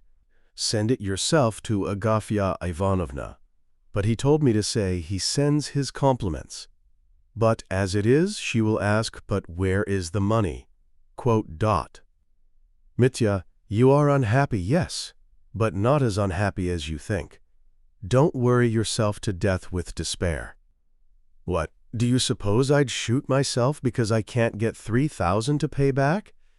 That's just it. I shan't shoot myself. I haven't the strength now. Afterwards, perhaps. But now I'm going to Grushenka. I don't care what happens. And what then? I'll be her husband if she deigns to have me, and when lovers come, I'll go into the next room. I'll clean her friends' galoshes, blow up their samovar, run their errands." "Katerina Ivanovna will understand it all," Alyosha said solemnly. "She'll understand how great this trouble is, and will forgive. She has a lofty mind, and no one could be more unhappy than you. She'll see that for herself." "She won't forgive everything," said Dmitri with a grin. "There's something in it, brother, that no woman could forgive. Do you know what would be the best thing to do?" "What?" "Pay back the 3,000. Where can we get it from? I say, I have 2,000. Ivan will give you another 1,000. That makes 3. Take it and pay it back." "And when would you get it, your 3,000? You're not of age, besides, and you absolutely must, take my farewell to her today, with the money or without it, for I can't drag on any longer. Things have come to such a pass. Tomorrow is too late. I shall send you to father." "To father?" "Yes, to father first. Ask him for 3,000. "But Mitya, he won't give it." "As though he would. I know he won't. Do you know the meaning of despair, Alexei?" "Yes. Listen, legally he owes me nothing. I've had it all from him, I know that. But morally he owes me something, doesn't he? You know he started with 28,000 of my mother's money, and made 100,000 with it. Let him give me back only 3 out of the 28,000, and he'll draw my soul out of hell, and it will atone for many of his sins. For that 3,000, I give you my solemn word, I'll make an end of everything, and he shall hear nothing more of me. For the last time, I give him the chance to be a father. Tell him God himself sends him this chance. Mitya, he won't give it for anything. I know he won't. I know it perfectly well. Now, especially. That's not all. I know something more. Now, only a few days ago, perhaps only yesterday, he found out for the first time in earnest, underline in earnest, that Grushenka is really perhaps not joking, and really means to marry me. He knows her nature. He knows the cat. And do you suppose he's going to give me money to help to bring that about when he's crazy about her himself? And that's not all either. I can tell you more than that. I know that for the last 5 days, he has had 3,000 drawn out of the bank, changed into notes of 100 rubles, packed into a large envelope, sealed with 5 seals, and tied across with red tape. You see how well I know all about it. On the envelope is written, "To my angel Grushenka, when she will come to me." He scrawled it himself in silence and in secret, and no one knows that the money's there except the valet, Smerdyakov, whom he trusts like himself. So now he has been expecting Grushenka for the last 3 or 4 days. He hopes she'll come for the money.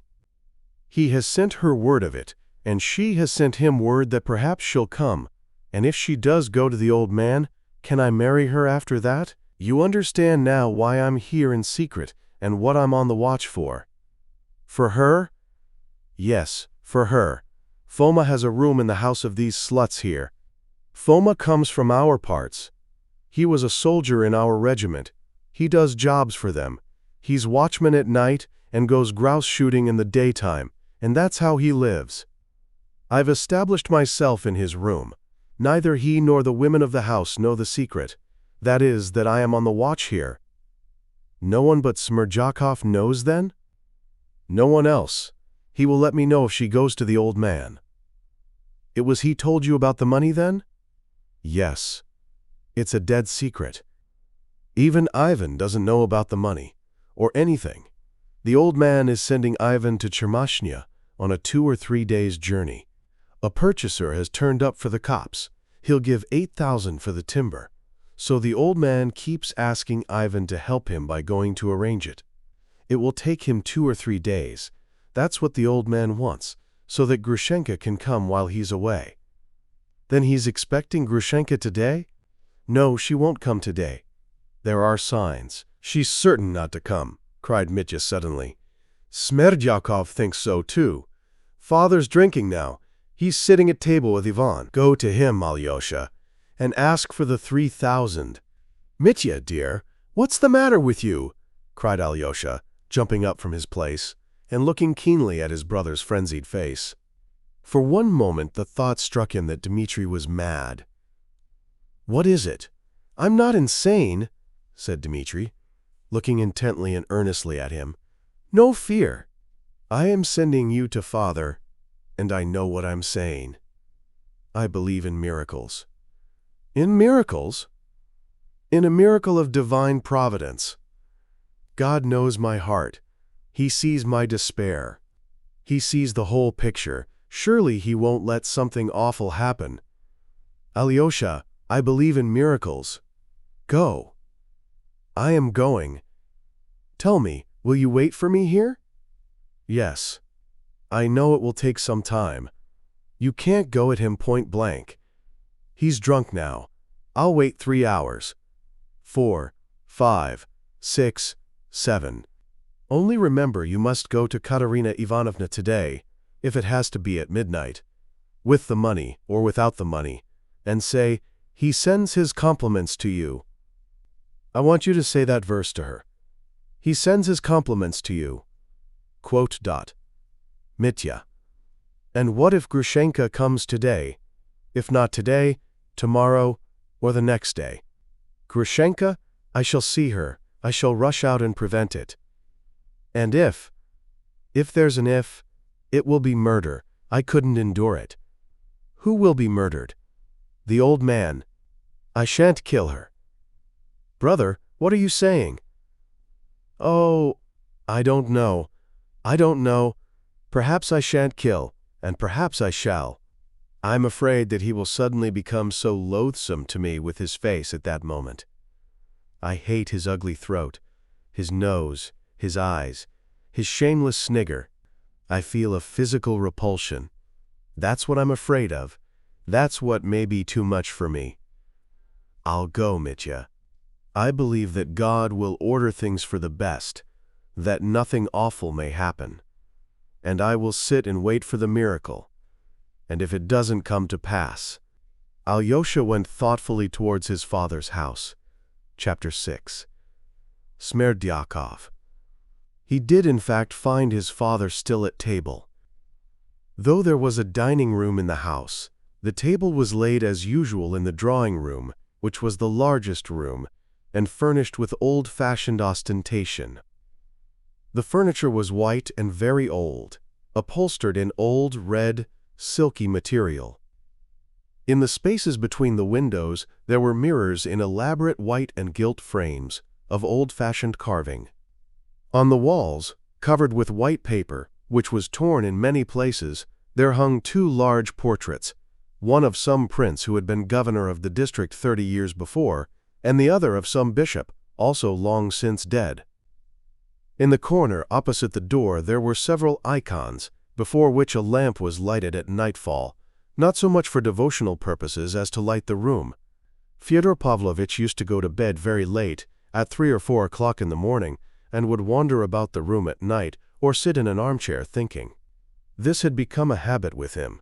He often slept quite alone in the house, sending his servants to the lodge, but usually Smerdyakov remained, sleeping on a bench in the hall.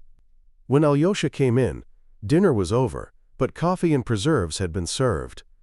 Fyodor Pavlovitch liked sweet things with brandy after dinner. Ivan was also at table, sipping coffee. The servants Grigory and Smerdyakov were standing by. Both the gentlemen and the servants seemed in singularly good spirits. Fyodor Pavlovitch was roaring with laughter. Before he entered the room, Alyosha heard the shrill laugh he knew so well, and could tell from the sound of it that his father had only reached the good-humored stage, and was far from being completely drunk. "Here he is! Here he is!" yelled Fyodor Pavlovitch, highly delighted at seeing Alyosha. "Join us. Sit down. Coffee is a Lenten dish, but it's hot and good.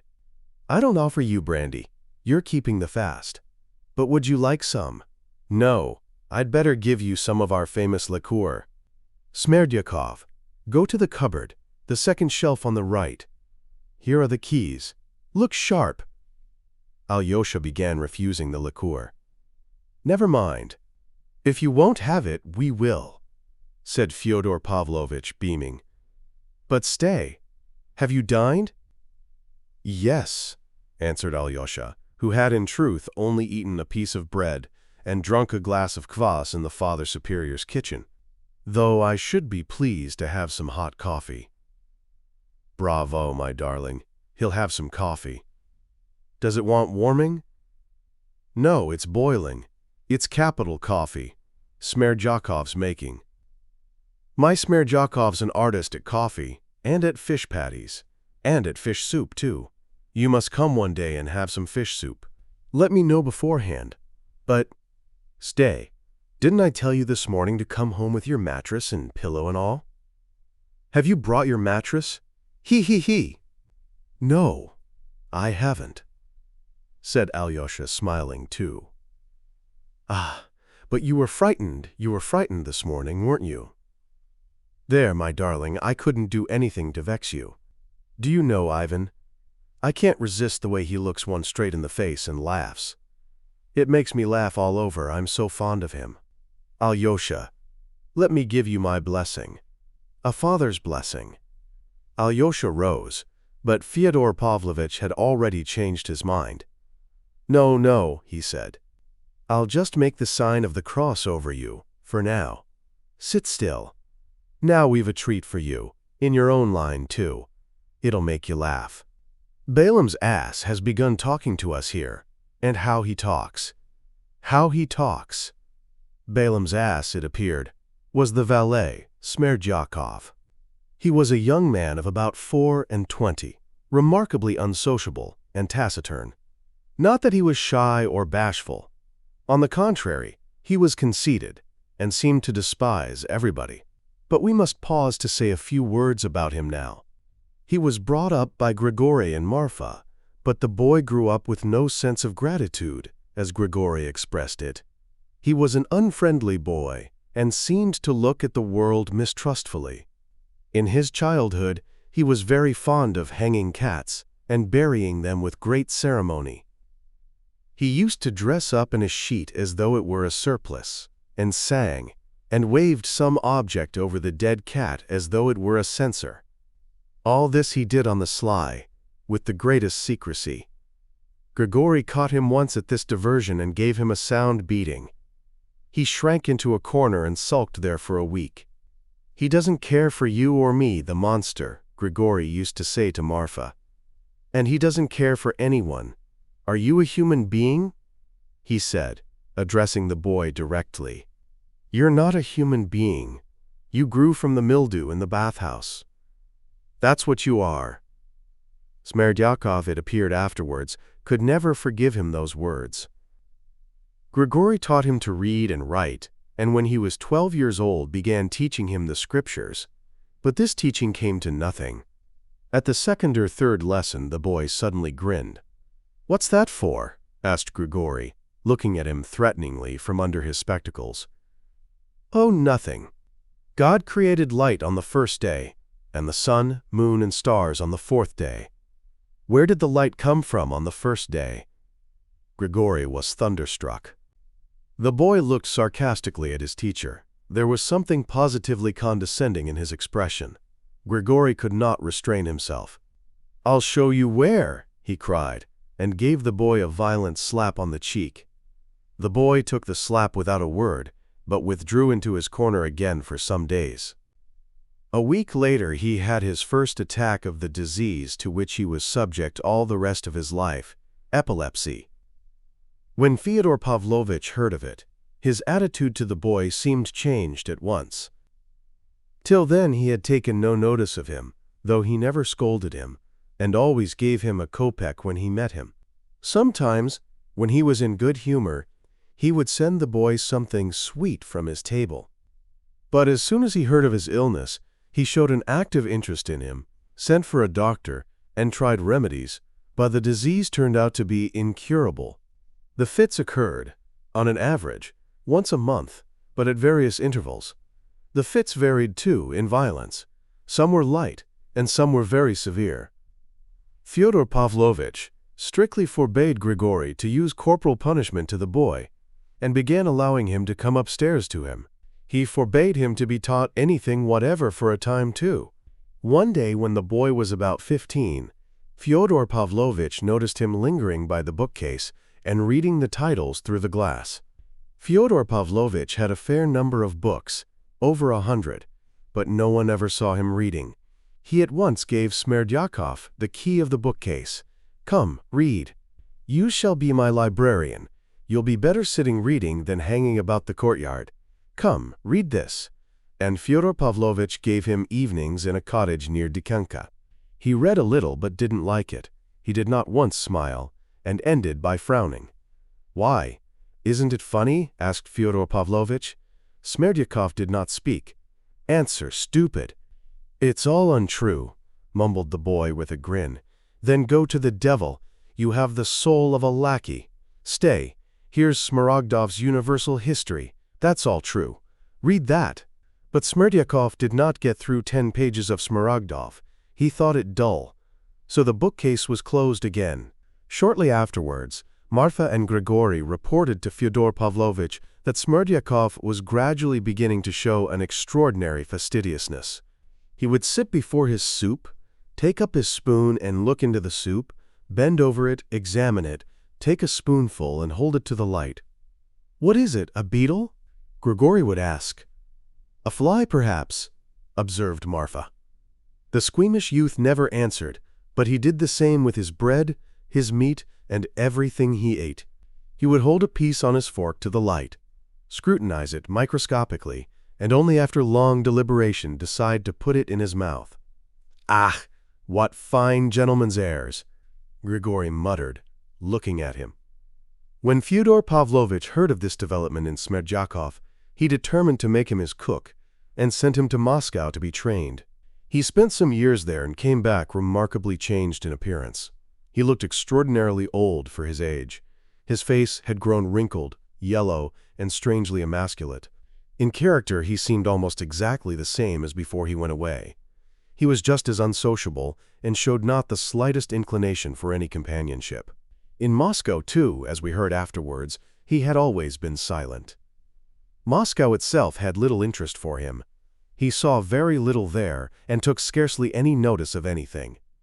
He went once to the theater but returned silent and displeased with it.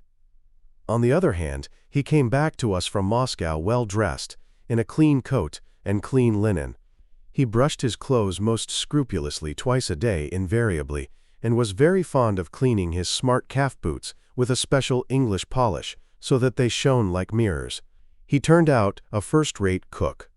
Fyodor Pavlovitch paid him a salary, almost the whole of which Smerdyakov spent on clothes, pomade, perfumes, and such things. But he seemed to have as much contempt for the female sex as for men. He was discreet, almost unapproachable, with them. Fyodor Pavlovitch began to regard him rather differently. His fits were becoming more frequent, and on the days he was ill, Marfa cooked, which did not suit Fyodor Pavlovitch at all. "Why are your fits getting worse?" asked Fyodor Pavlovitch, looking askance at his new cook. "Would you like to get married? Shall I find you a wife?" But Smerdyakov turned pale with anger and made no reply. Fyodor Pavlovitch left him with an impatient gesture. The great thing was that he had absolute confidence in his honesty. It happened once when Fyodor Pavlovitch was drunk that he dropped in the muddy courtyard 300-ruble notes which he had only just received. He only missed them next day and was just hastening to search his pockets when he saw the notes lying on the table. Where had they come from? Smerdyakov had picked them up and brought them in the day before. "Well, my lad, I've never met anyone like you," Fyodor Pavlovitch said shortly, and gave him 10 rubles. We may add that he not only believed in his honesty, but had, for some reason, a liking for him, although the young man looked as morosely at him as at everyone and was always silent. He rarely spoke. If it had occurred to anyone to wonder at the time what the young man was interested in, and what was in his mind, it would have been impossible to tell by looking at him. Yet he used sometimes to stop suddenly in the house, or even in the yard or street, and would stand still for 10 minutes, lost in thought. A physiognomist studying his face would have said that there was no thought in it, no reflection, but only a sort of contemplation. There is a remarkable picture by the painter Kramskoy called Contemplation. There is a forest in winter, and on a roadway through the forest, in absolute solitude, stands a peasant in a torn kaftan and bark shoes. He stands, as it were, lost in thought. Yet he is not thinking. He is contemplating. If anyone touched him, he would start and look at one as though awakening and bewildered. It's true he would come to himself immediately, but if he were asked what he had been thinking about, he would remember nothing. Yet probably he has, hidden within himself, the impression which had dominated him during the period of contemplation. Those impressions are dear to him, and no doubt he hoards them imperceptibly and even unconsciously. How and why, of course, he does not know either. He may suddenly, after hoarding impressions for many years, abandon everything and go off to Jerusalem on a pilgrimage for his soul's salvation, or perhaps he will suddenly set fire to his native village, and perhaps do both. There are a good many contemplatives among the peasantry. Well, Smerdyakov was probably one of them, and he probably was greedily hoarding up his impressions, hardly knowing why. Chapter 7. The Controversy. But Balaam's ass had suddenly spoken. The subject was a strange one. Grigory had gone in the morning to make purchases, and had heard from the shopkeeper Lukyanov the story of a Russian soldier which had appeared in the newspaper of that day. This soldier had been taken prisoner in some remote part of Asia and was threatened with an immediate agonizing death if he did not renounce Christianity and follow Islam. He refused to deny his faith and was tortured, flayed alive, and died, praising and glorifying Christ. Grigory had related the story at table. Fyodor Pavlovitch always liked, over the dessert after dinner, to laugh and talk, if only with Grigory. This afternoon, he was in a particularly good-humored and expansive mood. Sipping his brandy and listening to the story, he observed that they ought to make a saint of a soldier like that, and to take his skin to some monastery. That would make the people flock and bring the money in. Grigory frowned, seeing that Fyodor Pavlovitch was by no means touched, but, as usual, was beginning to scoff. At that moment, Smerdyakov, who was standing by the door, smiled. Smerdyakov often waited at table towards the end of dinner, and since Ivan's arrival in our town, he had done so every day. "What are you grinning at?" asked Fyodor Pavlovitch, catching the smile instantly, and knowing that it referred to Grigory. "Well, my opinion is," Smerdyakov began suddenly and unexpectedly in a loud voice, "that if that laudable soldier's exploit was so very great, there would have been, to my thinking, no sin in it, if he had on such an emergency renounced, so to speak, the name of Christ and his own christening, to save by that same his life, for good deeds, by which, in the course of years, to expiate his cowardice. How could it not be a sin? You're talking nonsense. For that you'll go straight to hell and be roasted there like mutton," put in Fyodor Pavlovitch. It was at this point that Alyosha came in, and Fyodor Pavlovitch, as we have seen, was highly delighted at his appearance.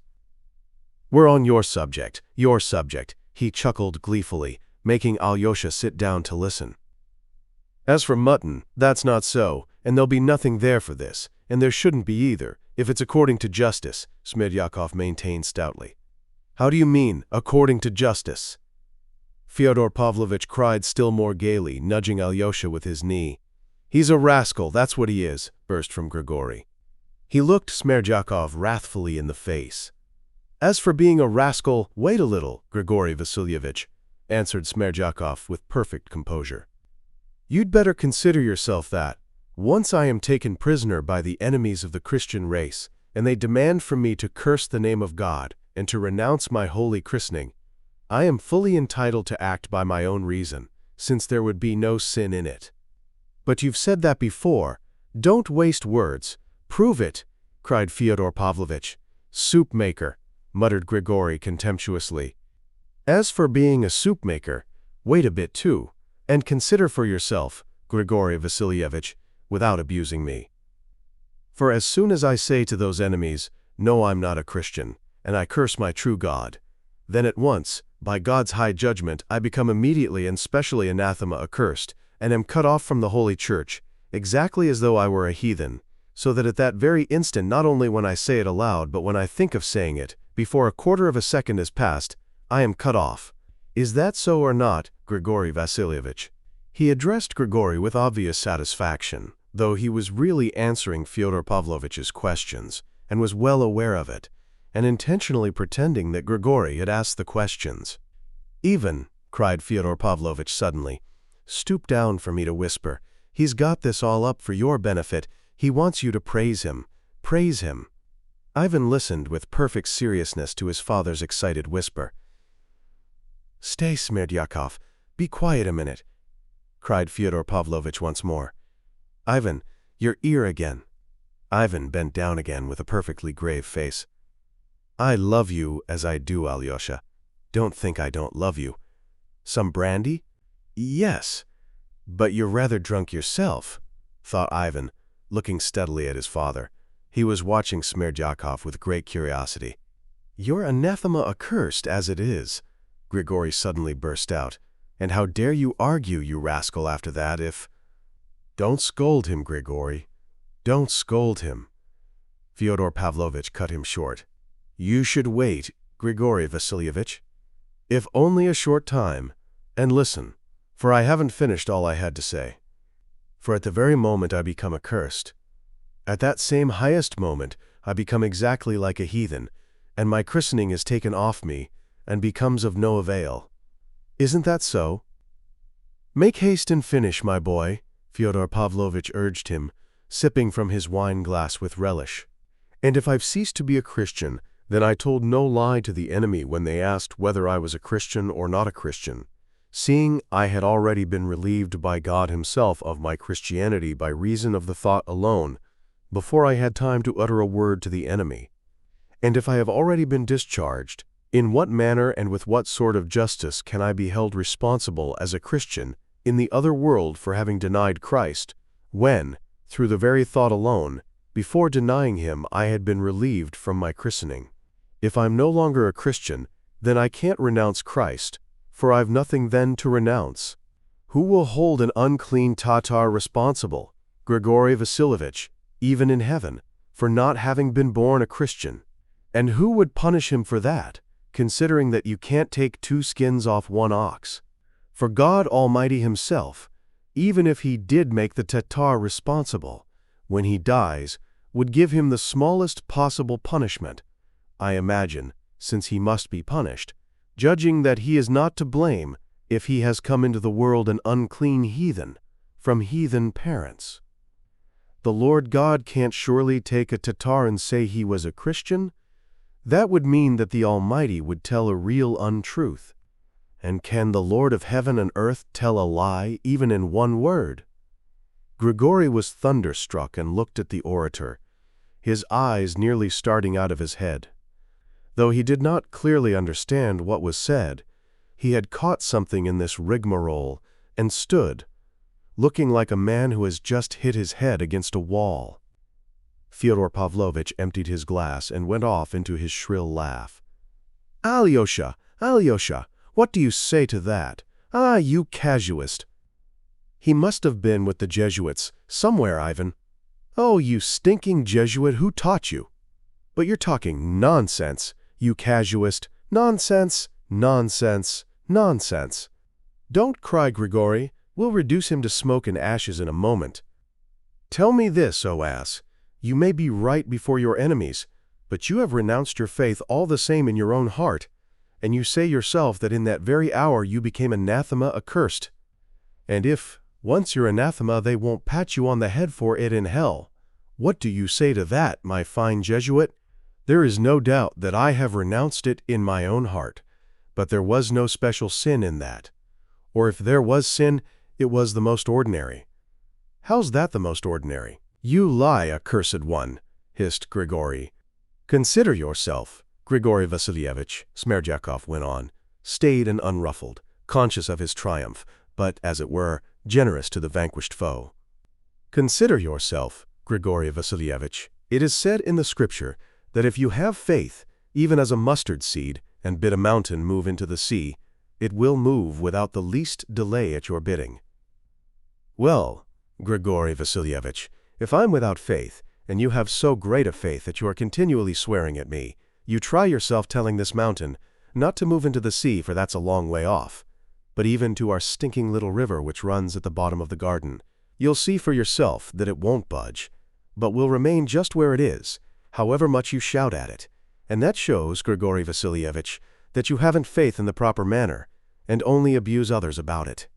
Again, taking into consideration that no one in our day, not only you, but actually no one, from the highest person to the lowest peasant, can shove mountains into the sea, except perhaps some 1 man in the world, or, at most, 2, and they most likely are saving their souls in secret somewhere in the Egyptian desert, so you wouldn't find them.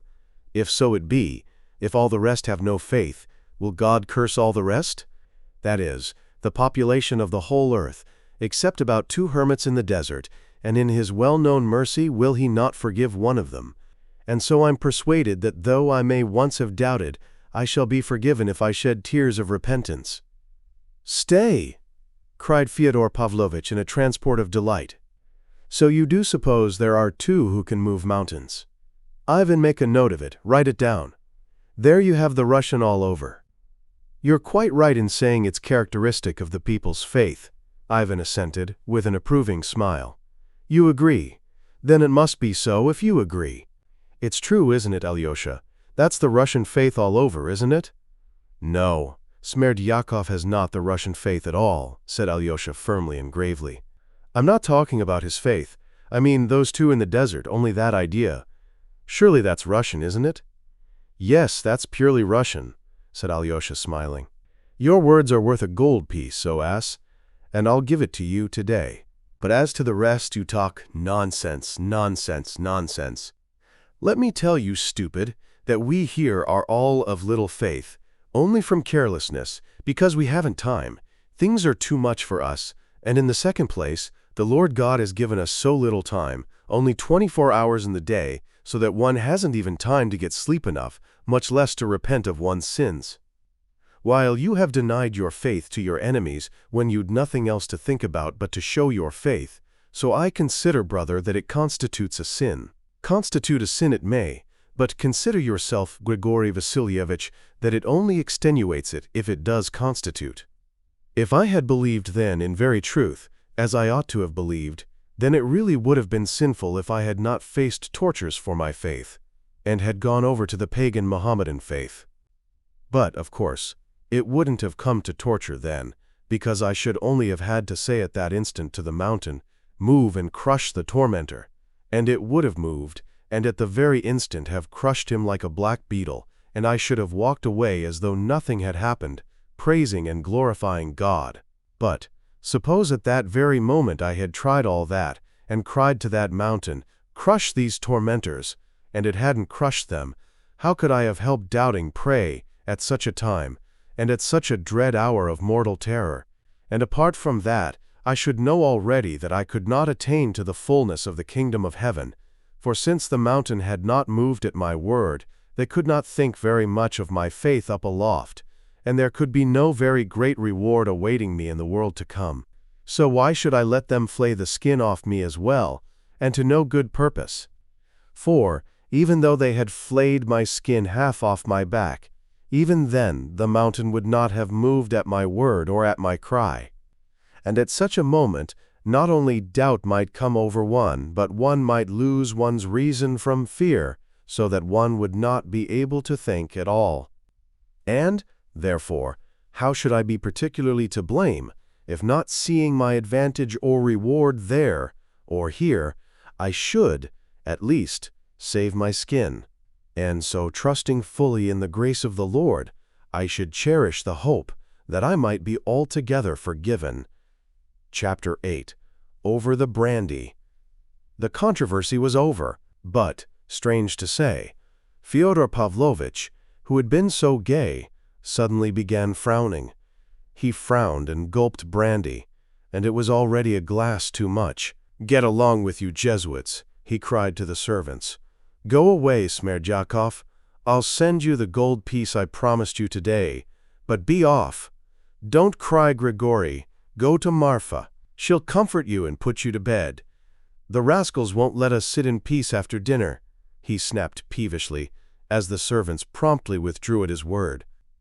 Smerdyakov always pokes himself in now, after dinner. "It's you he's so interested in. What have you done to fascinate him?" he added to Ivan. "Nothing whatever," answered Ivan. "He's pleased to have a high opinion of me. He's a lackey and a mean soul. Raw material for revolution, however, when the time comes." For revolution, there will be others and better ones. But there will be some like him as well. His kind will come first, and better ones after. And when will the time come? The rocket will go off and fizzle out, perhaps. The peasants are not very fond of listening to these soup-makers so far.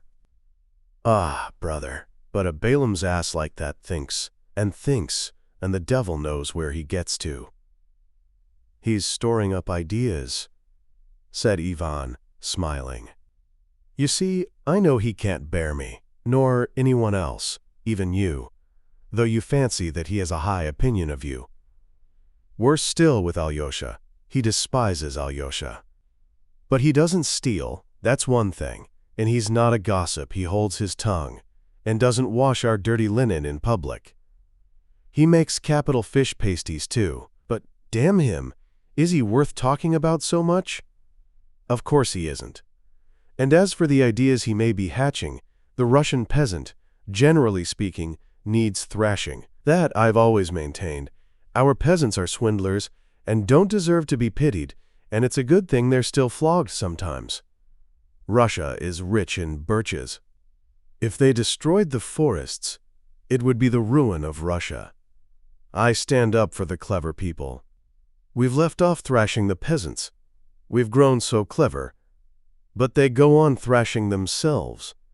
And a good thing, too. For with what measure ye mete, it shall be measured to you again. Or, how does it go? Anyhow, it will be measured. But Russia's all swinishness. My dear, if you only knew how I hate Russia. That is, not Russia, but all this vice. But maybe I mean Russia. Tout cela, c'est de la cochonnerie. Do you know what I like? I like wit. You've had another glass. That's enough. Wait a bit. I'll have one more, and then another, and then I'll stop. No, stay. You interrupted me. At Mokroy, I was talking to an old man, and he told me, "There's nothing we like so much as sentencing girls to be thrashed, and we always give the lads the job of thrashing them. And the girl he has thrashed today, the young man will ask in marriage tomorrow. So it quite suits the girls too," he said. "There's a set of Desades for you. But it's clever anyway. Shall we go over and have a look at it, E.H.? Alyosha, are you blushing? Don't be bashful, child. I'm sorry I didn't stay to dinner at the Superior's and tell the monks about the girls at Mokroy. Alyosha, don't be angry that I offended your superior this morning. I lost my temper. If there is a God, if he exists, then of course I'm to blame, and I shall have to answer for it. But if there isn't a God at all, what do they deserve, your fathers? It's not enough to cut their heads off, for they keep back progress. Would you believe it, Ivan, that lacerates my sentiments? No, you don't believe it, as I see from your eyes. You believe what people say, that I'm nothing but a buffoon. Alyosha, do you believe that I'm nothing but a buffoon? No, I don't believe it. And I believe you don't, and that you speak the truth. You look sincere, and you speak sincerely. But not Ivan. Ivan's supercilious. I'd make an end of your monks, though, all the same. I'd take all that mystic stuff and suppress it, once for all over Russia, so as to bring all the fools to reason, and the gold and the silver that would flow into the mint. But why suppress it? Asked Ivan. That truth may prevail, that's why. Well, if truth were to prevail, you know you'd be the first to be robbed and suppressed. Ah, I dare say you're right. Ah, I'm an ass, burst out Fyodor Pavlovitch, striking himself lightly on the forehead. Well, your monastery may stand then, Alyosha, if that's how it is, and we clever people will sit snug and enjoy our brandy. You know, Ivan, it must have been so ordained by the Almighty himself. Ivan, speak. Is there a God or not? Stay, speak the truth, speak seriously. Why are you laughing again? I'm laughing that you should have made a clever remark just now about Smerdyakov's belief in the existence of two saints who could move mountains. Why, am I like him now then? Very much. Well, that shows I'm a Russian too, and I have a Russian characteristic. And you may be caught in the same way, though you are a philosopher. Shall I catch you? What do you bet that I'll catch you tomorrow? Speak, all the same. Is there a God or not? Only, be serious. I want you to be serious now. No, there is no God. Alyosha, is there a God? There is. Ivan, and is there immortality of some sort? Just a little, just a tiny bit. There is no immortality either. None at all? None at all. There's absolute nothingness then. Perhaps there is just something? Anything is better than nothing. Absolute nothingness. Alyosha, is there immortality? There is. God and immortality? God and immortality. In God is immortality. It's more likely Ivan's right. Good Lord! To think what faith, what force of all kinds man has lavished for nothing on that dream, and for how many thousand years. Who is it laughing at man? Ivan, for the last time, once for all, is there a God or not? I ask for the last time, and for the last time there is not. Who is laughing at mankind, Ivan? It must be the devil, said Ivan, smiling. And the devil, does he exist? No, there's no devil either. It's a pity. Damn it all, what wouldn't I do to the man who first invented God? Hanging on a bitter aspen tree would be too good for him. There would have been no civilization if they hadn't invented God. Wouldn't there have been, without God? No. And there would have been no brandy either. But I must take your brandy away from you anyway. Stop. Stop, dear boy, one more little glass. I've hurt Alyosha's feelings. You're not angry with me, Alyosha, my dear little Alexei. No, I am not angry. I know your thoughts. Your heart is better than your head. My heart better than my head, is it? Oh, Lord, and that from you. Ivan, do you love Alyosha? Yes. You must love him. Fyodor Pavlovitch was by this time very drunk. Listen, Alyosha, I was rude to your elder this morning, but I was excited. But there's wit in that elder, don't you think, Ivan? Very likely. There is. Il y a du piron là-dedans. He's a Jesuit, a Russian one, that is. As he's an honorable person, there's a hidden indignation boiling within him at having to pretend and affect holiness. But, of course, he believes in God. Not a bit of it, didn't you know? Why, he tells everyone so himself. That is, not everyone, but all the clever people who come to him. He said straight out to Governor Schultz not long ago, "Credo, but I don't know in what." Quote, dot. Really? He really did. But I respect him. There's something of Mephistopheles about him, or rather of the hero of our time.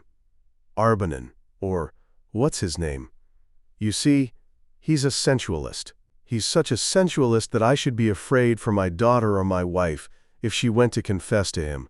You know, when he begins telling stories. The year before last he invited us to tea with liqueur. The ladies sent him liqueur, and began telling us about old times till we nearly split our sides, especially how he once cured a paralyzed woman. If my legs were not bad, I know a dance I could dance you, he said. What do you say to that? I've plenty of tricks in my time, said he. He did Dernidov, the merchant, out of 60,000. What? He stole it? He brought him the money as a man he could trust, saying, "Take care of it for me, friend. There'll be a police search at my place tomorrow." And he kept it. "You have given it to the church," he declared. I said to him, "You're a scoundrel," I said. "No," said he, "I'm not a scoundrel, but I'm broad-minded." But that wasn't he. That was someone else. I've muddled him with someone else, without noticing it. Come, another glass, and that's enough. Take away the bottle, Ivan. I've been telling lies. Why didn't you stop me, Ivan, and tell me I was lying?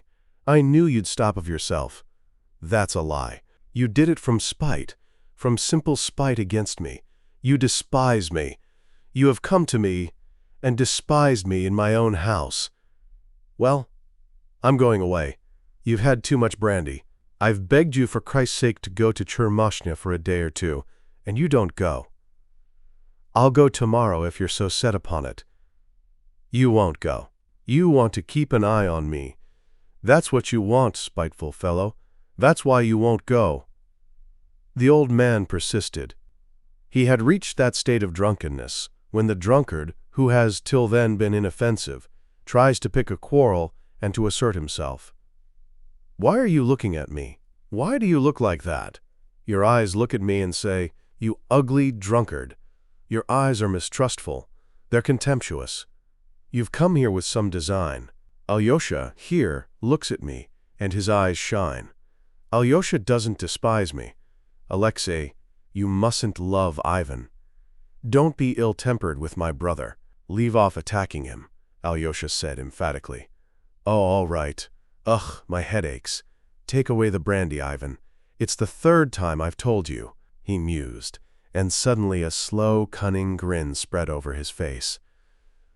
Don't be angry with a feeble old man, Ivan. I know you don't love me, but don't be angry all the same. You have nothing to love me for. You go to Chermashnya. I'll come to you myself and bring you a present. I'll show you a little wench there. I've had my eye on her a long time. She's still running about barefoot. Don't be afraid of barefooted wenches. Don't despise them. They're pearls." And he kissed his hand with a smack. To my thinking, he revived at once, seeming to grow sober the instant he touched on his favorite topic. To my thinking. Ah, you boys, you children, little sucking pigs, to my thinking. I never thought a woman ugly in my life.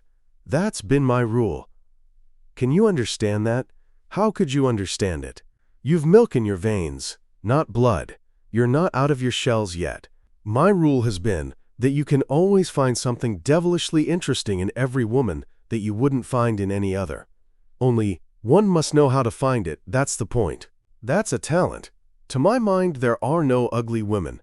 The very fact that she is a woman is half the battle. But how could you understand that? Even in VAF, even in them, you may discover something that makes you simply wonder that men have been such fools as to let them grow old without noticing them. Barefooted girls or unattractive ones, you must take by surprise. Didn't you know that? You must astound them till they're fascinated, upset, ashamed that such a gentleman should fall in love with such a little slut. It's a jolly good thing that there always are and will be masters and slaves in the world, so there always will be a little maid of all work and her master, and you know that's all that's needed for happiness. Stay. Listen, Alyosha, I always used to surprise your mother, but in a different way. I paid no attention to her at all, but all at once, when the minute came, I'd be all devotion to her, crawl on my knees, kiss her feet, and I always, I remember it as though it were today, reduced her to that tinkling, quiet, nervous, queer little laugh. It was peculiar to her. I knew her attacks always used to begin like that. The next day she would begin shrieking hysterically, and this little laugh was not a sign of delight, though it made a very good counterfeit. That's the great thing, to know how to take every one. Once Belyovsky, he was a handsome fellow and rich, used to like to come here and hang about her, suddenly gave me a slap in the face in her presence. And she, such a mild sheep, why, I thought she would have knocked me down for that blow. How she set on me. "You're beaten now," she said. "You've taken a blow from him. You have been trying to sell me to him," she said. "And how dared he strike you in my presence? Don't dare come near me again. Never, never. Run at once. Challenge him to a duel." I took her to the monastery. Then, to bring her to her senses, the Holy Fathers prayed her back to reason. But I swear, by God, Alyosha, I never insulted the poor crazy girl. Only once, perhaps, in the first year. Then she was very fond of praying. She used to keep the feasts of Our Lady particularly, and used to turn me out of her room then. I'll knock that mysticism out of her, thought I. Here, said I, you see your holy image. Here it is. Here I take it down. You believe it's miraculous, but here I'll spit on it directly, and nothing will happen to me for it. When she saw it, good Lord, I thought she would kill me. But she only jumped up, wrung her hands, then suddenly hid her face in them, began trembling all over and fell on the floor. Fell all of a heap. "Alyosha, Alyosha, what's the matter?" The old man jumped up in alarm. From the time he had begun speaking about his mother, a change had gradually come over Alyosha's face. He flushed crimson, his eyes glowed, his lips quivered. The old sot had gone spluttering on, noticing nothing, till the moment when something very strange happened to Alyosha. Precisely what he was describing in the crazy woman was suddenly repeated with Alyosha. He jumped up from his seat exactly as his mother was said to have done, wrung his hands, hid his face in them, and fell back in his chair, shaking all over in an hysterical paroxysm of sudden, violent, silent weeping. His extraordinary resemblance to his mother particularly impressed the old man. "Ivan, water, quickly! It's like her, exactly as she used to be then, his mother. Spurt some water on him from your mouth, that's what I used to do to her. He's upset about his mother, he muttered to Ivan. But she was my mother too, I believe. His mother. Was she not? Said Ivan, with uncontrolled anger and contempt. The old man shrank before his flashing eyes. But something very strange had happened, though only for a second. It seemed really to have escaped the old man's mind that Alyosha's mother actually was the mother of Ivan too. Your mother? He muttered, not understanding. What do you mean? What mother are you talking about? Was she? Why, damn it, of course she was yours too. Damn it. My mind has never been so darkened before. Excuse me. Why, I was thinking, Ivan? He stopped. A broad, drunken, half-senseless grin overspread his face. At that moment, a fearful noise and clamor was heard in the hall. There were violent shouts, the door was flung open, and Dmitri burst into the room. The old man rushed to Ivan in terror. He'll kill me! He'll kill me! Don't let him get at me! He screamed, clinging to the skirt of Ivan's coat. Chapter 9.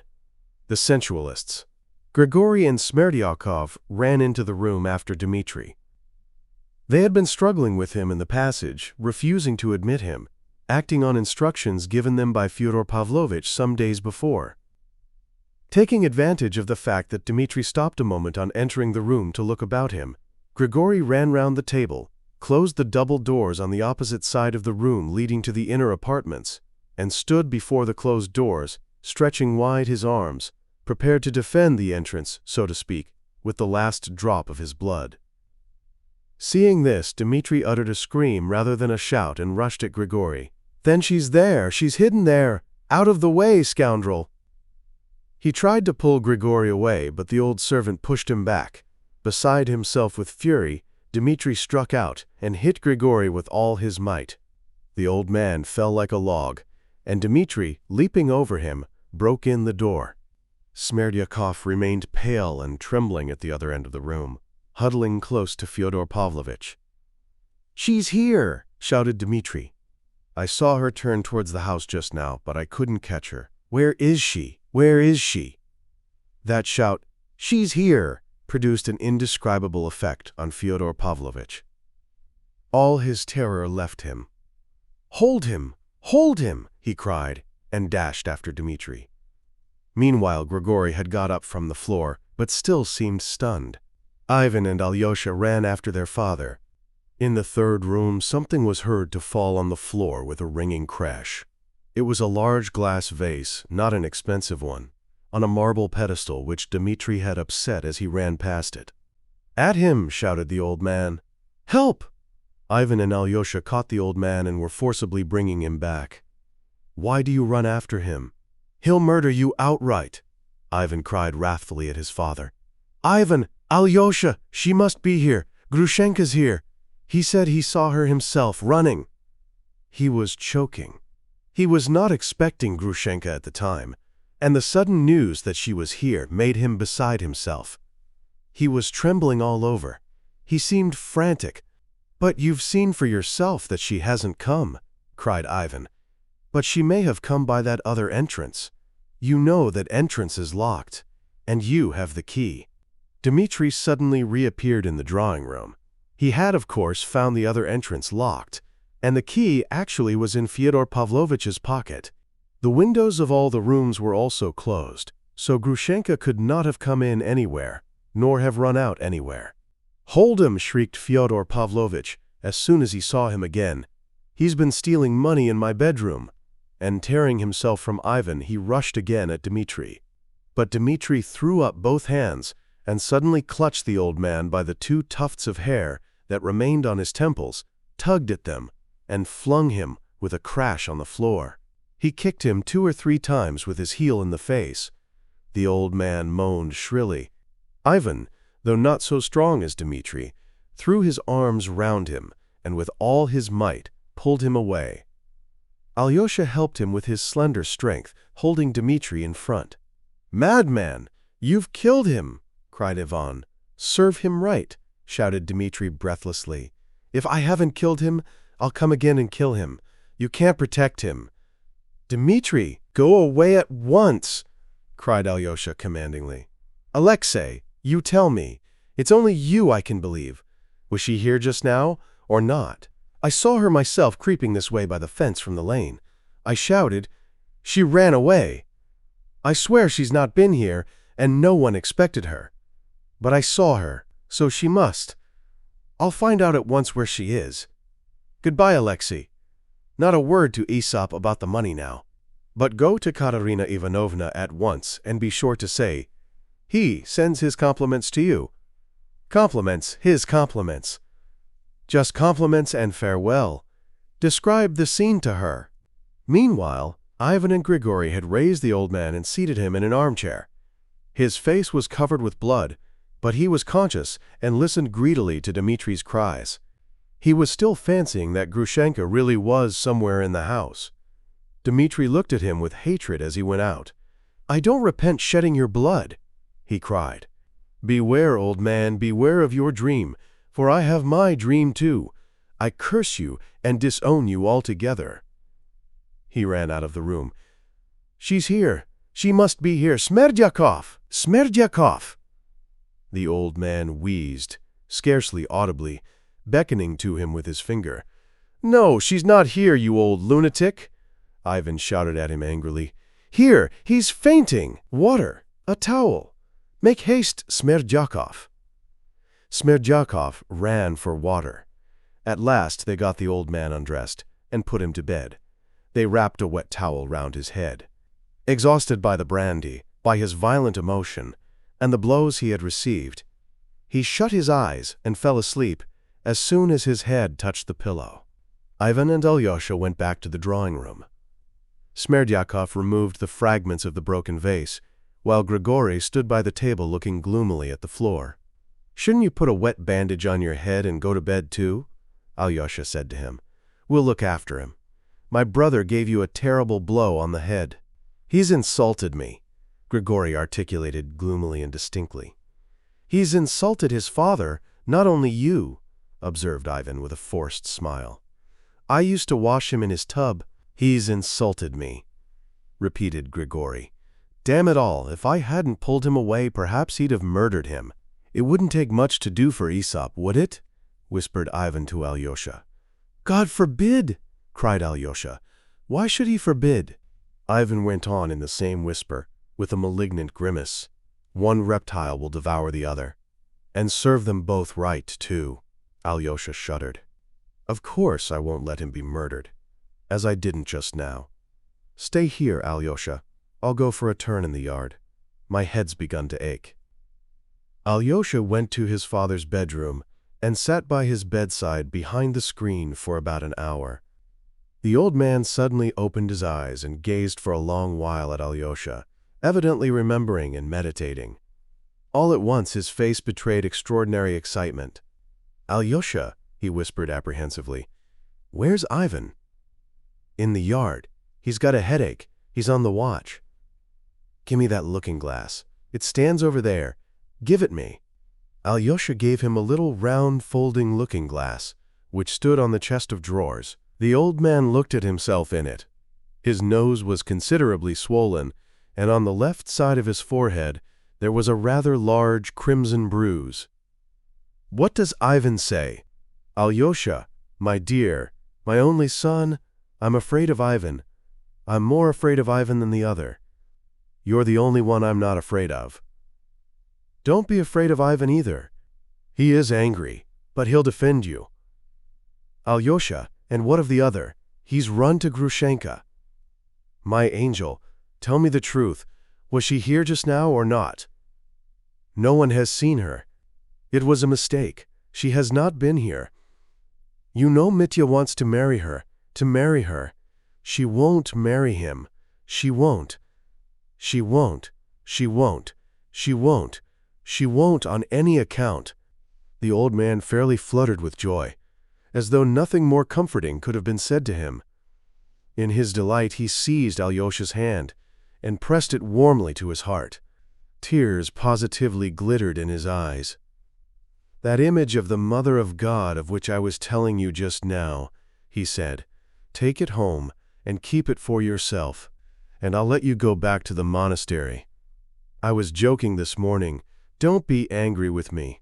My head aches, Alyosha. Alyosha, comfort my heart. Be an angel and tell me the truth." "You're still asking whether she has been here or not?" Alyosha said sorrowfully. "No, no, no, I believe you. I'll tell you what it is. You go to Grushenka yourself, or see her somehow. Make haste and ask her. See for yourself which she means to choose, him or me. E.H. What, can you?" "If I see her, I'll ask her," Alyosha muttered, embarrassed. "No, she won't tell you," the old man interrupted. "She's a rogue. She'll begin kissing you and say that it's you she wants. She's a deceitful, shameless hussy. You mustn't go to her, you mustn't." "Want?" "No, father, and it wouldn't be suitable. It wouldn't be right at all." "Where was he sending you just now?" He shouted "Go" as he ran away. "To Katerina Ivanovna." "For money? To ask her for money?" "No, not for money. He's no money, not a farthing. I'll settle down for the night and think things over, and you can go. Perhaps you'll meet her. Only be sure to come to me tomorrow in the morning." "Be sure to. I have a word to say to you tomorrow." "Will you come?" "Yes. When you come, pretend you've come of your own accord to ask after me. Don't tell anyone I told you to. Don't say a word to Ivan." "Very well." "Goodbye, my angel.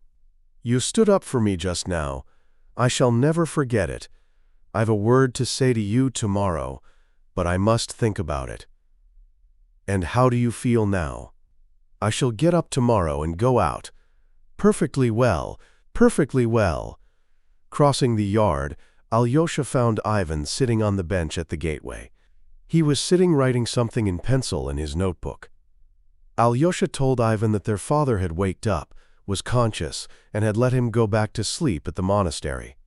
"Alyosha, I should be very glad to meet you tomorrow morning," said Ivan cordially, standing up. His cordiality was a complete surprise to Alyosha. "I shall be at the Holokovs tomorrow," answered Alyosha. "I may be at Katerina Ivanovna's too, if I don't find her now." "But you're going to her now anyway?" "For that." "Compliments and farewell," said Ivan, smiling. Alyosha was disconcerted. "I think I quite understand his exclamations just now, and part of what went before. Dmitri has asked you to go to her and say that he, well, in fact, takes his leave of her?" "Brother, how will all this horror end between father and Dmitri?" exclaimed Alyosha. "One can't tell for certain. Perhaps in nothing. It may all fizzle out. That woman is a beast. In any case, we must keep the old man indoors and not let Dmitri in the house." "Brother, let me ask one thing more. Has any man a right to look at other men and decide which is worthy to live? Why bring in the question of worth? The matter is most often decided in men's hearts on other grounds much more natural. And as for rights, who has not the right to wish? Not for another man's death. What even if for another man's death? Why lie to oneself since all men live so, and perhaps cannot help living so? Are you referring to what I said just now, that one reptile will devour the other? In that case, let me ask you, do you think me like Dmitri capable of shedding Aesop's blood, murdering him, E.H.? What are you saying, Ivan? Such an idea never crossed my mind. I don't think Dmitri is capable of it either." "Thanks, if only for that," smiled Ivan. "Be sure I should always defend him. But in my wishes I reserve myself full latitude in this case. Goodbye till tomorrow. Don't condemn me, and don't look on me as a villain," he added with a smile. They shook hands warmly, as they had never done before. Alyosha felt that his brother had taken the first step towards him, and that he had certainly done this with some definite motive. Chapter 10. Both together. Alyosha left his father's house feeling even more exhausted and dejected in spirit than when he had entered it. His mind too seemed shattered and unhinged, while he felt that he was afraid to put together the disjointed fragments and form a general idea from all the agonizing and conflicting experiences of the day. He felt something bordering upon despair, which he had never known till then. Towering like a mountain above all the rest stood the fatal, insoluble question. How would things end between his father and his brother Dmitri with this terrible woman? Now he had himself been a witness of it. He had been present and seen them face to face. Yet only his brother Dmitri could be made unhappy, terribly, completely unhappy. There was trouble awaiting him. It appeared too that there were other people concerned, far more so than Alyosha could have supposed before. There was something positively mysterious in it too. Ivan had made a step towards him, which was what Alyosha had been long desiring, yet now he felt for some reason that he was frightened at it. And these women? Strange to say, that morning he had set out for Katerina Ivanovna's in the greatest embarrassment. Now he felt nothing of the kind. On the contrary, he was hastening there as though expecting to find guidance from her. Yet to give her this message was obviously more difficult than before. The matter of the 3,000 was decided irrevocably, and Dmitri, feeling himself dishonored and losing his last hope, might sink to any depth. He had, moreover, told him to describe to Katerina Ivanovna the scene which had just taken place with his father. It was by now 7 o'clock, and it was getting dark as Alyosha entered the very spacious and convenient house in the high street occupied by Katerina Ivanovna. Alyosha knew that she lived with 2 aunts. One of them, a woman of little education, was that aunt of her half-sister, Agafya Ivanovna, who had looked after her in her father's house when she came from boarding school. The other aunt was a Moscow lady of style and consequence, though in straitened circumstances. It was said that they both gave way in everything to Katerina Ivanovna, and that she only kept them with her as chaperones. Katerina Ivanovna herself gave way to no one but her benefactress, the general's widow, who had been kept by illness in Moscow, and to whom she was obliged to write twice a week a full account of all her doings. When Alyosha entered the hall and asked the maid, who opened the door to him to take his name up, it was evident that they were already aware of his arrival. Possibly he had been noticed from the window. At least, Alyosha heard a noise, caught the sound of flying footsteps and rustling skirts. 2 or 3 women, perhaps, had run out of the room. Alyosha thought it strange that his arrival should cause such excitement. He was conducted, however, to the drawing room at once. It was a large room, elegantly and amply furnished, not at all in provincial style. There were many sofas, lounges, settees, big and little tables. There were pictures on the walls, vases and lamps on the tables, masses of flowers, and even an aquarium in the window. It was twilight, and rather dark. Alyosha made out a silk mantle thrown down on the sofa, where people had evidently just been sitting, and on a table in front of the sofa were 2 unfinished cups of chocolate, cakes, a glass saucer with blue raisins, and another with sweetmeats. Alyosha saw that he had interrupted visitors, and frowned. But at that instant the portiere was raised, and with rapid, hurrying footsteps, Katerina Ivanovna came in, holding out both hands to Alyosha, with a radiant smile of delight. At the same instant a servant brought in 2 lighted candles and set them on the table. "Thank God! At last you have come too! I've been simply praying for you all day. Sit down." Alyosha had been struck by Katerina Ivanovna's beauty when, 3 weeks before, Dmitri had first brought him, at Katerina Ivanovna's special request, to be introduced to her. There had been no conversation between them at that interview, however. Supposing Alyosha to be very shy, Katerina Ivanovna had talked all the time to Dmitri to spare him. Alyosha had been silent, but he had seen a great deal very clearly. He was struck by the imperiousness, proud ease, and self-confidence of the haughty girl. And all that was certain, Alyosha felt that he was not exaggerating it. He thought her great glowing black eyes were very fine, especially with her pale, even rather sallow, longish face. But in those eyes and in the lines of her exquisite lips, there was something with which his brother might well be passionately in love, but which perhaps could not be loved for long. He expressed this thought almost plainly to Dmitri when, after the visit, his brother besought and insisted that he should not conceal his impressions on seeing his betrothed. "You'll be happy with her, but perhaps not tranquilly happy." "Quite so, brother. Such people remain always the same. They don't yield to fate. So you think I shan't love her forever?" "No. Perhaps you will love her forever, but perhaps you won't always be happy with her." Alyosha had given his opinion at the time, blushing and angry with himself for having yielded to his brother's entreaties and put such foolish ideas into words. For his opinion had struck him as awfully foolish immediately after he had uttered it. He felt ashamed, too, of having given so confident an opinion about a woman. It was with the more amazement that he felt now, at the first glance at Katerina Ivanovna as she ran into him, that he had perhaps been utterly mistaken. This time her face was beaming with spontaneous, good-natured kindliness and direct, warm-hearted sincerity. The pride and haughtiness, which had struck Alyosha so much before, was only betrayed now in a frank, generous energy and a sort of bright, strong faith in herself. Alyosha realized, at the first glance, at the first word, that all the tragedy of her position in relation to the man she loved so dearly was no secret to her, that she perhaps already knew everything, positively everything. And yet, in spite of that, there was such brightness in her face, such faith in the future. Alyosha felt at once that he had gravely wronged her in his thoughts. He was conquered and captivated immediately. Besides all this, he noticed at her first words that she was in great excitement, an excitement perhaps quite exceptional and almost approaching ecstasy.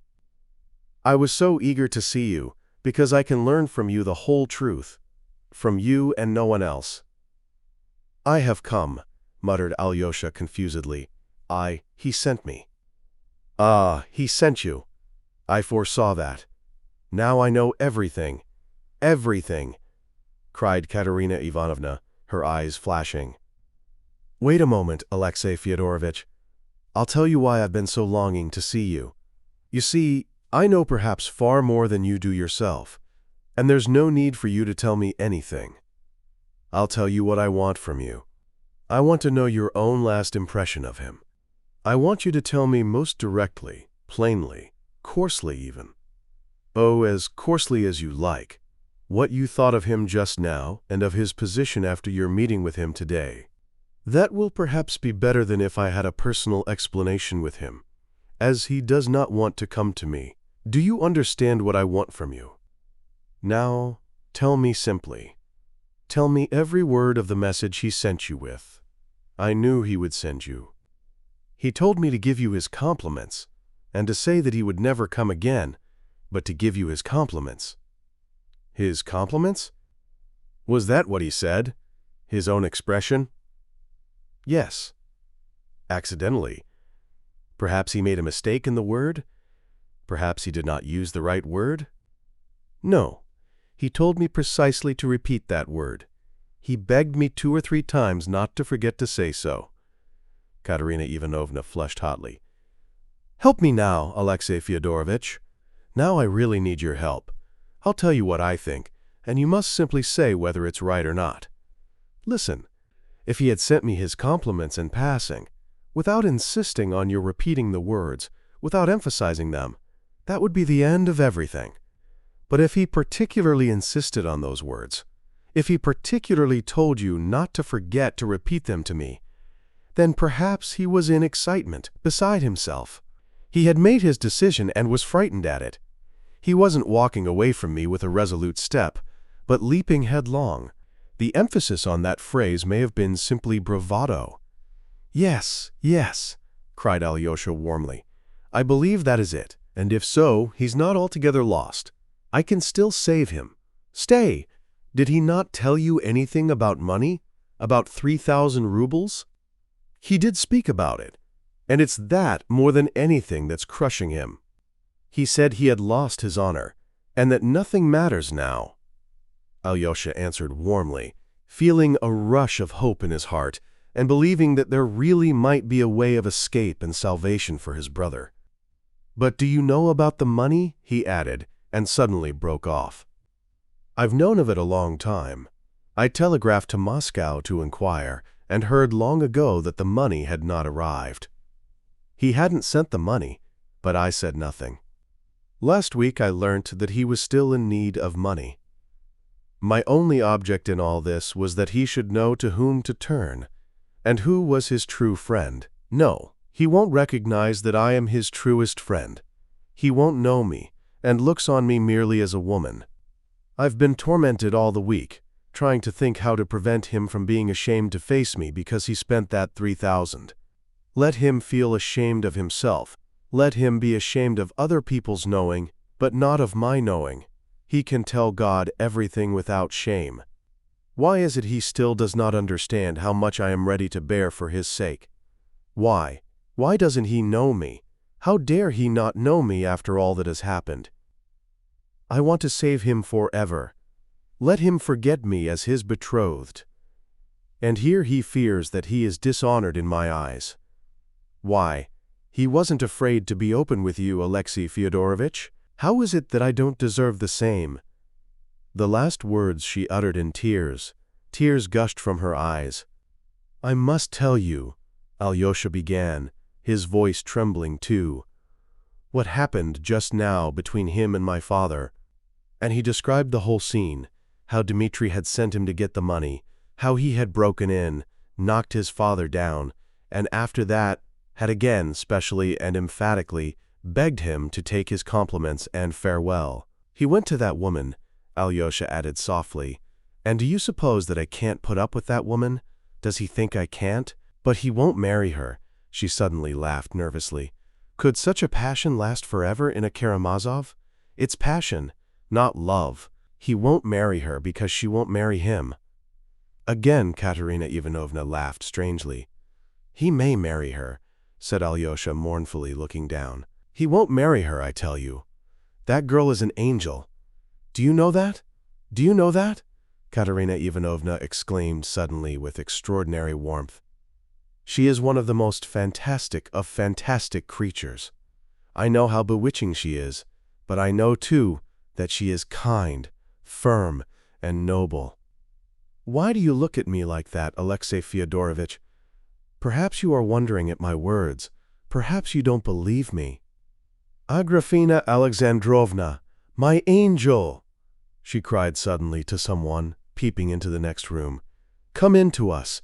This is a friend. This is Alyosha. He knows all about our affairs. Show yourself to him." "I've only been waiting behind the curtain for you to call me," said a soft, one might even say sugary, feminine voice. The portiere was raised, and Grushenka herself, smiling and beaming, came up to the table.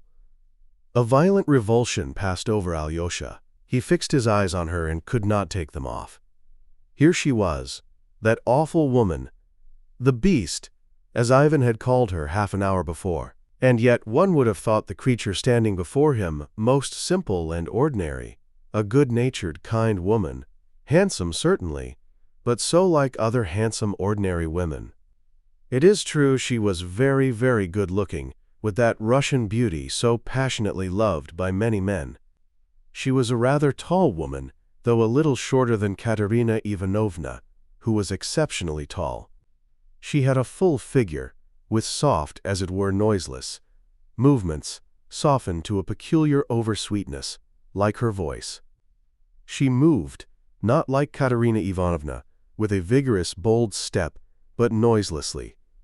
Her feet made absolutely no sound on the floor. She sank softly into a low chair, softly rustling her sumptuous black silk dress, and delicately nestling her milk-white neck and broad shoulders in a costly cashmere shawl. She was 22 years old, and her face looked exactly that age. She was very white in the face, with a pale pink tint on her cheeks. The modeling of her face might be said to be too broad, and the lower jaw was set a trifle forward. Her upper lip was thin, but the slightly prominent lower lip was at least twice as full, and looked pouting. But her magnificent, abundant dark brown hair, her sable-colored eyebrows, and charming gray-blue eyes with their long lashes, would have made the most indifferent person, meeting her casually in a crowd in the street, stop at the sight of her face and remember it long after. What struck Alyosha most in that face was its expression of childlike good nature. There was a childlike look in her eyes, a look of childish delight. She came up to the table, beaming with delight and seeming to expect something with childish, impatient, and confiding curiosity. The light in her eyes gladdened the soul. Alyosha felt that. There was something else in her which he could not understand, or would not have been able to define, and which yet perhaps unconsciously affected him. It was that softness, that voluptuousness of her bodily movements, that cat-like noiselessness. Yet it was a vigorous, ample body. Under the shawl could be seen full, broad shoulders, a high, still quite girlish bosom. Her figure suggested the lines of the Venus of Milo, though already in somewhat exaggerated proportions. That could be divined. Connoisseurs of Russian beauty could have foretold with certainty that this fresh, still youthful beauty would lose its harmony by the age of 30, would spread, that the face would become puffy, and that wrinkles would very soon appear upon her forehead and round the eyes. The complexion would grow coarse and red perhaps. In fact, that it was the beauty of the moment, the fleeting beauty which is so often met with in Russian women. Alyosha, of course, did not think of this, but though he was fascinated, yet he wondered with an unpleasant sensation, and as it were regretfully, why she drawled in that way and could not speak naturally. She did so evidently feeling there was a charm in the exaggerated, honeyed modulation of the syllables. It was, of course, only a bad, underbred habit that showed bad education and a false idea of good manners. And yet this intonation and manner of speaking impressed Alyosha as almost incredibly incongruous with the childishly simple and happy expression of her face, the soft, babyish joy in her eyes. Katerina Ivanovna at once made her sit down in an armchair facing Alyosha, and ecstatically kissed her several times on her smiling lips. She seemed quite in love with her. "This is the first time we've met, Alexey Fyodorovitch," she said rapturously. "I wanted to know her, to see her. I wanted to go to her, but I'd no sooner expressed the wish than she came to me. I knew we should settle everything together. Everything. My heart told me so. I was begged not to take the step, but I foresaw it would be a way out of the difficulty, and I was not mistaken. Grushenka has explained everything to me, told me all she means to do. She flew here like an angel of goodness and brought us peace and joy." "You did not disdain me, sweet, excellent young lady," drawled Grushenka in her sing-song voice, still with the same charming smile of delight. "Don't dare to speak to me like that, you sorceress, you witch! Disdain you! Here, I must kiss your lower lip once more. It looks as though it were swollen, and now it will be more so, and more, and more. Look how she laughs, Alexey Fyodorovitch. It does one's heart good to see the angel." Alyosha flushed, and faint, imperceptible shivers kept running down him. "You make so much of me, dear young lady, and perhaps I am not at all worthy of your kindness." "Not worthy. She's not worthy of it," Katerina Ivanovna cried again with the same warmth. "You know, Alexey Fyodorovitch, we're fanciful, we're self-willed, but proudest of the proud in our little heart. We're noble, we're generous, Alexey Fyodorovitch. Let me tell you, we have only been unfortunate. We were too ready to make every sacrifice for an unworthy, perhaps, or fickle man. There was one man, an officer too. We loved him. We sacrificed everything to him. That was long ago, 5 years ago, and he has forgotten us. He has married. Now he is a widower. He has written. He is coming here. And, do you know, we've loved him, none but him, all this time, and we've loved him all our life. He will come, and Grushenka will be happy again. For the last 5 years she's been wretched. But who can reproach her? Who can boast of her favor? Only that bedridden old merchant, but he is more like her father, her friend, her protector. He found her then in despair, in agony, deserted by the man she loved. She was ready to drown herself then, But the old merchant saved her. Saved her. You defend me very kindly, dear young lady. You are in a great hurry about everything, Grushenka drawled again. Defend you? Is it for me to defend you? Should I dare to defend you? Grushenka, angel, give me your hand. Look at that charming, soft little hand, Alexey Fyodorovitch. Look at it. It has brought me happiness and has lifted me up, and I'm going to kiss it, outside and inside, here, here, here. And 3 times she kissed the certainly charming, though rather fat, hand of Grushenka in a sort of rapture. She held out her hand with a charming musical, nervous little laugh, watched the sweet young lady, and obviously liked having her hand kissed. Perhaps there's rather too much rapture, thought Alyosha. He blushed. He felt a peculiar uneasiness at heart the whole time. You won't make me blush, dear young lady, kissing my hand like this before Alexey Fyodorovitch. Do you think I meant to make you blush? Said Katerina Ivanovna, somewhat surprised. Ah, my dear, how little you understand me. Yes, and you too perhaps quite misunderstand me, dear young lady. Maybe I'm not so good as I seem to you. I've a bad heart. I will have my own way. I fascinated poor Dmitri Fyodorovitch that day simply for fun. But now you'll save him. You've given me your word. You'll explain it all to him. You'll break to him that you have long loved another man, who is now offering you his hand. Oh no, I didn't give you my word to do that. It was you kept talking about that. I didn't give you my word. Then I didn't quite understand you, said Katerina Ivanovna slowly, turning a little pale. You promised. Oh no, angel lady, I've promised nothing, Grushenka interrupted softly and evenly, still with the same gay and simple expression. You see at once, dear young lady, what a willful wretch I am compared with you. If I want to do a thing, I do it. I may have made you some promise just now, but now again I'm thinking, I may take to Mitya again. I liked him very much once, liked him for almost a whole hour. Now maybe I shall go and tell him to stay with me from this day forward. You see, I'm so changeable. Just now you said, something quite different, Katerina Ivanovna whispered faintly. Ah, just now. But you know, I'm such a soft-hearted, silly creature. Only think what he's gone through on my account. What if when I go home I feel sorry for him? What then? I never expected. Ah, young lady, how good and generous you are compared with me. Now perhaps you won't care for a silly creature like me. Now you know my character. Give me your sweet little hand, angelic lady, she said tenderly, and with a sort of reverence took Katerina Ivanovna's hand. Here, dear young lady, I'll take your hand and kiss it as you did mine. You kissed mine 3 times, but I ought to kiss yours 300 times to be even with you. Well, but let that pass. And then it shall be as God wills.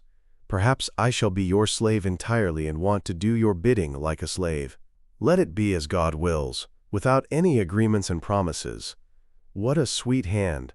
What a sweet hand you have!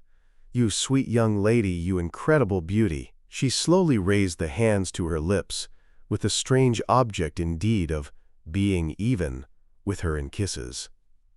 Katerina Ivanovna did not take her hand away.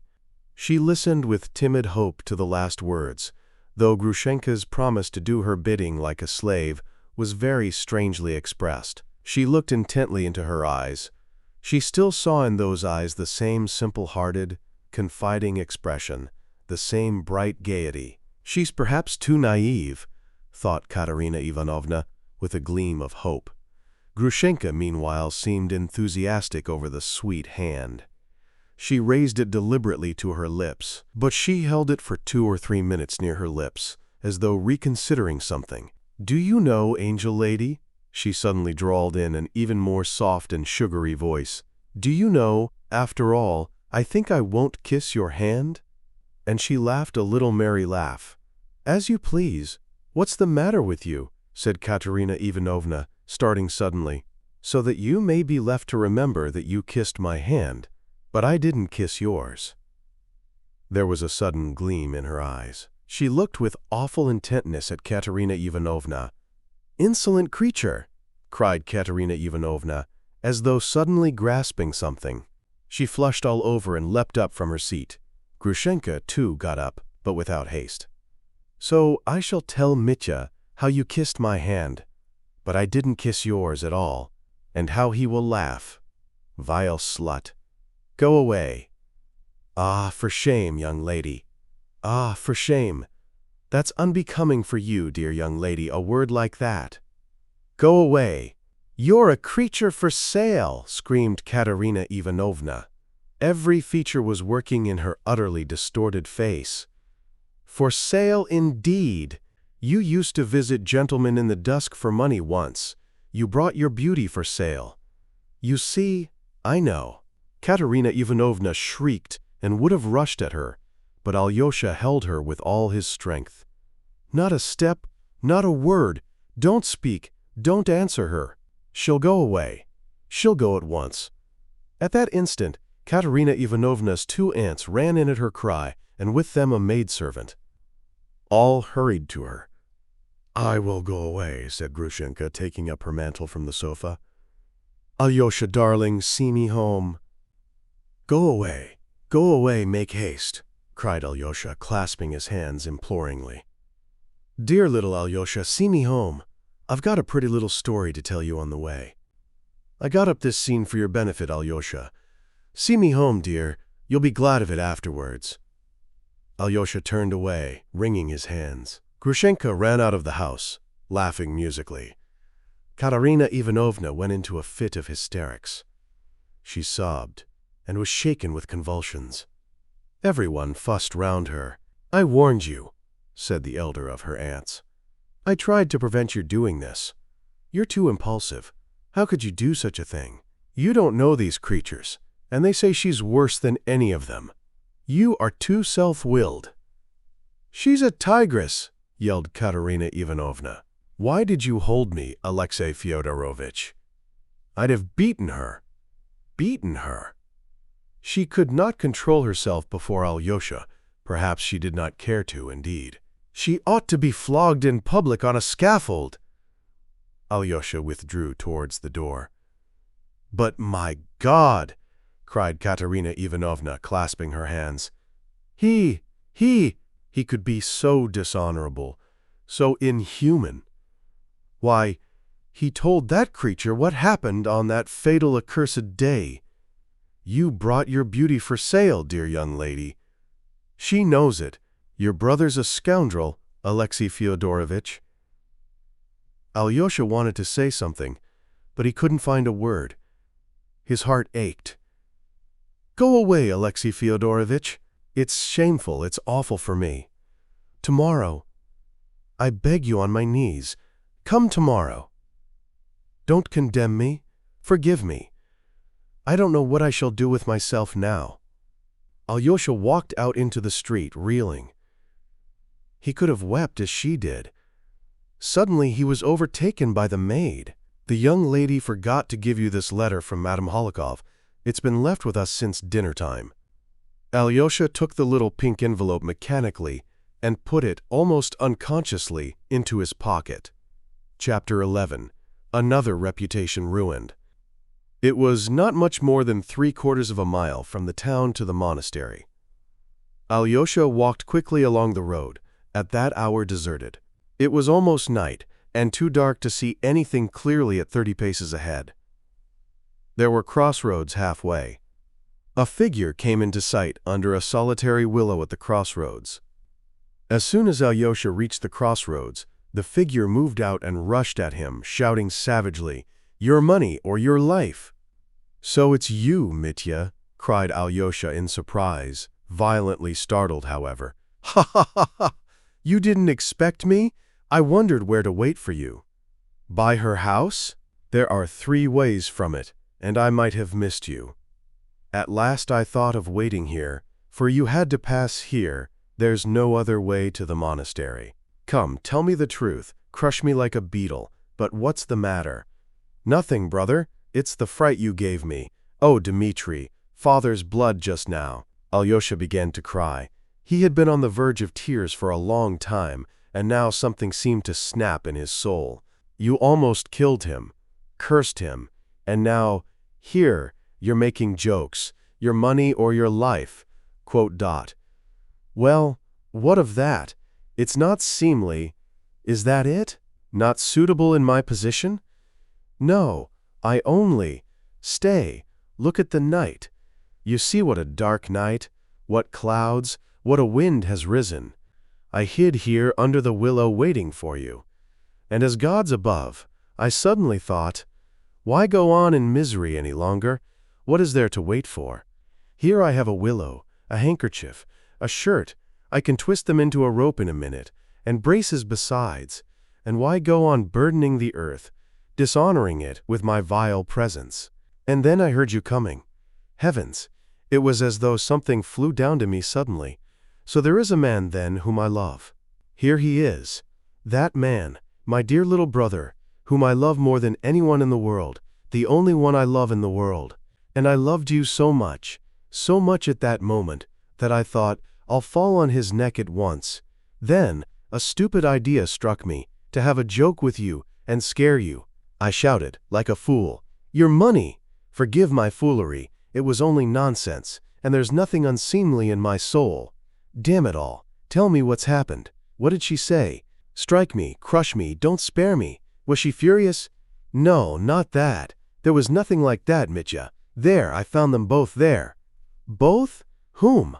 "Grushenka at Katerina Ivanovna's." Dmitri was struck dumb. "Impossible!" he cried. "You're raving! Grushenka with her?" Alyosha described all that had happened from the moment he went in to Katerina Ivanovna's.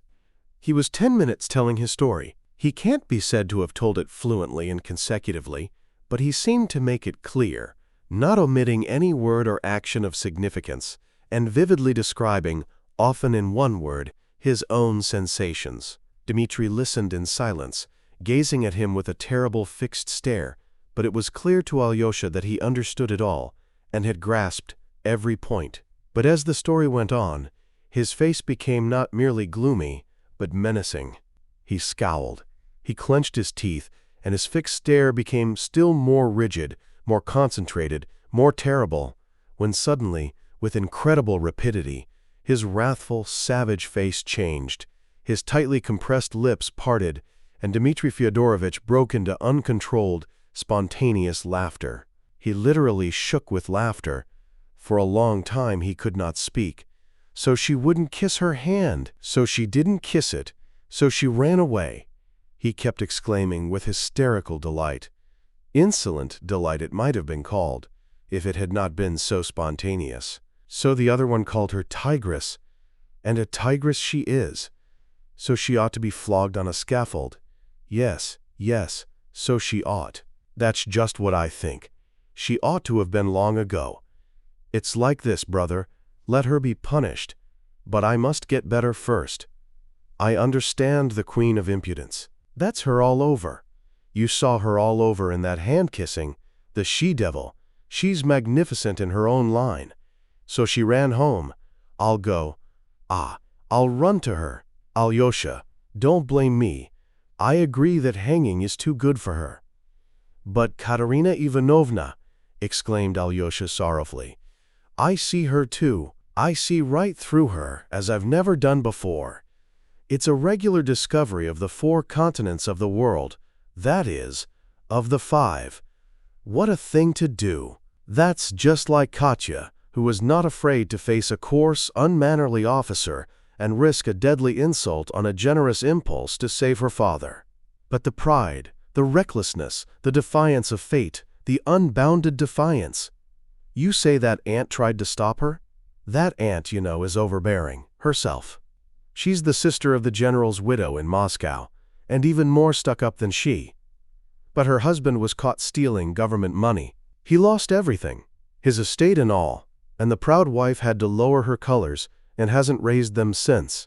So she tried to prevent Katya, but she wouldn't listen to her. She thinks she can overcome everything, that everything will give way to her. She thought she could bewitch Grushenka if she liked, and she believed it herself. She plays a part to herself. And whose fault is it? Do you think she kissed Grushenka's hand first, on purpose, with a motive? No, she really was fascinated by Grushenka. That's to say, not by Grushenka, but by her own dream, her own delusion. Because it was her dream, her delusion. Alyosha, darling, how did you escape from them, those women? Did you pick up your cassock and run? Ha ha ha. Brother, you don't seem to have noticed how you've insulted Katerina Ivanovna by telling Grushenka about that day. And she flung it in her face just now that she had gone to gentlemen in secret to sell her beauty. Brother, what could be worse than that insult?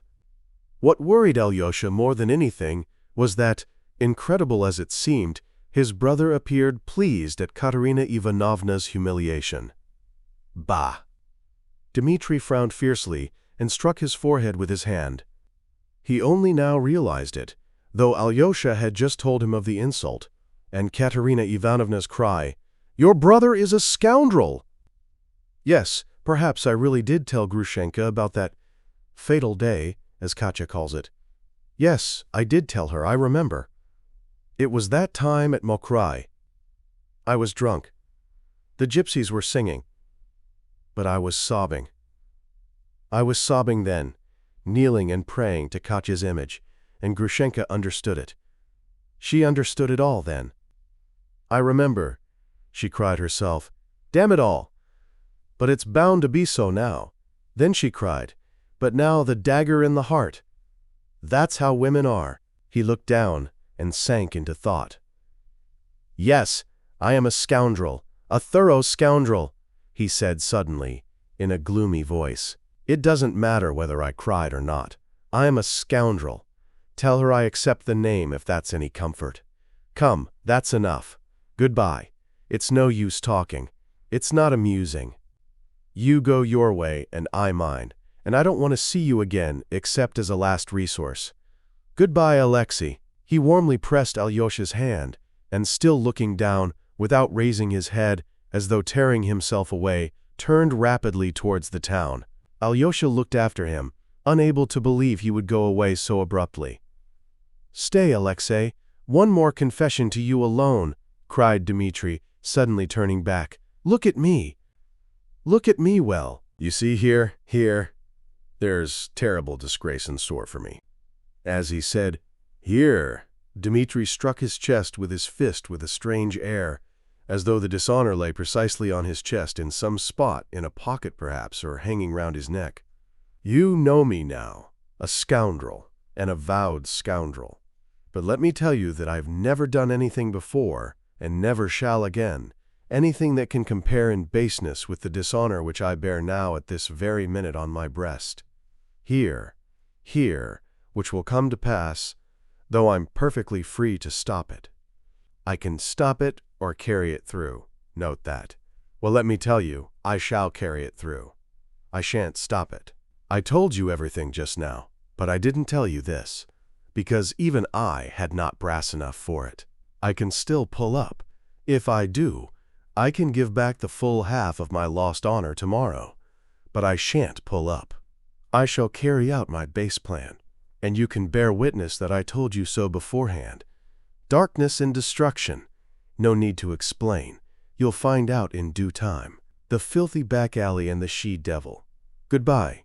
Don't pray for me, I'm not worth it. And there's no need at all. I don't need it. Away. And he suddenly retreated. This time, finally, Alyosha went towards the monastery. What? I shall never see him again. What is he saying? He wondered wildly. Why, I shall certainly see him tomorrow. I shall look him up. I shall make a point of it. What does he mean? He went round the monastery and crossed the pine wood to the hermitage. The door was open to him, though no one was admitted at that hour. There was a tremor in his heart as he went into Father Zosima's cell. Why? Why had he gone forth? Why had he sent him into the world? Here was peace. Here was holiness. But there was confusion.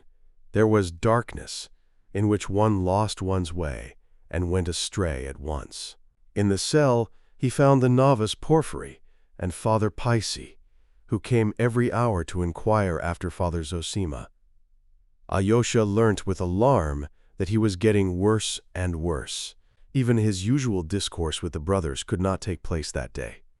As a rule, every evening after service, the monks flocked into Father Zosima's cell, and all confessed aloud their sins of the day, their sinful thoughts and temptations, even their disputes, if there had been any. Some confessed kneeling. The elder absolved, reconciled, exhorted, imposed penance, blessed, and dismissed them. It was against this general confession that the opponents of elders protested, maintaining that it was a profanation of the sacrament of confession, almost a sacrilege, though this was quite a different thing. They even represented to the diocesan authorities that such confessions attained no good object, but actually, to a large extent, led to sin and temptation. Many of the brothers disliked going to the elder and went against their own will because everyone went, and for fear they should be accused of pride and rebellious ideas. People said that some of the monks agreed beforehand, saying, "I'll confess I lost my temper with you this morning, and you confirm it," simply in order to have something to say. Alyosha knew that this actually happened sometimes. He knew, too, that there were among the monks some who deeply resented the fact that letters from relations were habitually taken to the elder to be opened and read by him before those to whom they were addressed. It was assumed, of course, that all this was done freely and in good faith by way of voluntary submission and salutary guidance. But, in fact, there was sometimes no little insincerity, and much that was false and strained in this practice. Yet the older and more experienced of the monks adhered to their opinion, arguing that, for those who have come within these walls sincerely seeking salvation, such obedience and sacrifice will certainly be salutary and of great benefit. Those, on the other hand, who find it irksome and repine, are no true monks, and have made a mistake in entering the monastery. Their proper place is in the world.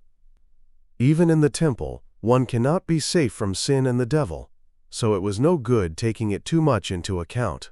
"He is weaker, a drowsiness has come over him," Father Paisi whispered to Alyosha as he blessed him. "It's difficult to rouse him, and he must not be roused." He waked up for 5 minutes, sent his blessing to the brothers, and begged their prayers for him at night. He intends to take the sacrament again in the morning. "He remembered you, Alexei. He asked whether you had gone away, and was told that you were in the town. I blessed him for that work," he said. "His place is there, not here for a while." Those were his words about you. He remembered you lovingly, with anxiety. Do you understand how he honored you? But how is it that he has decided that you shall spend some time in the world? He must have foreseen something in your destiny. Understand, Alexei, that if you return to the world, it must be to do the duty laid upon you by your elder, and not for frivolous vanity and worldly pleasures. Father Paisi went out. Alyosha had no doubt that Father Zosima was dying, though he might live another day or two. Alyosha firmly and ardently resolved that in spite of his promises to his father, the Holokovs, and Katerina Ivanovna, he would not leave the monastery next day, but would remain with his elder to the end. His heart glowed with love, and he reproached himself bitterly for having been able for one instant to forget him whom he had left in the monastery on his deathbed, and whom he honored above everyone in the world. He went into Father Zosima's bedroom, knelt down, and bowed to the ground before the elder, who slept quietly without stirring, with regular, hardly audible breathing, and a peaceful face. Alyosha returned to the other room, where Father Zosima had received his guests in the morning. Taking off his boots, he lay down on the hard, narrow, leathern sofa, which he had long used as a bed, bringing nothing but a pillow. The mattress, about which his father had shouted to him that morning, he had long forgotten to lie on. He took off his cassock, which he used as a covering, but before going to bed, he fell on his knees and prayed a long time. In his fervent prayer he did not beseech God to lighten his darkness, but only thirsted for the joyous emotion, which always visited his soul after the praise and adoration, of which his evening prayer usually consisted. That joy always brought him light, untroubled sleep. As he was praying, he suddenly felt in his pocket the little pink note the servant had handed him as he left Katerina Ivanovna's. He was disturbed, but finished his prayer. Then, after some hesitation, he opened the envelope. In it was a letter to him, signed by Lisa, the young daughter of Madame Hohlakov, who had laughed at him before the elder in the morning. "Alexei Fyodorovich," she wrote, "I am writing to you without anyone's knowledge, even Mama's, and I know how wrong it is. But I cannot live without telling you the feeling that has sprung up in my heart, and this no one but us two must know for a time. But how am I to say what I want so much to tell you? Paper, they say, does not blush, but I assure you it's not true, and that it's blushing just as I am now, all over. Dear Alyosha, I love you. I've loved you from my childhood, since our Moscow days, when you were very different from what you are now, and I shall love you all my life. My heart has chosen you, to unite our lives, and pass them together till our old age. Of course, on condition that you will leave the monastery. As for our age, we will wait for the time fixed by the law. By that time I shall certainly be quite strong. I shall be walking and dancing. There can be no doubt of that. You see how I've thought of everything. There's only one thing I can't imagine. What you'll think of me when you read this. I'm always laughing and being naughty. I made you angry this morning, but I assure you, before I took up my pen, I prayed before the image of the Mother of God, and now I'm praying, and almost crying. My secret is in your hands. When you come tomorrow, I don't know how I shall look at you. Ah, Alexei Fyodorovich, what if I can't restrain myself like a silly, and laugh when I look at you as I did today? You'll think I'm a nasty girl making fun of you, and you won't believe my letter. And so I beg you, dear one, if you've any pity for me, when you come tomorrow don't look me straight in the face, for if I meet your eyes, it will be sure to make me laugh, especially as you'll be in that long gown. I feel cold all over when I think of it, so when you come, don't look at me at all for a time. Look at Mama or at the window. Here I've written you a love letter. Oh dear, what have I done? Alyosha, don't despise me, and if I've done something very horrid and wounded you, forgive me. Now the secret of my reputation, ruined perhaps forever, is in your hands. I shall certainly cry today. Goodbye till our meeting, our awful meeting. Lise. P.S. Alyosha, you must come. Lise. Alyosha read the note in amazement, read it through twice, thought a little, and suddenly laughed a soft, sweet laugh. He started. That laugh seemed to him sinful.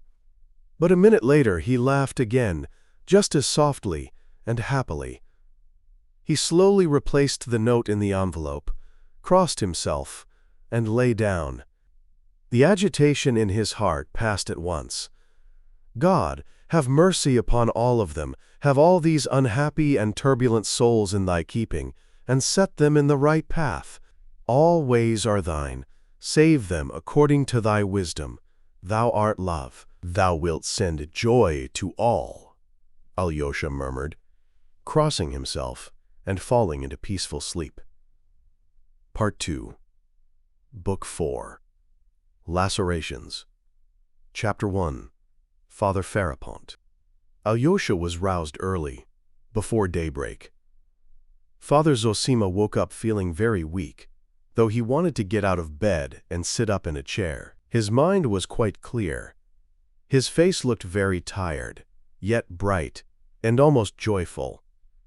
It wore an expression of gaiety, kindness, and cordiality. Maybe I shall not live through the coming day, he said to Alyosha. Then he desired to confess and take the sacrament at once. He always confessed to Father Paisi. After taking the communion, the service of extreme unction followed. The monks assembled, and the cell was gradually filled up by the inmates of the hermitage. Meantime it was daylight. People began coming from the monastery. After the service was over, the elder desired to kiss and take leave of everyone. As the cell was so small, the earlier visitors withdrew to make room for others. Alyosha stood beside the elder, who was seated again in his armchair. He talked as much as he could. Though his voice was weak, it was fairly steady. I've been teaching you so many years, and therefore I've been talking aloud so many years, that I've got into the habit of talking, and so much so that it's almost more difficult for me to hold my tongue than to talk, even now, in spite of my weakness. Dear fathers and brothers," he jested, looking with emotion at the group round him. Alyosha remembered afterwards something of what he said to them. But though he spoke out distinctly, and his voice was fairly steady, his speech was somewhat disconnected. He spoke of many things. He seemed anxious before the moment of death to say everything he had not said in his life, and not simply for the sake of instructing them, but as though thirsting to share with all men and all creation his joy and ecstasy, and once more in his life to open his whole heart. "Love one another, fathers," said Father Zosima, as far as Alyosha could remember afterwards. "Love God's people. Because we have come here and shut ourselves within these walls, we are no holier than those that are outside, but on the contrary, from the very fact of coming here, each of us has confessed to himself that he is worse than others, than all men on earth. And the longer the monk lives in his seclusion, the more keenly he must recognize that. Else he would have had no reason to come here. When he realizes that he is not only worse than others, but that he is responsible to all men, for all and everything, for all human sins, national and individual, only then the aim of our seclusion is attained. For know, dear ones, that every one of us is undoubtedly responsible for all men and everything on earth, not merely through the general sinfulness of creation, but each one personally for all mankind and every individual man. This knowledge is the crown of life for the monk and for every man, for monks are not a special sort of men, but only what all men ought to be. Only through that knowledge, our heart grows soft with infinite, universal, inexhaustible love. Then every one of you will have the power to win over the whole world by love, and to wash away the sins of the world with your tears. Each of you keep watch over your heart, and confess your sins to yourself unceasingly. Be not afraid of your sins, even when perceiving them, if only there be penitence, but make no conditions with God. Again I say, be not proud. Be proud neither to the little nor to the great. Hate not those who reject you, who insult you, who abuse and slander you. Hate not the atheists, the teachers of evil, the materialists. And I mean not only the good ones, for there are many good ones among them, especially in our day. Hate not even the wicked ones. Remember them in your prayers thus: Save, O Lord, all those who have none to pray for them. Save, too, all those who will not pray. And add, It is not in pride that I make this prayer, O Lord, for I am lower than all men. Love God's people. Let not strangers draw away the flock, for if you slumber in your slothfulness and disdainful pride, or worse still, in covetousness, they will come from all sides and draw away your flock. Expound the gospel to the people unceasingly. Be not extortionate. Do not love gold and silver. Do not hoard them. Have faith. Cling to the banner and raise it on high. But the elder spoke more disconnectedly than Alyosha reported his words afterwards. Sometimes he broke off altogether, as though to take breath and recover his strength, but he was in a sort of ecstasy. They heard him with emotion, though many wondered at his words and found them obscure.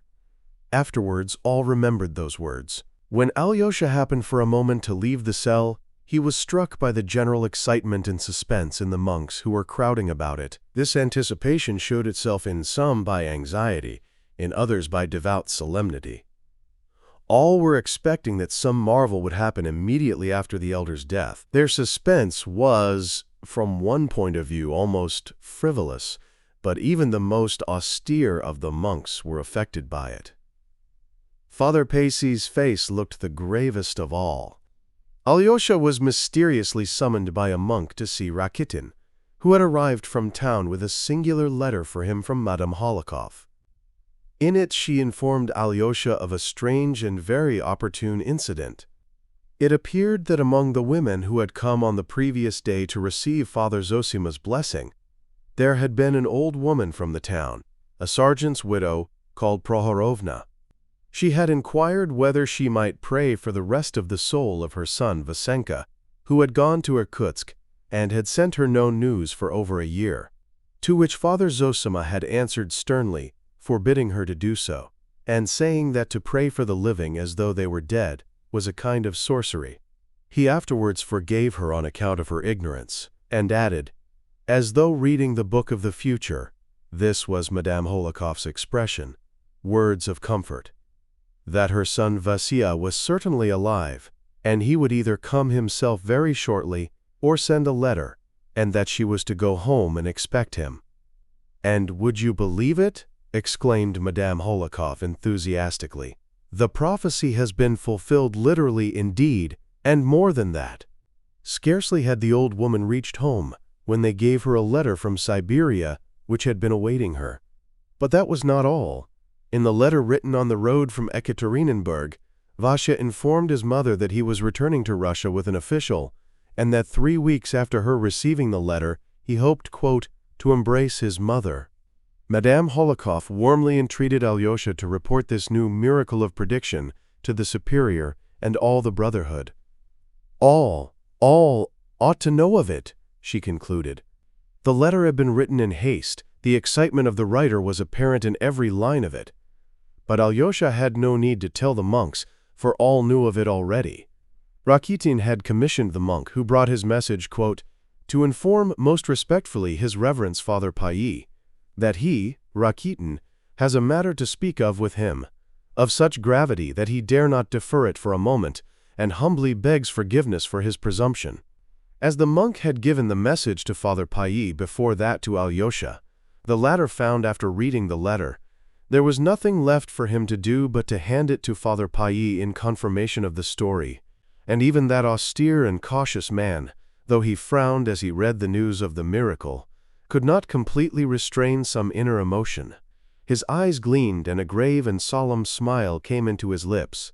"We shall see greater things," broke from him. "We shall see greater things yet," the monks around repeated. But Father Pailly, frowning again, begged all of them, at least for a time, not to speak of the matter, till it be more fully confirmed, seeing there is so much credulity among those of this world, and indeed this might well have chanced naturally, he added, prudently, as it were to satisfy his conscience, though scarcely believing his own disavowal, a fact his listeners very clearly perceived. Within the hour, the miracle was of course known to the whole monastery, and many visitors who had come for the Mass. No one seemed more impressed by it than the monk who had come the day before from St. Sylvester, from the little monastery of Obdorsk in the far north. It was he who had been standing near Madame Holokov the previous day, and had asked Father Zosima earnestly, referring to the healing of the lady's daughter, "How can you presume to do such things?" He was now somewhat puzzled, and did not know whom to believe. The evening before, he had visited Father Ferapont in his cell apart behind the apiary, and had been greatly impressed and overawed by the visit. This Father Ferapont was that aged monk, so devout in fasting and observing silence, who has been mentioned already, as antagonistic to Father Zosima and the whole institution of elders, which he regarded as a pernicious and frivolous innovation. He was a very formidable opponent, although from his practice of silence he scarcely spoke a word to anyone. What made him formidable was that a number of monks fully shared his feeling, and many of the visitors looked upon him as a great saint and ascetic, although they had no doubt that he was crazy. But it was just his craziness attracted them. Father Ferapont never went to see the elder. Though he lived in the hermitage, they did not worry him to keep its regulations, and this too because he behaved as though he were crazy. He was 75 or more, and he lived in a corner beyond the apiary, in an old, decaying wooden cell, which had been built long ago for another great ascetic, Father Iona, who had lived to be 105, and of whose saintly doings many curious stories were still extant in the monastery in the neighborhood. Father Ferapont had succeeded in getting himself installed in this same solitary cell 7 years previously. It was simply a peasant's hut, though it looked like a chapel, for it contained an extraordinary number of icons with lamps perpetually burning before them, which men brought to the monastery as offerings to God. Father Ferapont had been appointed to look after them and keep the lamps burning. It was said, and indeed it was true, that he ate only 2 pounds of bread in 3 days. The beekeeper who lived close by the apiary used to bring him the bread every 3 days, and even to this man who waited upon him, Father Ferapont rarely uttered a word. The 4 pounds of bread, together with the sacrament bread, regularly sent him on Sundays after the late Mass by the Father Superior, made up his weekly rations. The water in his jug was changed every day. He rarely appeared at Mass. Visitors who came to do him homage saw him sometimes kneeling all day long at prayer without looking round. If he addressed them, he was brief, abrupt, strange, and almost always rude.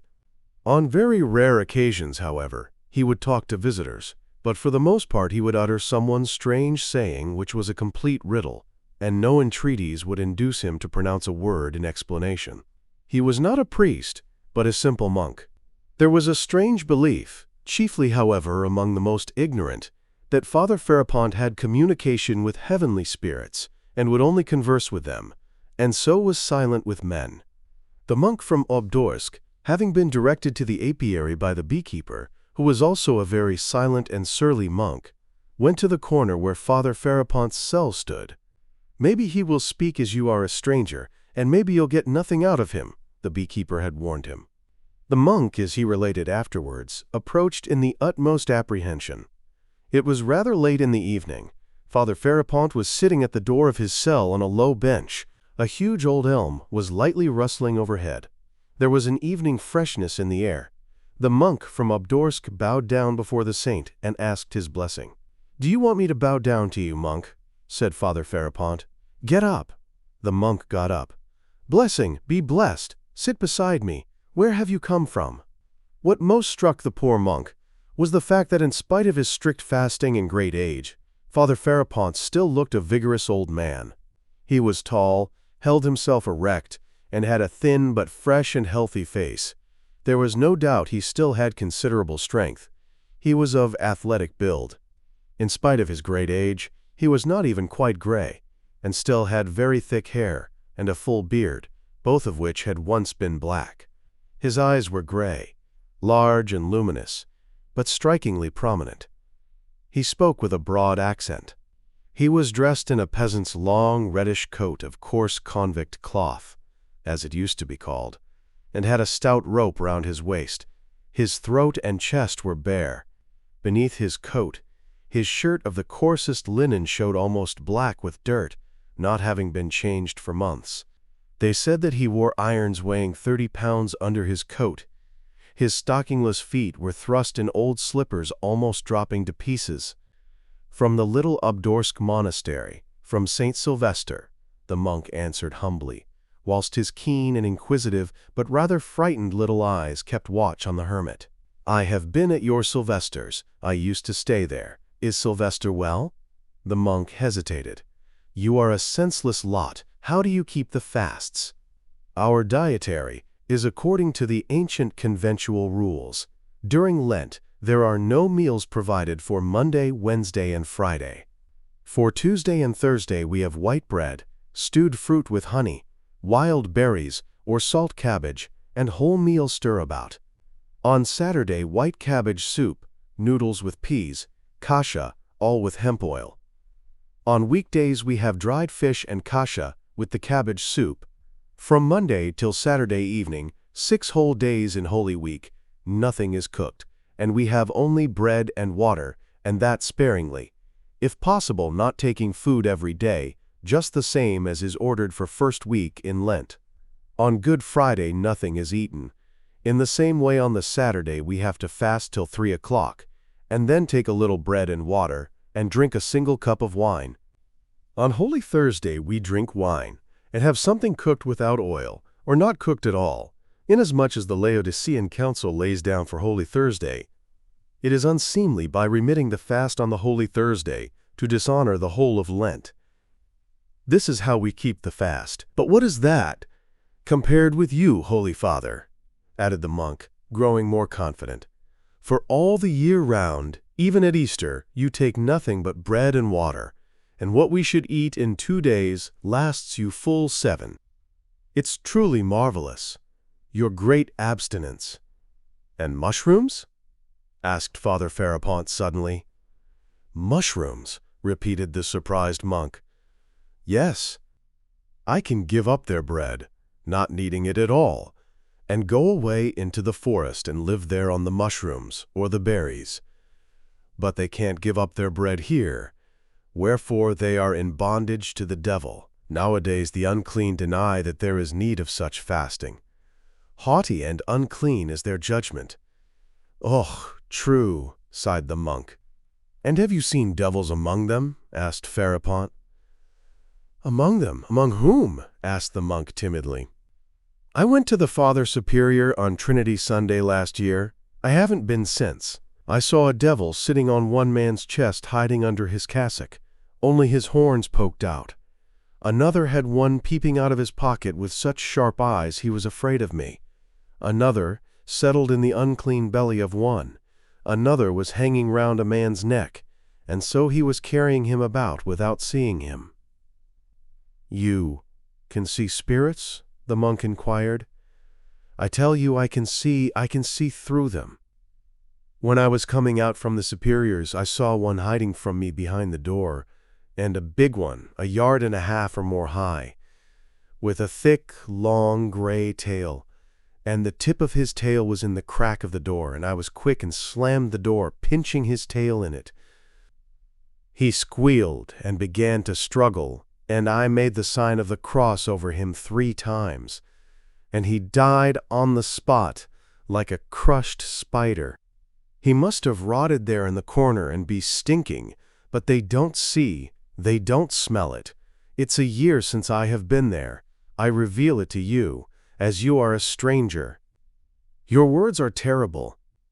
But, Holy and Blessed Father, said the monk, growing bolder and bolder, is it true, as they noise abroad even to distant lands about you, that you are in continual communication with the Holy Ghost? He does fly down at times. How does he fly down? In what form? As a bird. The Holy Ghost in the form of a dove? There's the Holy Ghost, and there's the Holy Spirit. The Holy Spirit can appear as other birds, sometimes as a swallow, sometimes a goldfinch, and sometimes as a blue tit. How do you know him from an ordinary tit? He speaks. How does he speak? In what language? Human language.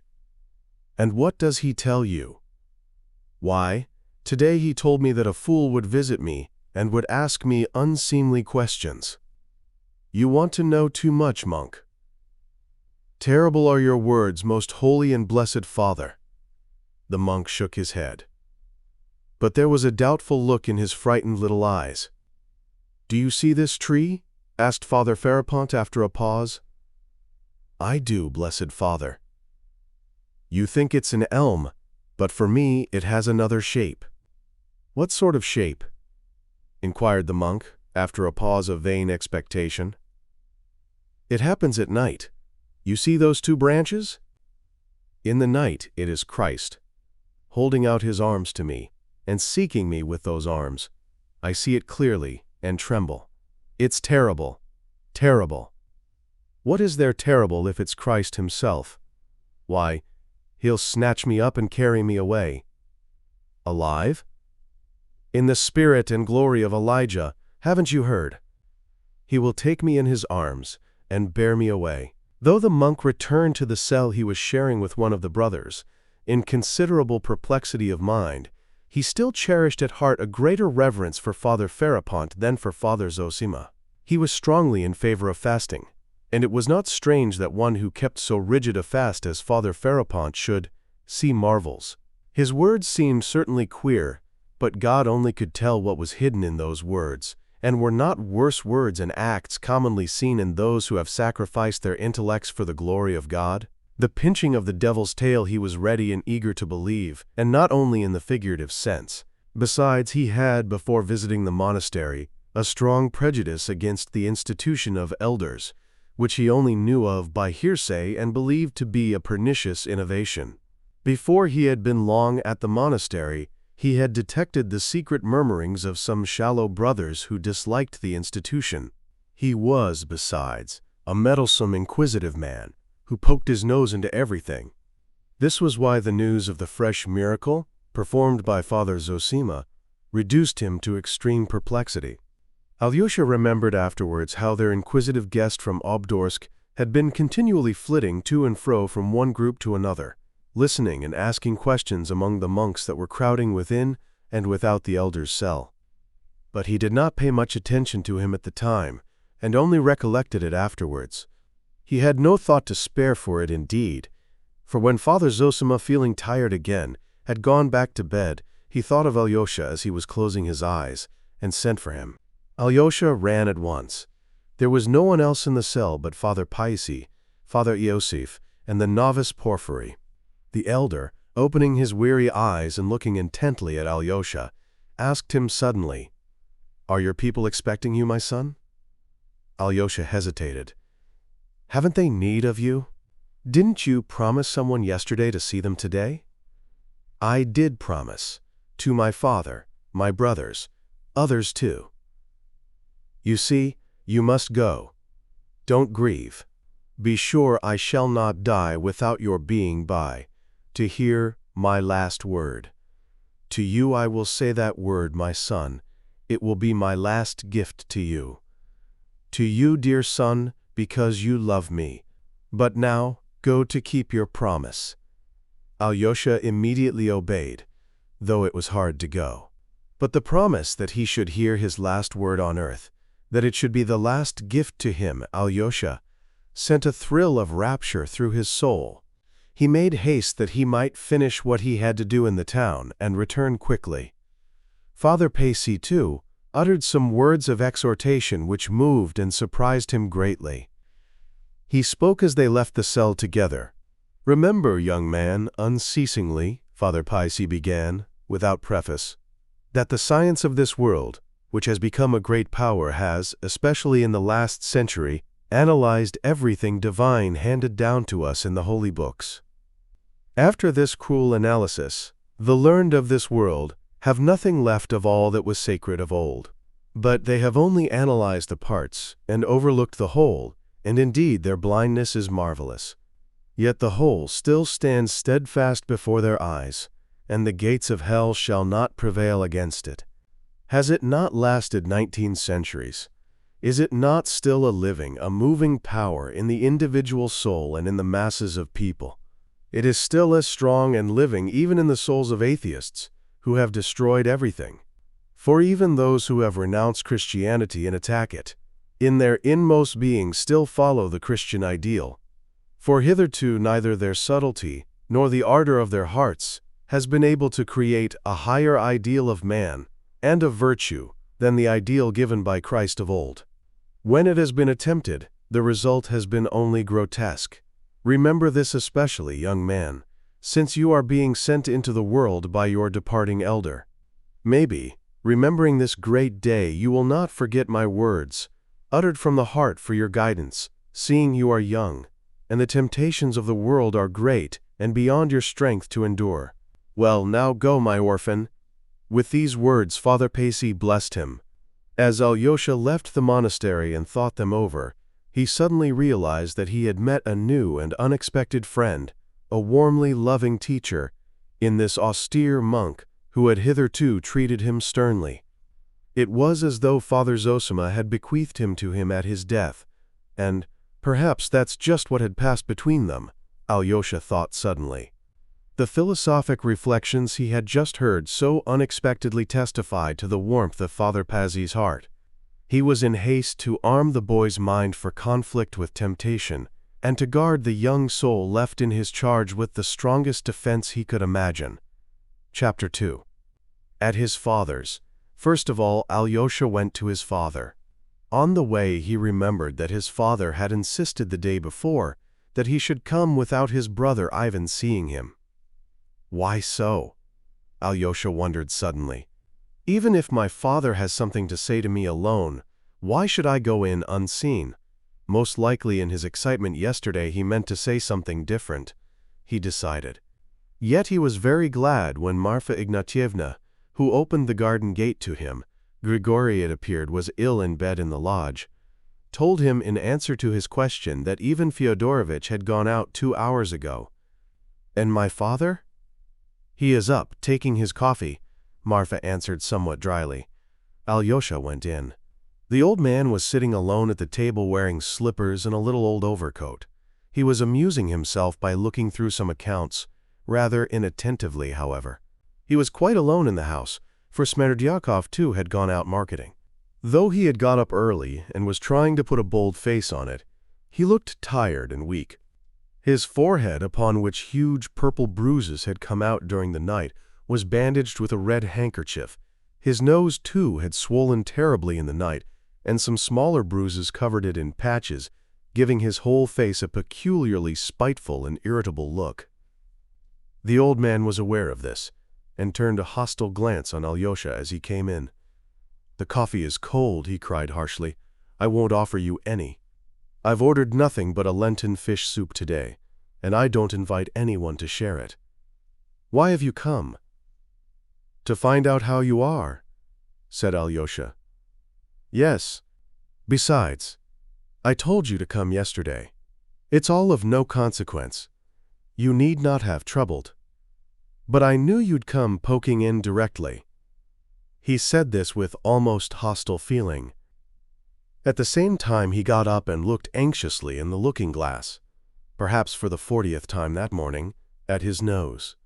He began, too, binding his red handkerchief more becomingly on his forehead. "Red's better.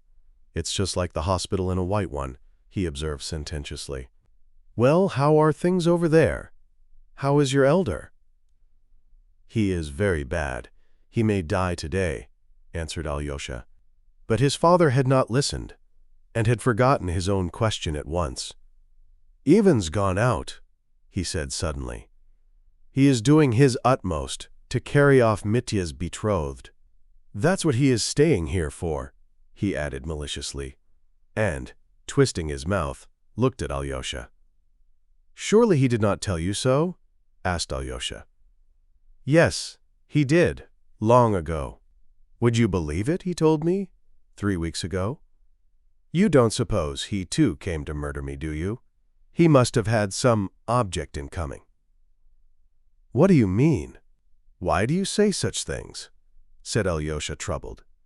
"He doesn't ask for money, it's true, but yet he won't get a farthing from me. I intend living as long as possible, you may as well know, my dear Alexey Fyodorovitch, and so I need every farthing, and the longer I live, the more I shall need it," he continued, pacing from one corner of the room to the other, keeping his hands in the pockets of his loose, greasy overcoat, made of yellow cotton material. "I can still pass for a man at 55, but I want to pass for one for another 20 years. As I get older, you know, I shan't be a pretty object. The wenches won't come to me of their own accord, so I shall want my money. So I am saving up more and more, simply for myself. My dear son Alexey Fyodorovitch, you may as well know. For I mean to go on in my sins to the end, let me tell you. For sin is sweet. All abuse it, but all men live in it. Only others do it on the sly, and I openly. And so all the other sinners fall upon me for being so simple. And your paradise, Alexey Fyodorovitch, is not to my taste, let me tell you that.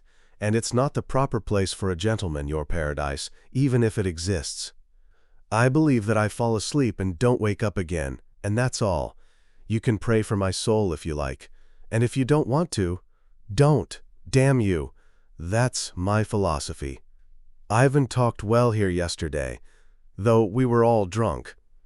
Ivan is a conceited coxcomb, but he has no particular learning, nor education either. He sits silent and smiles at one without speaking. That's what pulls him through. Alyosha listened to him in silence. Why won't he talk to me?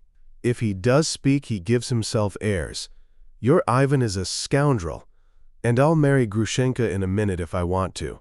For if you've money, Alexey Fyodorovitch, you have only to want a thing, and you can have it. That's what Ivan is afraid of. He is on the watch to prevent me getting married, and that's why he is egging on Mitya to marry Grushenka himself. He hopes to keep me from Grushenka by that, as though I should leave him my money if I don't marry her. Besides, if Mitya marries Grushenka, Ivan will carry off his rich betrothed. That's what he's reckoning on. He is a scoundrel, your Ivan. How cross you are. It's because of yesterday. You had better lie down, said Alyosha. There. You say that? The old man observed suddenly, as though it had struck him for the first time. And I am not angry with you. But if Ivan said it, I should be angry with him. It is only with you I have good moments, else you know I am an ill-natured man. You are not ill-natured, but distorted, said Alyosha with a smile. Listen, I meant this morning to get that ruffian Mitya locked up, and I don't know now what I shall decide about it. Of course, in these fashionable days, fathers and mothers are looked upon as a prejudice. But even now the law does not allow you to drag your old father about by the hair, to kick him in the face in his own house, and brag of murdering him outright, all in the presence of witnesses. If I liked, I could crush him and could have him locked up at once for what he did yesterday. Then you don't mean to take proceedings? Ivan has dissuaded me. I shouldn't care about Ivan, but there's another thing. And bending down to Alyosha, he went on in a confidential half-whisper. If I send the ruffian to prison, she'll hear of it and run to see him at once. But if she hears that he has beaten me, a weak old man, within an inch of my life, she may give him up and come to me. For that's her way, everything by contraries. I know her through and through. Won't you have a drop of brandy? Take some cold coffee, and I'll pour 1/4 of a glass of brandy into it. It's delicious, my boy. No, thank you. I'll take that roll with me if I may, said Alyosha, and taking a halfpenny French roll, he put it in the pocket of his cassock. And you'd better not have brandy either, he suggested apprehensively, looking into the old man's face. You are quite right. It irritates my nerves instead of soothing them. Only one little glass. I'll get it out of the cupboard. He unlocked the cupboard, poured out a glass, drank it, then locked the cupboard and put the key back in his pocket. That's enough. 1 glass won't kill me. You see you are in a better humor now, said Alyosha, smiling. I love you even without the brandy, but with scoundrels I am a scoundrel. Ivan is not going to Chermashnya. Why is that? He wants to spy how much I give Grushenka if she comes. They are all scoundrels. But I don't recognize Ivan. I don't know him at all. Where does he come from? He is not one of us in soul, as though I'd leave him anything. I shan't leave a will at all, you may as well know, and I'll crush Mitya like a beetle. I squash black beetles at night with my slipper. They squelch when you tread on them. And your Mitya will squelch too. Your Mitya, for you love him. Yes, you love him, and I am not afraid of your loving him. But if Ivan loved him, I should be afraid for myself at his loving him. But Ivan loves nobody. Ivan is not one of us. People like Ivan are not our sort, my boy. They are like a cloud of dust. When the wind blows, the dust will be gone. I had a silly idea in my head when I told you to come today. I wanted to find out from you about Mitya. If I were to hand him over 1,000 or maybe 2 now, would the beggarly wretch agree to take himself off altogether for 5 years, or, better still, 35, and without Grushenka, and give her up once for all, I'll ask him, muttered Alyosha. If you would give him 3,000, perhaps he— That's nonsense. You needn't ask him now, no need. I've changed my mind. It was a nonsensical idea of mine. I won't give him anything, not a penny. I want my money myself, cried the old man, waving his hand. I'll crush him like a beetle without it. Don't say anything to him, or else he will begin hoping. There's nothing for you to do here. You needn't stay. Is that betrothed of his, Katerina Ivanovna, whom he has kept so carefully hidden from me all this time, going to marry him or not? You went to see her yesterday, I believe. Nothing will induce her to abandon him. There you see how dearly these fine young ladies love a rake and a scoundrel. They are poor creatures, I tell you, those pale young ladies, very different from— Ah, if I had his youth and the looks I had then, for I was better looking than he at 8 and 20, I'd have been a conquering hero just as he is. He is a low cad, but he shan't have Grushenka anyway. He shan't. I'll crush him." His anger had returned with the last words. "You can go. There's nothing for you to do here today," he snapped harshly. Alyosha went up to say goodbye to him and kissed him on the shoulder. "What's that for?" The old man was a little surprised. "We shall see each other again, or do you think we shan't?" "Not at all. I didn't mean anything." "Nor did I. I did not mean anything," said the old man, looking at him. "Listen, listen," he shouted after him. "Make haste and come again, and I'll have a fish soup for you, a fine one, not like today. Be sure to come. Come tomorrow, do you hear? Tomorrow." And as soon as Alyosha had gone out of the door, he went to the cupboard again and poured out another half-glass. "I won't have more," he muttered, clearing his throat, and again he locked the cupboard and put the key in his pocket. Then he went into his bedroom, lay down on the bed, exhausted, and in 1 minute he was asleep. Chapter 3. A Meeting with the Schoolboys. "Thank goodness he did not ask me about Grushenka," thought Alyosha, as he left his father's house and turned towards Madame Holokov's. "Or I might have to tell him of my meeting with Grushenka yesterday." Alyosha felt painfully that since yesterday both combatants had renewed their energies, and that their hearts had grown hard again. "Father is spiteful and angry. He's made some plan and will stick to it. And what of Dmitri? He too will be harder than yesterday. He too must be spiteful and angry, and he too no doubt has made some plan. Oh, I must succeed in finding him today, whatever happens." But Alyosha had not long to meditate. An incident occurred on the road, which, though apparently of little consequence, made a great impression on him. Just after he had crossed the square and turned the corner coming out into Mikhailovsky Street, which is divided by a small ditch from the High Street, our whole town is intersected by ditches, he saw a group of schoolboys between the ages of 9 and 12 at the bridge. They were going home from school, some with their bags on their shoulders, others with leather satchels slung across them, some in short jackets, others in little overcoats. Some even had those high boots with creases round the ankles, such as little boys spoiled by rich fathers love to wear. The whole group was talking eagerly about something, apparently holding a council. Alyosha had never from his Moscow days been able to pass children without taking notice of them, and although he was particularly fond of children of 3 or thereabout, he liked schoolboys of 10 and 11 too. And so, anxious as he was today, he wanted at once to turn aside to talk to them. He looked into their excited rosy faces, and noticed at once that all the boys had stones in their hands. Behind the ditch, some 30 paces away, there was another schoolboy standing by a fence. He too had a satchel at his side. He was about 10 years old, pale, delicate-looking, and with sparkling black eyes.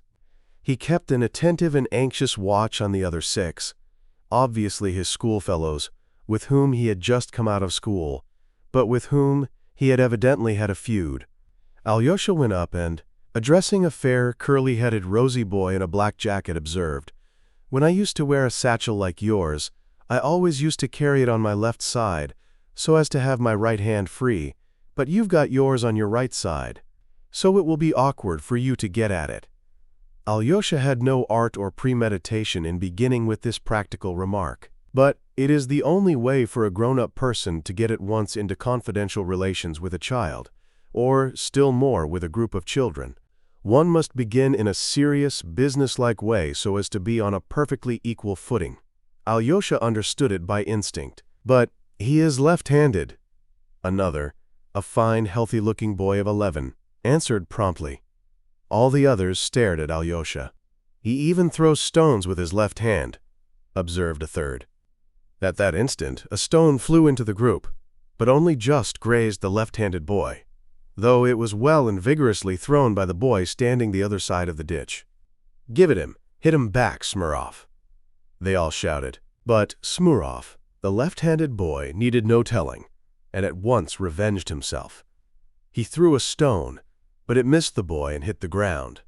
The boy, the other side of the ditch, the pocket of whose coat was visibly bulging with stones, flung another stone at the group. This time, it flew straight at Alyosha and hit him painfully on the shoulder. "He aimed it at you. He meant it for you." "You are Karamazov, Karamazov!" the boys shouted, laughing. "Come, all throw at him at once!" And 6 stones flew at the boy. One struck the boy on the head and he fell down, but at once leaped up and began ferociously returning their fire. Both sides threw stones incessantly. Many of the group had their pockets full too. "What are you about? Aren't you ashamed? 6 against 1. Why, you'll kill him!" cried Alyosha. He ran forward and met the flying stones to screen the solitary boy. 3 or 4 ceased throwing for a minute. "He began first," cried a boy in a red shirt in an angry, childish voice. "He is a beast. He stabbed Krasotkin in class the other day with a penknife. It bled." Krasotkin wouldn't tell tales, but he must be thrashed. "But what for? I suppose you tease him." "There, he sent a stone in your back again. He knows you," cried the children. "It's you he is throwing at now, not us. Come, all of you, at him again. Don't miss, Smurov." And again a fire of stones, and a very vicious one, began. The boy the other side of the ditch was hit in the chest. He screamed, began to cry, and ran away uphill towards Mihailovsky Street. They all shouted, "Ah, he is funking, he is running away. Wisp of tow! You don't know what a beast he is, Karamazov. Killing is too good for him," said the boy in the jacket with flashing eyes. He seemed to be the eldest. "What's wrong with him?" asked Alyosha. "Is he a telltale or what?" The boys looked at one another as though derisively. "Are you going that way? To Mikhailovsky?" the same boy went on. "Catch him up. You see, he stopped again. He is waiting and looking at you." "He is looking at you," the other boys chimed in. "You ask him, does he like a disheveled wisp of tow? Do you hear? Ask him that." There was a general burst of laughter.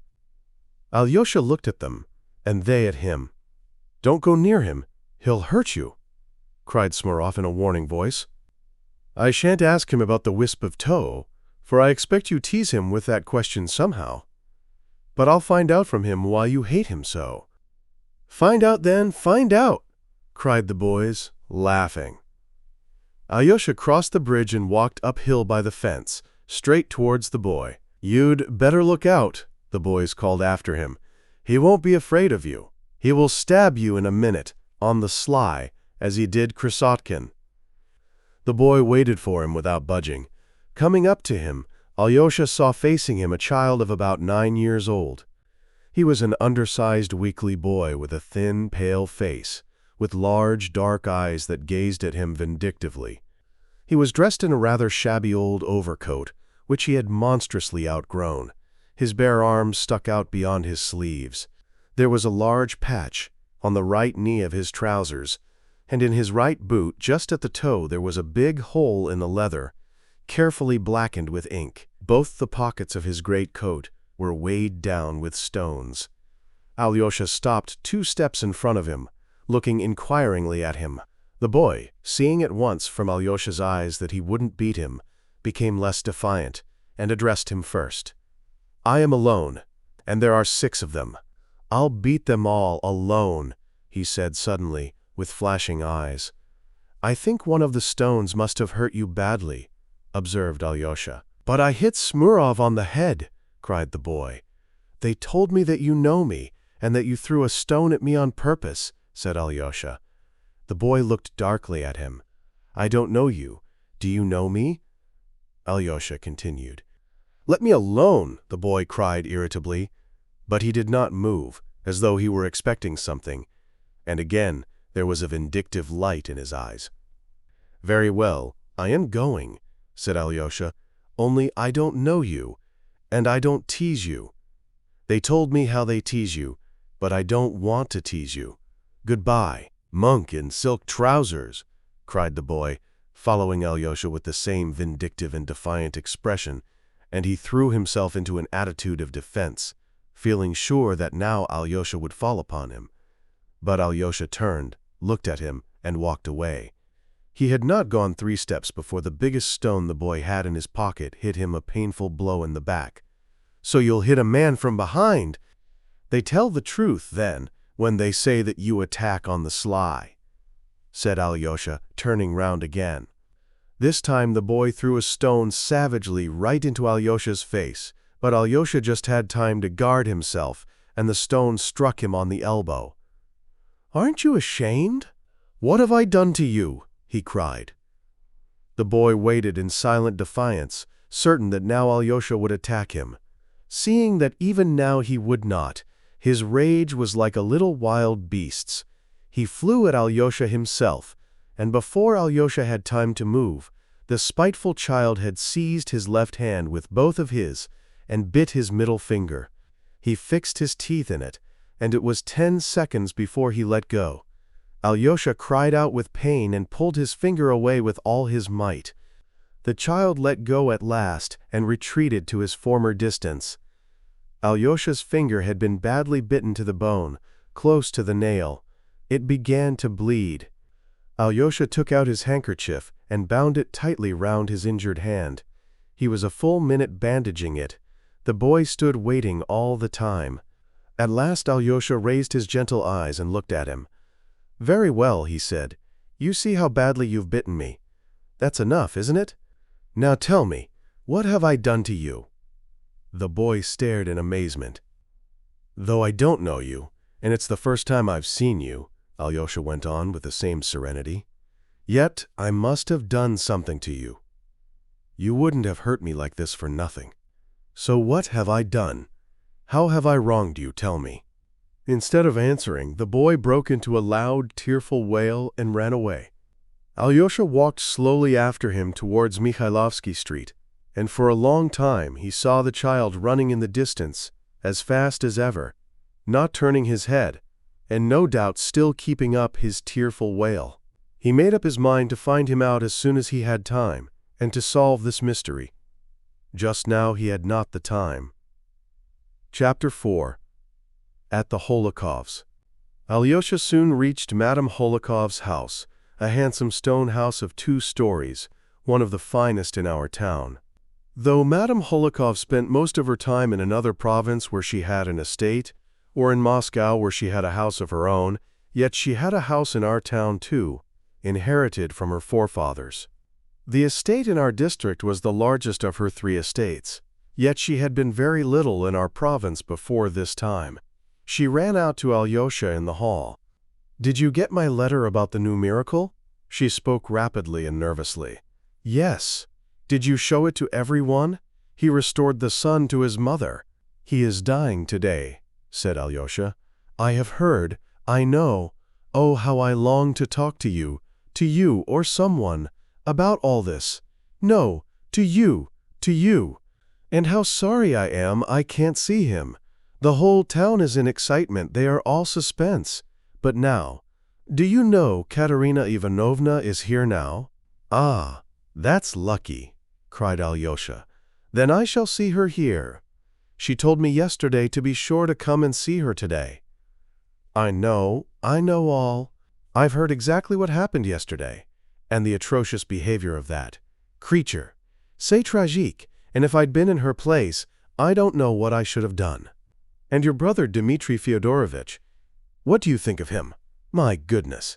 Alexei Fyodorovitch, I am forgetting. Only fancy. Your brother is in there with her, not that dreadful brother who was so shocking yesterday, but the other, Ivan Fyodorovitch. He is sitting with her talking. They are having a serious conversation. If you could only imagine what's passing between them now. It's awful. I tell you, it's lacerating. It's like some incredible tale of horror. They are ruining their lives for no reason anyone can see. They both recognize it and revel in it. I've been watching for you. I've been thirsting for you. It's too much for me, that's the worst of it. I'll tell you all about it presently. But now I must speak of something else, the most important thing. I had quite forgotten what's most important. Tell me, why has Lise been in hysterics? As soon as she heard you were here, she began to be hysterical. Mama, it's you who are hysterical now, not I. Lisa's voice caroled through a tiny crack of the door at the side. Her voice sounded as though she wanted to laugh, but was doing her utmost to control it. Alyosha at once noticed the crack, and no doubt Lisa was peeping through it, but that he could not see. And no wonder, Lisa, no wonder. Your caprices will make me hysterical too. But she is so ill, Alexey Fyodorovitch. She has been so ill all night, feverish and moaning. I could hardly wait for the morning and for Herzenstube to come. He says that he can make nothing of it, that we must wait. Herzenstube always comes and says that he can make nothing of it. As soon as you approached the house, she screamed, fell into hysterics, and insisted on being wheeled back into this room here. Mama, I didn't know he had come. It wasn't on his account. I wanted to be wheeled into this room. That's not true, Lise. Yulia ran to tell you that Alexey Fyodorovitch was coming. She was on the lookout for you. My darling Mama, it's not at all clever of you. But if you want to make up for it and say something very clever, dear Mama, you'd better tell our honored visitor, Alexey Fyodorovitch, that he has shown his want of wit by venturing to us after what happened yesterday, and although everyone is laughing at him. Lise, you go too far. I declare I shall have to be severe. Who laughs at him? I am so glad he has come. I need him. I can't do without him. Oh, Alexey Fyodorovitch, I am exceedingly unhappy. But what's the matter with you, Mama, darling? Ah, your caprices, Lise, your fidgetiness, your illness, that awful night of fever, that awful everlasting Herzenstube, everlasting, everlasting, that's the worst of it. Everything, in fact, everything, even that miracle too. Oh, how it has upset me, how it has shattered me, that miracle, dear Alexey Fyodorovitch. And that tragedy in the drawing room, it's more than I can bear, I warn you. I can't bear it. A comedy, perhaps, not a tragedy. Tell me, will Father Zosima live till tomorrow, will he? Oh my God, what is happening to me? Every minute I close my eyes and see that it's all nonsense. All nonsense. I should be very grateful, Alyosha interrupted suddenly, if you could give me a clean rag to bind up my finger with. I have heard it, and it's very painful. Alyosha unbound his bitten finger. The handkerchief was soaked with blood. Madame Holikov screamed and shut her eyes. Good heavens, what a wound! How awful! But as soon as Lise saw Alyosha's finger through the crack, she flung the door wide open. Come here, she cried imperiously. No nonsense now! Good heavens, why did you stand there saying nothing about it all this time? He might have bled to death, Mama. How did you do it? Water! Water! You must wash it first of all. Simply hold it in cold water to stop the pain. And keep it there. Keep it there. Make haste, Mama. Some water in a slop basin. But do make haste, she finished nervously. She was quite frightened at the sight of Alyosha's wound. Shouldn't we send for Herzenstube? Cried Madame Holikov. Mama, you'll be the death of me. Your Herzenstube will come and say that he can make nothing of it. Water, water, Mama, for goodness sake. Go yourself and hurry, Yulia. She is such a slow coach and never can come quickly. Make haste, Mama, or I shall die. Why, it's nothing much, cried Alyosha, frightened at this alarm. Yulia ran in with water, and Alyosha put his finger in it. Some lint, Mama, for mercy's sake. Bring some lint, and that muddy caustic lotion for wounds. What's it called? We've got some. You know where the bottle is, Mama. It's in your bedroom in the right-hand cupboard. There's a big bottle of it there with the lint. I'll bring everything in a minute, Lisa, only don't scream and don't fuss. You see how bravely Alexey Fyodorovitch bears it. Where did you get such a dreadful wound, Alexey Fyodorovitch? Madame Holikov hastened away. This was all Lise was waiting for. First of all, answer the question. Where did you get hurt like this? She asked Alyosha quickly.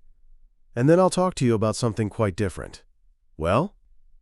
Instinctively feeling that the time of her mother's absence was precious for her, Alyosha hastened to tell her of his enigmatic meeting with the schoolboys in the fewest words possible.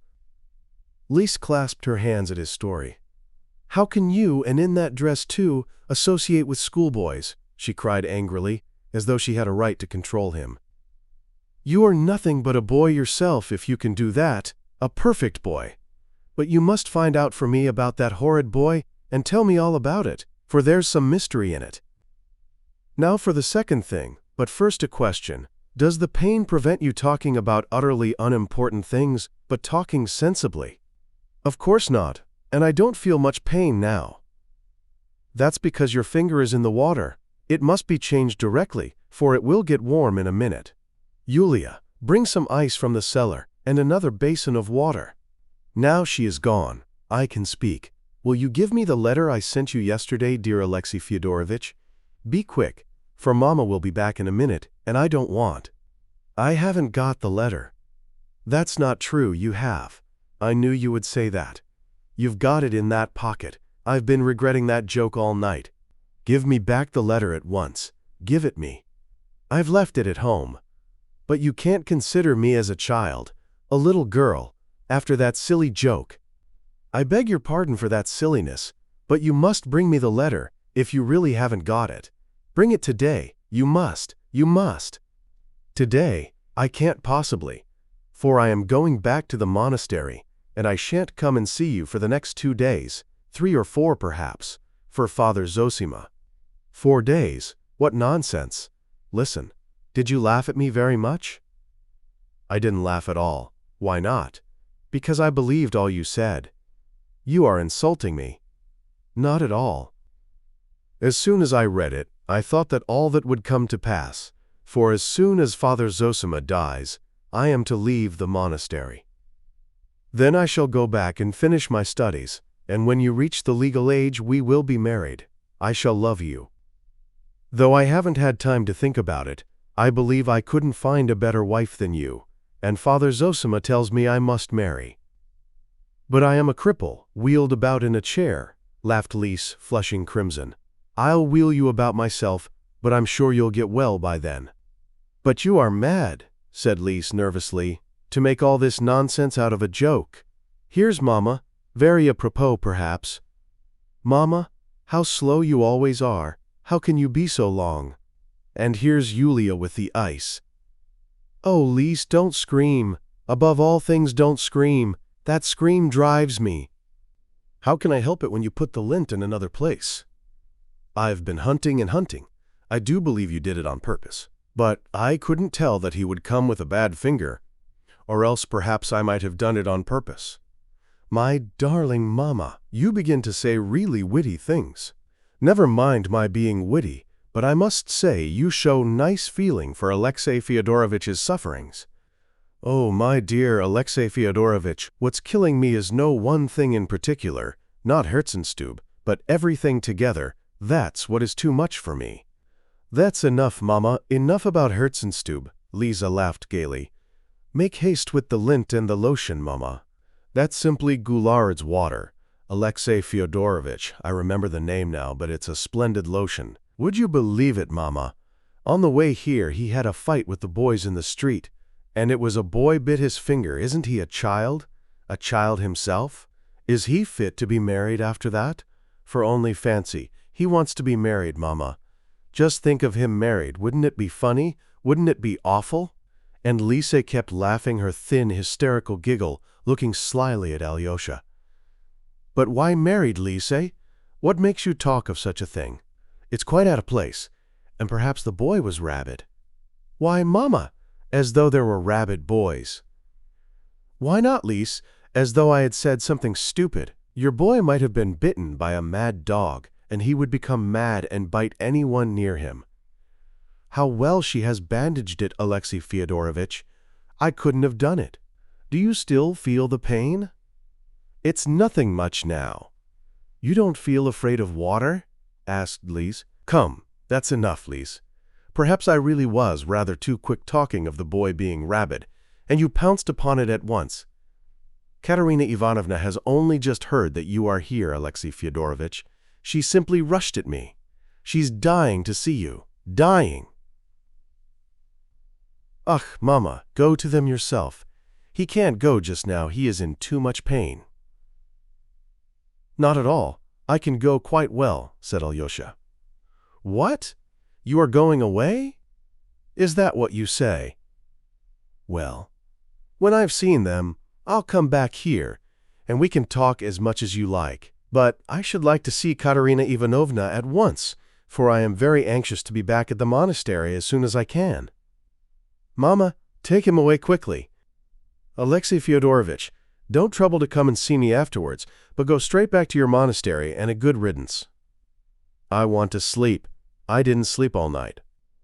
Ah, Lise, you are only making fun, but how I wish you would sleep, cried Madame Holikov. I don't know what I've done. I'll stay another 3 minutes, 5 if you like, muttered Alyosha. Even 5. Do take him away quickly, Mama. He is a monster. Lise, you are crazy. Let us go, Alexei Fyodorovitch. She is too capricious today. I am afraid to cross her. Oh, the trouble one has with nervous girls. Perhaps she really will be able to sleep after seeing you. How quickly you have made her sleepy, and how fortunate it is. Ah, Mama, how sweetly you talk. I must kiss you for it, Mama. And I kiss you too, Lisa. Listen, Alexei Fyodorovitch, Madame Holikov began mysteriously and importantly, speaking in a rapid whisper. I don't want to suggest anything. I don't want to lift the veil.